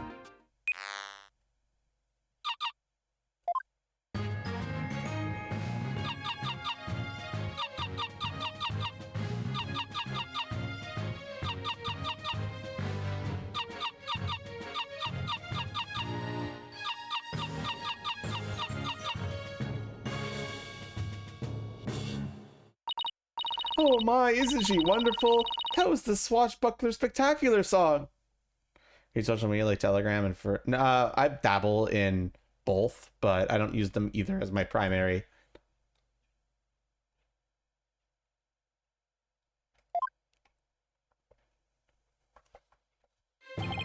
Oh, what a lovely singing voice.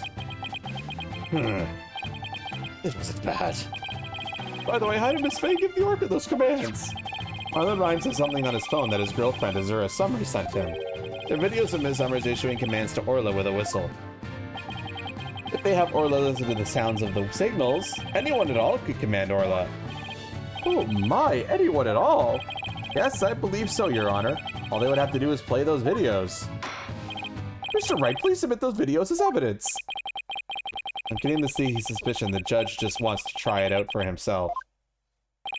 Miss Faye, could you send those videos to the TV phone here? All right, certainly. Got them. All right, I'll try playing one.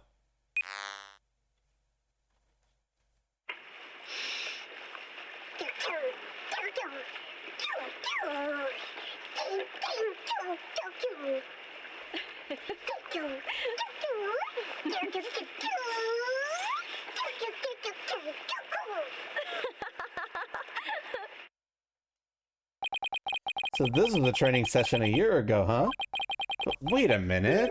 There's something about that song that bothers me. The TV phone updated.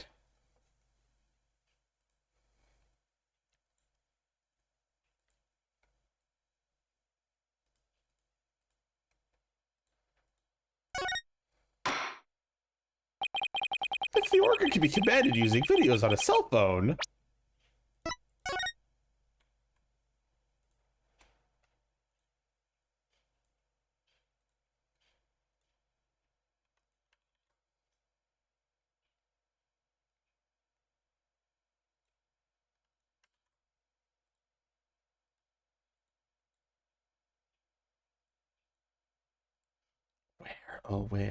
where are you?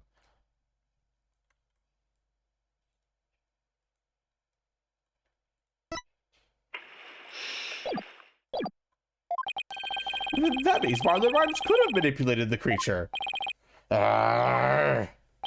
Mr. Rhymes, you can't talk your way out of it now. Silence.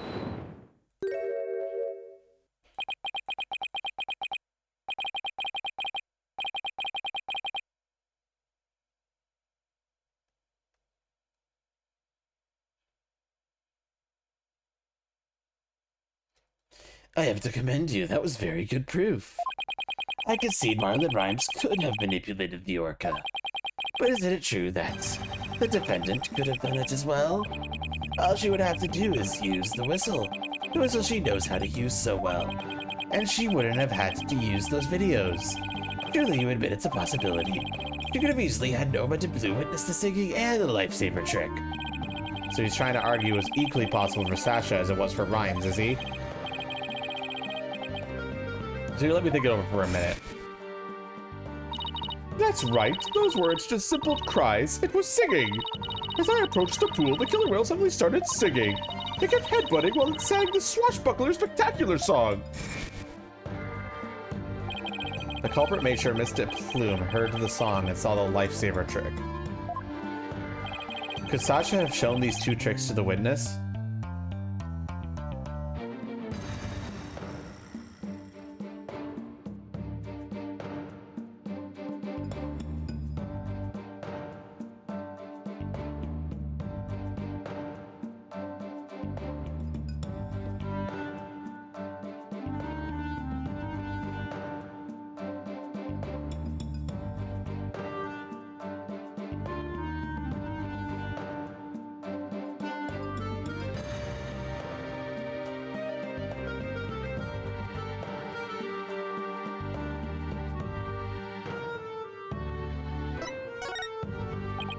No, I don't think Miss Buckler could have created the same conditions as the culprit. You challenge me to a battle? I hope your sword is sharpened. Let me see those sword skills of yours. Don't you worry, my sword is drawn and ready. My sword is evidence that the two tricks couldn't have been shown at the same time.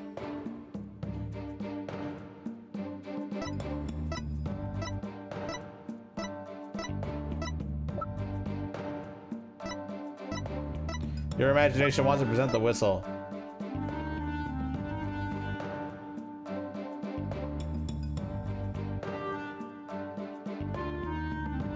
Take that! Mystic Bloom said in her testimony that she witnessed these two tricks at the same time. However, that fact is inconsistent with how Orla performs tricks. How Orla performs tricks? What are you talking about? Orla can't perform two tricks at once. She performs only one trick per whistle signal. That's how she's been trained. In other words, it would be just like with a dog. If you tell him to both sit and shake, he won't do them at the same time. Am I understanding it correctly? Yes, that's the idea, Your Honor. I wonder if the judge has a dog.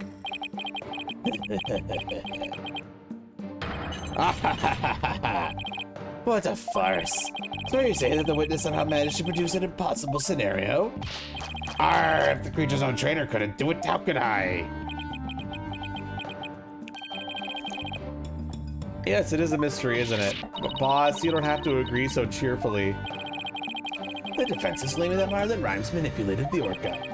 But if you cannot explain fully how this was done, your argument doesn't hold water. If you can't straighten out your own theory, would you like me to straighten you out? No, thank you. So Orla can't do 2 tricks at a time, but Miss de Plume saw her do it. This logical inconsistency means there's a flaw somewhere. Was Miss de Plume lying? Or is it not true that Orla can't do 2 tricks at a time? Miss de Plume had no reason to lie about such a thing. It really is impossible for Orla to perform 2 tricks at once. Then maybe either of the lifesaver trick or the singing trick was faked? Faked? Yes, maybe Orla only performed one of the tricks, but it was made to look like she performed 2. Silence. Maybe. How do you expect to conduct a sword battle with conjecture? Sounds like I better present some evidence here, and fast. Though I am concerned about your profuse sweating, Mr. Wright, allow me to ask you. Which of the 2 was faked? The lifesaver trick or the singing trick?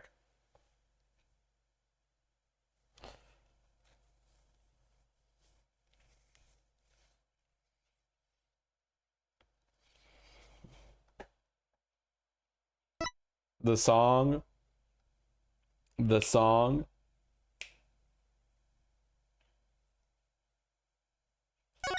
Enough people have said it. The defense wishes to argue that the singing trick was faked. And on what grounds do you base your assertion that the singing trick was faked?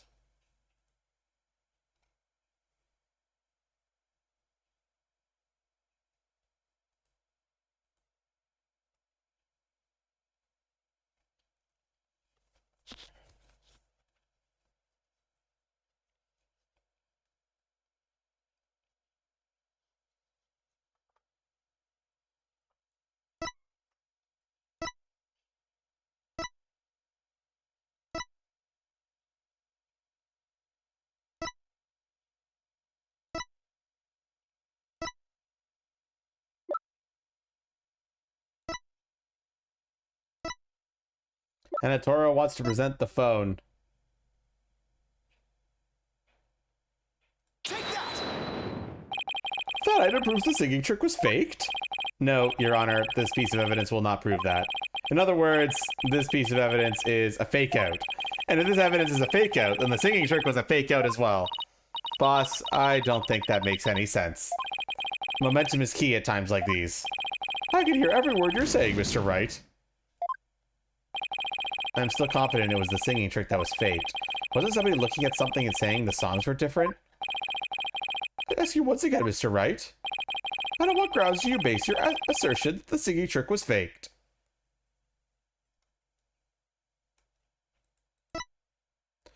Natura wants to present this.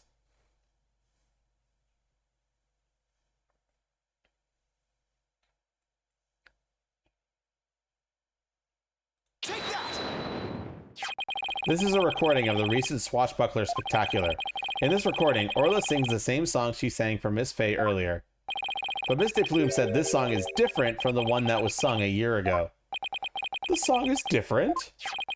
Please listen to the song in the video from a year ago, sent to the cell phone.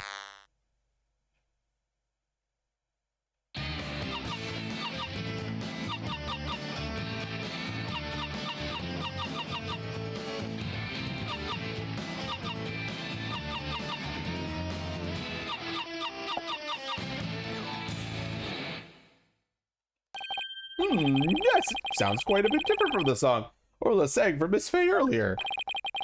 And yet this is the same video Miss Faye used to issue the commands to Orla to sing. By having Miss de Plume listen to the song recorded in the cell phone video,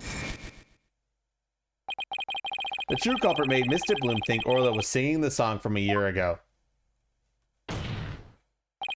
Only Marlon Rhymes, the owner of the cell phone videos, could have done this. Silence.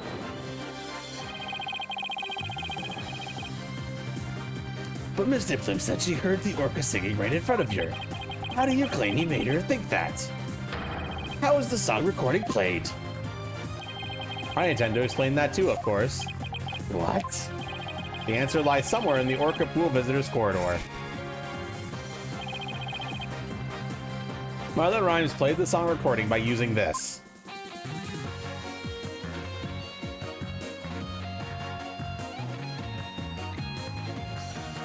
Your imagination wants to present the speaker.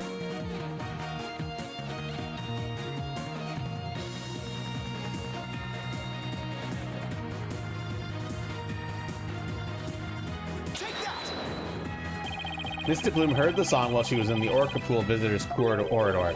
There's a speaker in that corridor so that visitors can hear the Orca's sounds. And you claim the song was played from that speaker? How?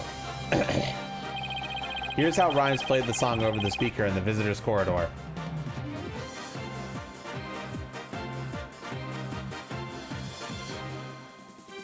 Imagination wants to present the walkie-talkie.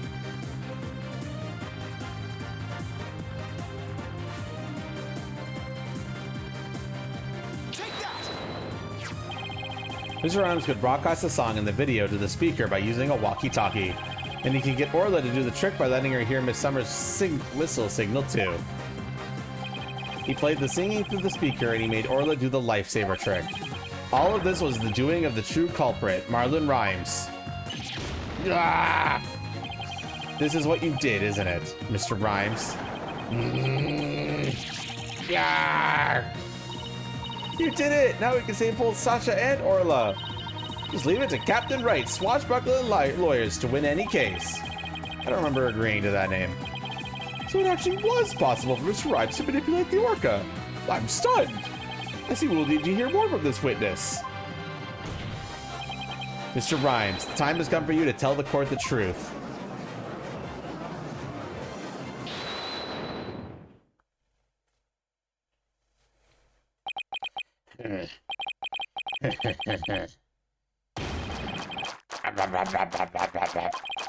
So I used a walkie-talkie, you say? Sorry, but you did wrong, me bucko. It'd be impossible, says I. What do you mean impossible? I shall sing ye a little shanty dissin, ye scurvy theory. Hark ye well now.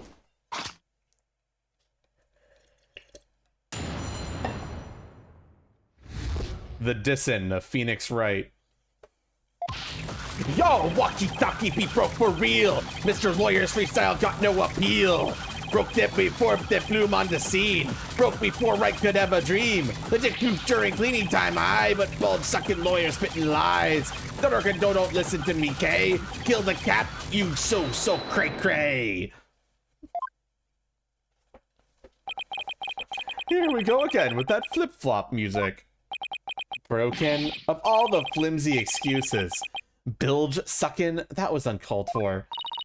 You probably broke it on purpose after the fact. That'd be untrue, little lassie. Although I can't prove when it really was.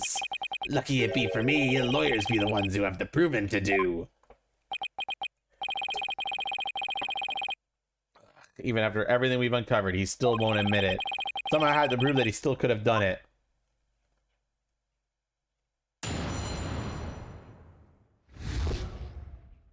The Dissin of Phoenix Wright.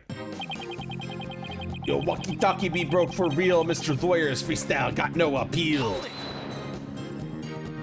Mr. Rhymes, are you sure it was your walkie-talkie that was broken? Of course I be sure, although it doesn't have me name written on it or anything. But you can't prove it to be not to me walkie-talkie now, can ye? I'll never save Sasha this way. I have to figure out how he got a command to Orla. If Rhymes could get a command to the Orca, your theory is... Wait, what was that? Their theory crumbles. Everything you've done will go up in smoke. I may not have the prosecution's side, and neither mind ye. The defendant be innocent, says I. But either way, me walkie-talkie was broken, and that be the truth. Broke before to plume on the scene. Broke before Wright could have a dream. Do you have some way of proving that statement? Silence. The burden of proof is on you. If you can't do that, then we can end this cross-examination right now. Ahoy, yo, ho, ho. Proof that it's broke? Bro, you a joke. Lag even a second and you gonna choke. Right wanna press on every word? Nope, judge gonna judge under word. You got front to bring the pain, or stop and walk away in shame. Ooh, he makes me so mad. We gotta come up with our own freestyle, boss. Let's just get him back with evidence instead, shall we? No singing. Witness, please continue your testimony about the walkie-talkie.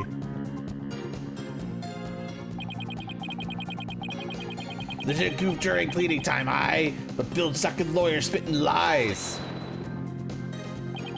You made a big blunder? What happened? After I helped Sasha with the cleaning, I dropped it by accident and broke it. You wish to see it? I still have it with me. It does indeed appear to be broken. With the walkie-talkie broken, there'd be no way I could have done what you said. I couldn't have given the Orca any commands. Oh, your walkie-talkie broke. Isn't that just so convenient? Mr. Rhymes, I think you broke it on purpose. Mrs. Lawyer, none of you false accusations, if you please. I broke it on purpose. Where be your proof? I don't have any proof. If his walkie-talkie was broken, it throws a monkey wrench into my whole theory. When he let Pearls borrow his cell phone so casually yesterday, he must have already been confident I wouldn't have been able to prove anything. Aha, he near gets me to argue that pox the Orca be innocent. There's something be not done about her, she'll get Sasha one day too. The Orca killed the captain, if it were to be. So you tend to continue the claim that the defendant is innocent, do you? But I won't stand for that. Now then, Redstone, what is your next move?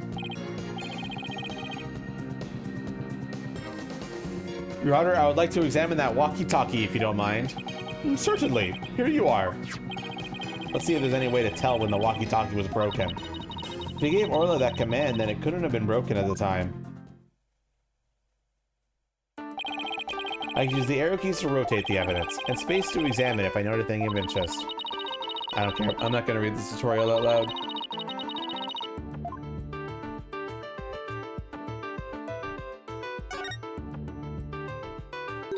Huh? Look at these. They look like tooth marks. Hey, you're right. A bite this big. I wonder if it was Orla.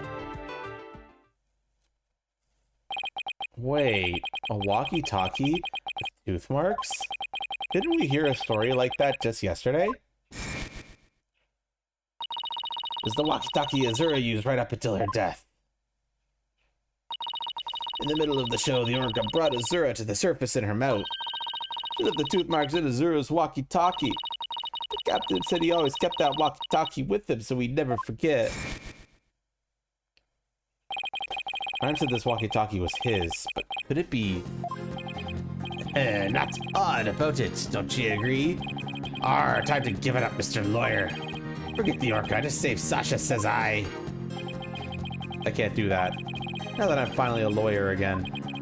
How can I hold my head up if I made my client so miserable? Alright, number one you be. The Orca, you don't listen to me, guy. Kill the cat, you so cray-cray.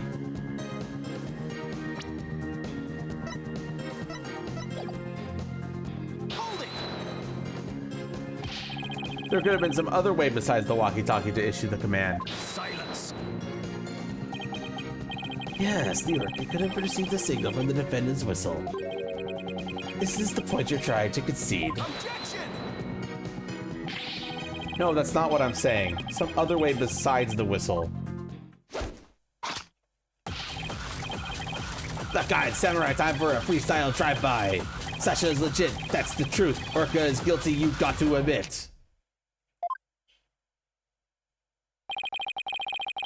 I tell ye, it be all the Orca's doing. If you don't betray all this bilge, I shall diss you with some rap. I believe you've already been doing that.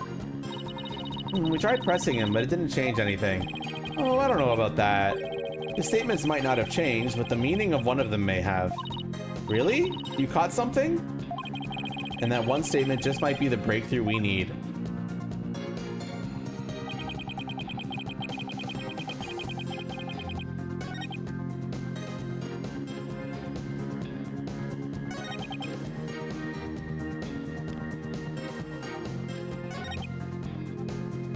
All right, chat, what are we doing?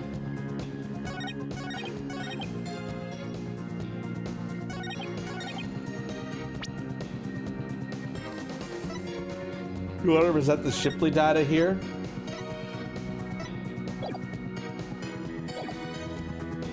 Hi, Darius.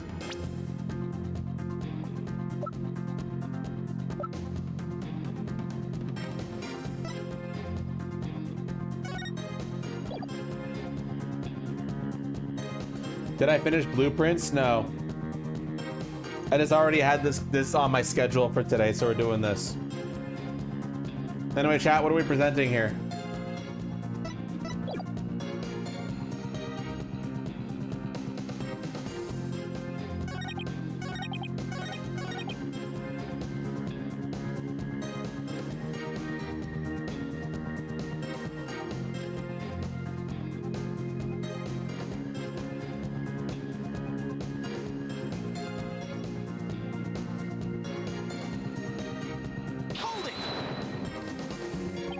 Are you sure it was your walkie-talkie? You could have stolen a broken walkie-talkie from someone else. If you be accusing me of thievery, let me see your proof. All right. This evidence tells who you stole the walkie-talkie from.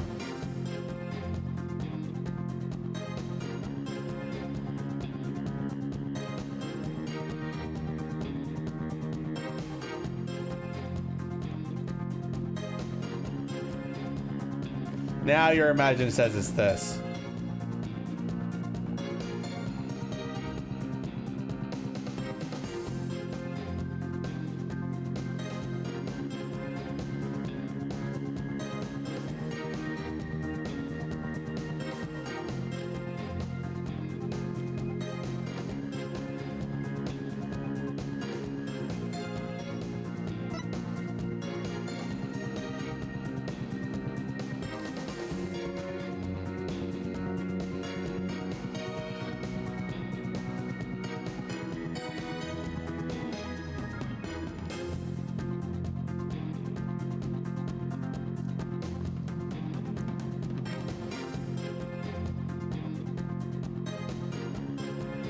Are we committing to this?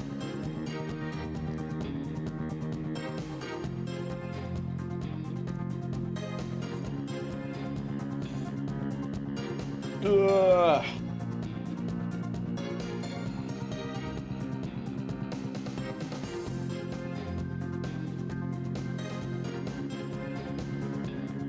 Are we committing to this, chat?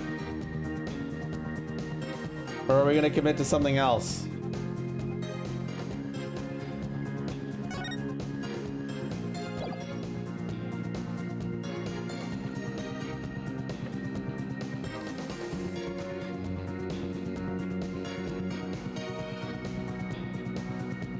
Fuck! Send the book. Take that! This evidence tells the truth about this walkie-talkie.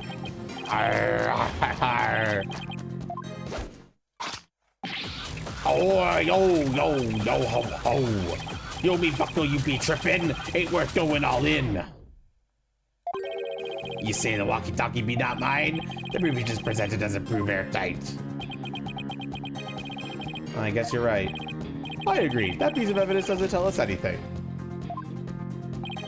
Wasn't there somebody involved in the case who lost their walkie-talkie?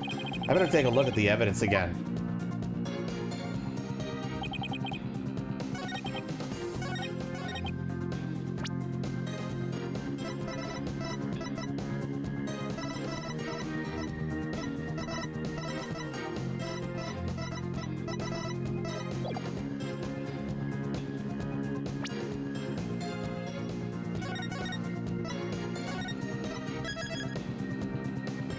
All right, chat. What now? Now Hanatoro wants to present the data.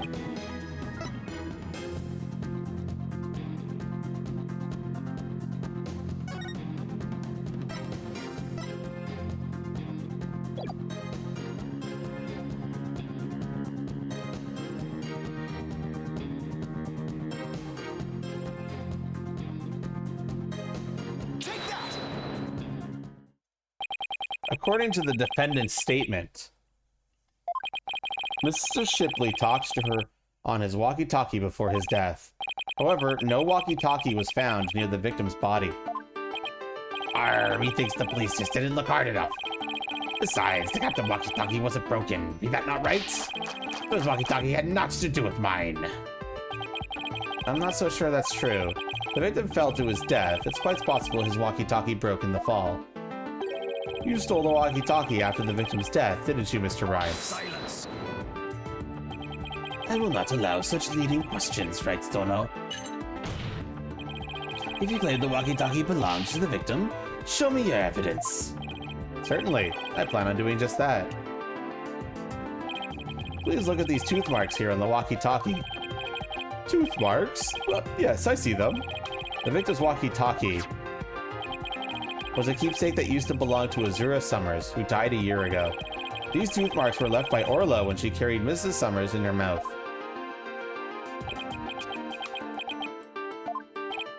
If this is Mrs. Shipley's walkie-talkie, then Mr. Rhymes' walkie-talkie is still unaccounted for, which means he could have used it to command the orca after all.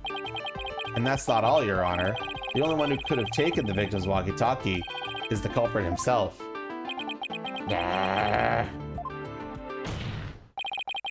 The fact that Marlon Rhymes had the victim's walkie-talkie is proof that he murdered Jack Shipley.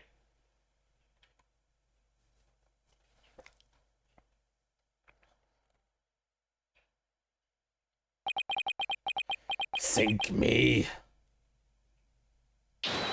Ah!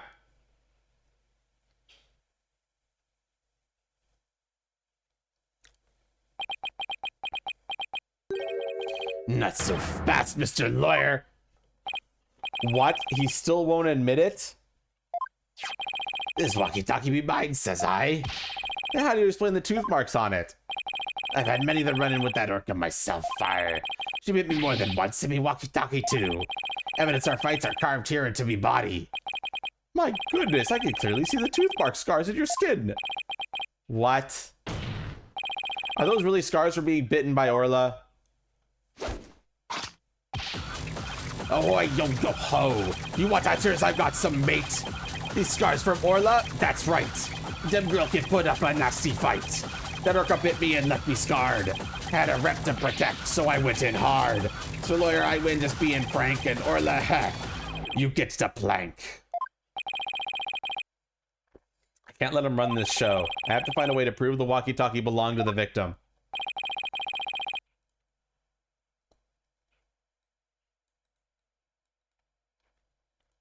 And you can forget about fingerprints. I always keep me walkie-talkie clean and polished. This man had everything worked out before he even took the stand. But I won't give up. There has to be a way. Mr. Wright, I found something interesting. The tooth marks on the walkie-talkie. Notice anything funny about them? Funny? Funny how? Something's different about them compared to the other tooth marks we've seen.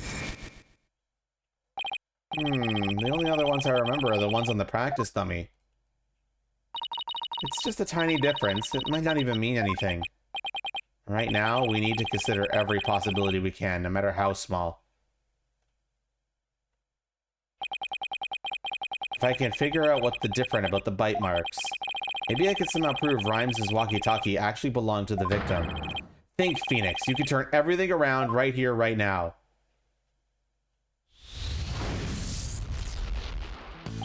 Time to review the facts we have so far.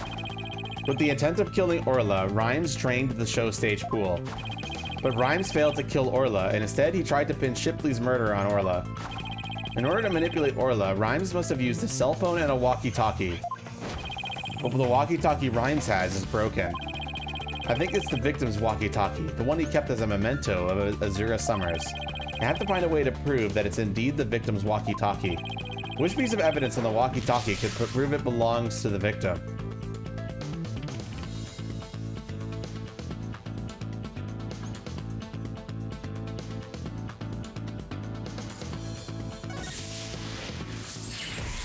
Tooth marks on the walkie-talkie. We have two pieces of evidence with tooth marks, the walkie-talkie and the dummy. What's striking about these two pieces of evidence?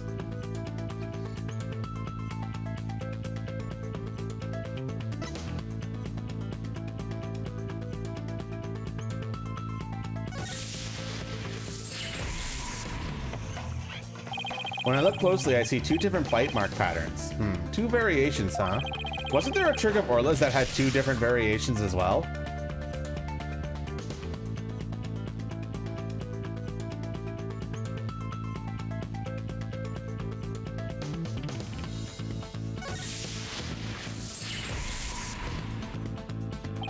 A year ago, the orca's song and teeth marks were different from what they are now.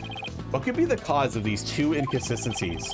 What's behind the fact that orca's tooth marks and song were different a year ago?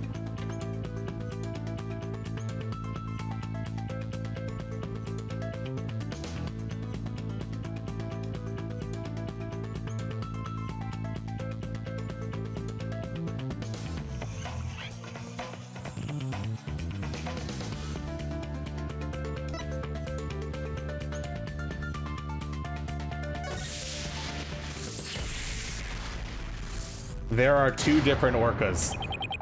I'm starting to think there are 2 different orcas. The one a year ago and the Orla now. And the orca a year ago wasn't Orla. It means that the bite mark on the walkie-talkie isn't Orla's like Rhyme said it was. Now I could finally prove the walkie-talkie belongs to the victim.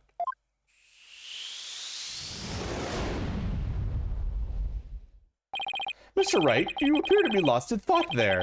Is everything all right? I just realized something astonishing, Your Honor. Your face is what's astonishing, right, Stunno? Your rudeness is what astonishing, Prosecutor Blackquill. And what is this astonishing thing you realized? Until just now, I thought the orca at Shapeshift Aquarium a year ago and Orla were the same orca. However, 2 inconsistencies led me to a new fact. And that fact is that there might be 2 Aura Shipleys. What? 2 different orcas? That's impossible!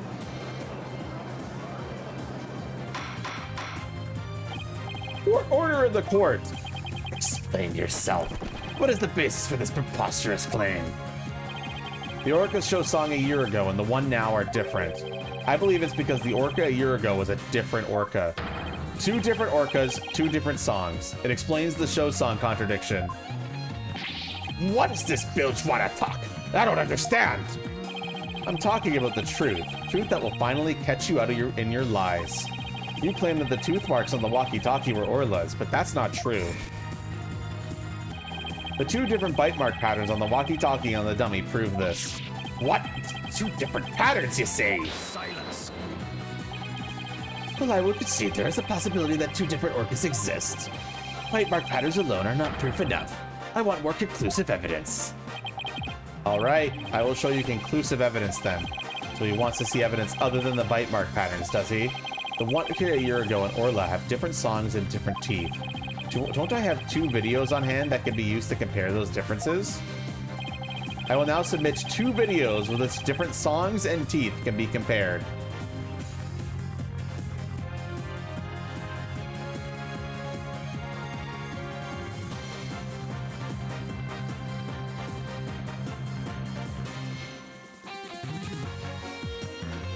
Yes, we're presenting 2 pieces of evidence here.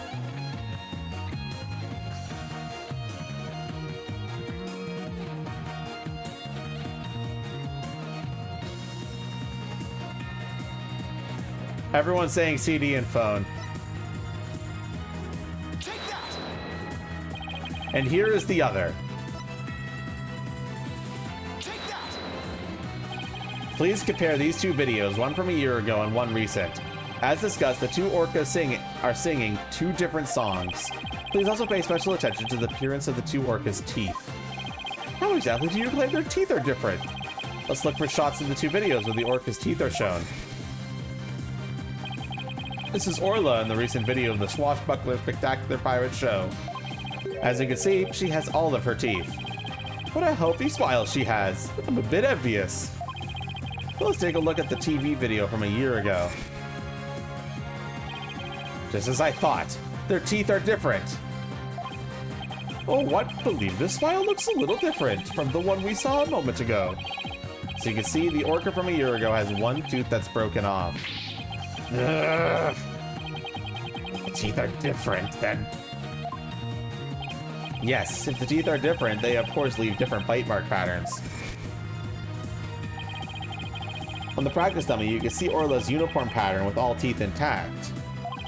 And on the walkie-talkie, you can see that one tooth is missing from the pattern. I see it, just like the smile of the orca in last year's video. The tooth marks on the walkie-talkie were not made by the orca we know as Orla. They were made a year ago by a different orca. Different orcas? I can't believe it! The statement that the tooth marks of the walkie-talkie were from Orla was a lie. The truth is, this walkie-talkie was stolen from the victim, Jack Shipley. And the only person who could have stolen it is... the true culprit, Marlon Rhymes.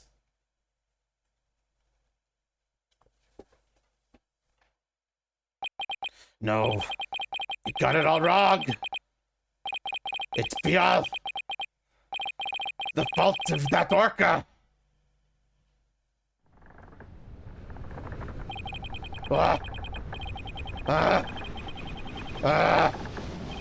You got it all wrong!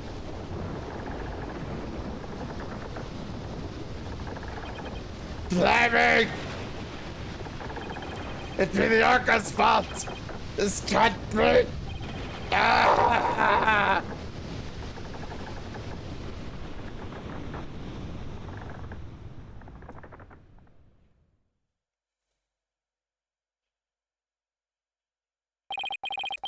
Once again, I'm too weak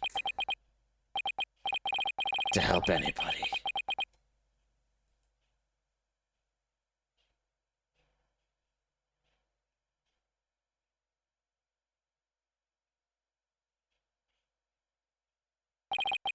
Well, as it would appear, we should hear more from the defendant about Orca Shipley. Sasha Buckler. Yes, Captain Judge? Is what Mr. Wright claims true? Are there two different orcas? The secret that Ship-Shape Aquarium was hiding was about Orla, wasn't it? Dr. Crab told me to focus on the orca's song. He hinted it would be a clue. Phoenix is right. What we call Orla is the second Orla Shipley. There actually used to be two orcas at Ship-Shape Aquarium.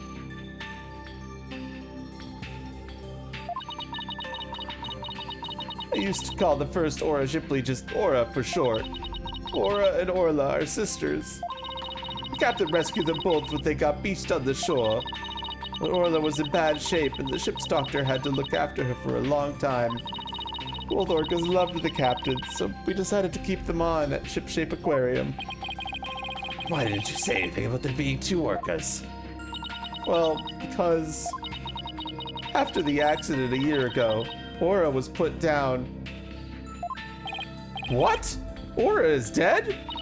Yeah, the Center for Dangerous Animal Control demanded it. Apparently the captain and the ship's doctor begged them. We put the first one down, but please leave the second one alone, they said. Anyway, after the accident a year ago, the captain told us he was going to put Orla in the pirate show as Aura Shipley. He asked us to keep quiet about Aura's death until the time was right. What a surprising and complex tale. Did all Ship-Shape Aquarium employees know about this? No, just a select few of us. Mr. Rhymes, did you know about it? Of course not. How would I?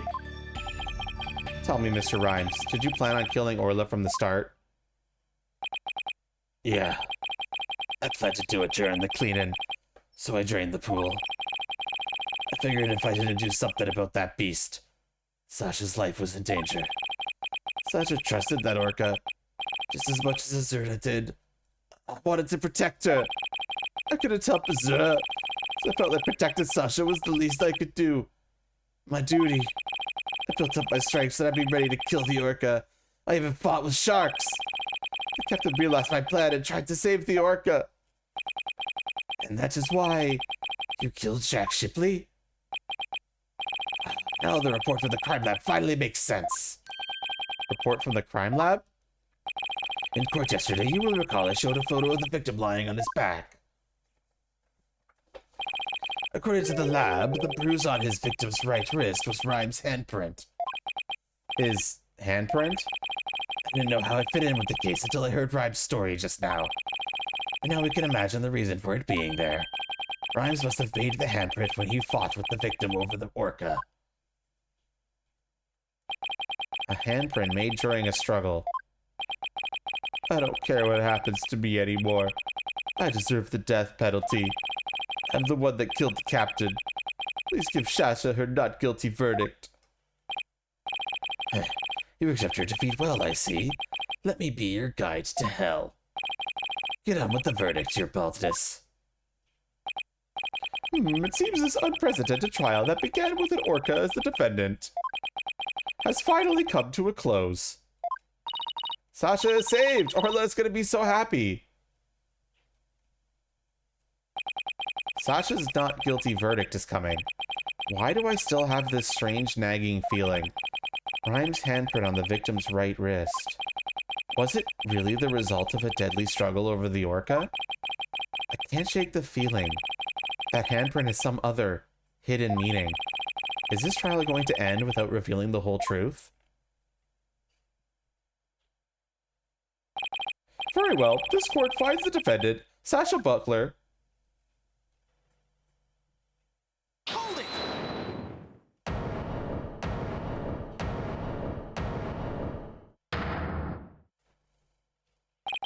Your Honor, please hold off on that verdict. Mr. Wright, what is the meaning of this? I would like to further explore this new evidence the prosecution just submitted. But what complaint could you have? You're about to get your not guilty verdict. I see no need to further prolong this trial, Mr. Wright. Your Honor, we still don't know the entire truth of this case. This unnatural handprint Mr. Rhymes left on the victim's right wrist. I don't think it was the result of a fight between two men. Not the result of a fight? Then what do you suggest it was? Boss, what are you doing? Do you remember that evidence we found at the show stage? Evidence? What evidence? That mysterious mark might be the key to understanding this whole case. Your Honor, the defense would like to submit evidence that will expose the truth of this case. A mysterious piece of evidence that pairs with Mr. Rhymes' unnatural handprint.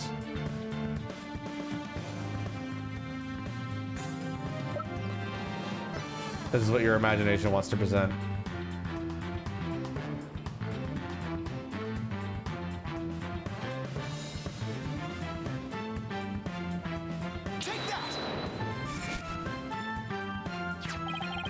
Marlon Rhymes left behind a very unusual set of fingerprints at the show stage.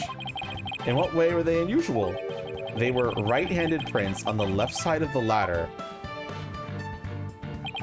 If one were to grasp the ladder in the same way as the prints, it would look like this. It looks like the ladder is being grasped from above. Exactly, Your Honor. And the handprint on the victim's right wrist shows it was held with a powerful grip. Marlon Rhymes grasped the show stage ladder in a natural pose. If he was gripping the victim's wrist in this position, gripping the victim's wrist, then he must have been. It means Mr. Rhymes was actually. That's right. If we couple the unnatural handprint with the mysterious fingerprints,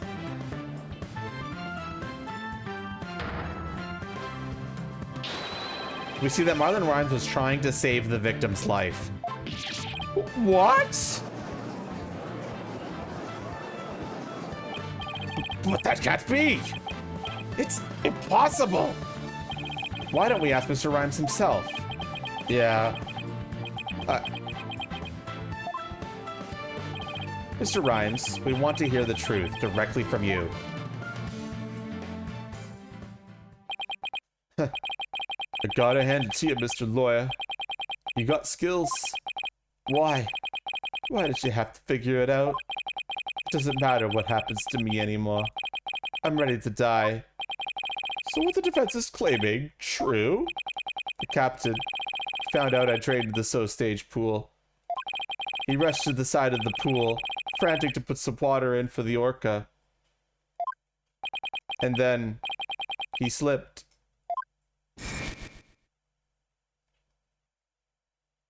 Captain, give me your left hand. No, Marlin, you'll fall too.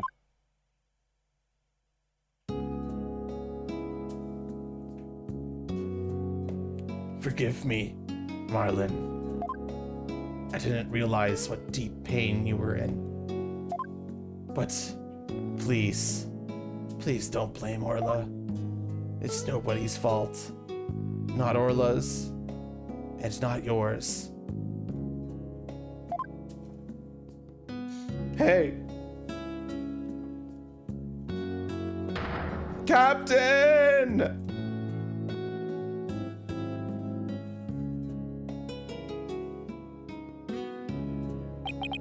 So, Jack Shipley's death was accidental. Why didn't you tell us that you didn't kill the victim? 'Cause I have no right to live anymore. I'm ready to get the death penalty. The captain died because of me, but then, top of it all, I used his body to frame Orla. I was gonna kill Orla and she wasn't even to blame. She didn't do anything wrong.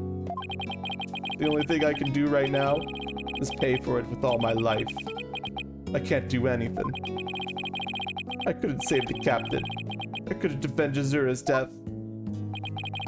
Mr. Rhymes, you have the wrong idea about Miss Summer's death. Not even the Force Aura Shipley was responsible for her dying. Aura, on her own accord, was trying to save Miss Summer's life. What? What are you talking about? Azura Summer suffered from a heart condition, but she didn't tell anyone and she performed in the pirate show anyway. She had a heart attack and died before anyone could save her. I'm sure she didn't think of Aura attacked her. There's nothing to avenge. No way. A heart condition? She never said a word about it. Maybe she didn't want you to worry about her. So I wanted to get revenge all this time. For nothing.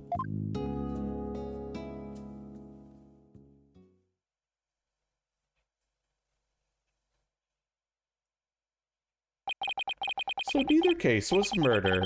Not a year ago and not this time either. Your responsibility in this matter is great, but I believe you could be rehabilitated. Marlin, you better come back to Shipshape Aquarium when you're done, you hear?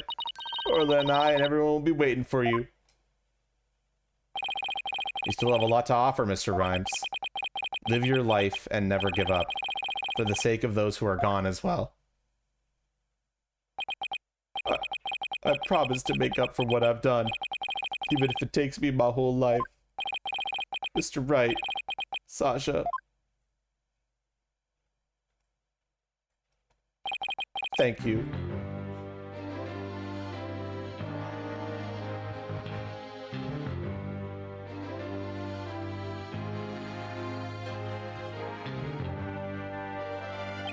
Well, I have seen countless trials, but never one that ended like this. I don't know how, Mr. Wright, but you always seem to manage to turn things around. I think all this excitement has taken a few years off my life.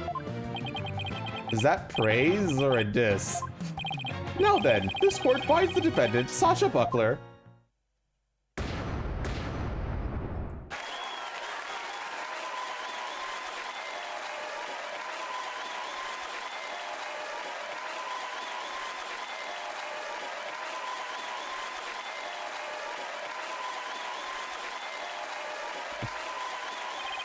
Court is now adjourned.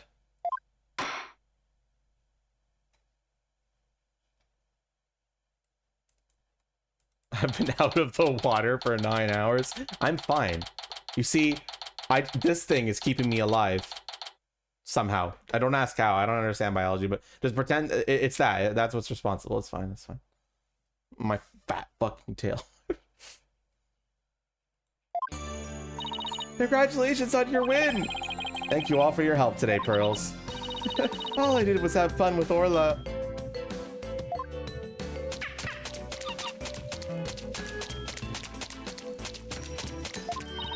Orla, I'm back! Oh, I missed you, girl. Oh, I'm so happy for you and Orla, Sasha. Everything turned out great.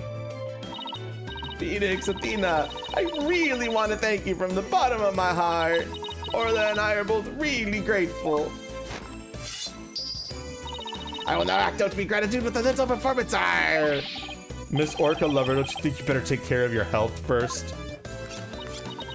All right, fine. I promise. No more shows until I'm better. I don't want anybody to worry about me after all. Good. I'm glad that's settled. Hey, buddy, Mr. Lawyer, you just had to blab every single one of the aquarium secrets, didn't you? I'm sorry, Dr. Crab. Nah, that's all right. I'm glad. It's kind of hard to tell. Although, thanks to you, they now know we're using the illegal torpedo system. But I think we'll be able to get a serious repercussion somehow. Writer later is advocating for us, saying it's the law itself to blame. He's going to look into getting the law changed. Wow, go Misty Plume. He sure is a powerhouse. There is another one for the Spirit of Justice, yes, but we're going to be doing that at a later date because I'm going to be overloaded with games now. I got to do Blueprints, Expedition 33 is coming out. I also want to do 100 Lion Last Defense Academy, and then there's going to be Doom Dark Ages, followed by Elden Ring Night Rain. Yeah, so when we have a weekend, a Sunday, where I don't, like, even, I scheduled this game for today because I thought there would be no games this week. And then Blueprints grabbed me by the fucking balls. And I didn't really, and I feel like I didn't want to, I was really tempted to stream Blueprints today because I knew people were probably excited for this, that I put it on the stream and were maybe looking forward to it. I knew it would be unfair to people who wanted to see Phoenix Wright to just change that. So I went ahead with it. So I hope I did this for you, bitches. How can it grab? It grabbed me by the tail. Are you happy, Stevish? Are you happy? You grabbed me by my fucking tail. Does that make you feel better? I'm more accurate now, bitch. Keep this to yourself, will you? We don't want to get it out publicly. Remember that appointment I had written down in my calendar? Oh, you mean meet the captain at the Orca Pool at 7 a.m.? That note meant the Orca Pool of the Supermarine Aquarium, not ship shapes. What? Why are we supposed to meet there? Jack and I. We visited the Supermarine Aquarium once a month. Any idea why? To get dolphin therapy treatment? No, silly. Remember I told you? Jack and I were against putting the Orca down from the start. What? Do you mean we just pretend to put the first Orca Shipley down? The Supermarine Aquarium is harboring her for us. What? Oh, so they're talking about large amounts of money you were paying them. Once a month, the owner and the fetch disappear from this aquarium. And I came to find out that each time a large amount of money was being paid out. We were paying for Aura's care. You wouldn't believe how much fish orcas eat. Now that it's been proven she was innocent all along, I think we can bring her back soon. Until then, keep it under your hat, okay? Huh? What was he telling you about? Oh, nothing much. By the way, Orly wants you to give her a little celebratory prize. Wait. Orly specifically requested that you give it to her, Phoenix. All right, fine. Let's see, what can I give her? Chat. It's fucking time. It's time, chat.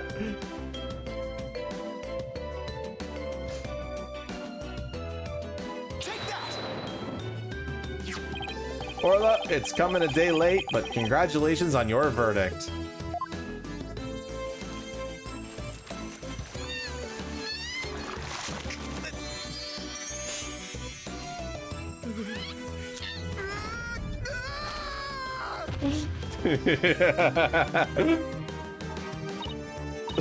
Oh my, aren't you lucky? That's Orla's best trick, the thank you kiss trick. Oh, Orla, I want to be next.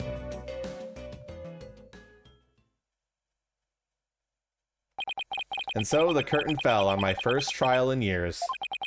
I'm looking forward to the comeback of Sasha and Orla's swashbuckler spectacular. After all, I made a comeback of my own, as a lawyer. few months later. Yes, it is.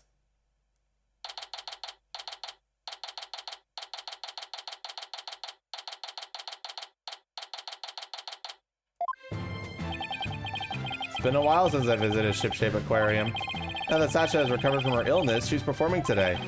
There's still some time before the show starts. I think I'll wander around a bit. Hi, Phoenix. Hope you enjoyed the show today. The orcas are excited and ready to go. Oh, I'm sure I'll enjoy it. Wait a minute. Did you say orcas, as in plural? Yep, let me show you.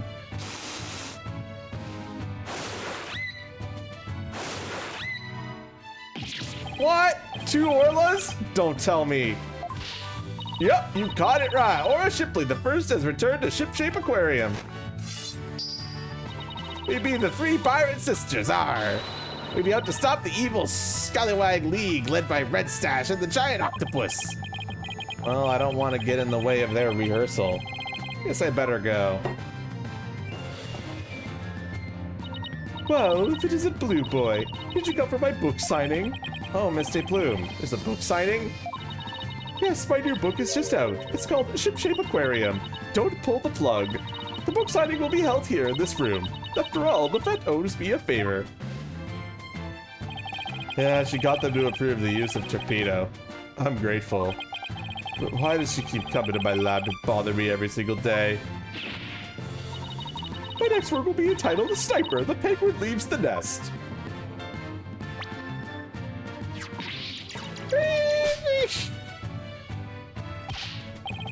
Stop this cacophony. Why am I surrounded by carping females?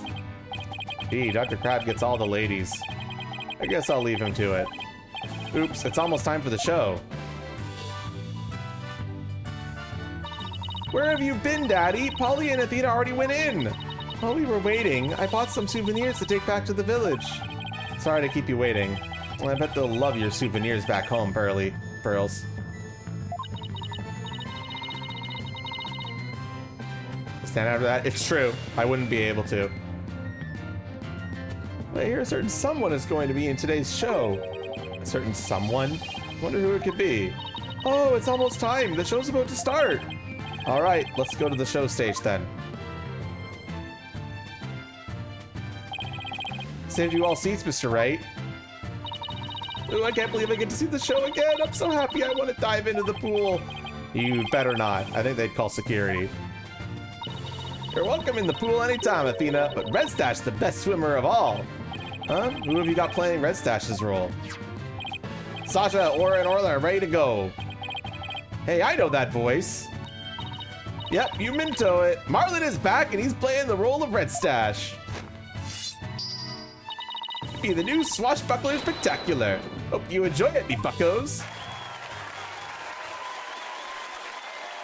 He got off a little too easily for manipulating. Yeah, I was gonna say Steve-ish, but it's fine.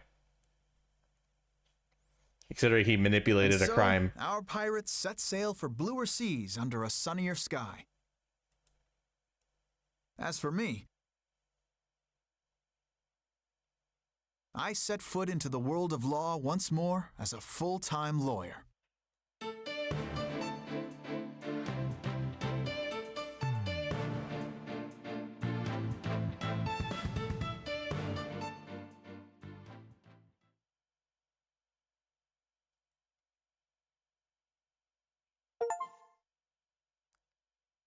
Alright, so we will launch a special bonus to the music and background.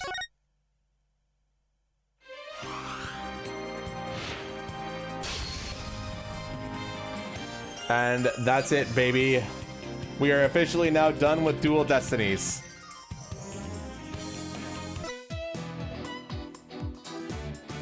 There's still one more, which we will handle at a later date. This is the final case of this trilogy. But we will be doing this probably much later.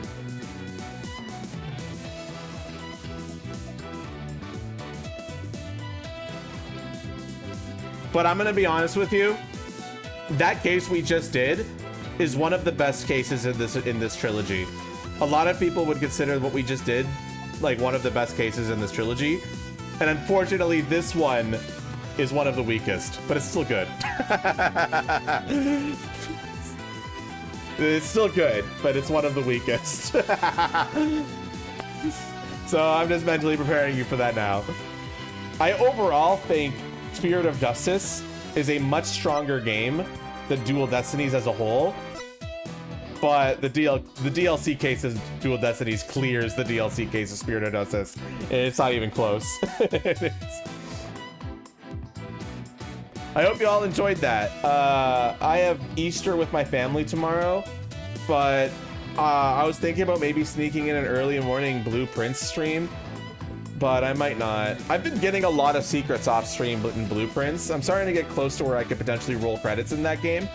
The goal is to roll credits in Blueprints on stream on Tuesday or Wednesday. And then I'm ready for Claire Obscure on Thursday. Do I do anything special for Easter? Nah, I'm just getting together with my family and we're gonna have a dinner. And by family, I mean my mom and dad. Are my parents religious? They used to be very religious, but nowadays, not so much. I mean, they still are. My dad still very much is. We just don't really go to church anymore. It's still a decent case? Yeah, it's still a decent case. I mean, I grew up as a Catholic myself too, but I wouldn't say I'm not a Catholic anymore. More so that I've become disillusioned with, like, the organization. At least how it is here, and, like, with the kind of people I've seen. But other than that, yeah.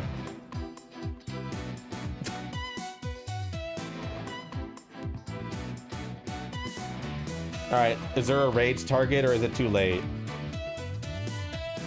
Yeah, there are a few raid targets. I don't think I want that, no MRL.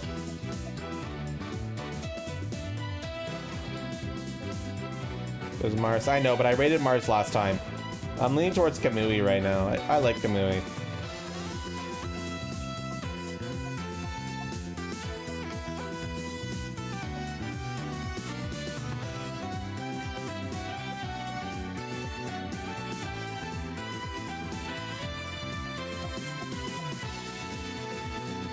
All right, everybody, I'm gonna go to bed, or maybe I'm gonna play Bazaar because I'm addicted. I don't necessarily have to wake up early tomorrow, so, and I think I need a little bit of time to myself after 9 hours of Ace Attorney, or maybe Blueprints. I don't know. We'll see. All right, everybody, I'm gonna go do whatever I plan to do. You go say hi to this stupid dog. Have a good one, everyone. Bye. Be funny to him because he's currently AFK. So we're raiding him when he's AFK, just as a heads up. So just be like, get the fuck back here or something when you get in there. Where the fuck are you? Spam that shit or something like that. All right, everybody, goodbye.